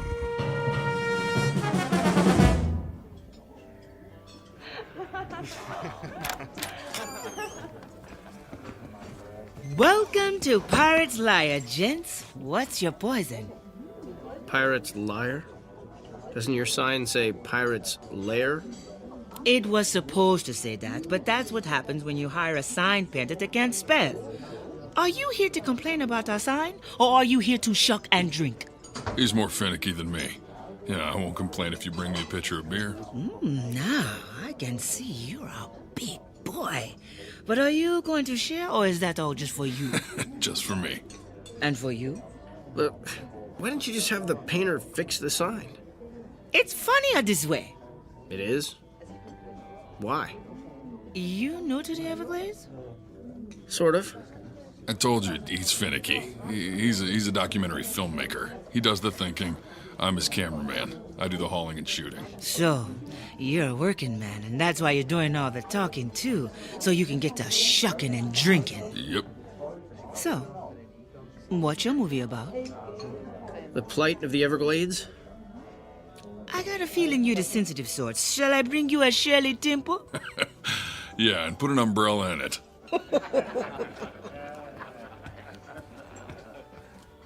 Thank you very much for blowing my cover.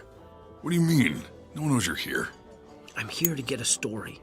Now that all the locals know I'm a reporter, everybody's gonna clam up. That's a good one.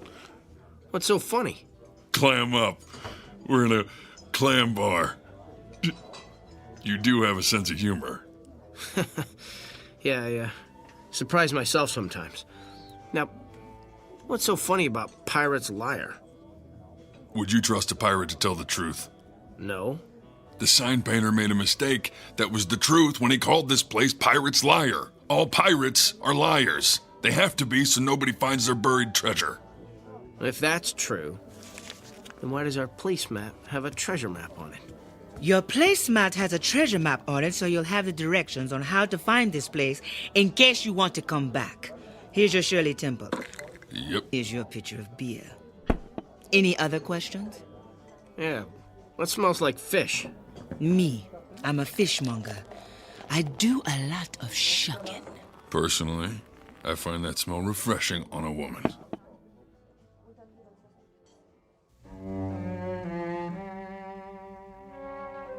Pirate's Lair, an out-of-the-way clam bar on the edge of the Everglades, a battleground for one of nature's last great struggles for survival. An environment as beautiful as it is dangerous, as filled with treasures as it is with death, and as breathtaking as the smell of fish.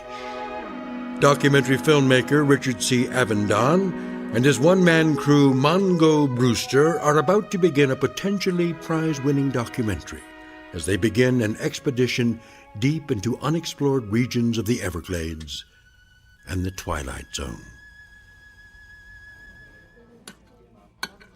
Here's your bill. Who gets it?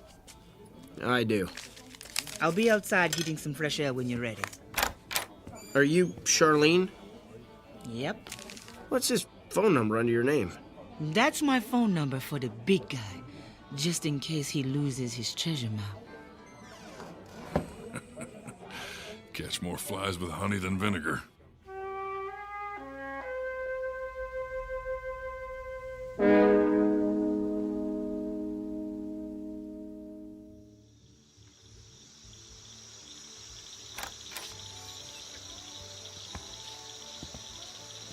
That was one great dinner.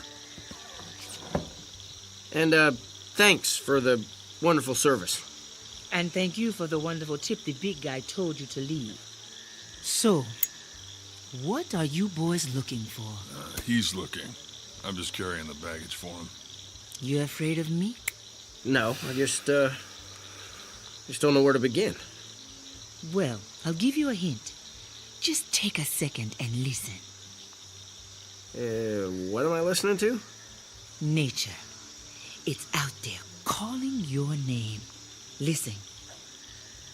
Hear that clicking sound? Yeah, insects? Lizards? Anyway, it's frogs crushing insects' bodies. They crush those hard little shells and bony spines by the million an hour. Then the snakes eat the happy, fat little frogs. As they slither off, the birds of prey swoop down out the sky and eat the snakes. When the birds get too full to fly, they land on a log floating in the water, which usually turns out to be a nasty gator, which gobbles up the bird. Gators are sloppy eaters, and they leave little pieces of the bird fall to the bottom of the water, which feeds the clams which you just ate. Good. What you are listening to is Mother Nature perpetuating a vicious cycle that you want to save with your little documentary. Was that what you were thinking when you came here? I wasn't quite envisioning it like that. I was thinking more of... What was that? A big old bull alligator just got lucky. You want to go down there and tell him don't eat the pretty birdies? You're going to ask him if he'd like a Shirley Temple to wash it down. Stop! I know just what you're doing. You're trying to discourage me from making my documentary. You're trying to keep people away from here to protect this swamp. Why would I do that? Yeah, why would you do that? Because you're a pirate's liar. You're lying to scare me to save your restaurant. This is where your clams are. Your clams are your treasure, and you don't want anyone to have them except you. That's right, because they're so finger-licking good. Can't blame a girl for trying, can you? Hey, don't throw your cigarettes in the water. You'll contaminate it. How do you contaminate a swamp? You know, I'm getting that out of there right now.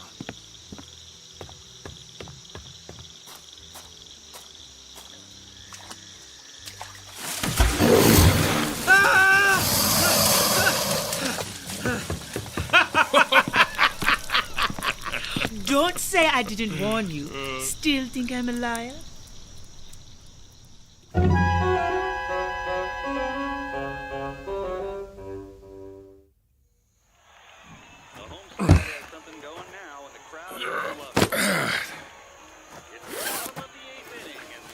Two flash, camera bag, stand, microphone, cables.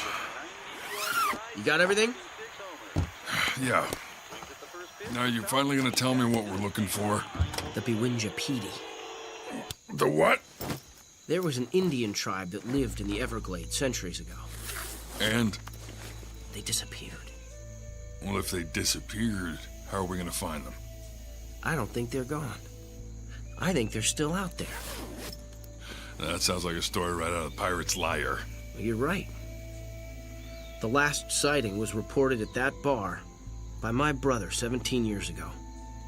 It was the last place he was seen alive. What happened to him? Well, that's what I'm hoping we'll find out.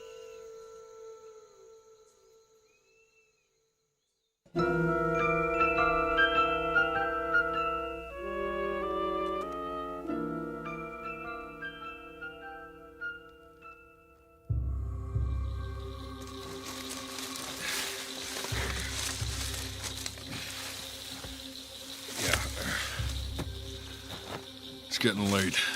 I can hear the toads eating the bugs faster. Let's find a spot to set up camp. Well, that looks like a nice spot over there. I was hoping for a Holiday Inn, but I guess a dry spot will have to do.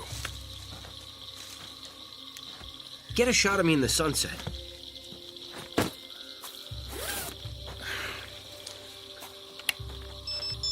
There. All right, are you going to say anything? No, I want some brooding shots. Pensive stuff to show my inner feelings. All right, your nose is shiny. You want me to powder you down? Nah, real is good here.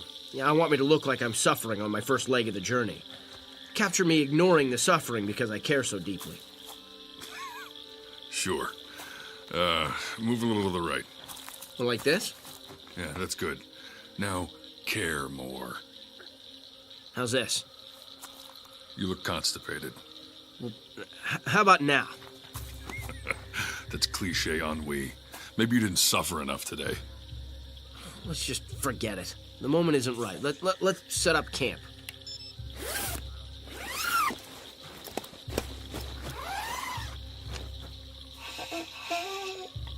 Don't worry, I'll do my share. Don't be sarcastic. What do you mean? Well, that pathetic little voice you just did under your breath. Oh. I didn't say anything.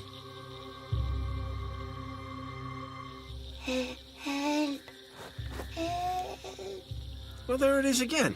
It's coming from that itty-bitty hole in the dead cypress. This hole? Hello?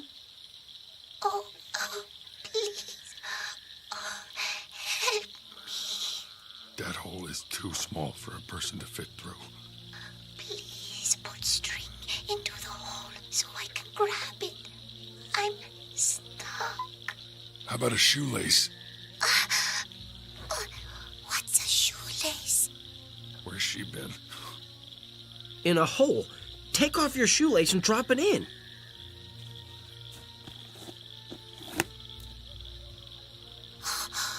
Got it. Pull. Okay, hold on. Be careful. Oh. Yes. At last, I'm free. Thank you. It's... What is it? Get the camera. What? Who are you? I am the Princess Beewinjapeedee. You're only 2 inches tall. That's because I'm wasting away. Quickly, feed me. Are you getting this? Yeah. Give her jerky from my backpack before she starves to death. Do you see how small she is? How's she gonna eat jerky? We need baby food. Wait. You know what? I've got some yogurt. I'm dying. Help! Here. Here's some yogurt. Eat. Oh, you. What is that? I want meat. I want meat. Here, take some jerky.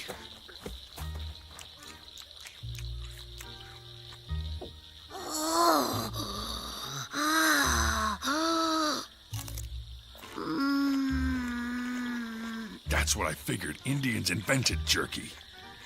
You're crazy. Jerky was invented by a second-generation German guy in Milwaukee. I did a documentary about it. Good. I want more. I want more. What happened to you? My tribe's medicine man put a spell on me to protect me 400 years ago. My tribe discovered the fountain of youth. Bad men tried to steal the water. Our medicine man gave me the power of the shape shifter. I made myself invisible so the bad men would not find me. It is hard to see when you are invisible, and I accidentally fell into the water of the fountain of youth. and it shrunk me.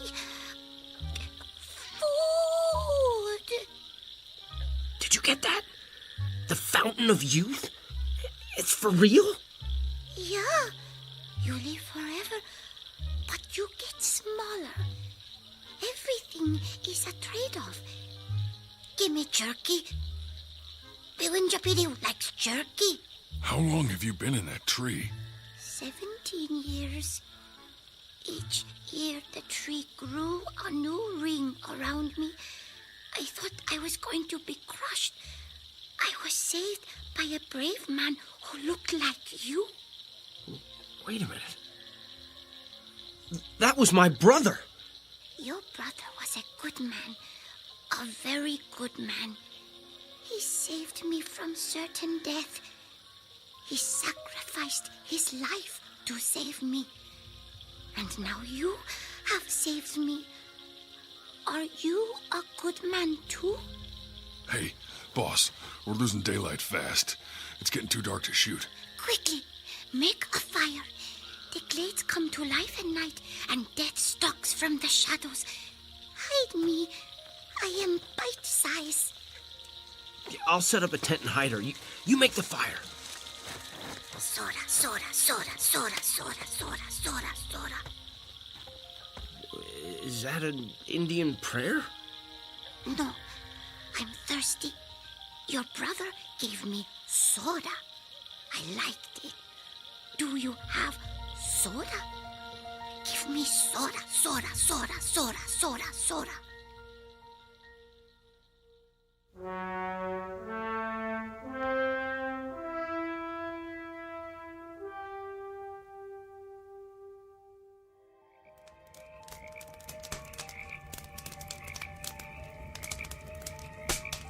All right. Now we have campfires all around us. We should be safe. This is like sleeping in a zoo at night, except the animals are loose and we're in a cage and can't close the door. How did she survive out here? Well, the Lone Ranger always asks Tonto what to do. Indians always seem to have a sense of how to get in touch with nature. But she's dead asleep.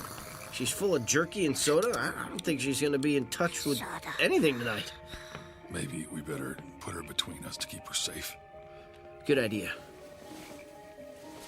Good night. Good night.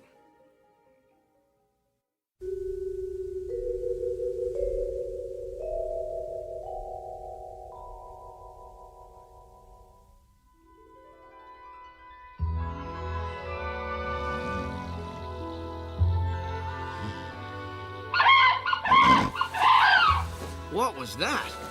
I don't know, but I heard it too. I guess we're still alive. Where's the little princess? Still under the covers. What did you put around her? Nothing. Whoa. There's something pretty big under there. Yeah. Let me grab a stick. You pull off the covers. All right, on the count of 3. 1, 2, 3. What the? Huh? Where am I? Huh. Who are you? Beewinjapeedee. You're a full-size woman. Yeah, a beautiful full-size woman. Mongo, get the camera. She grew. Yep.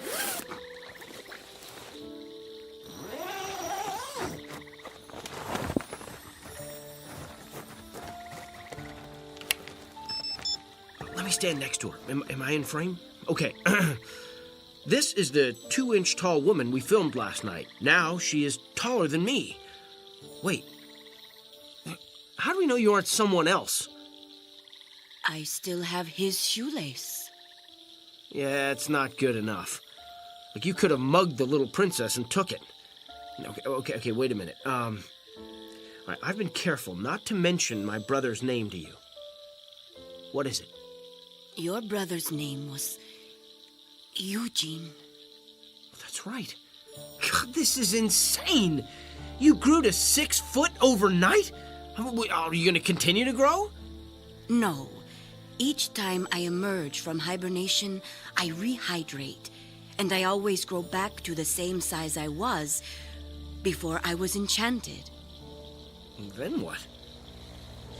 Then a member of my tribe arrives to equip me for my journey, during which I pay respects to all my ancestors. Look! Charlie!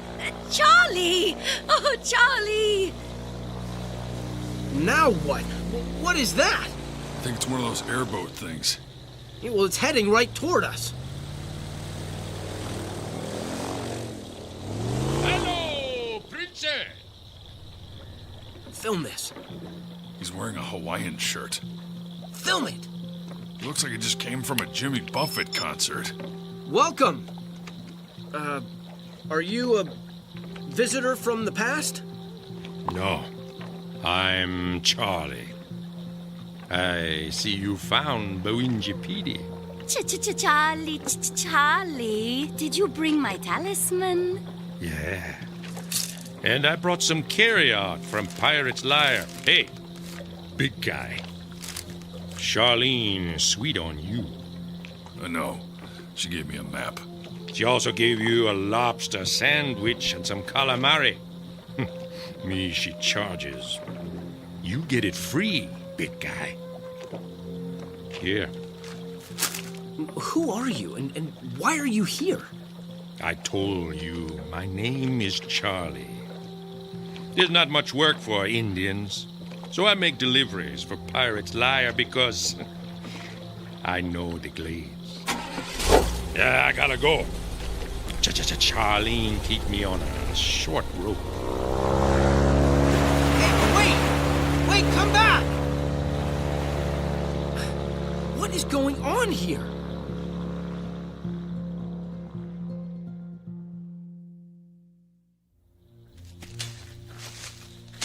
We practically kill ourselves traipsing into the middle of the Everglades to find a legendary princess. Instead, we find a 2-inch tall glutton who's stuck in a tree and then grows 6 feet overnight.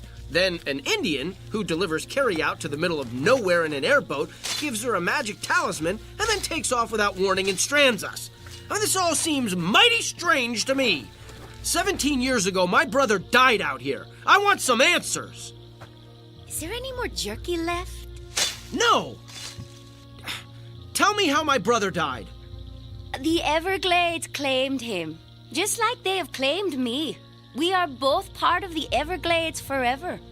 Yeah, but my brother is dead, and you are alive. This is because the Everglades chose to give me the gift of eternal youth. But they also have taken my life. What does that mean? My tribe is gone.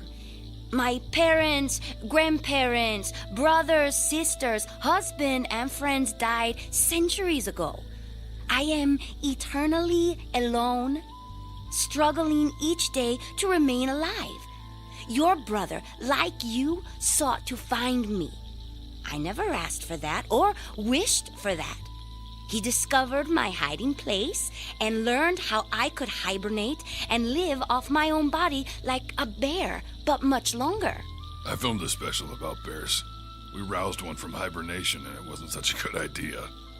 Leave a sleeping dog lie. What are you saying? That my brother woke an animal? Don't move. Freeze, boss. Durak sanua puta junja.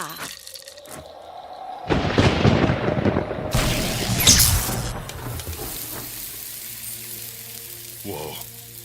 That's something National Geographic won't believe. I got some great shots of that action. What was it?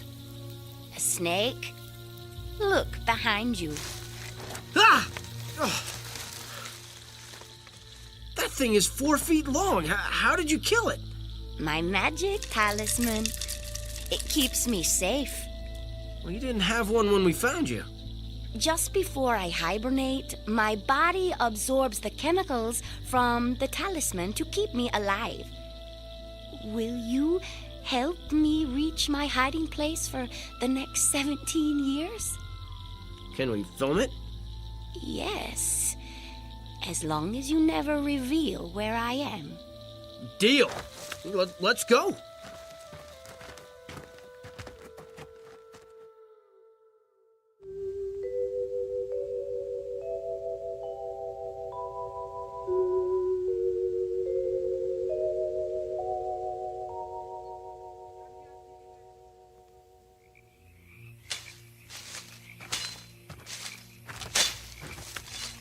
We are almost there. But it is too dangerous to travel at night. We should camp here. All right. I'll pitch the tent. You two find firewood. And be careful. She's got the talisman. We'll be fine. You be careful.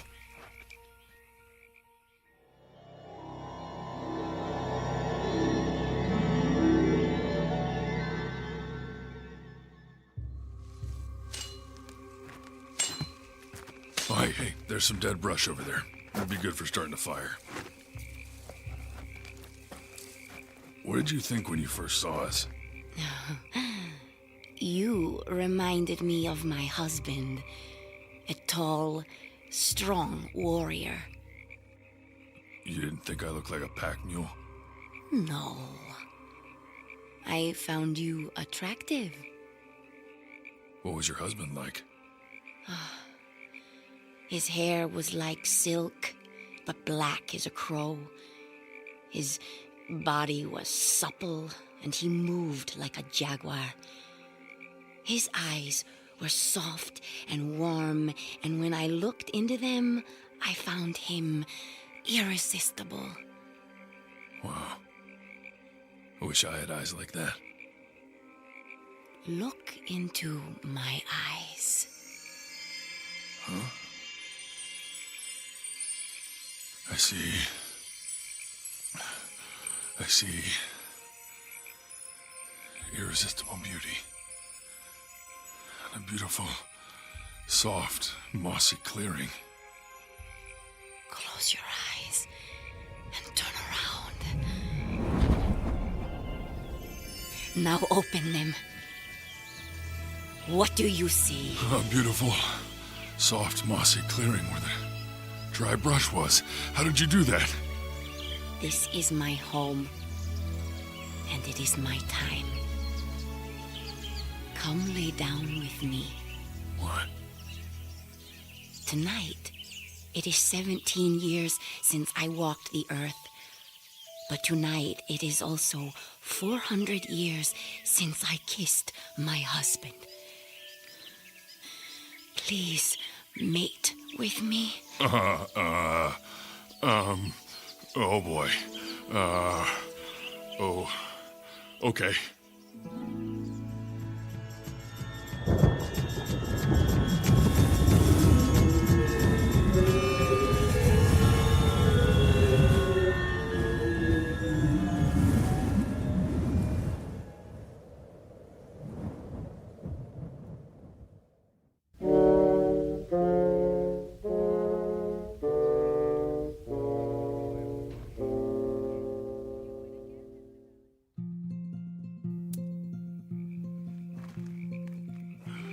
Unbelievable.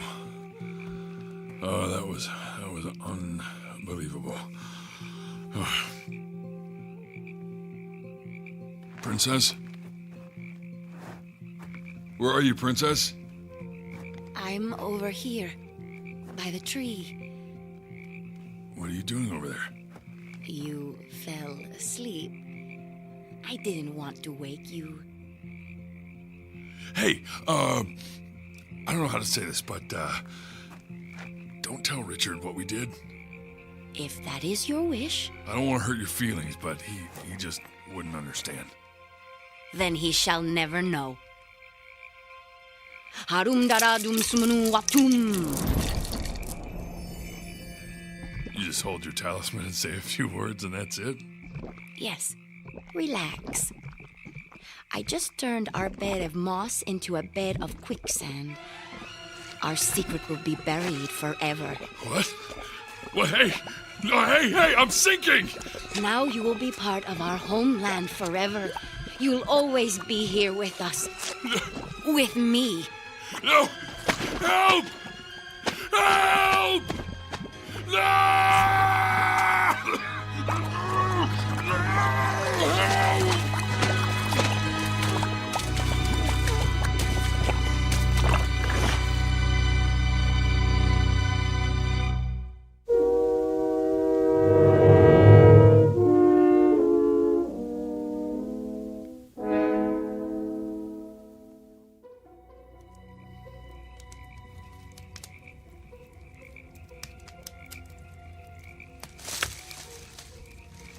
Who's there? Who's there? Beewinjapeedee. Where's Mongo? Mongo drowned in quicksand. What? Nature claimed him. What? Couldn't you help him? I tried, but there was nothing I could do. Well, now what? You and I become the pack mules and continue our journey. He would not have wanted us to quit. He knows how important this is to both of us. I must honor my ancestors. You must complete your documentary and dedicate it to your brother and your friend. Put out the fire. Let us travel to my hiding place right now. A canoe is hidden close by for our journey.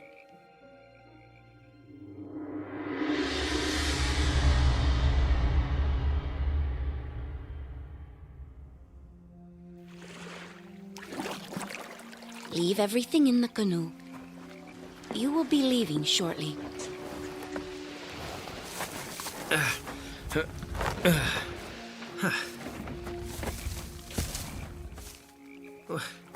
You don't want to keep anything here with you?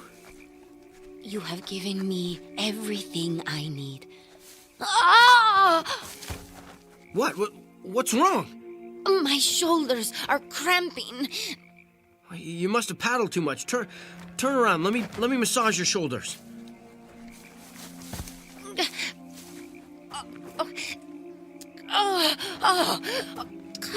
It hurts so much.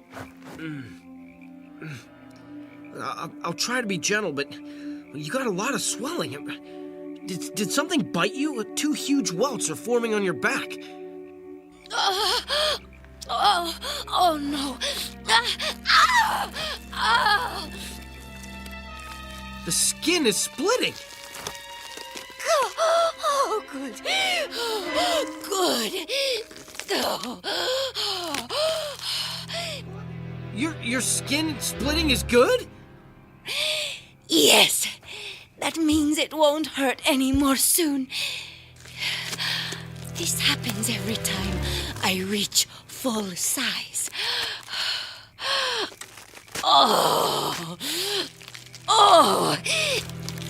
This has happened before? Yes. I hate it, but I love it. You mean like no pain, no gain? No! Watch. This is really something.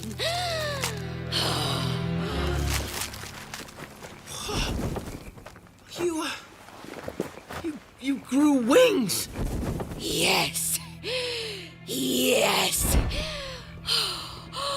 Aren't they beautiful? Yes, absolutely. It's one of the most amazing things I've ever seen. I'm so glad we had moonlight, so you could see everything. In moments, I must ascend to there. See? The crook of that ancient cypress? Yes. 17 years is a long time. What will you dream of? Meeting someone as kind and caring as you or your brother when I awake 17 years from now. Without your help, I would never have survived. Quickly, set up the camera. The moonlight is perfect. Set the camera up so the moonlight will shine on me as I ascend to the top of the tree. Imagine how beautiful it will be with the moonbeam sparkling on my gossamer wings. Yeah, it would be an incredible thing to see. We must hurry. But before I go, I must do one last thing. What? I must have a final meal. Something that will last me 17 long years. Princess, I just had a terrible thought. My blood kind of turned cold. Why? You're not gonna eat me, are you? Eat you?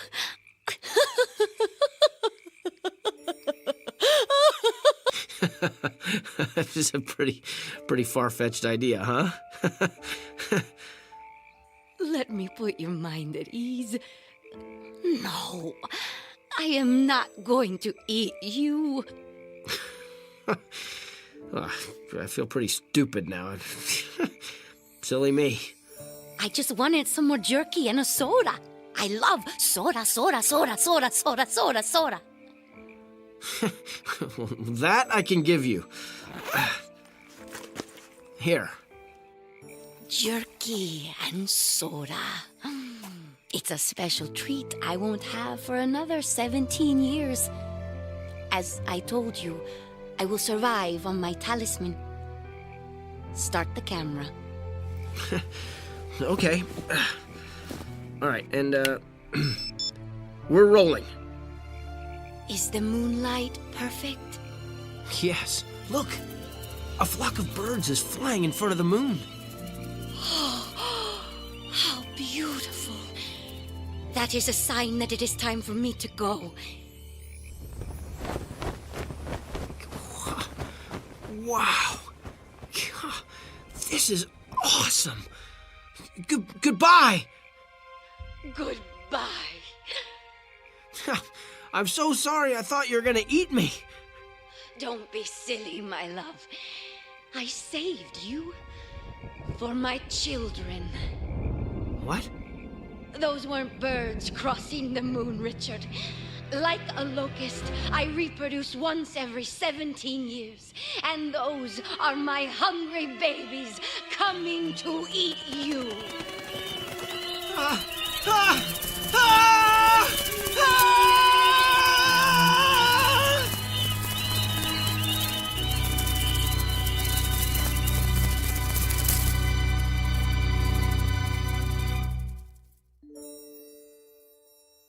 When tourists visit the Everglades, they see signs that read, "Don't feed the animals," and they laugh as they recall disasters they have witnessed in the movies.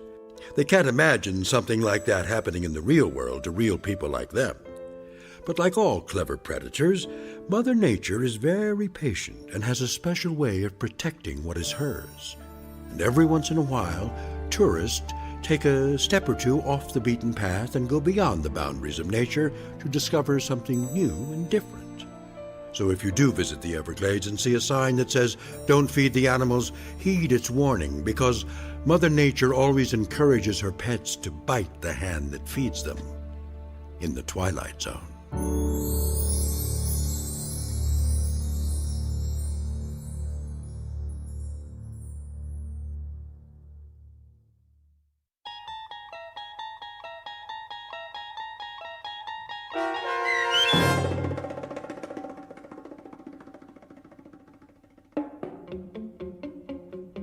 Beewinjapeedee, starring Sean Astin with Stacy Keach as your narrator, was written for The Twilight Zone by Joby Cerny.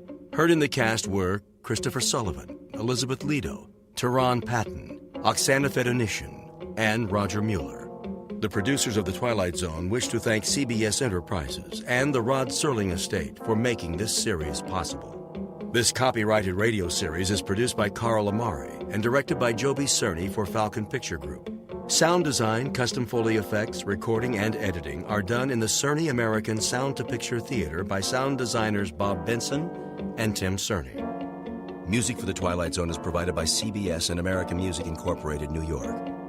To learn more about the Twilight Zone radio dramas and to download episodes, including 3 free episodes on our homepage, visit our official website at twilightzoneradio.com. Doug James speaking.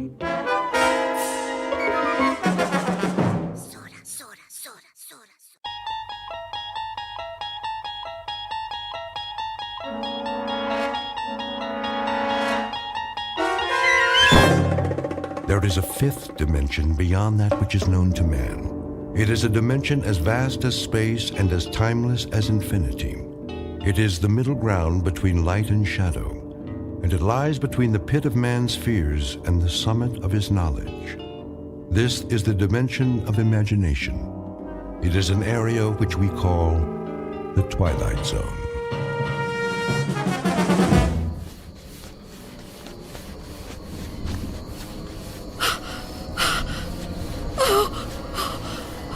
Oh, no, where am I? What am I doing outdoors? I don't remember leaving my... Oh, it's so dark. I don't live here. Or here. Oh, it is my house. Oh, I must get home.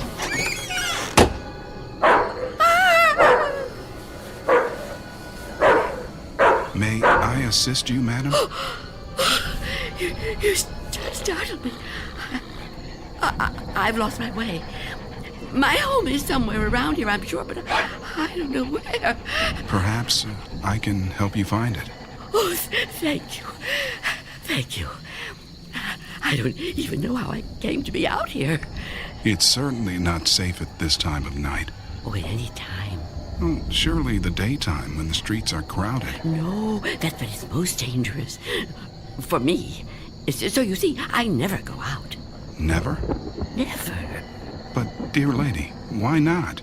I'm afraid. Afraid?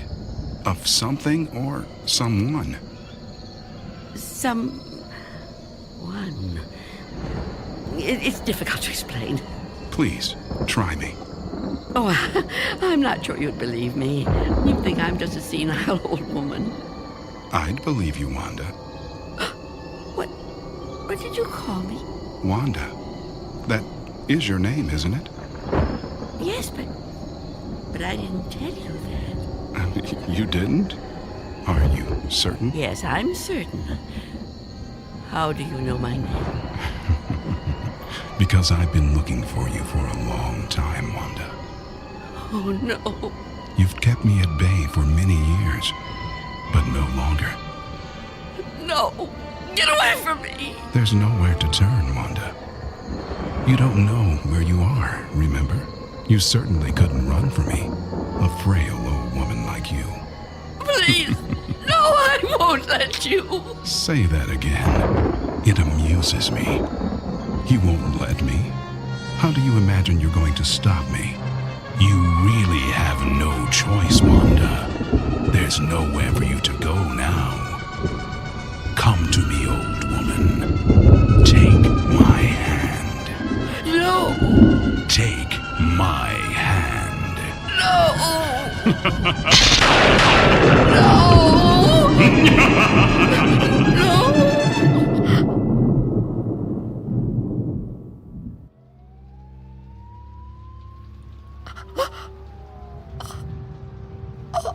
Oh, it was the dream. The dream again. I'm home. Of course I'm home. Where else would I be?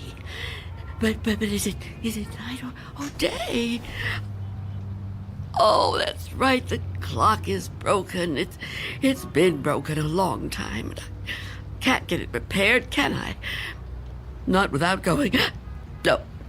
No, I can't. I mustn't. I have to resist every temptation. Oh, really, Wanda? How could you be so careless? How could you fall asleep before... Oh, I must check. Oh. Yes. The boards and the windows are still secure. Is that... Can I feel a breeze? Is there a gap? Oh, not enough. Not enough. He still can't get in. Oh, what about the door?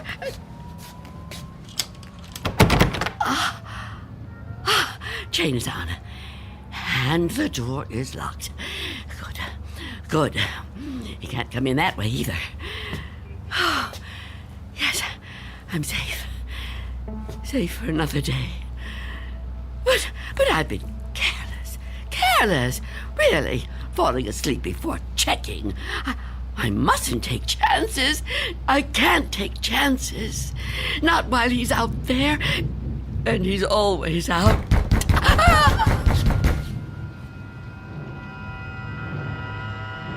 Miss Dunn?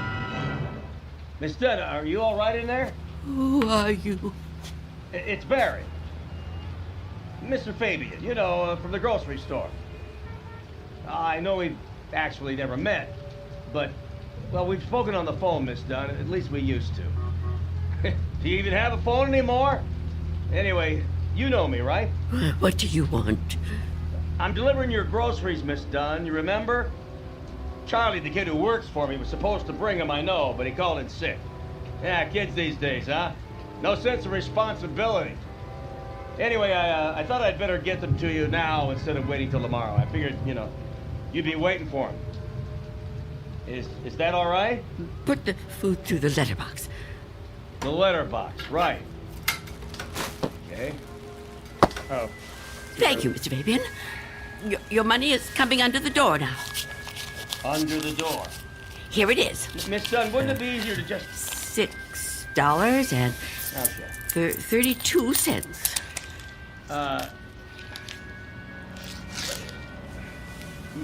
Many thanks, Miss Dunn, but, Good day to you, Mr. Fabian. Miss Dunn, are you still there? Yes? What is it? I've been thinking. I just wonder, Miss Dunn, does anybody else bring you food? I really don't see what business of yours that is, Mr. Fabian.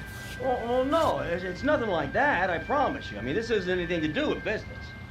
I'm just concerned for your well-being. I mean, it seems to me a person can't live on food big enough to fit through a letterbox. I can assure you, Mr. Fabian, I'm in no danger of dying as long as I observe this strict regimen. Oh, well, I'm glad to hear you talk like that, but I don't know. Maybe if I could come in for a minute. Come in? Yeah, I just want to talk, Miss Dunn. I mean, I can't do that so well out here. I really think you need to see a doctor. Out of the question. No one is coming in here, Mr. Fabian. Not a doctor and not you. Miss Dunn, could you open the door, please? Go away! Miss Dunn, I just want to help you. I know what you want. Leave me alone. Miss Dunn, all I know who you are. You do? Well, that's good. That's very good. Myself, I have a very bad memory. Every morning, you know, my wife gives me a pen. Every day I lose it somewhere. So, will you let me in? Stop trying to get in here. You won't get me. Just go away and leave me alone. Come on, Miss Dunn. Look, I've got other deliveries to make. I just want to help you if I can. I think you could use a little help. Ah, the heck with it. Good luck living here in this neighborhood. What's left of it.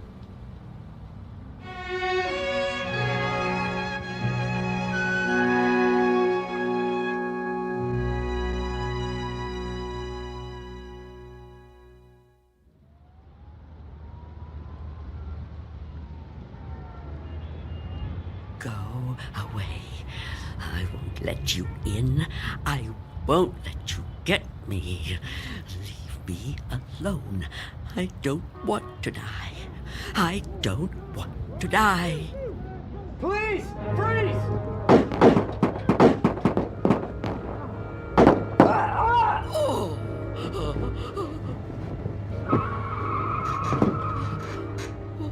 What's going on out there?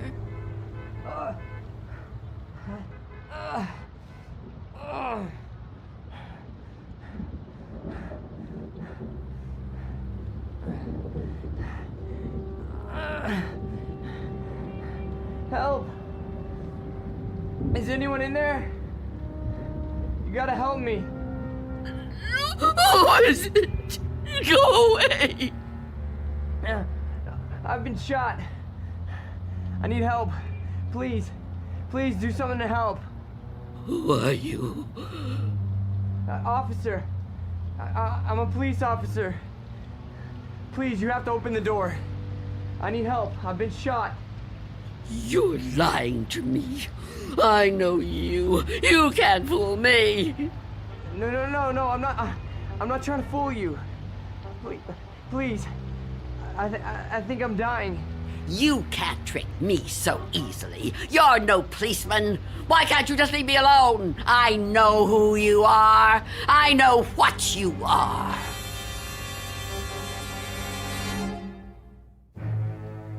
An old woman living in a waking nightmare.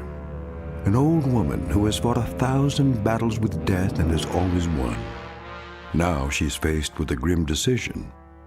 A decision that might to others seem the simplest in the world. That of whether or not to open a door. And in some strange and frightening way, she knows that this seemingly ordinary door leads to the Twilight Zone. And now, The Twilight Zone and our story, Nothing in the Dark, starring Marshall Allman, with Stacy Keach as your narrator.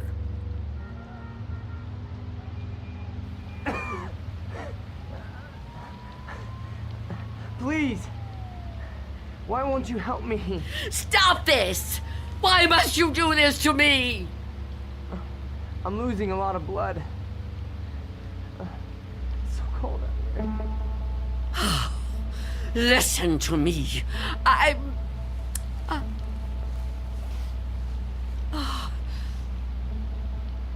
going to open the door. Oh, thank you. Thank you. But I'm leaving the chain on. Don't even try to touch me. I won't let you. Don't worry. I'm not gonna hurt you. I couldn't hurt anybody. Oh. You're so young. Almost a child. Unless you help me, I'm gonna die. I don't think I can even move very far. Oh, don't say that. Oh, it isn't fair. No, it just isn't fair. You keep trying to trick me. I don't know what you're talking about. Don't move. Don't do that again. Or I'll close the door. What? Listen, lady. I've been shot. I'm bleeding to death. Do you understand? Do you understand? Please. My name is Harold Belden. I need a doctor. I need a doctor right away. Please, call the hospital. I can't get there myself. I can't call the hospital. I haven't got a telephone. Not anymore. Then let me come inside. You can't just leave me. I'm begging you, I'm freezing. I have to unlock the door. You can't ask me to do that. You can't. I don't want to die. You understand? So you're not gonna help me? You're just gonna let me die out here? I know who you are. No, I told you who I am. My name is Belden. Officer Harold Belden. That's not her name. There is no such person. Stop trying to trick me. I don't understand why you keep saying that. Look, it hurts. It hurts, okay? Please, lady, please. Stop! Stop! Oh, why are you torturing me like this? I tell you, it isn't fair. I don't want to die. Well, I don't want to die either. If I could get help for myself, I would, but I can't move. I've been shot in the side, you see? Look, look, I'm bleeding. Oh, it isn't fair. It isn't fair.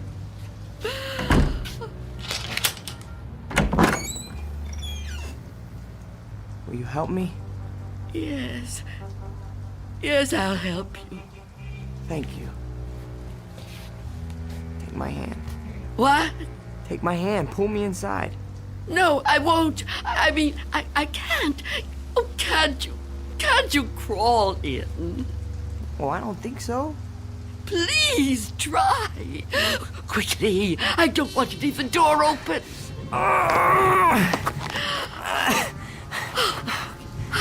That's it. Come over here. Into the bed.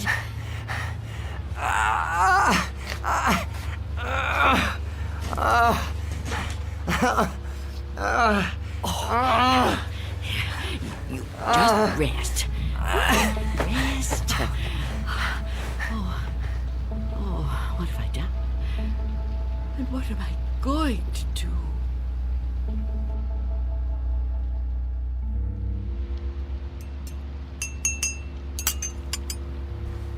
Officer? Officer? Officer? Oh, Oh, I'm so sorry.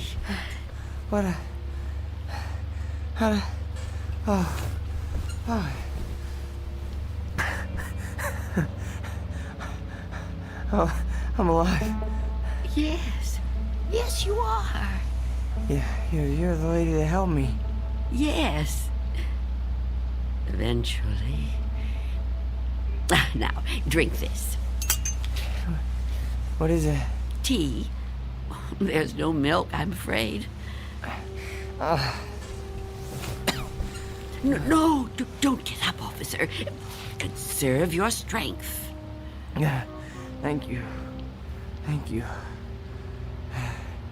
Please, call me Harold. You saved my life. I owe you at least that much. Is it good? It's fine. Thank you. How long have I been out? Hours. What time is it? I'm not sure. Morning, I think. What do you think? I don't have a clock. I guess it is morning. It's hard to tell. What happened to your windows? Who boarded them up? Well, I did. A long time ago now. But they're still as strong as ever. What? Why would you do that? Oh, I have my reasons. Well, we all have our own reasons for doing things. Why would you want to be a policeman? To be in a job where people try to kill you? Well, why would you want to court death like that? Court death? I don't know that I'd put it that strongly. I do what I do because there's just some jobs that have to be done. You mean it's a sort of vocation? Yeah, I guess you could say that. Listen, Mrs. It's Miss Dunn. Listen, Miss Dunn. You should try to get some rest yourself. You need it more than I do. No, really, I feel much better. When the doctor gets here, he'll take me off your hands for good.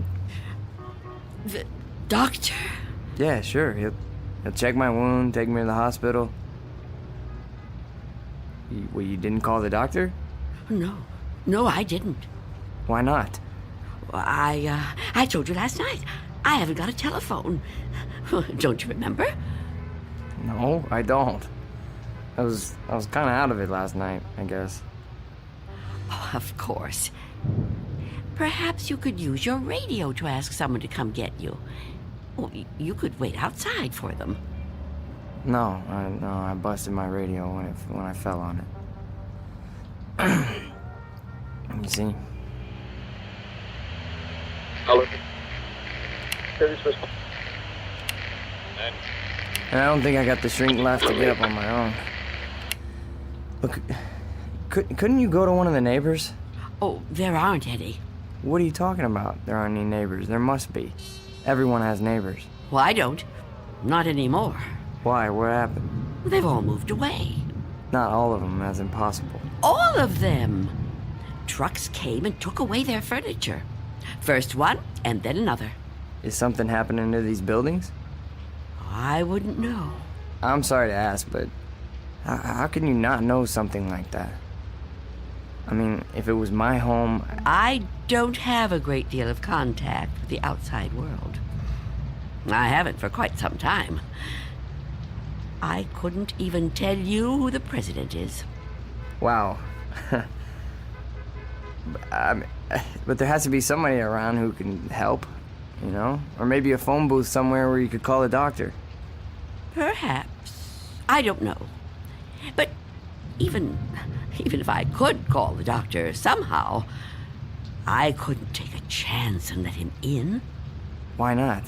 It's too dangerous. Dangerous for you? Yes. You let me in. Oh, I didn't have a choice. You were going to... I didn't know if I could trust you, but I'm still alive. Of course you're still alive. What do you think I was gonna do? I mean, but the doctor, he's not gonna be any harm to you. I keep telling you I can't let the doctor in. I can't let anyone else come in. Don't you see? It might be him. It might be him. Who? Him who? Mr. Death. Mr. Death? What? I know he's out there. He's trying to get in. He comes to the door and knocks. He begs me to let him in. Last week, he said he was from the gas company. The gas company? Oh, he's clever. After that, he claimed to be a contractor hired by the city. He said this building was condemned, that I'd have to leave. But I knew who he was. I kept the door locked, refused to let him in. Eventually, he went away. Condemned, huh? I mean, that explains why there's no one else in the neighborhood. No, he knows I'm on to him. Yesterday, he said he was Mr. Fabian from the store. But all he really wanted was to come in. That's all he ever wants. Wait a second. No, it's no use. You wouldn't understand. I knew you wouldn't. How could you? Well, I mean, wait. But I want to understand. I do. I mean, this man you're afraid of, you say he's Mr. Death. That's right. You don't mean just anybody, do you? You mean like Death, right? Death. That's right. So is this Mr. Death a person like you or me? I know it sounds crazy to someone like you, to anyone but me, but it's true. I know it's true. Okay, I understand what you're saying, but, I mean, people die all the time, all over the world. Now, how could one man be in all those places at once? I don't know. Don't ask me that.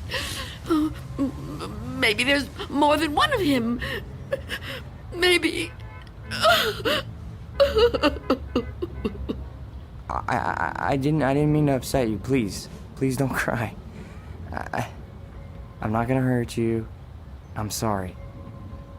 Okay? Can I have another cup of tea? Please? Of course. Tell me about Mr. Death. Your tea. Thanks. Please, Mr. Death. I would like to know about him. All right. At first, I couldn't be sure. It was a long time ago. Everything is. It's been so long since anything happened to me. But I was on a bus. There was an old woman sitting in front of me, knitting a scarf, I think. There was something about her face. I felt I knew her. Then a man got on the bus. He wasn't special in any way.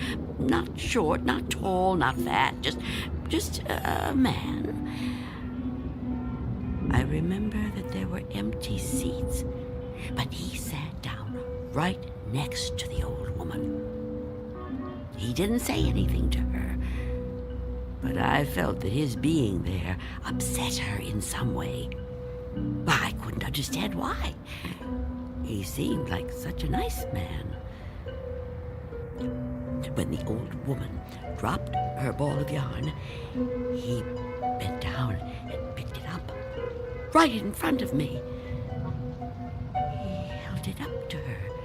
I saw their fingers touch.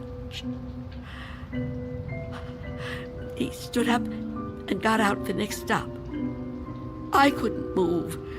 It was as if I knew what had happened. But I couldn't do anything. I was just so frightened. When the bus finally reached the end of the line, the driver came over to the woman. He thought she was asleep. But I knew she was... What, dead? Dead. And right then and there, I knew it was his touch that killed her. Okay, but you said it yourself. She was an old woman. Okay, just because this man touched her... Mr. Death. Just because he touched her hand, it doesn't mean he killed her. Maybe what you saw was just what it looked like. A man trying to be helpful. I mean, the real cause of her death might have been, you know, a heart failure or a stroke or something. I don't know. No, he killed her. Okay, I'm a cop. I've seen dead bodies. I've seen people that were killed by guns, knives, but never by a touch, okay? The man being there when she died, that's just a coincidence. But I've seen him since then, several times. I've seen him in crowds. I've watched for him. Every time someone I knew died, he was there. He, the same man, the one on the bus. No. Once he was a young soldier, then a salesman, a taxi driver. Someone you wouldn't notice unless you were watching closely. But you could see him. Oh, yes. And I wondered why that should be. Why I could see him when no one else could. And then I knew. Why? It was because I was getting older. And my time was coming. I could see clearer than younger people like yourself. Now, do you understand? Oh, I know you don't believe me. That would be too much to ask of anyone. But do you at least understand? Please. I have to know. All right. Maybe. Maybe, okay? But if there is some Mr. Death who's able to visit all the people in the world like Santa Claus... Don't mock me. I'm not meaning to mock you, okay? I would never do that. I swear. But if he's real... He is. If he's real, then I don't see what the problem is. You don't see what the problem is? Oh, you must be joking. No, I mean, if you know what he looks like, what have you got to be afraid of? If you're right, and you can see death, I'd say you're kind of fortunate. Fortunate? Sure, yeah. I mean, you'd be able to see him coming. You could just avoid him. Oh, didn't I tell you his face is always different? He's different sizes, different ages, different races. I couldn't be sure. Well, how about when you go out? Out? Sure. Well, I know you said you don't have much contact with the outside world, but you have to go out sometime. I mean, to the shops or something, you know? Now, couldn't he touch you then, if he wanted to? No. Why not? I never go out. Never. Never. Oh, I haven't been out for years. I don't know how many. I don't keep count. That would be too depressing. But I suppose you can guess from the smell. You're too polite to mention it. But it must bother you as much as it bothers me. So what do you do about food? The boy at Mr. Fabian's store delivers it. But I never open the door to him. How can you live like this? Oh, don't think I enjoy it. So why do you do it? Because if I don't live like this, I won't live at all. If I don't watch out, if I let down my guard even for a moment, He'll get in. I know he will. I haven't always lived like this, you know. I was young once. People said I was pretty. I lived out in the sunlight. I hated to be inside, even for a minute. My mother always said I'd spoil my fine complexion, but I didn't care. I loved outdoor things. I lived out in the sunlight, so warm, so beautiful. Beautiful, like I once was. You're still beautiful. Oh, no, I'm not. I'm old and cold. I miss the warmth of the sun so much. See that patch of sunlight on the floor? Where's it coming from? I think it's coming in from between the cracks in the boards of the window over there. Oh, yes. It's so warm to the touch. You know, I've always hated the dark and the cold. And now I'm old. I've lived a long time, but I don't want to die. I've heard people say it was his time when an old person dies. But it's not your time if you're not ready to die. I'd rather live in the dark than not live at all. Miss Dunn, I promise you, there's nothing to be afraid of. We're all alone here. Okay? There's nobody outside the door.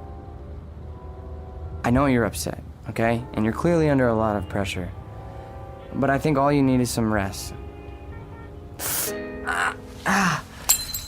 Oh, officer. Yeah, and I need help. Oh, I don't know what to do. Just give me some medical attention. Look, I don't know how badly I've been hurt, okay? But I've lost a lot of blood. And I need help soon. Or I don't know how much longer I can... I've told you I can't go out there. You can't ask me to do that. Look, this whole Mr. Death thing, I promise you, you don't have anything to worry about. Shh.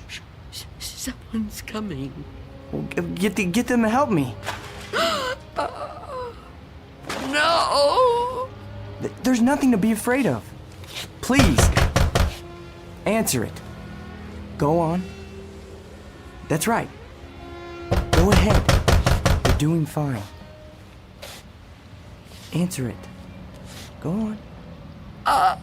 I'm keeping the chain on. That's fine. Do whatever you want. Just see who it is and get them to call for help. I'm sorry, lady, but I got my orders. No! Get away! Officer Belden, help me! I can't fool around any longer. Step aside, I'm coming in.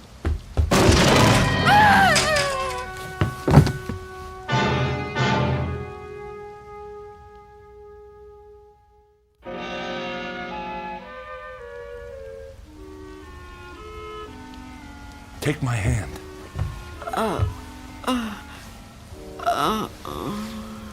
Easy, lady. Just lie quiet there till you get your strength back. What? You gave me quite a scare there when you fainted like that. Sorry I pushed you when I put my shoulder to the door. You started to faint and I offered you my hand, but you passed right out. For a second I thought that... Well, I don't even want to talk about that. But I'm glad you're okay. And still, I live. Huh? I told you I didn't mean to hurt you. It was an accident. You're not going to sue, are you? What do you want with me? Here, let me help you get up. Take my... I can get up myself. Look, you got to understand, man. I don't get no pleasure out of busting indoors. Who would? Except maybe some thug, but I'm no thug. I'm just a guy doing a job. Your job? Look, You don't seem to realize how important this is. I've got a crew and equipment coming in an hour to pull this tenement down. Begging your pardon, ma'am, but looking at this place, I say it's long overdue. Frankly, I'm kind of surprised it's still standing. And you're really not Mr. Death? Mr. Who? I don't know what you're talking about, ma'am. My name's Armstrong. Bud Armstrong. I don't know about any Mr. whatever you said. All I know is I got a contract to demolish this row of buildings. That's what I got to do. Everybody else moved out a long time ago. Until the other day, I thought this whole building was deserted. I seen them windows boarded up, and I figured you moved out when the rest of them did. Thank goodness I met that guy from the grocery store, that Mr. Fabian. Oh, Mr. Fabian. Then he was real, after all. Real? What are you talking about? I told him about my job down here, then he told me all about you, that he was worried about you. Told me he had a kid bring you your stuff. That was the first I knew about you, and it's darn lucky I found out. Well, you'd still be in here when the wrecking ball hits. Now, come on, we gotta get out of here. You want me to go outside? Sure. Didn't you just hear me? This place is coming down. You can't stay in here. You want me to leave here? You have to. I can't. It's Miss Dunn, right? Well, Miss Dunn, you were notified about the demolition job months ago. Look, I'm not out to bully you. I'm just trying to do my job here. These buildings were condemned by the city. Can't say I blame them. And I'm the one who's got to tear them down. Tear them down? Wow, can you? Look around you, ma'am. This building has had it. You can see that. I can see that. Anyone could see that. It's all worn out, dilapidated. All these buildings have got to come down. You seem like a nice person. A nice person shouldn't have to live in a place like this. Now let's the two of us just... Get away from me! Don't touch me! Please don't act like this. I ain't a monster, lady. I've got a heart just like anybody else, and I can see how you could get attached to a place, but, not want to see it wrecked. But when a building's this old, it's not fit to live in no more. It's dangerous. It's got to come down to make room for a new one, a stronger one. That's life, lady. Old make room for the new, you know? No. People get the idea that I'm some kind of destroyer. They think I get kicks out of tearing stuff down. But that ain't the way it is. No, that ain't the way it is at all. I just clear the ground so other people can build on it. In a way, I guess I kind of help them to it. Can't have one without the other, am I right? Look around you. It's just the way things are, like when a big tree falls in the forest and a new one grows right out of the same ground. Old animals die and young ones take their places. It's just nature. That's how it is. Even people step aside when it's time. I won't. When I finally kick the bucket, or when I get too old to contribute, my son-in-law will probably take over the door! What about it? Oh, yeah. Sorry about that. I didn't realize the chain was on when I put my shoulder to it. Door's okay, but the chain's at it. You left the door open! Hey, there's no need Get to... out of my way!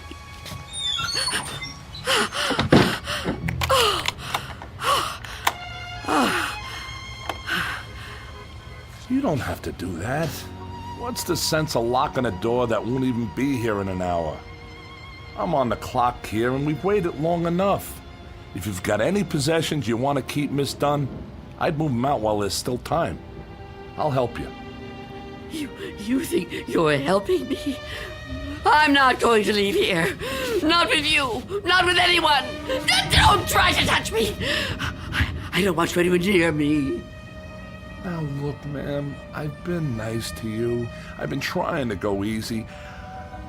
I know this must be tough for you. Any kind of move is a big upset, especially to an older person like you. But if you insist on staying here, I'll have to call a cop.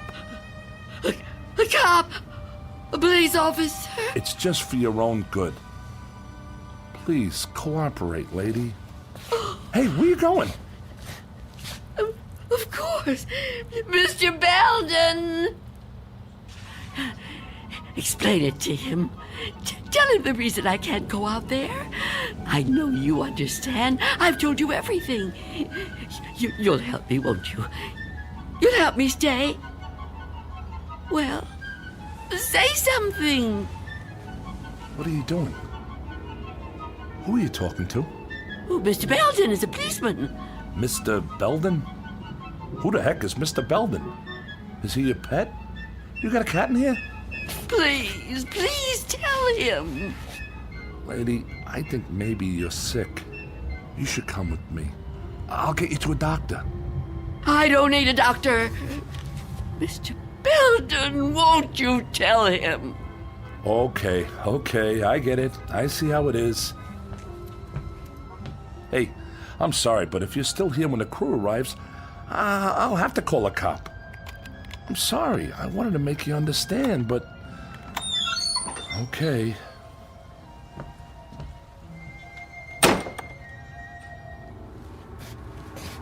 What's the matter with you? Why didn't you say something? Why didn't you help me? I thought you understood. I thought you'd help me. I think the question you should be asking yourself, Wanda, is how he looked straight at this bed and didn't see me. You called me Wanda, but I never told you my first name. Oh no. No. It's not true. It's not true. Yes, it is. The mirror, Wanda. Look in the mirror. What do you see? I can't. I won't. Look in the mirror, Wanda. What do you see? I see nothing. Nothing but an empty bed. Turn around. Now what do you see? I see you, Mr. Death.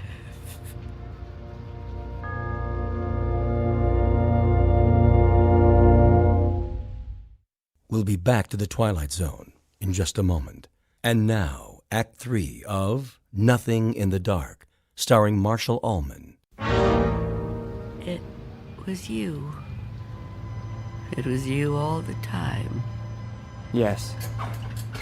It was me. Oh, don't get up. You're still... Oh. You're not hurt. No. No, I'm not. But you were shot. Those men... Did you see me get shot?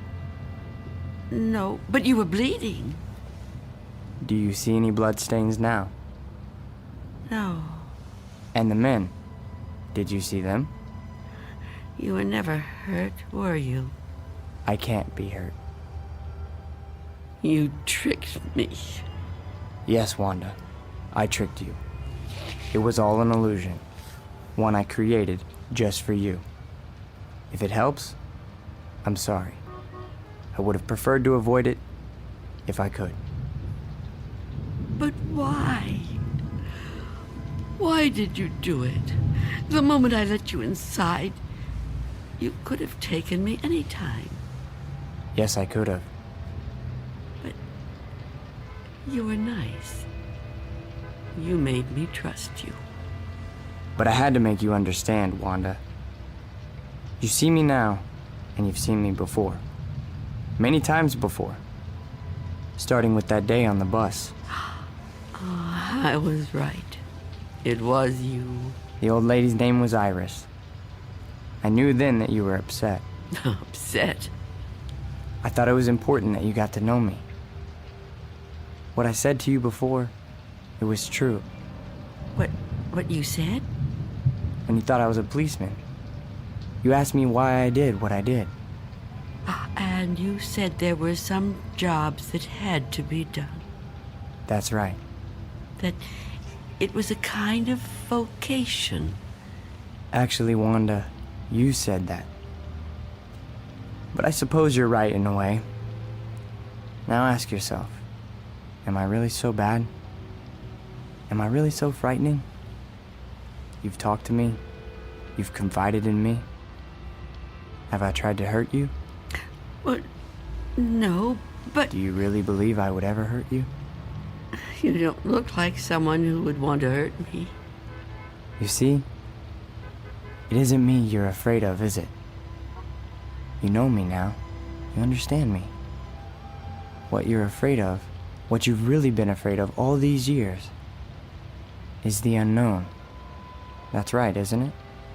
Yes. Don't be afraid. But I am afraid. You must be very tired, Wanda. I am. But the running's over now. It's time to rest. I'd like that, but... Give me your hand. I don't want to die. Trust me. No. Mother, give me your hand. I will.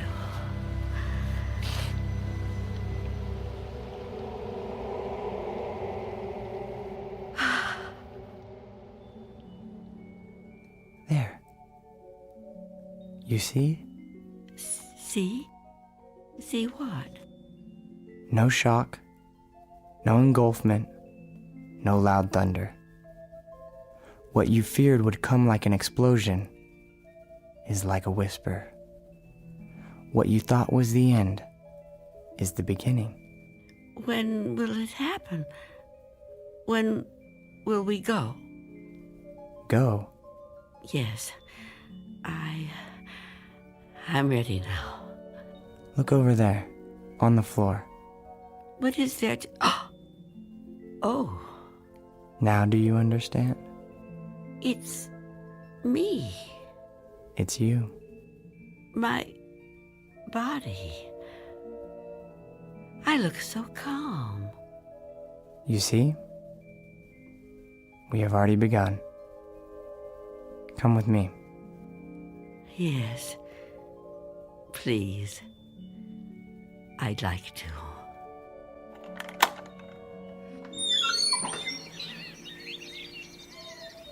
It's such a beautiful day. It is. It surely is. You know, Mr. Armstrong was right about a lot of things. What things? Well, for one, his son does take over the business when he dies. Will that be soon? Another 16 years. Oh, dear. It'll be quick. I'm glad to hear that.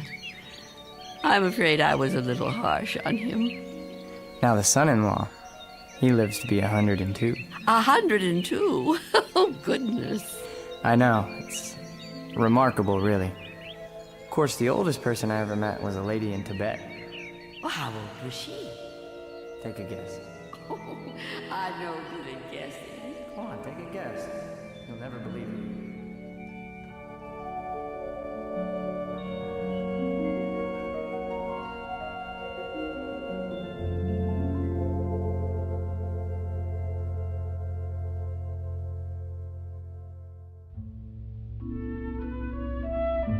There was an old woman who lived in a room, and like all of us, was frightened of the dark, but who discovered in the minute last fragment of her life that there was nothing in the dark that wasn't there when the lights were on. Object lesson for the more frightened amongst us. In or out of the Twilight Zone.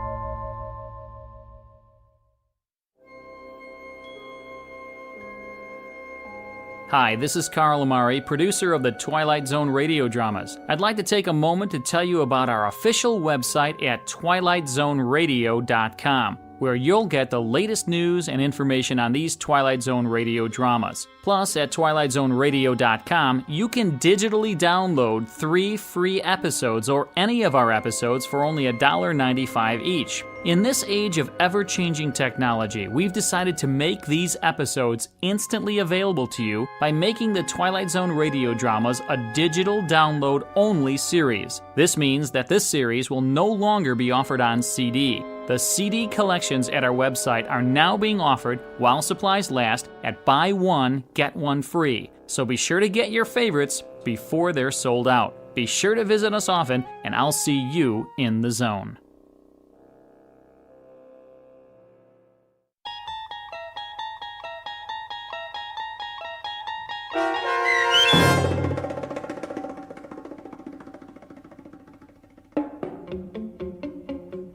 Nothing in the Dark, starring Marshall Ullman with Stacy Keach as your narrator, was adapted for radio by M.J. Elliott and written by George Clayton Johnson. Heard in the cast were Roz Alexander, Jeff Morrow, Doug James, and Mike Starr. This copyrighted radio series is produced and directed by Carl Amari for Falcon Picture Group and Westwood One.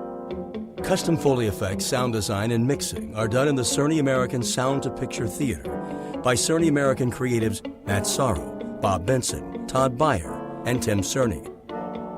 To learn more about the Twilight Zone radio dramas and to contact us, visit our official website at twilightzoneradio.com. Miss Dunn, it's Doug James speaking.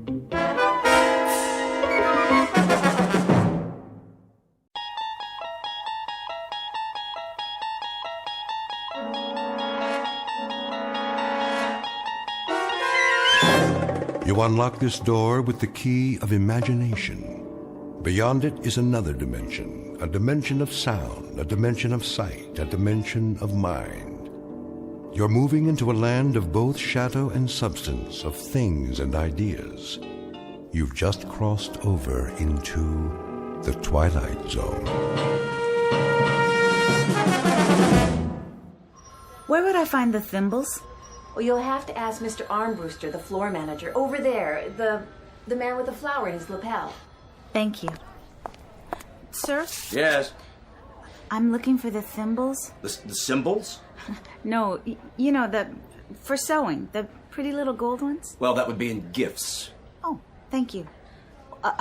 Which floor? Is this dress on sale? Yes, madam. Oh, good. Can you help me? The sales girl will ring it up for you. Is gifts... Mr. Armbruster to Cosmetics. I'm sorry, what did you say? Is it upstairs or down? Mr. Armbruster, please come to the cosmetics counter. One moment. I'm needed. Is this the final markdown? Let's see. Yes, 40% off. I'll take it. Will that be cash? Charge. Oh, and can you gift wrap it for me? Well, certainly, ma'am. The customer service is downstairs. You take the elevator on your right.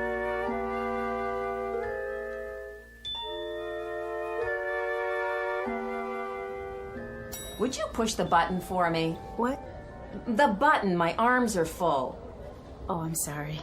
I'll get it for you. Is this elevator going down? I'm really not sure. Such crowds. I know. It is hard to tell whether you're coming or going. Oh, it's always like that this time of year. I should have stayed home. It's exciting, though, don't you think? All the colors, the displays. It makes you feel so alive. I suppose. Going up? Actually, no. I'm looking for customer service. Next elevator, ma'am. Going up. Wait. Yes? Is the gift department upstairs? That would be the mezzanine, miss. Then I'd better get on. Your good luck. I hope you find what you're looking for. So do I. What about all those people? Beg pardon? I'm the only person on this elevator. Miss? Why didn't you let them on too? This is the express. The others are local this time of day. Oh. I guess I'm not accustomed to such personalized service. My own private elevator. A pleasure. I hope it's in gifts. What in particular were you looking for? Thimbles. Thimbles? Gold thimbles. Really? You had them advertised. And they would most likely be in specialties. They would? 9th floor. Oh. Somebody told me to look in gifts. 9th floor. Thank you so much.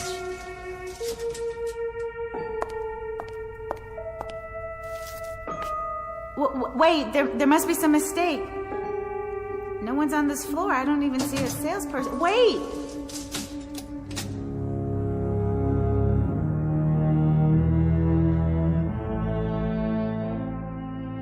express elevator to the 9th floor carrying Miss Marcia White on a most prosaic, ordinary, run-of-the-mill errand to the specialties department looking for a gold thimble. The odds are that she'll find it, but there are even better odds that she'll find something else, too, because this isn't just a department store. This happens to be the Twilight Zone. And now, back to our story from the Twilight Zone. After Hours, starring Kim Fields, with Stacy Keach as your narrator.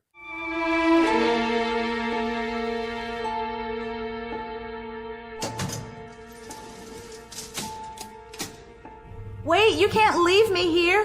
There's nothing on this floor, only empty counters, almost no lights at all. I want this button to work. Now I have to wait till he comes back. Rude, that's what I call it. Hello? Is anyone here? Anyone at all? May I help you? Oh. Is there anything the matter? Where did you come from? Come? From? I didn't see you behind the counter. Was someone helping you? No, how could they? I don't think I'm on the right floor. In fact, I'm sure I'm not. You see... Can I show you anything? Why, yes. If you are open, that is. And what would that be? Well, actually, I was looking for a gold thimble. Really? Mm-hmm. It's a gift from my mother. I see. Gold thimble. Gold thimble. Oh, yes. I think we have just the thing. You do? Something you'll like. In fact, I'm sure you will. But where? I don't even see any merchandise. Down here, at the end of this counter. This way, please. Oh, I see it now. There. How about this? It's all by itself in a glass case? Well, that does make it stand out very dramatic. And in its very own little velvet box. That's lovely. Don't you adore it? May I see? It's 14-karat gold. Really? Quite distinctive, don't you think? Do you have any others? Only this one. But why look any further if this is the one you like? You do like it, don't you? Yes, it's perfect. How did you know? Let me write it up for you. Charge? What? Will this be a charge? Oh, no, I'll be paying for it in cash. As you wish. It's easier that way, at least for me. Applying for credit, waiting to be approved. I never have enough time to go through all that. Do you know what I mean? I know exactly what you mean. Do you want it gift wrapped? Yes, please. If you have the time. On second thought, I'd better wrap it myself. Of course. It seems that there's never enough time, is there? Mm-hmm. Oh, I forgot to ask. How much is it? $22.80 plus tax. Is that all? Quite reasonable. It's our annual markdown sale for preferred customers. How nice. $25 even. Here you are. Perfect. You know, this is so... What?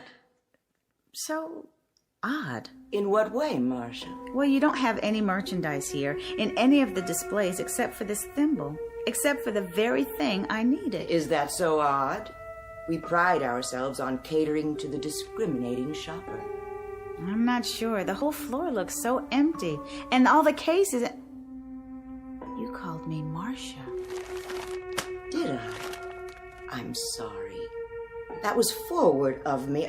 I should apologize. How did you know my name? Aren't you a regular?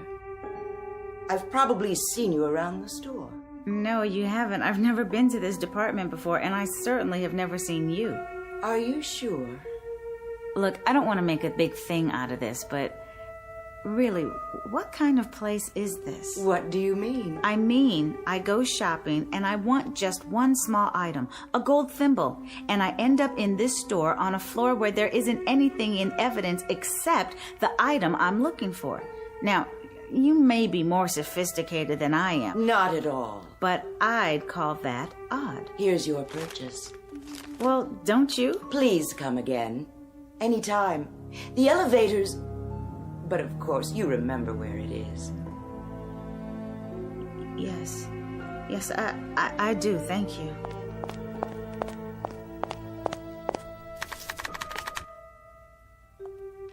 Why won't it come? Oh, Miss White. What did you say? I was wondering. What? Are you happy? Am I happy? You'll have to forgive me, but it's really none of your business. Is that so? Why are you smirking? Was I? You are. You're laughing at me. I didn't intend to. Is this all a practical joke, one that no one's bothered to let me in on? Not at all. Then explain why you know my first and last name. I didn't give you a credit card or show you my ID. As I say, we must have met before, somewhere. And where would that be? I'm sure I don't remember. And why the personal questions? Am I happy? What does that mean? I was making conversation. But what business is it of yours? What possible interest could my life hold for you? Very well, Miss White. Suit yourself. It's none of my business then, as you say. I believe your elevator's here. Going down. What did she think was so funny? Pardon? Nothing. Did you find what you were looking for? As a matter of fact, I did. Excellent. Also, as a matter of fact, it was the only thing for sale on that floor. You don't say. Somebody ought to hire an efficiency expert or something. Oh, dear.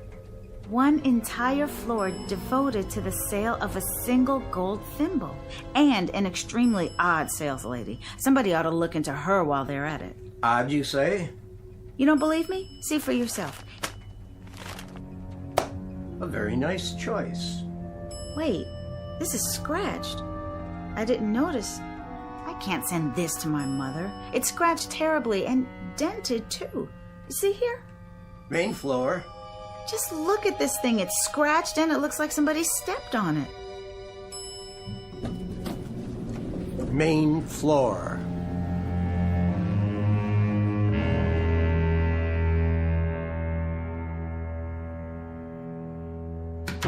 Sit down, Mr. Armbruster. You make me nervous. But I'm only trying to explain. Can't we cut through all this?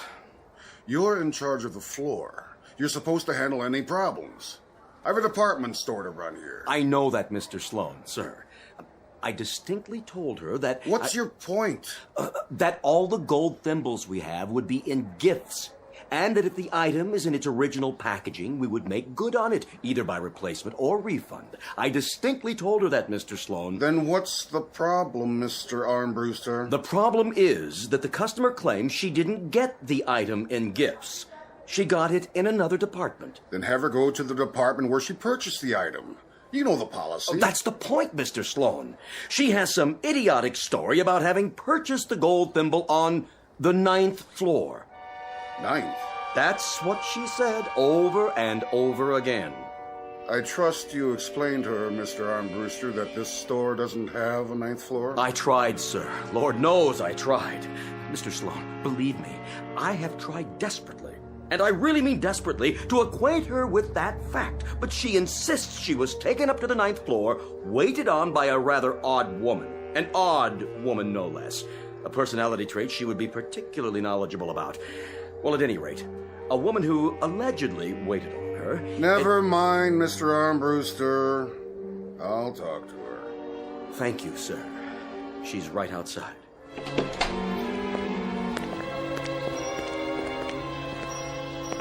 Miss White? Oh, there you are. This is Mr. Sloan. How do you do? He is the manager of the entire store. Hello. Perhaps I can help you, Miss White. I hope so. I'll do my best. It's about this thimble. Let's have a look at it, shall we? It's dented. Oh, my. And scratched. See here? Well, now it most assuredly is. If you'll simply take it back to any register in the gift department, we'll be happy to replace it with merchandise of equal value or issue a credit. If that's all... Mr. Sloan, I've already explained to your Mr. Armbruster here. I didn't purchase this in the gift department. Where then? Now it begins. I was taken up to the 9th floor. Taken? If I may interrupt you right there. That's what's so difficult to understand, Miss White. What is? You see, we don't have a 9th floor. But that's ridiculous. As long as I've been with the store, which, by the way, is a considerable number of years... A considerable number. Well, I know what I know, Mr. Sloan. There's an old saying, those who were there know more than those who weren't.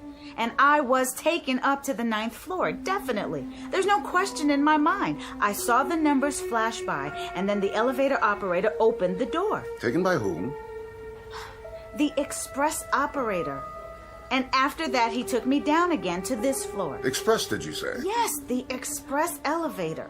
And I was waited on by a very odd woman. Is your receipt in your bag? My receipt? I didn't get a receipt. You see? I paid cash.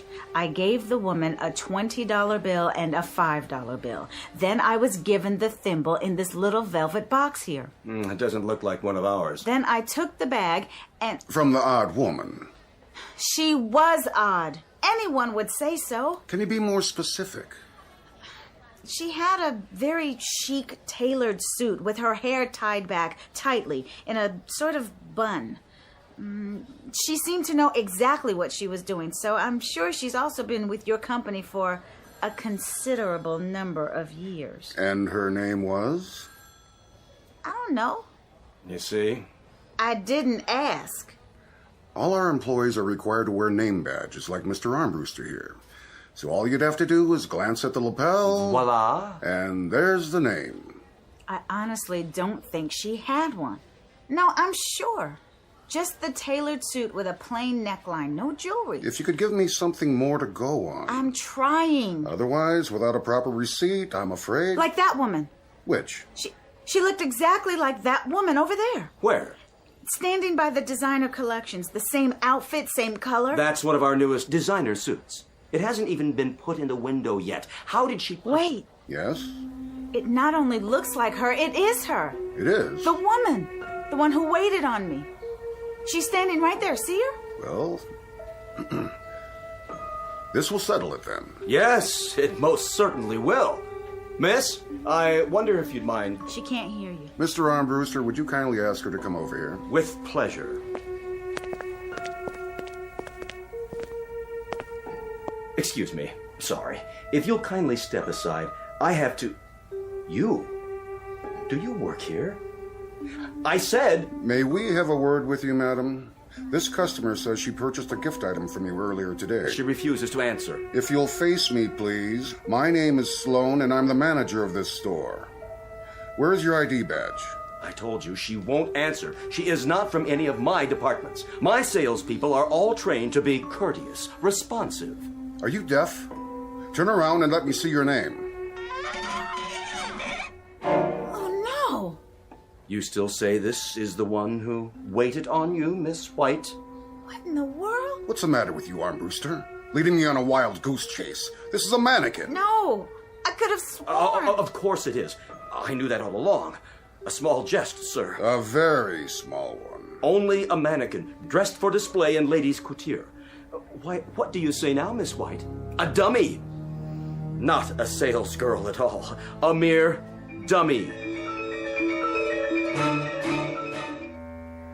Armbruster, what are you doing in ladies' lingerie? Sir, I'm waiting to see if our favorite customer, alleged customer... Miss White? You mean she's still here? In the ladies' lounge. I thought I told you to show her the door. She didn't feel well. She wanted to lie down. I thought it best to accommodate her. You never know about these crazies. Lawsuits, insurance claims... Oh, all right. Let her rest. But send someone in to see how she's doing. It's almost 6 o'clock. Yes, sir. Miss Keever? Yes. Well? Mr. Armbruster? Well, how is she? Oh, Miss White. She'll be all right, Mr. Armbruster. She was feeling a bit faint. I think she may have gone to sleep on the couch. Wake her up, then. Get her on her feet. We'll be closed in a few minutes, and I want her out of here. Post haste. Oh, I'll see what I can do. As soon as I ring up a sale, Now, Miss Keever. Yes, sir. Tell her we're closing. She can come back tomorrow and we'll get her a replacement on her merchandise or a refund or anything she wants. I'll tell her, sir. What I'd like to give her is a bus ticket to any department store west of Cleveland. Preferably one in Chicago, Los Angeles, or Honolulu. Miss Keever, did you hear me? Closing time.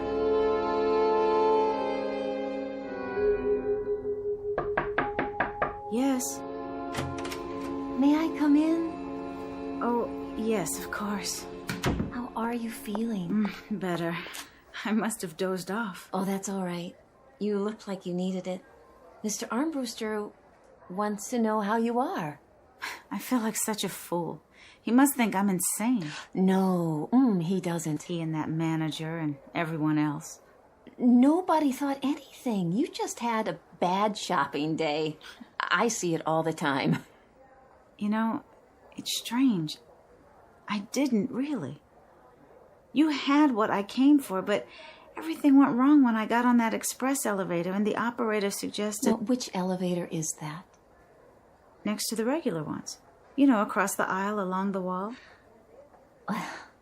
I have to tell you, I worked here all year, and we don't have an express elevator. If we did, everyone would try to use it. Then I am out of my mind. Oh, it could have been the freight elevator, I suppose, except... Except what? Well, there's no operator on the freight elevator. And you're going to tell me there's no specialty department? Where's that? You've never heard of the 9th floor either. I am sorry. They do have a floor just for storage, but I've never been there. Look, why don't you just go home and forget all about this? Have you ever had one of those dreams where you just can't wake up? Every day. Mr. Armbruster... Oh, no, I shouldn't have said anything. Go ahead, you've listened to all my troubles. Well, it's just that... Well, I don't mind the job. Decent hours, great benefits, paid vacation. But what? Is there something about the store? No, not exactly. There's something odd about it, isn't there? Oh, it's the way Mr. Armbruster treats us. Have you ever worked retail? Isn't that odd? Really odd. Well, what is? Do you know right here, right now, at this moment, I'm not sure. I have this feeling that there are things I can't remember, but I don't know what they are. But of course I couldn't then, could I? It's only logical. Does that sound crazy? That you can't remember? Well, did you fall and hit your head? No, nothing like that. You were telling me about Armbruster. Oh, well, I don't think he sees us as human. Oh, not just me. Any of us. The customers, too. We're objects. We stand at our stations or line up or whatever it is. But as far as he's concerned, we don't have feelings or lives. We're not real. Like the woman who sold me the thimble. Now, which one? That's just it. She wasn't a woman. Oh, listen to me. I think you're right. I'd better go home and get some rest. Well, can I call for a cab? It's no trouble. Don't bother. I'll walk. Is it very far? I don't think so. What's your address? My address? Okay, I am off in a few minutes, and I have got my car. Oh, that's not necessary, really. Just let me stay here for a minute more. I'll put on my shoes. Peggy? Yes? You've got a customer waiting. Oh, okay, I'll be right there.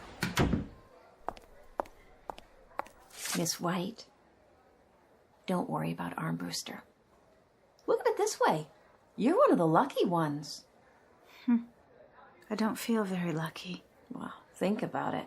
You can walk out of here anytime you want to. But why can't I remember my own address? Oh, why am I so tired?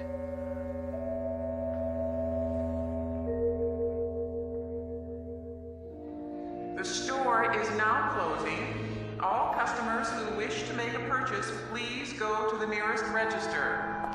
Excuse me? Yes. Oh, hi. You feel better? A lot.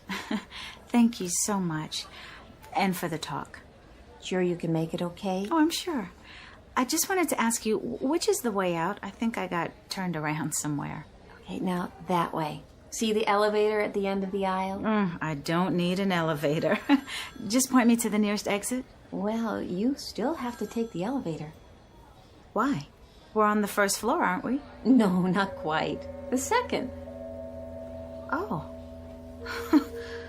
I really am turned around. Well, everybody has to take the elevator.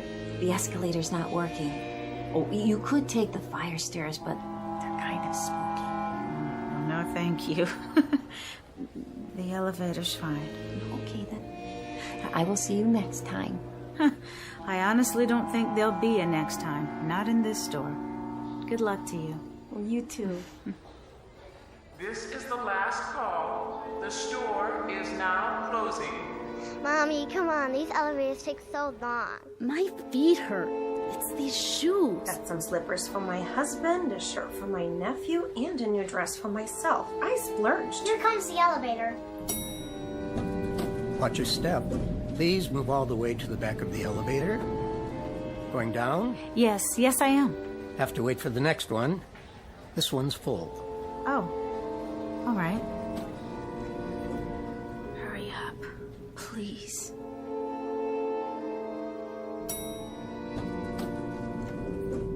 Going down. Yes, please. Step into the elevator. But why is it so dark? Did your light fixture burn out? Step in. Wait, aren't you the operator from the other elevator? All the way to the back. You are. I just saw you in the elevator on the right. How did you... I said, step in. I won't. It's completely dark. I can't even see the floor. That's because there is no elevator in this shaft. What? Going down now.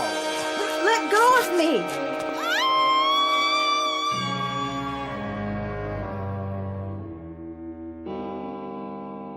What? What happened to the lights?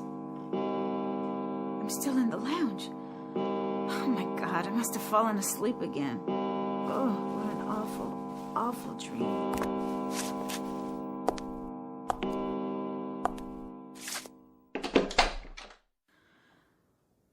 Hello? Hello, is anybody there? Empty. Then the store must be closed. That means...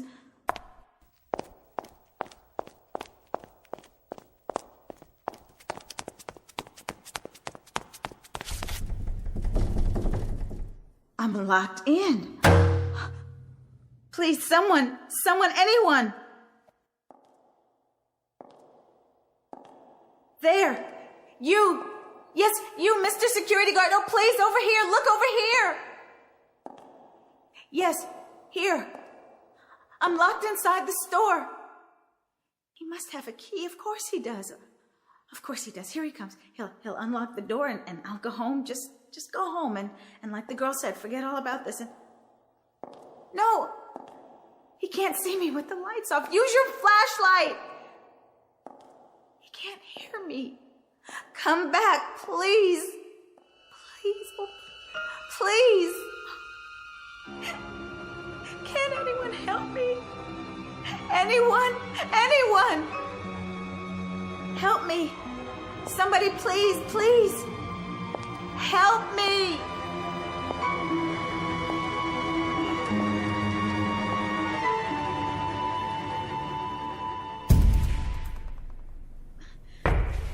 The window won't break.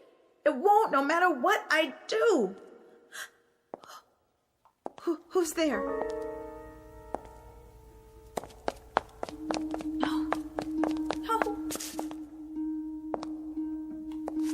What do I do? Where do I go?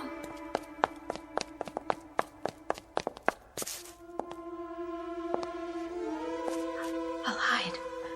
That's it. I'll hide. He won't find me. Whoever he is, where? Men's department. No, not that way. Toy department, yeah. Yes, that's a good place to hide.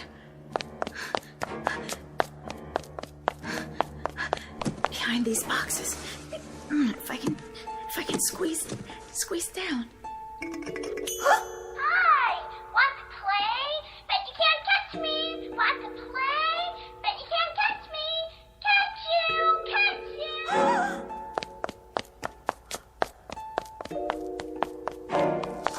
God. Hi. Oh, you don't know how glad I am to see you. You're the express operator, aren't you? Sure you are. Remember me? You took me up to the 9th floor today just a few hours ago. And now I'm locked in. I guess we both are. Do you know the way out of the... Hello? Can you hear me? I said You're not real either. You're a mannequin.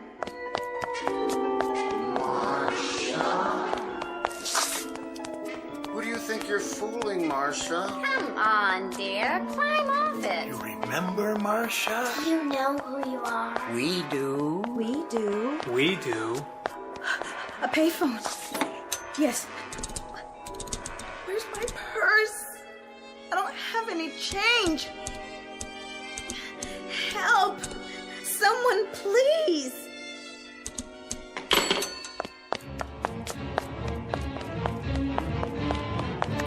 The elevator has to be working. The real elevator. Please. Please come. Hurry.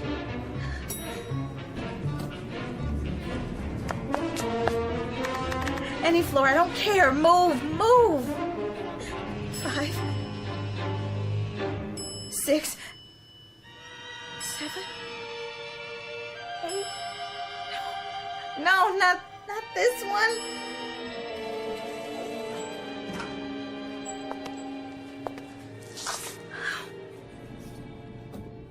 Wait, not the 9th floor. So, you finally come back. What do you want from me? Well, Marcia, dear, you'll forgive an observation, but you're acting like a silly child. Who are you? Can't you see? Come into the light. You're not real. You're not even the model for that mannequin in the women's department. You are the mannequin. That's all you ever were. Only? Are you sure? Take a good look. You know us. You're all dummies, dressed up in department store clothes. What are you doing here? Come now, Marcia. Think. Concentrate. And why am I... Remember now? All of us will try and help you. We want to help you. We'll help you concentrate. Stay away. Remember now? Is it coming back to you? Stay away from me, I said. Come on, Marcia. You can do it. We know you can. We have faith in you. What? That's odd. Is it really, dear? I don't know, but suddenly I do seem to Remember? She remembers. Of course she does. She couldn't forget us. She didn't forget. We knew you'd be back. You did? We've been counting on it. Then I must be... Say it. One of you too. There. Was that so hard? No. Of course it wasn't. Why should it be? Yes. That's what I am. One of you, and this is my address, isn't it? It's where I live. Good girl. And it was my turn to... Go ahead. Say it. Your turn to leave us for a month. Becoming much clearer now, isn't it? You left us last month to live with the outsiders. But you were due back yesterday, and you didn't show up. And you know, Marcia, that's selfish, my dear. All of us wait our turn, and then when it comes, we simply do not overstay. It was my turn, starting last night. I'm one day delayed already. Of course. Of course. I'm sorry. I forgot. When you're on the outside, everything seems so normal. As if it will go on forever. As if... As if what, Marcia? As if we were... like the others. Like the outsiders. Like the real people. Well, my dear, no serious harm done. And now, I'll see you all in a month. Take care of yourselves. We will. Have a nice time. Enjoy yourself. See you in 30 days. Did you enjoy it, Marcia? What? Your turn. Oh, yes. Was it fun? Yes. Ever so much. Ever so much fun. Tell us about it. Please? I want to know. Did you get to wear what you like? Eat and sleep? Have a normal life? Were they nice? What did you see? You don't have to talk anymore now. There'll be plenty of time later. Time to tell us all about it. But for now, welcome back, Marcia.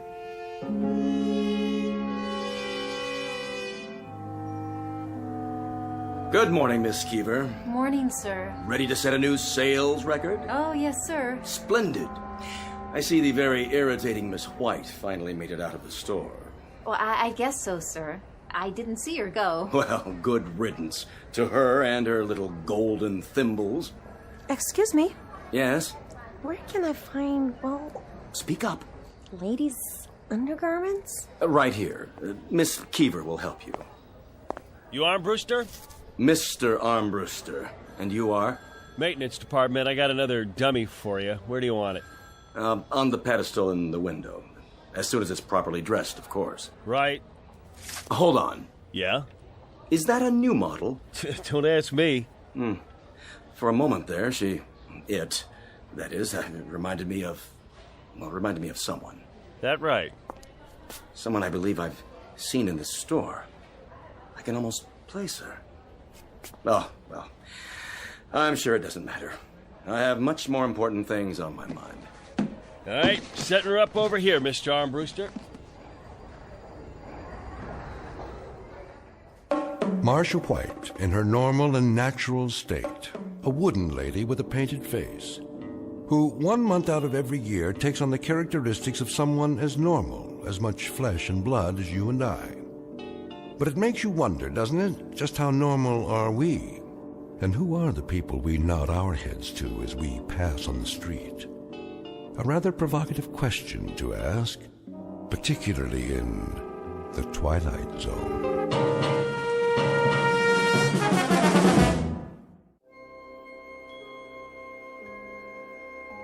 Hi, this is Carl Amari, producer of the Twilight Zone radio dramas. I'd like to take a moment to tell you about our official website at twilightzoneradio.com, where you'll get the latest news and information on these Twilight Zone radio dramas. Plus, at twilightzoneradio.com, you can digitally download 3 free episodes or any of our episodes for only $1.95 each. In this age of ever-changing technology, we've decided to make these episodes instantly available to you by making the Twilight Zone radio dramas a digital download-only series. This means that this series will no longer be offered on CD. The CD collections at our website are now being offered, while supplies last, at buy one, get one free. So be sure to get your favorites before they're sold out. Be sure to visit us often, and I'll see you in the zone.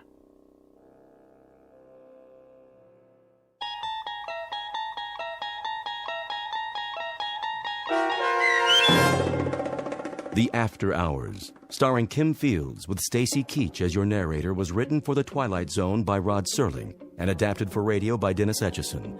Heard in the cast were Taylor Miller, Doug James, Rich Komanek, Turk Muller, Linda Ryder, Guy Burrell, Lynn Foley, Natalia Reed, Lauren Patton, and Irene Olson.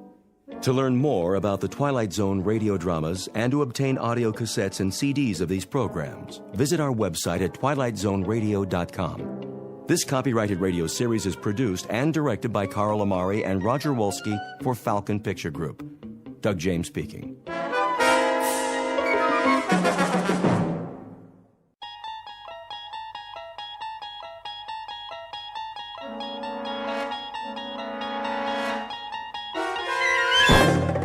You're traveling through another dimension. A dimension not only of sight and sound, but of mind. A journey into a wondrous land whose boundaries are those of imagination. Your next stop, the Twilight Zone.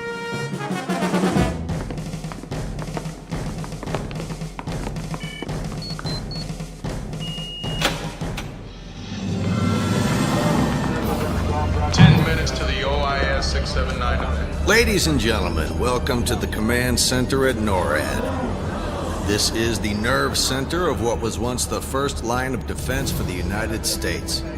Of course, things have changed a bit. Yes, ma'am, is there a question?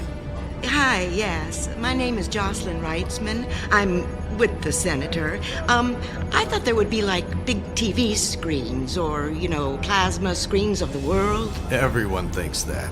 Actually, they never existed. During the Cold War, you saw much of what you see today. Men at desks looking at monitors. Only today, well, they are plasma screens, but smaller. There was never a big board. So who would have seen the incoming missiles from Russia? Actually, multiple monitors would have shown that level of attack very clearly. What do they do now? They watch the Weather Channel? Actually, Senator, the role of NORAD continues to be of significant strategic importance. To date, our space surveillance network has tracked more than 24,000 objects in orbit around the planet Earth. That's space junk, Major Anderson. It's nuts, bolts, debris, extraterrestrial garbage.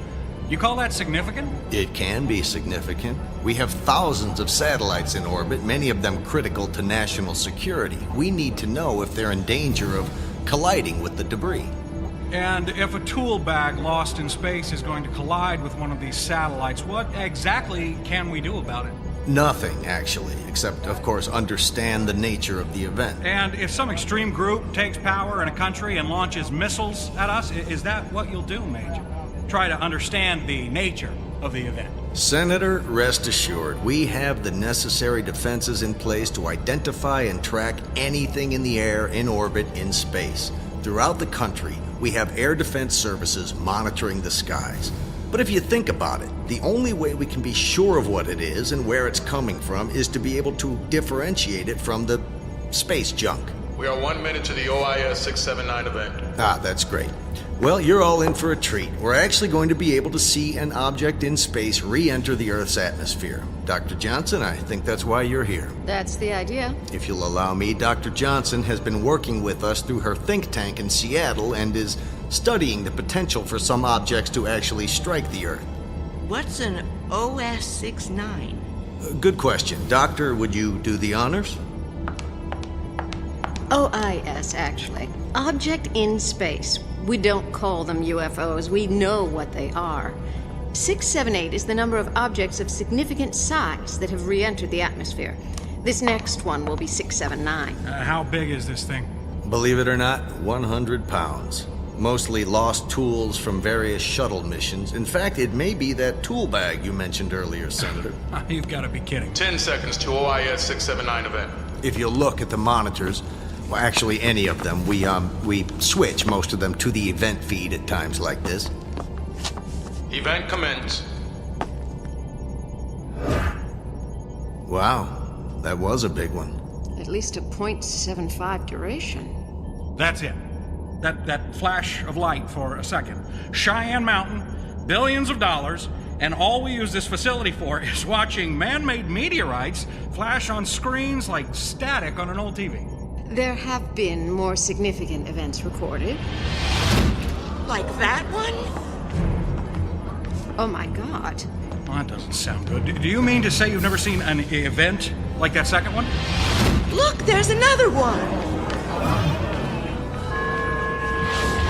All stations to alert status and cross-check on multiple orbits. What is going on, Major?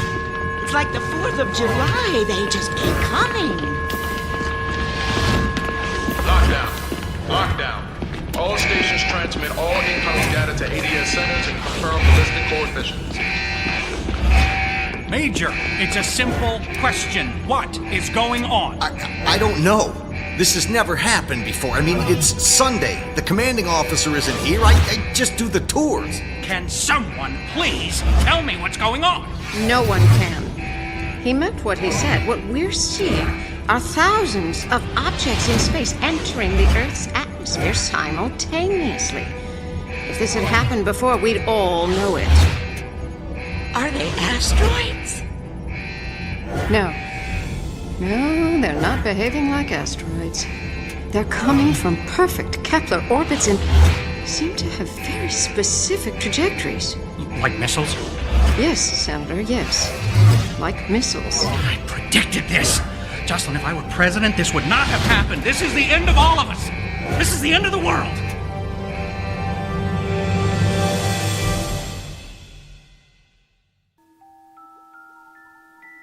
Meet Senator Jack Reitzman. Charlatan, fraud, politician. A man with few principles who sees monsters in the closet and enemies in every backyard. He's on a mission to save the world with his own brand of truth. It's a truth he's about to uncover in a place where good and evil have taken a rest to bring something new to a familiar planet known as the Twilight Zone.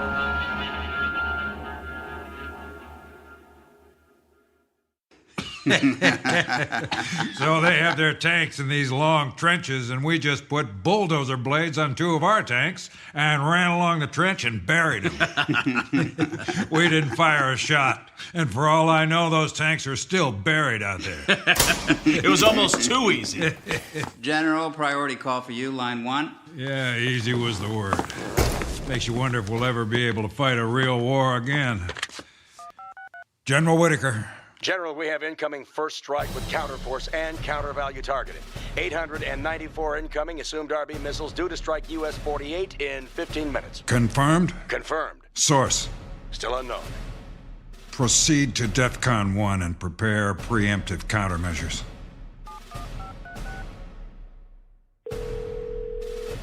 Yes, General Whitaker. Connect me with the President.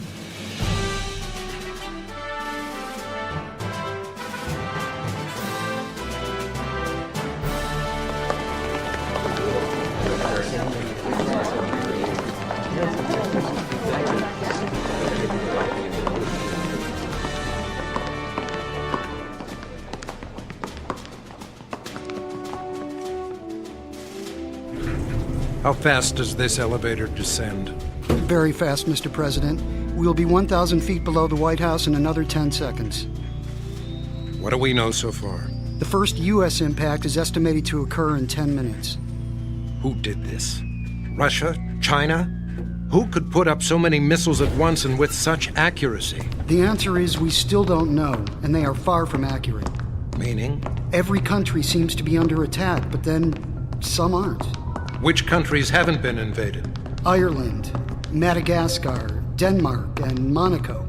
And everyone else? All targeted somehow. Every part of the world, even Greenland, Samoa, and Antarctica.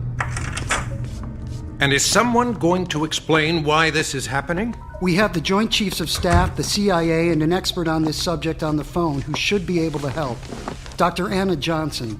She's at Cheyenne Mountain right now. She's the top authority on objects in space and atmospheric re-entry. She's our best bet to sorting this out. In the next few minutes, I hope. Anna, you there? I'm here. Anna, this is the President. What can you tell us? There are now about 4,000 objects entering Earth's atmosphere with an angle of attack indicating non-ballistic re-entry with trajectories delivering impacts in the next 1 to 20 minutes across the globe. I was told 10 minutes. Anna, this is the Secretary of Defense. My information was 10 minutes to impact. That's correct. Or at least it was about 5 minutes ago. But now, some of them have sped up, some have slowed down, and some... well, some of them have stopped. Have any cities been hit? No. I mean, some of the objects just stopped. Stopped at various altitudes, some 20 miles above the surface of the Earth, and others just a couple of thousand feet from the surface. Mr. President, this is General Whitaker. What's your recommendation, General? Give me the order to shoot them down. Have any of them exploded, Anna? No, but some of them have landed. What was the size of the impact? No impact. They actually landed very gently. Where? Where exactly did they land? New York, Chicago, L.A.? Mr. President, I'm not requesting permission to retaliate, but please let us try to shoot them down while we have time. Anna, how many have stopped or landed so far? And how exactly do they stop in mid-air? About 600 of them have landed, and we don't know how they are doing any of this. Any major cities? Mr. President. Generals, stand down. I'm not going to blow up our cities shooting at things that aren't attacking us. Mr. President, the odd thing is they're not landing in cities. They're landing in places that are desolate and unoccupied. Mr. President, we have defensive and offensive capabilities hidden in places desolate and unoccupied across the country. And are any of these objects in those areas? No. Anna, what are these things? I'm not really sure. We have live video of some of them. I'm transmitting it to you now. They appear to be large cylinders about 300 feet in diameter and about 400 feet high. Most are flat on the top and bottom, but a few appear to have a blunt, conical top. Anna, what are they? The surface of the objects are pitted and streaked. No markings or other features are apparent. Wait a minute. It appears all of the remaining objects we're viewing are now moving in unison toward the surface. Mr. President, this is our last chance. Where are they heading, Anna? What cities are in danger? Only a small farm town. No major cities. One of them is landing in a farmer's field outside of a small town in Iowa. All the rest are landing in remote, deserted areas or in water. How many have landed now? Almost all of them. Whoa! Wait. Anna, you have to tell us what you see. Over areas of China, we're seeing significant explosions. The Chinese are trying to shoot them down. We have to join this fight, Mr. President. General, in case it hasn't occurred to you, this doesn't seem to be an attack launched by any nation on Earth. Speaking of which, Dr. Johnson, other than China, are any other nations taking defensive or offensive measures against the objects? It's hard to tell. No apparent use of nuclear weapons. Everything is in the form of conventional weapons. I don't think anyone else wants to blow themselves up. No surprise. Neither do we. General Whitaker, let's be safe. As chairman of the Joint Chiefs, get a team together fast and get some military supervision and security to every one of these objects. Do not attack without my orders. Alert FEMA. Evacuate the local civilian population as you see fit. We'll contact the diplomatic corps in case someone thinks this was our idea. Anna, have they all landed? Most. The rest are either hovering or underwater at points throughout the world. What do they want? They? John, do we have some idea where these came from? You said it yourself, sir. Anna, you're the expert. What do we have here? Without any additional evidence, I would guess this is a full-scale invasion of the planet Earth by an alien race with vastly superior intelligence and technology. Well then, let's get some more evidence and be sure. Until then, we take no chances and we take no offensive action. Look, if this is a visit from some life form from another planet, we need to know the answer to two fundamental questions. Are they good or are they bad? I'm afraid it's one or the other, but let's be sure before we make what could be a bad situation worse. And if they attack us? General, if they attack, the order is to defend us. But only if they attack. Understood. Mr. President, if they are here for the good of mankind, I would like to be the first to welcome them. Who is that? This is a secure line. I'm sorry, it's Senator Reitzman. He's here at Cheyenne Mountain. What the? Mr. President, I'm here, and I witnessed this event as it happened. I can lead the diplomatic team that welcomes our guests. Senator, I would appreciate it if you and everyone else stayed in Cheyenne Mountain until we better understand this situation. Oh, no, you are not getting all the glory on this one. We get equal time. This is bigger than you and your party. Senator, the President is the Commander-in-Chief and you will do what you are told. Fine. But someday, I am getting out of this mountain prison, and if this thing blows up on you guys, I am telling the world that I could have been the hand that extended peace to our new neighbors. You may get your chance, Senator, but until we understand the situation better, you will remain at Cheyenne Mountain. Anna, do you see any objects headed for Washington, D.C.? No. The closest is about 100 miles away, landing in a swamp in Virginia. We're monitoring the object via satellite. Wait a minute. The swamp is drying up. The object appears to be consuming all the water. Mr. President, it's obvious what they're here to do. They want to take all our natural resources.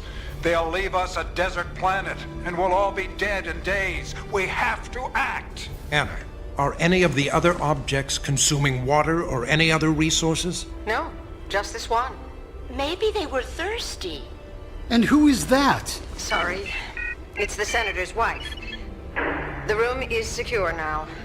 I don't know how they got in. Dr. Johnson, I need you to go to one of these landing sites. Take whatever and whoever you need and see if you can get some answers. Understood. General Whittaker. Yes, sir. I need to hear from you immediately if these things make any offensive maneuvers. Don't fire until I give the order. I don't want to escalate this situation because a swamp or two has lost some water. And if they attack my troops? Return fire. Now, let's get to work.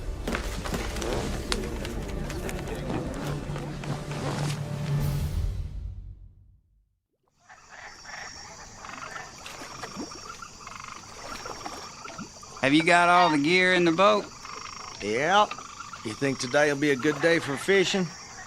It's always a good day for fishing. It's just up to the fishermen. Do we got the bait? We got it all.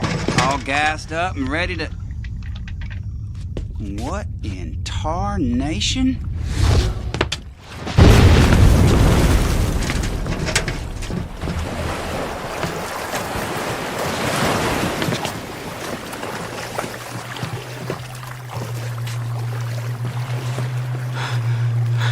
You okay, Jimmy? Yeah, I'm all right. Where did that come from? It just fell out of the sky.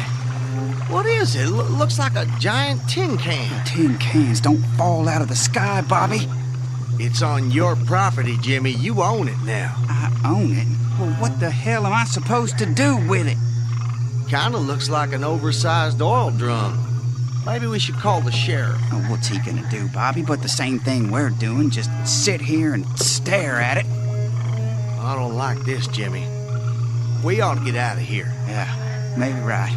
Hey, let's give it a minute. I want to see if something happens. I don't think anyone could move that thing. You're gonna have it sticking out of your lake from now on, man. Gonna ruin the fishing. Just be quiet, I'm thinking. You know, a lot of people would pay good money to see something like this. Yeah? Yeah, I suppose they would. You know, we could charge admission.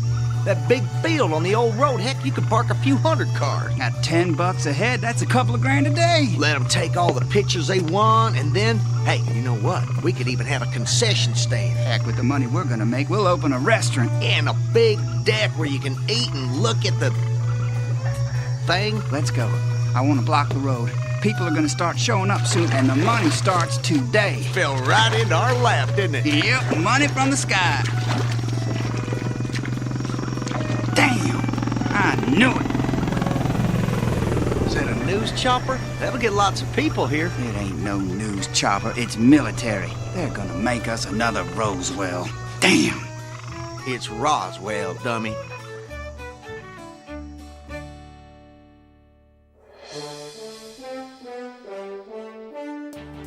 We interrupt this broadcast to bring you a special report. Good evening. What you are about to see may be the most incredible occurrence in the history of humanity. Across the globe, thousands of large cylindrical objects have landed on the surface of the Earth. Others are reported to be hovering over the planet's surface, and an undetermined number below the surface of the Earth's oceans, lakes, and rivers. The reaction across the globe can best be described as a mixture of shock, fear, and for some people, hope. Here with a live report is John Porterson. Thank you, Bill. I'm standing in a remote desert area of southern Utah where one of these large objects has landed in a shallow canyon.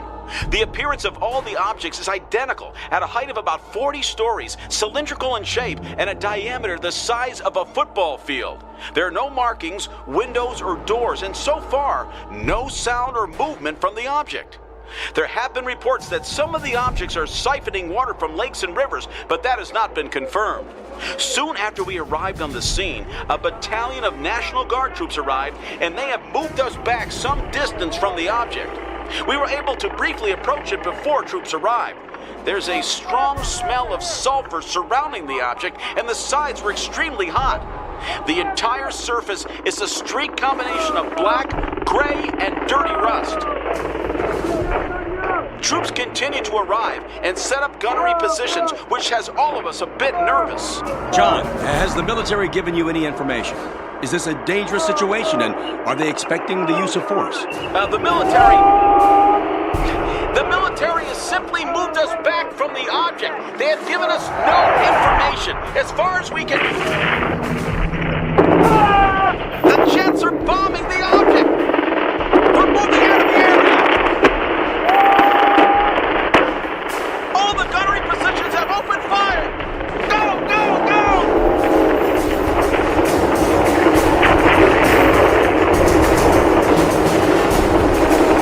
There doesn't seem to be any movement or return fire from the object! We're all getting out of the...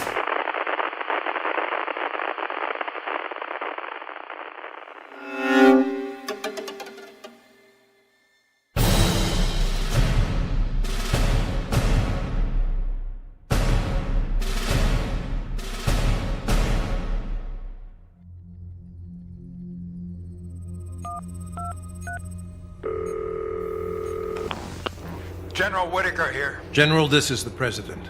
Can you explain to me the situation in the Utah desert? 2 Air Force F-16s launched 8 missiles against the object. They were supported by artillery and small arms fire. Were they attacked? I'm still waiting for a report. Has the object returned fire or been destroyed? No. The object appears to have suffered no damage, and they have not responded in any way. General, what exactly motivated this attack? Who gave the order? No one. It appears the pilots acted on their own. We have to get control of the situation, and that starts with us controlling ourselves.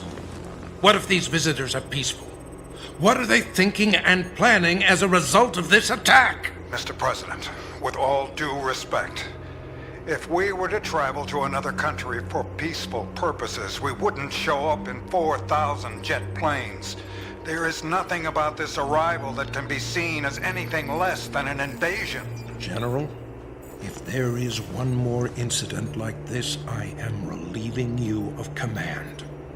Now get your forces under control. The whole world's in a panic, Mr. President. I'll do everything I can.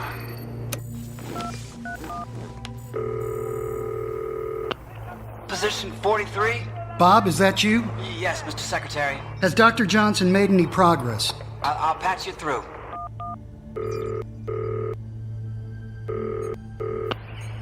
Johnson? Anna, this is the Secretary of Defense. I'm here with the President and the National Security Council. Where are you right now, and have you had any success? We're in a deep forest in northern Michigan, and we're about to make another effort to make contact. So far, radio transmissions, loudspeakers, music, and colored lights have received no response. What are you planning to do? The only thing left to do: knock.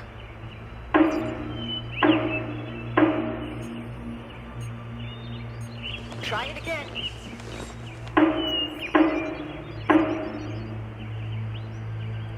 Can you hear anything? Nothing.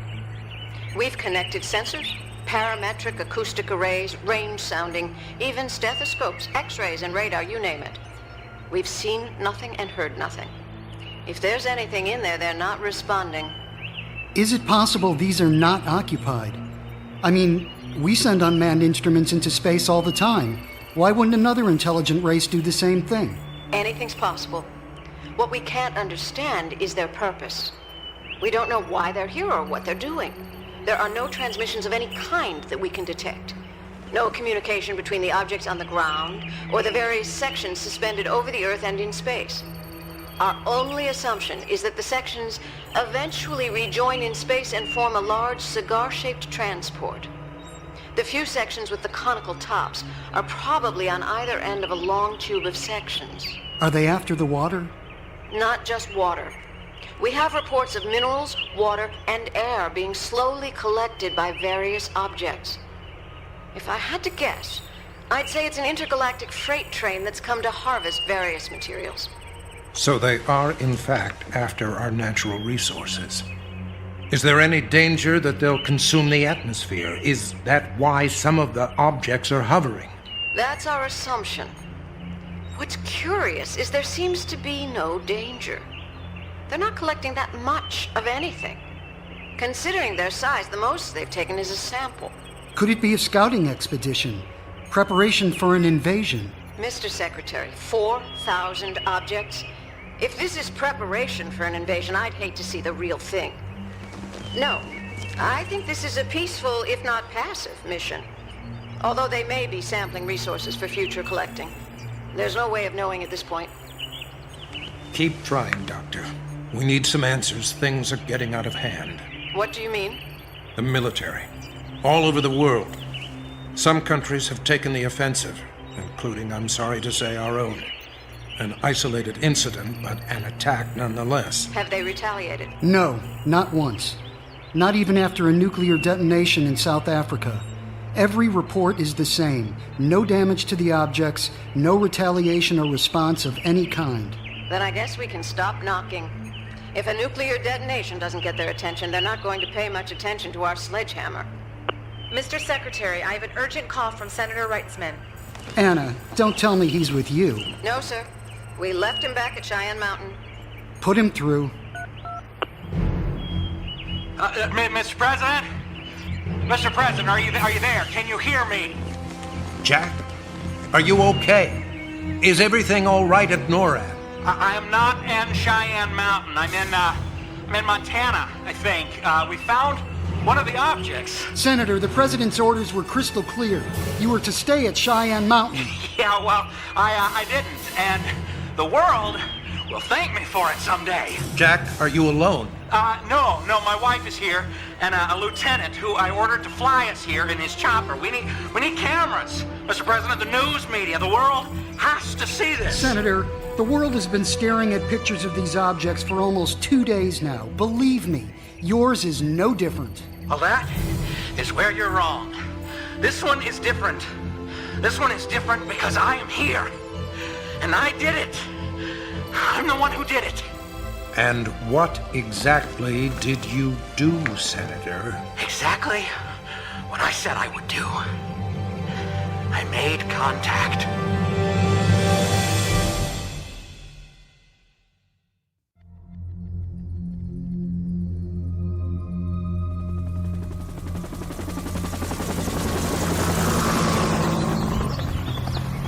This is Tom Hillridge reporting from southern Montana. In an amazing turn of events, Senator Jack Reitzman claims to have successfully made contact with what are believed to be a highly advanced form of life from another planet. This is the first time anyone on Earth has succeeded. Accompanied by his wife Jocelyn, the senator will read a statement he has prepared to reassure the visitors that we can coexist in peace and mutual trade. I'm here with James Parker, the owner of the property where the object has landed, who witnessed the landing. Can you tell us what you saw? Well, first of all, I just want to make it clear that this is private property. Now, I know that a lot of people are watching this, and we don't need y'all showing up just yet. Now, the military has it secured, but if the general public wants to come around here, I'm going to have to charge a fee for, insurance purposes and the such. Thank you. Mr. Parker, Senator Reitzman has stated that he has made contact. Have you managed to make contact with an alien life form as well? Actually, no. I haven't seen any aliens. The thing is, it's sitting out there in my lake. Have you spoken to the senator? I don't even know who he is. Thank you, sir. That was James Parker, a local farmer who was fishing when this particular object set down on the shore of his lake. I see there's some commotion over to our right. It appears the senator is prepared to make his statement. After failing to win his party's nomination for president in the last election, the four-term senator has been a harsh critic of the president and has promised to reveal a government cover-up of the contact that has already been established with the aliens. Good God, has he lost his mind?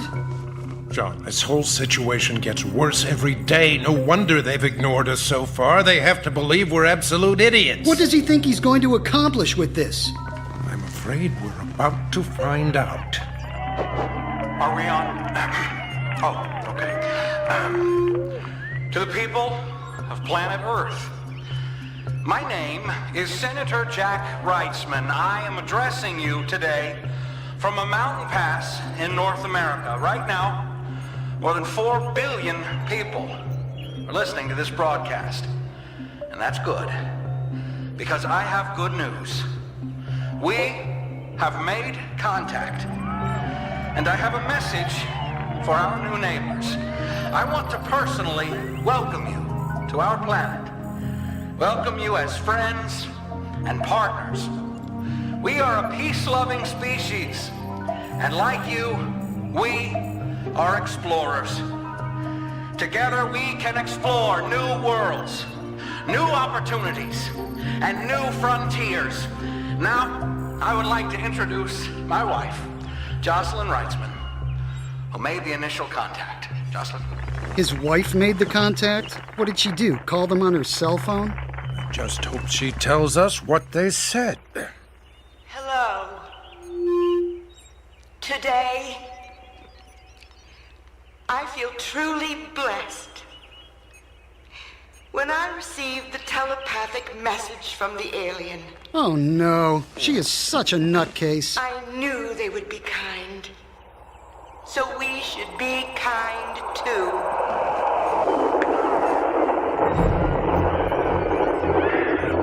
Are you getting that? Are you getting that? The ship is leaving. The entire thing is rising into the air.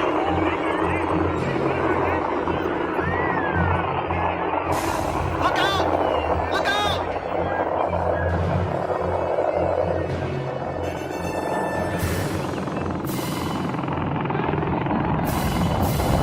This is Tom Hillridge reporting. The object that has occupied this spot in the Rocky Mountains for the last 3 days has taken off and is rising high into the atmosphere.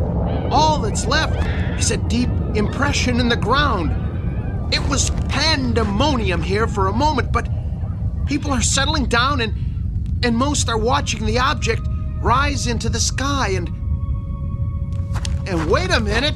On the horizon, I can see another object rising up as well. Wow, what's that?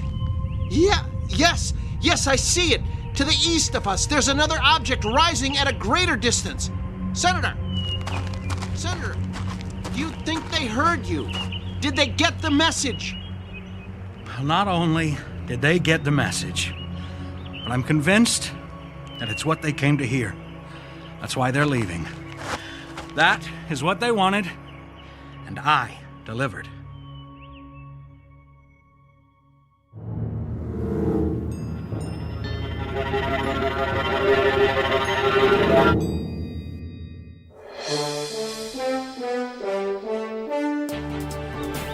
It's been a month since the visitors, as we have come to call them, departed from the Earth. To date, there has been no evidence to explain the purpose of this strange and still mysterious visit. I'm here with Dr. Anna Johnson at one of the former landing sites. Dr. Johnson, what have you discovered? So far, nothing. Nothing? What about materials they left behind? Their technology, or their ability to hover silently? We don't have a clue. It didn't seem to matter what kind of instruments we used when they were here or what we do now. They left no evidence. We don't know how or why they traveled here or anything about their technology. Many people are claiming that there is a pattern in their landing sites and that we simply haven't decoded the hidden message yet. We have many specialists trying to determine why they landed where they did, and all we can conclude is that it's a totally random pattern, although they seem to avoid areas where their landing would cause any harm to people. So no one was injured? Not as a result of any of the objects. Unfortunately, we do have reports of more than 800,000 fatalities worldwide due to various and assorted actions taken by governments and the military. Senator Reitzman has announced his candidacy for president and continues to claim he was responsible for the departure of the visitors. What did he say that resonated with them?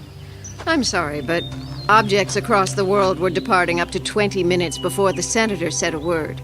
And the claims his wife has made about a telepathic message? That's her claim. No one else anywhere had a similar experience, although some people are beginning to come out of the woodwork to claim they did. Do you think they'll be back? It's quite possible. I mean, they obviously know where we are. And which will it be? Invasion or new alliance? Quite frankly, I'd settle for either one. Unfortunately, I think if they do return, we're in for more of the same. Which is? Nothing. They didn't even seem to care that we existed. To put it bluntly, they came, they saw, they left.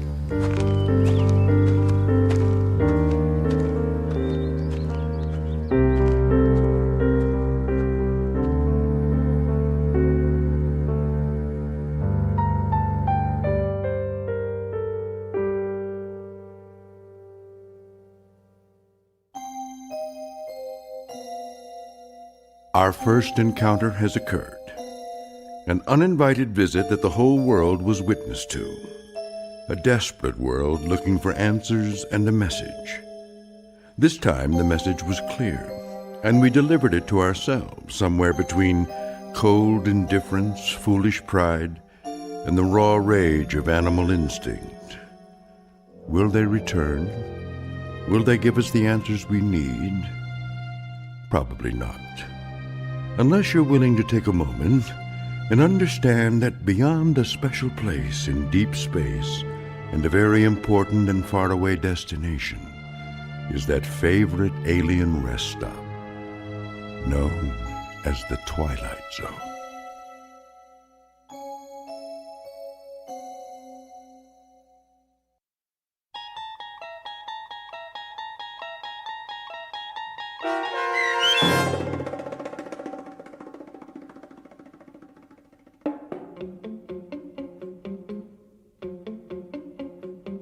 Rest Stop, starring Brandon Eales with Stacy Keach as your narrator, was written for The Twilight Zone by Steve Newby. Heard in the cast were Christian Stolte, Danny Goldring, Linda Reiter, Frenette Lebo, Torrio Davis, Jeff Lupiton, Jim McCants, Lisa Wolfe, Jamie Barron, Sean Cooper, Doug James, and Joby Cerny. The producers of The Twilight Zone wish to thank CBS Enterprises and the Rod Serling Estate for making this series possible. This copyrighted radio series is produced and directed by Carl Amari for Falcon Picture Group. Sound design, custom Foley effects, recording, and editing are produced in the Cerny American Sound to Picture Theater by sound designers Craig Lee, Bob Benson, and Tim Cerny. Music for The Twilight Zone is provided by CBS and American Music Incorporated, New York. To learn more about the Twilight Zone radio dramas and to download episodes, including 6 free episodes on our homepage, visit our official website at twilightzoneradio.com. Doug James speaking.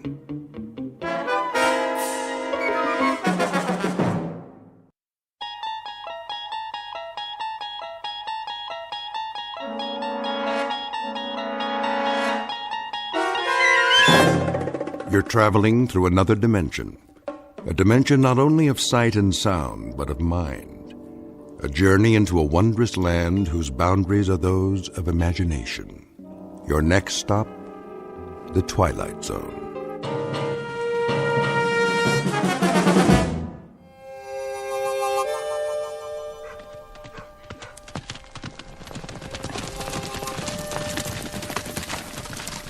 He ain't here yet. He will be. Almost noon. Knows what's waiting for him. Yep.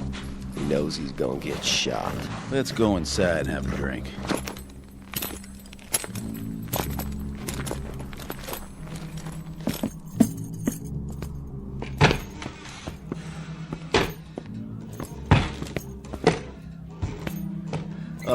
Hi there, fellas. No talk. Just pour. Sure. What'll it be? Rod Gut whiskey. You're coming right on. You seen McGrew? Marshall McGrew? That's the one. You friends of his? We got a meeting with him. You do? When? Well, let's see. Right about now. Unless he ain't gonna show. Oh, Marshall McGrew will show, all right. Always keeps his word. If Rance McGrew says he'll be here, then he'll be here. You can bet your bottom dollar on it. That right? In fact, here he is now. Where? Right outside, at the end of the street. Hear him coming? I don't see nothing. Oh, he's a-coming, for sure. Take a look. See that cloud of dust? That's him. Right on schedule. Cut! I'm here. What's everybody looking at? You're an hour and 15 minutes late, Rance. So shoot me. I'd like to. On film. We should have had everything in the can by now. Don't bug me, Si. You know what these big emotional scenes do to me. Now, don't get upset, Rance. We'll try to knock this one out before lunch. What do you say we get started, okay, baby? This is scene 71. You have your script with you? Positions, everybody. Quiet, people. Camera ready. This'll be a take. Welcome to the American West, Hollywood style. Some 100-odd years ago, a motley collection of tough hombres gunned and galloped their way across the frontier, leaving behind them a raft of legends and legerdemains.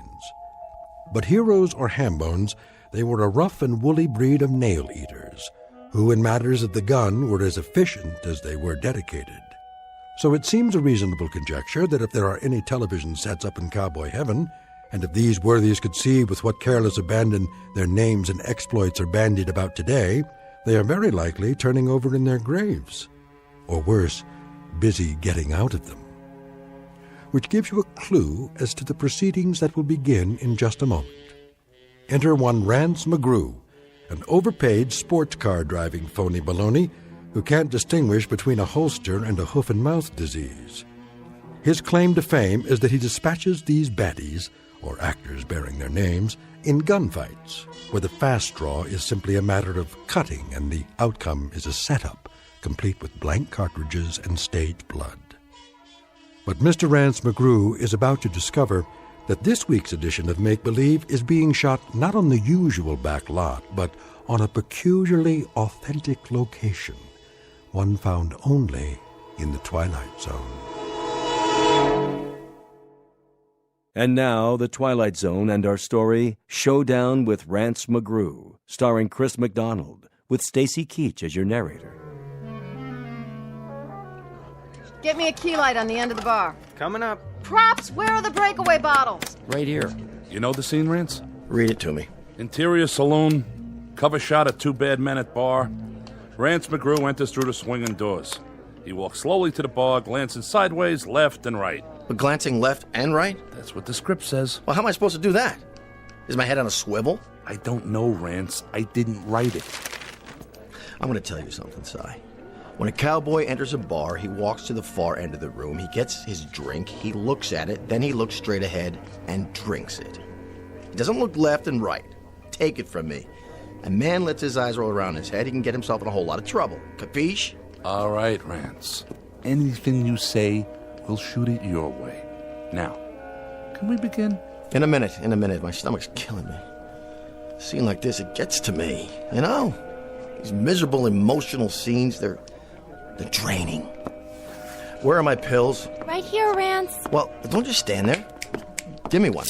Make it 2. Water. Yes, sir. All right, boys, if you're set up, this is scene 71. A tracking shot of Rance as he enters the saloon. Let's get with it, everybody. We're way behind. This one's for real, people. Stand in, out. The star's here. Cowboys 1 and 2, positions. Outside the door, Rance. I got it. Where's wardrobe? Yes? Do something about my shoulder pads. More on the left side. Let me just open your vest. Holster. Right here? An inch lower. No problem. Now, my gun. Here you go. It should be right where my fingers hang. A real gunfighter had to get his gun out fast. Did you know I took lessons from the national fast draw champion? Did you? Oh, you don't believe me? Ready when you are, Rance. Watch this. You hook it with your fingertips, like so. You bring it up in an arc. Careful, sir. Give it a little twirl. Whoops. Rance, what are you doing? What's wrong with this holster? It's got oil on it. Replace the mirror behind the bar. I'll have to wait for the new glass. I told you, Si, never, ever rush me. Okay? I'm a perfectionist. Wasn't like this in the Old West. What wasn't? In the old days, they made sure. They had to. Men's lives depended on it. You can't hurry justice, Si.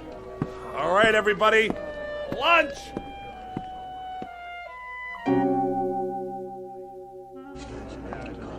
Ready? Ready. Rolling. Rolling. Roll sound. Roll sound. And action. Cue Rance. Hello there, Marshal. Barkeep. What'll it be? Rot gut whiskey. Yes, sir. Give me the bottle. Sure, Marshal. Whatever you say. Cut! Don't look at me. It wasn't my fault. Look at here. Hey, buddy boy. Yeah? You try to gag it up one more time, you'll wind up plucking chickens at the farmer's market. It was an accident, Rance. Was it? He put English on it. He deliberately made it curve before it got to me. English on a bottle? The guy needs a catcher's mitt. What'd you say? Nothing, Rance. He didn't say a thing. How much longer? These boots are killing me. Here's a new bottle. Let's try it again. From the bottle. Positions, please. Positions. Scene 71, again. And rolling. Sure, Marshal. Whatever you say. Now, hold on. That there's a new bottle. You want I should open it for you? I can do it. Oh, dang. Here's a glass for you. Don't need one. You see that? He don't even use a glass. He's some tough hombre. I guess you boys know that... I guess you boys know I'm the marshal here. We heard tell. Sure did. Then I guess you know that I know that Jesse James is due here any minute now, aiming to call on me. I know that, too. Likewise. Well, what do you know? I figured he was too yellow. But it sounds like Jesse's here. Marshal, please. No killing inside. Easy, barkeep. Ain't gonna kill him none. I'm just gonna maim him a little bit. Pick off his pinky, maybe, with a clean shot. Jesse won't take kindly to that. He sure won't. Well. Marshal McGrew, ain't it? Yep. We'll take a nice, deep breath, Marshal. Why's that, Jesse? 'Cause it'll be your last. Oh! You shot it clean out of my hand! I didn't. That was a sound effect. I can't get my blasted gun out of the miserable holster. Cut! Take it easy, Rance. I thought somebody oiled this holster. I wiped it down. It's too dry. We'll do an insert later. See? I can't even get it. Oh, look out. Whoops. Bring another mirror. This is absurd, isn't it? I mean, really. First the gun, then the bottle, then the gun a second time. You just can't appreciate the delicious absurdity of it. I drive all the way in from the beach just to shoot a few lousy scenes in my new car, my own car, mind you, and look what happened. I studied with Sandy Meisner, okay? I played Pinter, Albee, Beckett, and now, can't you people do anything right? I ask you, is that too much? Would you like to sit down, Rance? Why do I bother? Week after week, why? I give, and I give, and I give. For what? Let's go to the fight scene. Jesse and Rance. First, Jesse knocks him through a table. Cue the player piano tape. Stunt double. Somebody get the tables. How do you feel now? What do you mean, how do I feel? Sorry, Andy. It's not your fault. But these oafs out there, they wouldn't know a real line from a cereal commercial. Hand me my throat spray. The antibiotic one or the one for the allergies? I don't care, just give it to me. Cut! Print it! I think they're ready for your close-up, Rance. All right, Angie. Don't you think I know that? I'm the only professional around here. Did you double for me in that scene? Yes, sir. Looking good. Thanks. I tried to do it just like you would. I like the bruises. Nice makeup. It's not makeup. Okay, boys, this is the death scene. Rance in the bar, Jesse lying over there. Rance thinks he's unconscious. Jesse picks up a gun off the floor and fires at Rance's back. Well, at his back? That's correct. Hey, I don't want to give you a hard time, Si, but... Well, you got a problem with that? But that's not the way Jesse James used to operate. Well, he does in this script, okay? What I mean is, everything I've read about the guy, I mean, he fought pretty fair and square. Why can't I just yell something, before I pull the trigger? Whoa, that's thinking. Warn the fastest gun in the West that he's about to get shot at. Look, buddy boy, you happen to be up against Rance McGrew. And when you're up against the best, you're gonna play it dirty or you're gonna play it dead. Now quit arguing and let's get to it. Ready at the bar, Rance.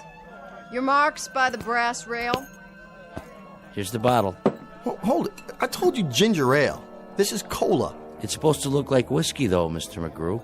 Si, will you either fire this clown or straighten him out? One or the other? Mr. McGrew wants ginger ale. Yes, sir, Mr. McGrew. Jesse, lie down on the X. I don't care what he says. Jesse James wouldn't shoot anybody in the back. Yeah, but Rance McGrew would. Rance McGrew would also fire his own grandmother. So do me a favor. Play it his way, or we'll never get this episode finished. You're the boss, but I can just see the real Jesse James turning over in his grave right now. I don't mean just once. I mean about 400 revolutions per minute. All right, let's get with it. Scene 93, take one. Quiet, everyone. Camera, roll sound, and action. Here's your bottle, Marshal. You stupid clod. That's whiskey. That's real whiskey. It sure is. The best we got. Something wrong, Marshal? Well, this sure is. Wait a minute. Where's the camera? And the lights? Where are the lights? You there. Answer me. You talking to me? I think he's talking to you. Well, now, speak up, Marshal. I didn't hear you. You say something or not? You know exactly what I said. Don't play dumb. Will somebody please tell me what happened to the microphone and the wall? Where did this other wall come from? Where's the back of the set? Marshal, Jess is gunning for you. It's coming right now. Hey, Cementhead, he was already here in scene 73, okay? Wait, my agent hears about this one. Let me out of here. This is degenerated into some third-rate, low-budget B picture. Can't say I didn't warn you. Wait. Who's this supposed to be? They call me Jesse. Jesse James. No, you're not. You're a different actor. What are you, a last-minute replacement? And where'd you get those clothes? Good lordy property. This man stinks to... I'm the real Jesse James. Not that side of pork that's been play-acting me. What do you think you're doing? Take your hands off... Sit down and put a cork in it. I'll ask the questions around here. Bartender. Yes, Mr. James. Bring me a bottle of rye. And wind up that player piano in the corner.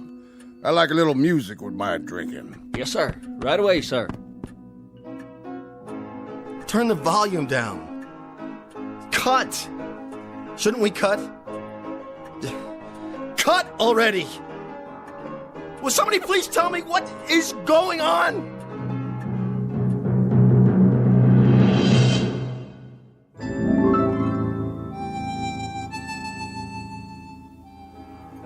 Don't you hear good, mister?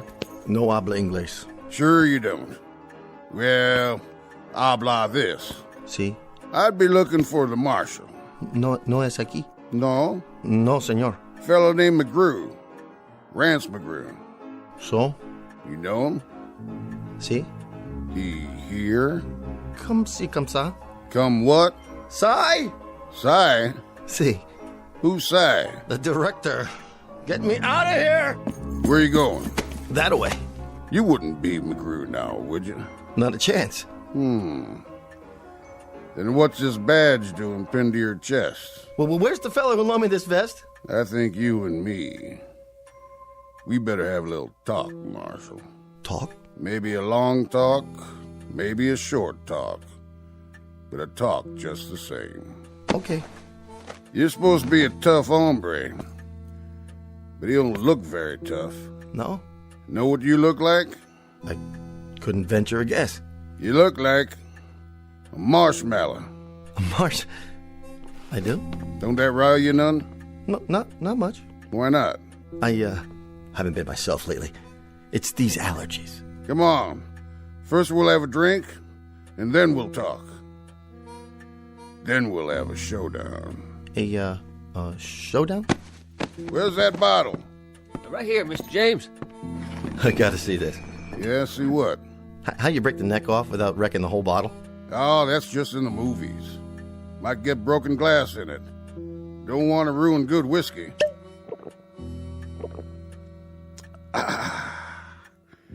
Here, your turn. No, thank you. No? Just a ginger ale, please. Marshmallow. Well, see, I'm on the wagon. It's in my contract. Have a smoke. I gave that up too. I'll roll one for you. Can't. Union rules. Rules, huh? Yeah, it's the law now. Show you what I think of the law. Of course, you know how to do this, don't you? Roll your own, I mean. Actually, I never could get it right. You know, that string on the little pouch, it always gets caught in my teeth.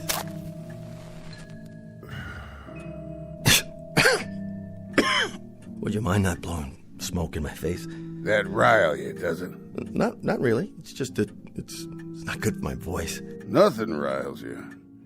You're just about the most even-tempered dude I ever did meet. However, I ain't got no more time to be sociable, Marshal.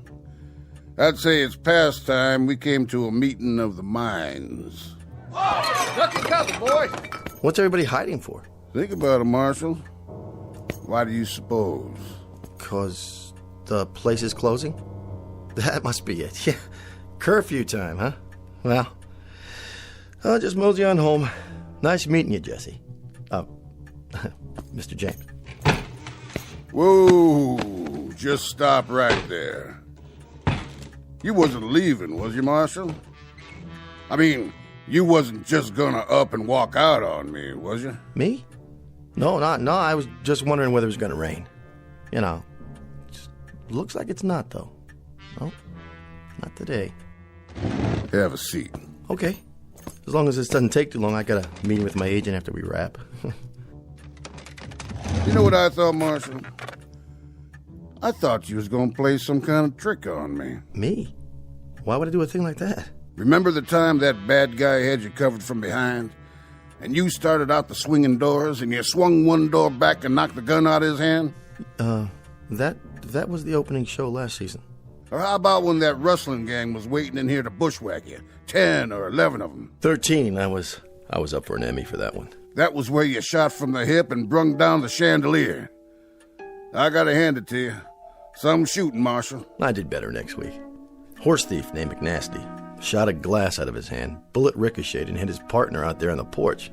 Got 1,300 pieces of mail on that one. I bet you did. I just bet you did. Why, folks couldn't help admiring a man of your talents. Thing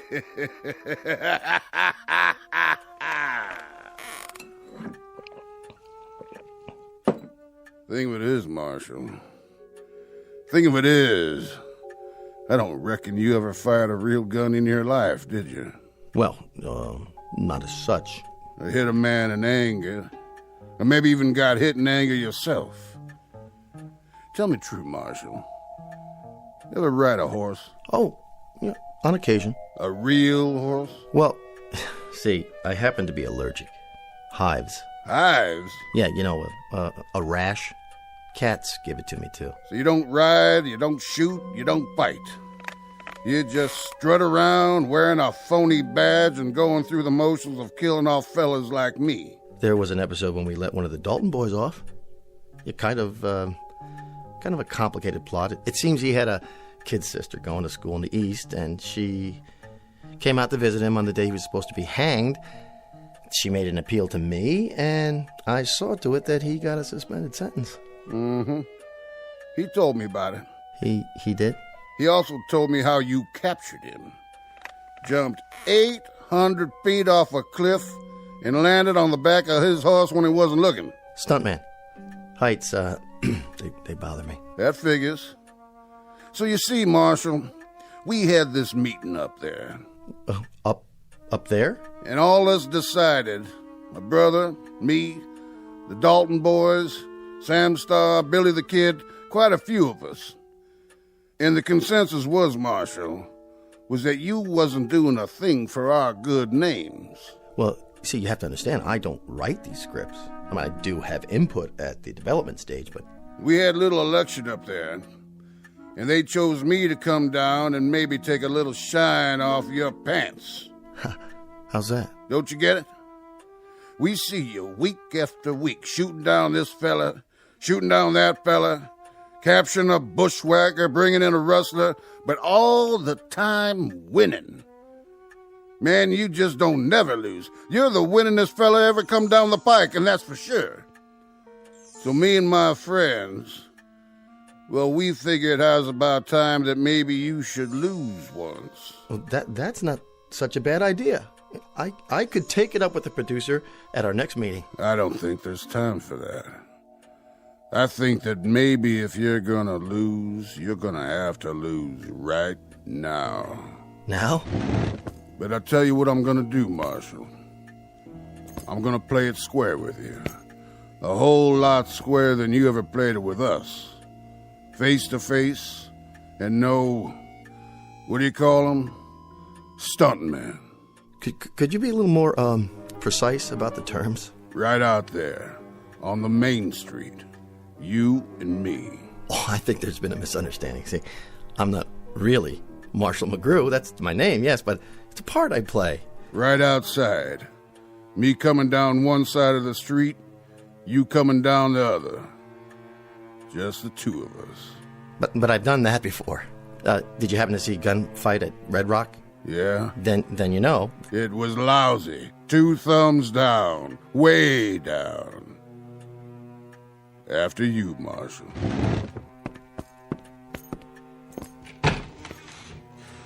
You can come out now, boys. Looks like they ain't gonna shoot up the place after all. Drinks on the house.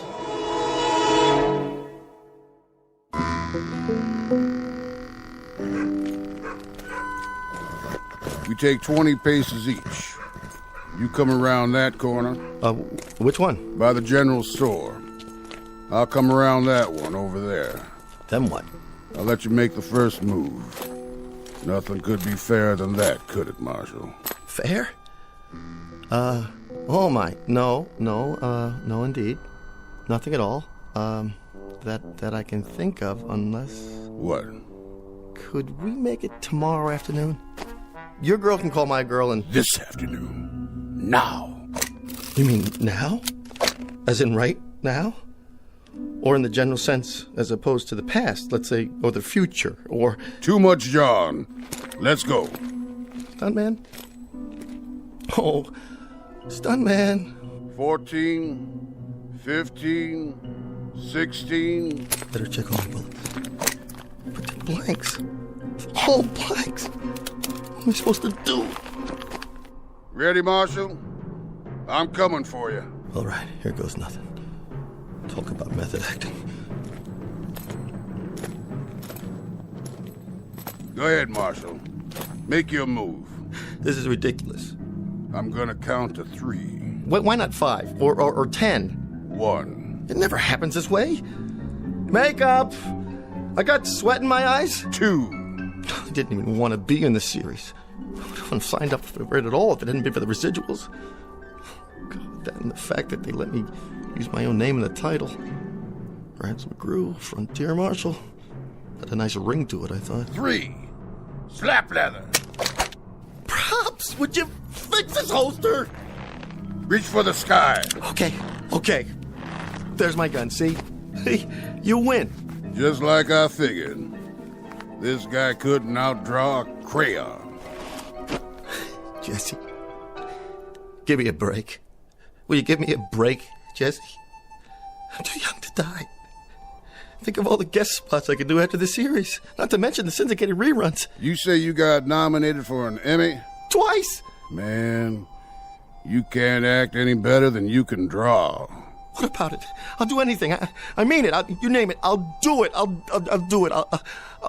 Just give me a break this one time. Anything? Anything. Say it. Marshall, you know something? You and me, maybe we ain't such a long ways off from a bargain after all. What is it you want? Well, sir, I ain't exactly sure what it is I want, but I'll think about it some. You will? You mean you're not gonna shoot me down like a dog? Like a cur? Like an empty beer bottle? Like an old tin can set on the fence post of life? On a lonesome road somewhere, a road less traveled, you might say? Nope. But I'll tell you what I will do, if you stop talking like a schoolmarm. What's that? I'll see to it that you play it mighty careful from now on. Done? You gotta play it straight. No more of this Hollywood junk. You got it. We may be stiffs up there, but we're awful sensitive. We'll be watching you, Marshall. Jesse? Jesse? Where'd you go? Where do I send the deal memo? Here you go. What? It isn't whiskey this time, Mr. McGrew. It's ginger ale like you ordered. Okay, people, this is a take. Quiet, please. Where'd all these people come from? And the lights. The camera. You all right, Rance? Yeah. Yeah, I'm all right, but where'd you all go? Where do we go? Rance is such a kidder. We didn't go anywhere. Are you sure you're all right? You look a little pale. Yeah, I'm fine. Make up. Touch up Mr. McGrew, please, so we can get the shot. The shot? Jesse's on the floor. What's he doing there? You knocked him down, remember? Or rather, your stunt double did. Chair and a table. How much longer? This floor's really uncomfortable. Just a few more seconds. But that's not Jesse. Not the real Jesse. Rance, please.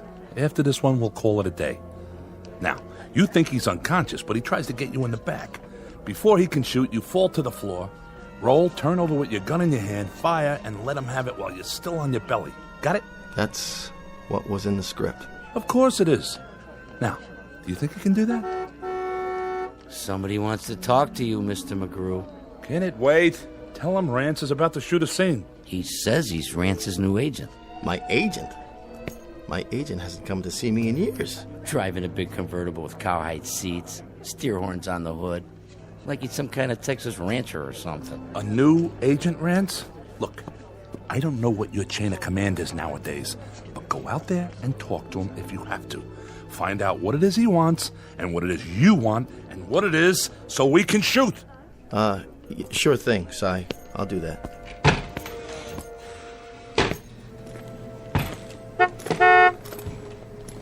Howdy, Marshal. Jesse. Deal's a deal. You said anything. I like the red blazer. Houndstooth, isn't it? That what they call it? You don't know about the yellow slacks, though, and the beret. I think you've been watching too many old movies. Be that as it may. Have a cigar. I don't smoke.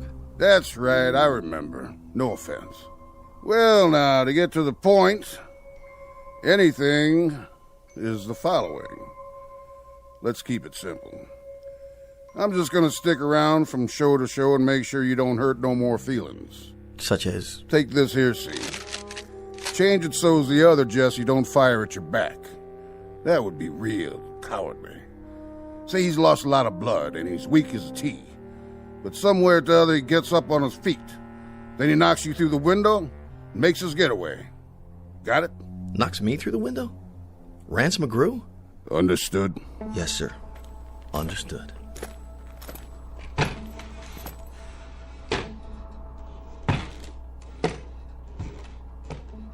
What?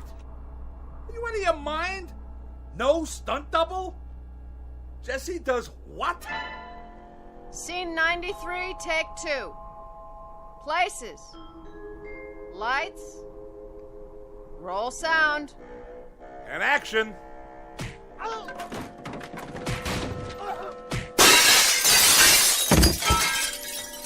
Cut! That was a good one. Yeah.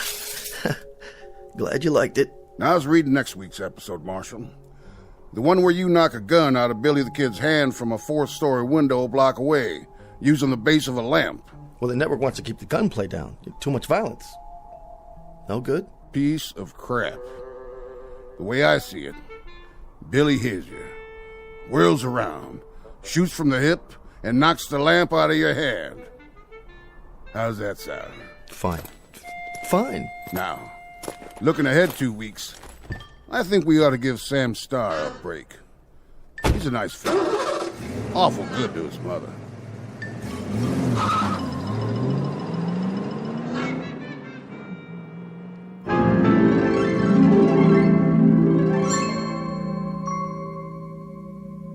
The evolution of the so-called adult Western and the metamorphosis of one Rance McGrew, former phony baloney, now upright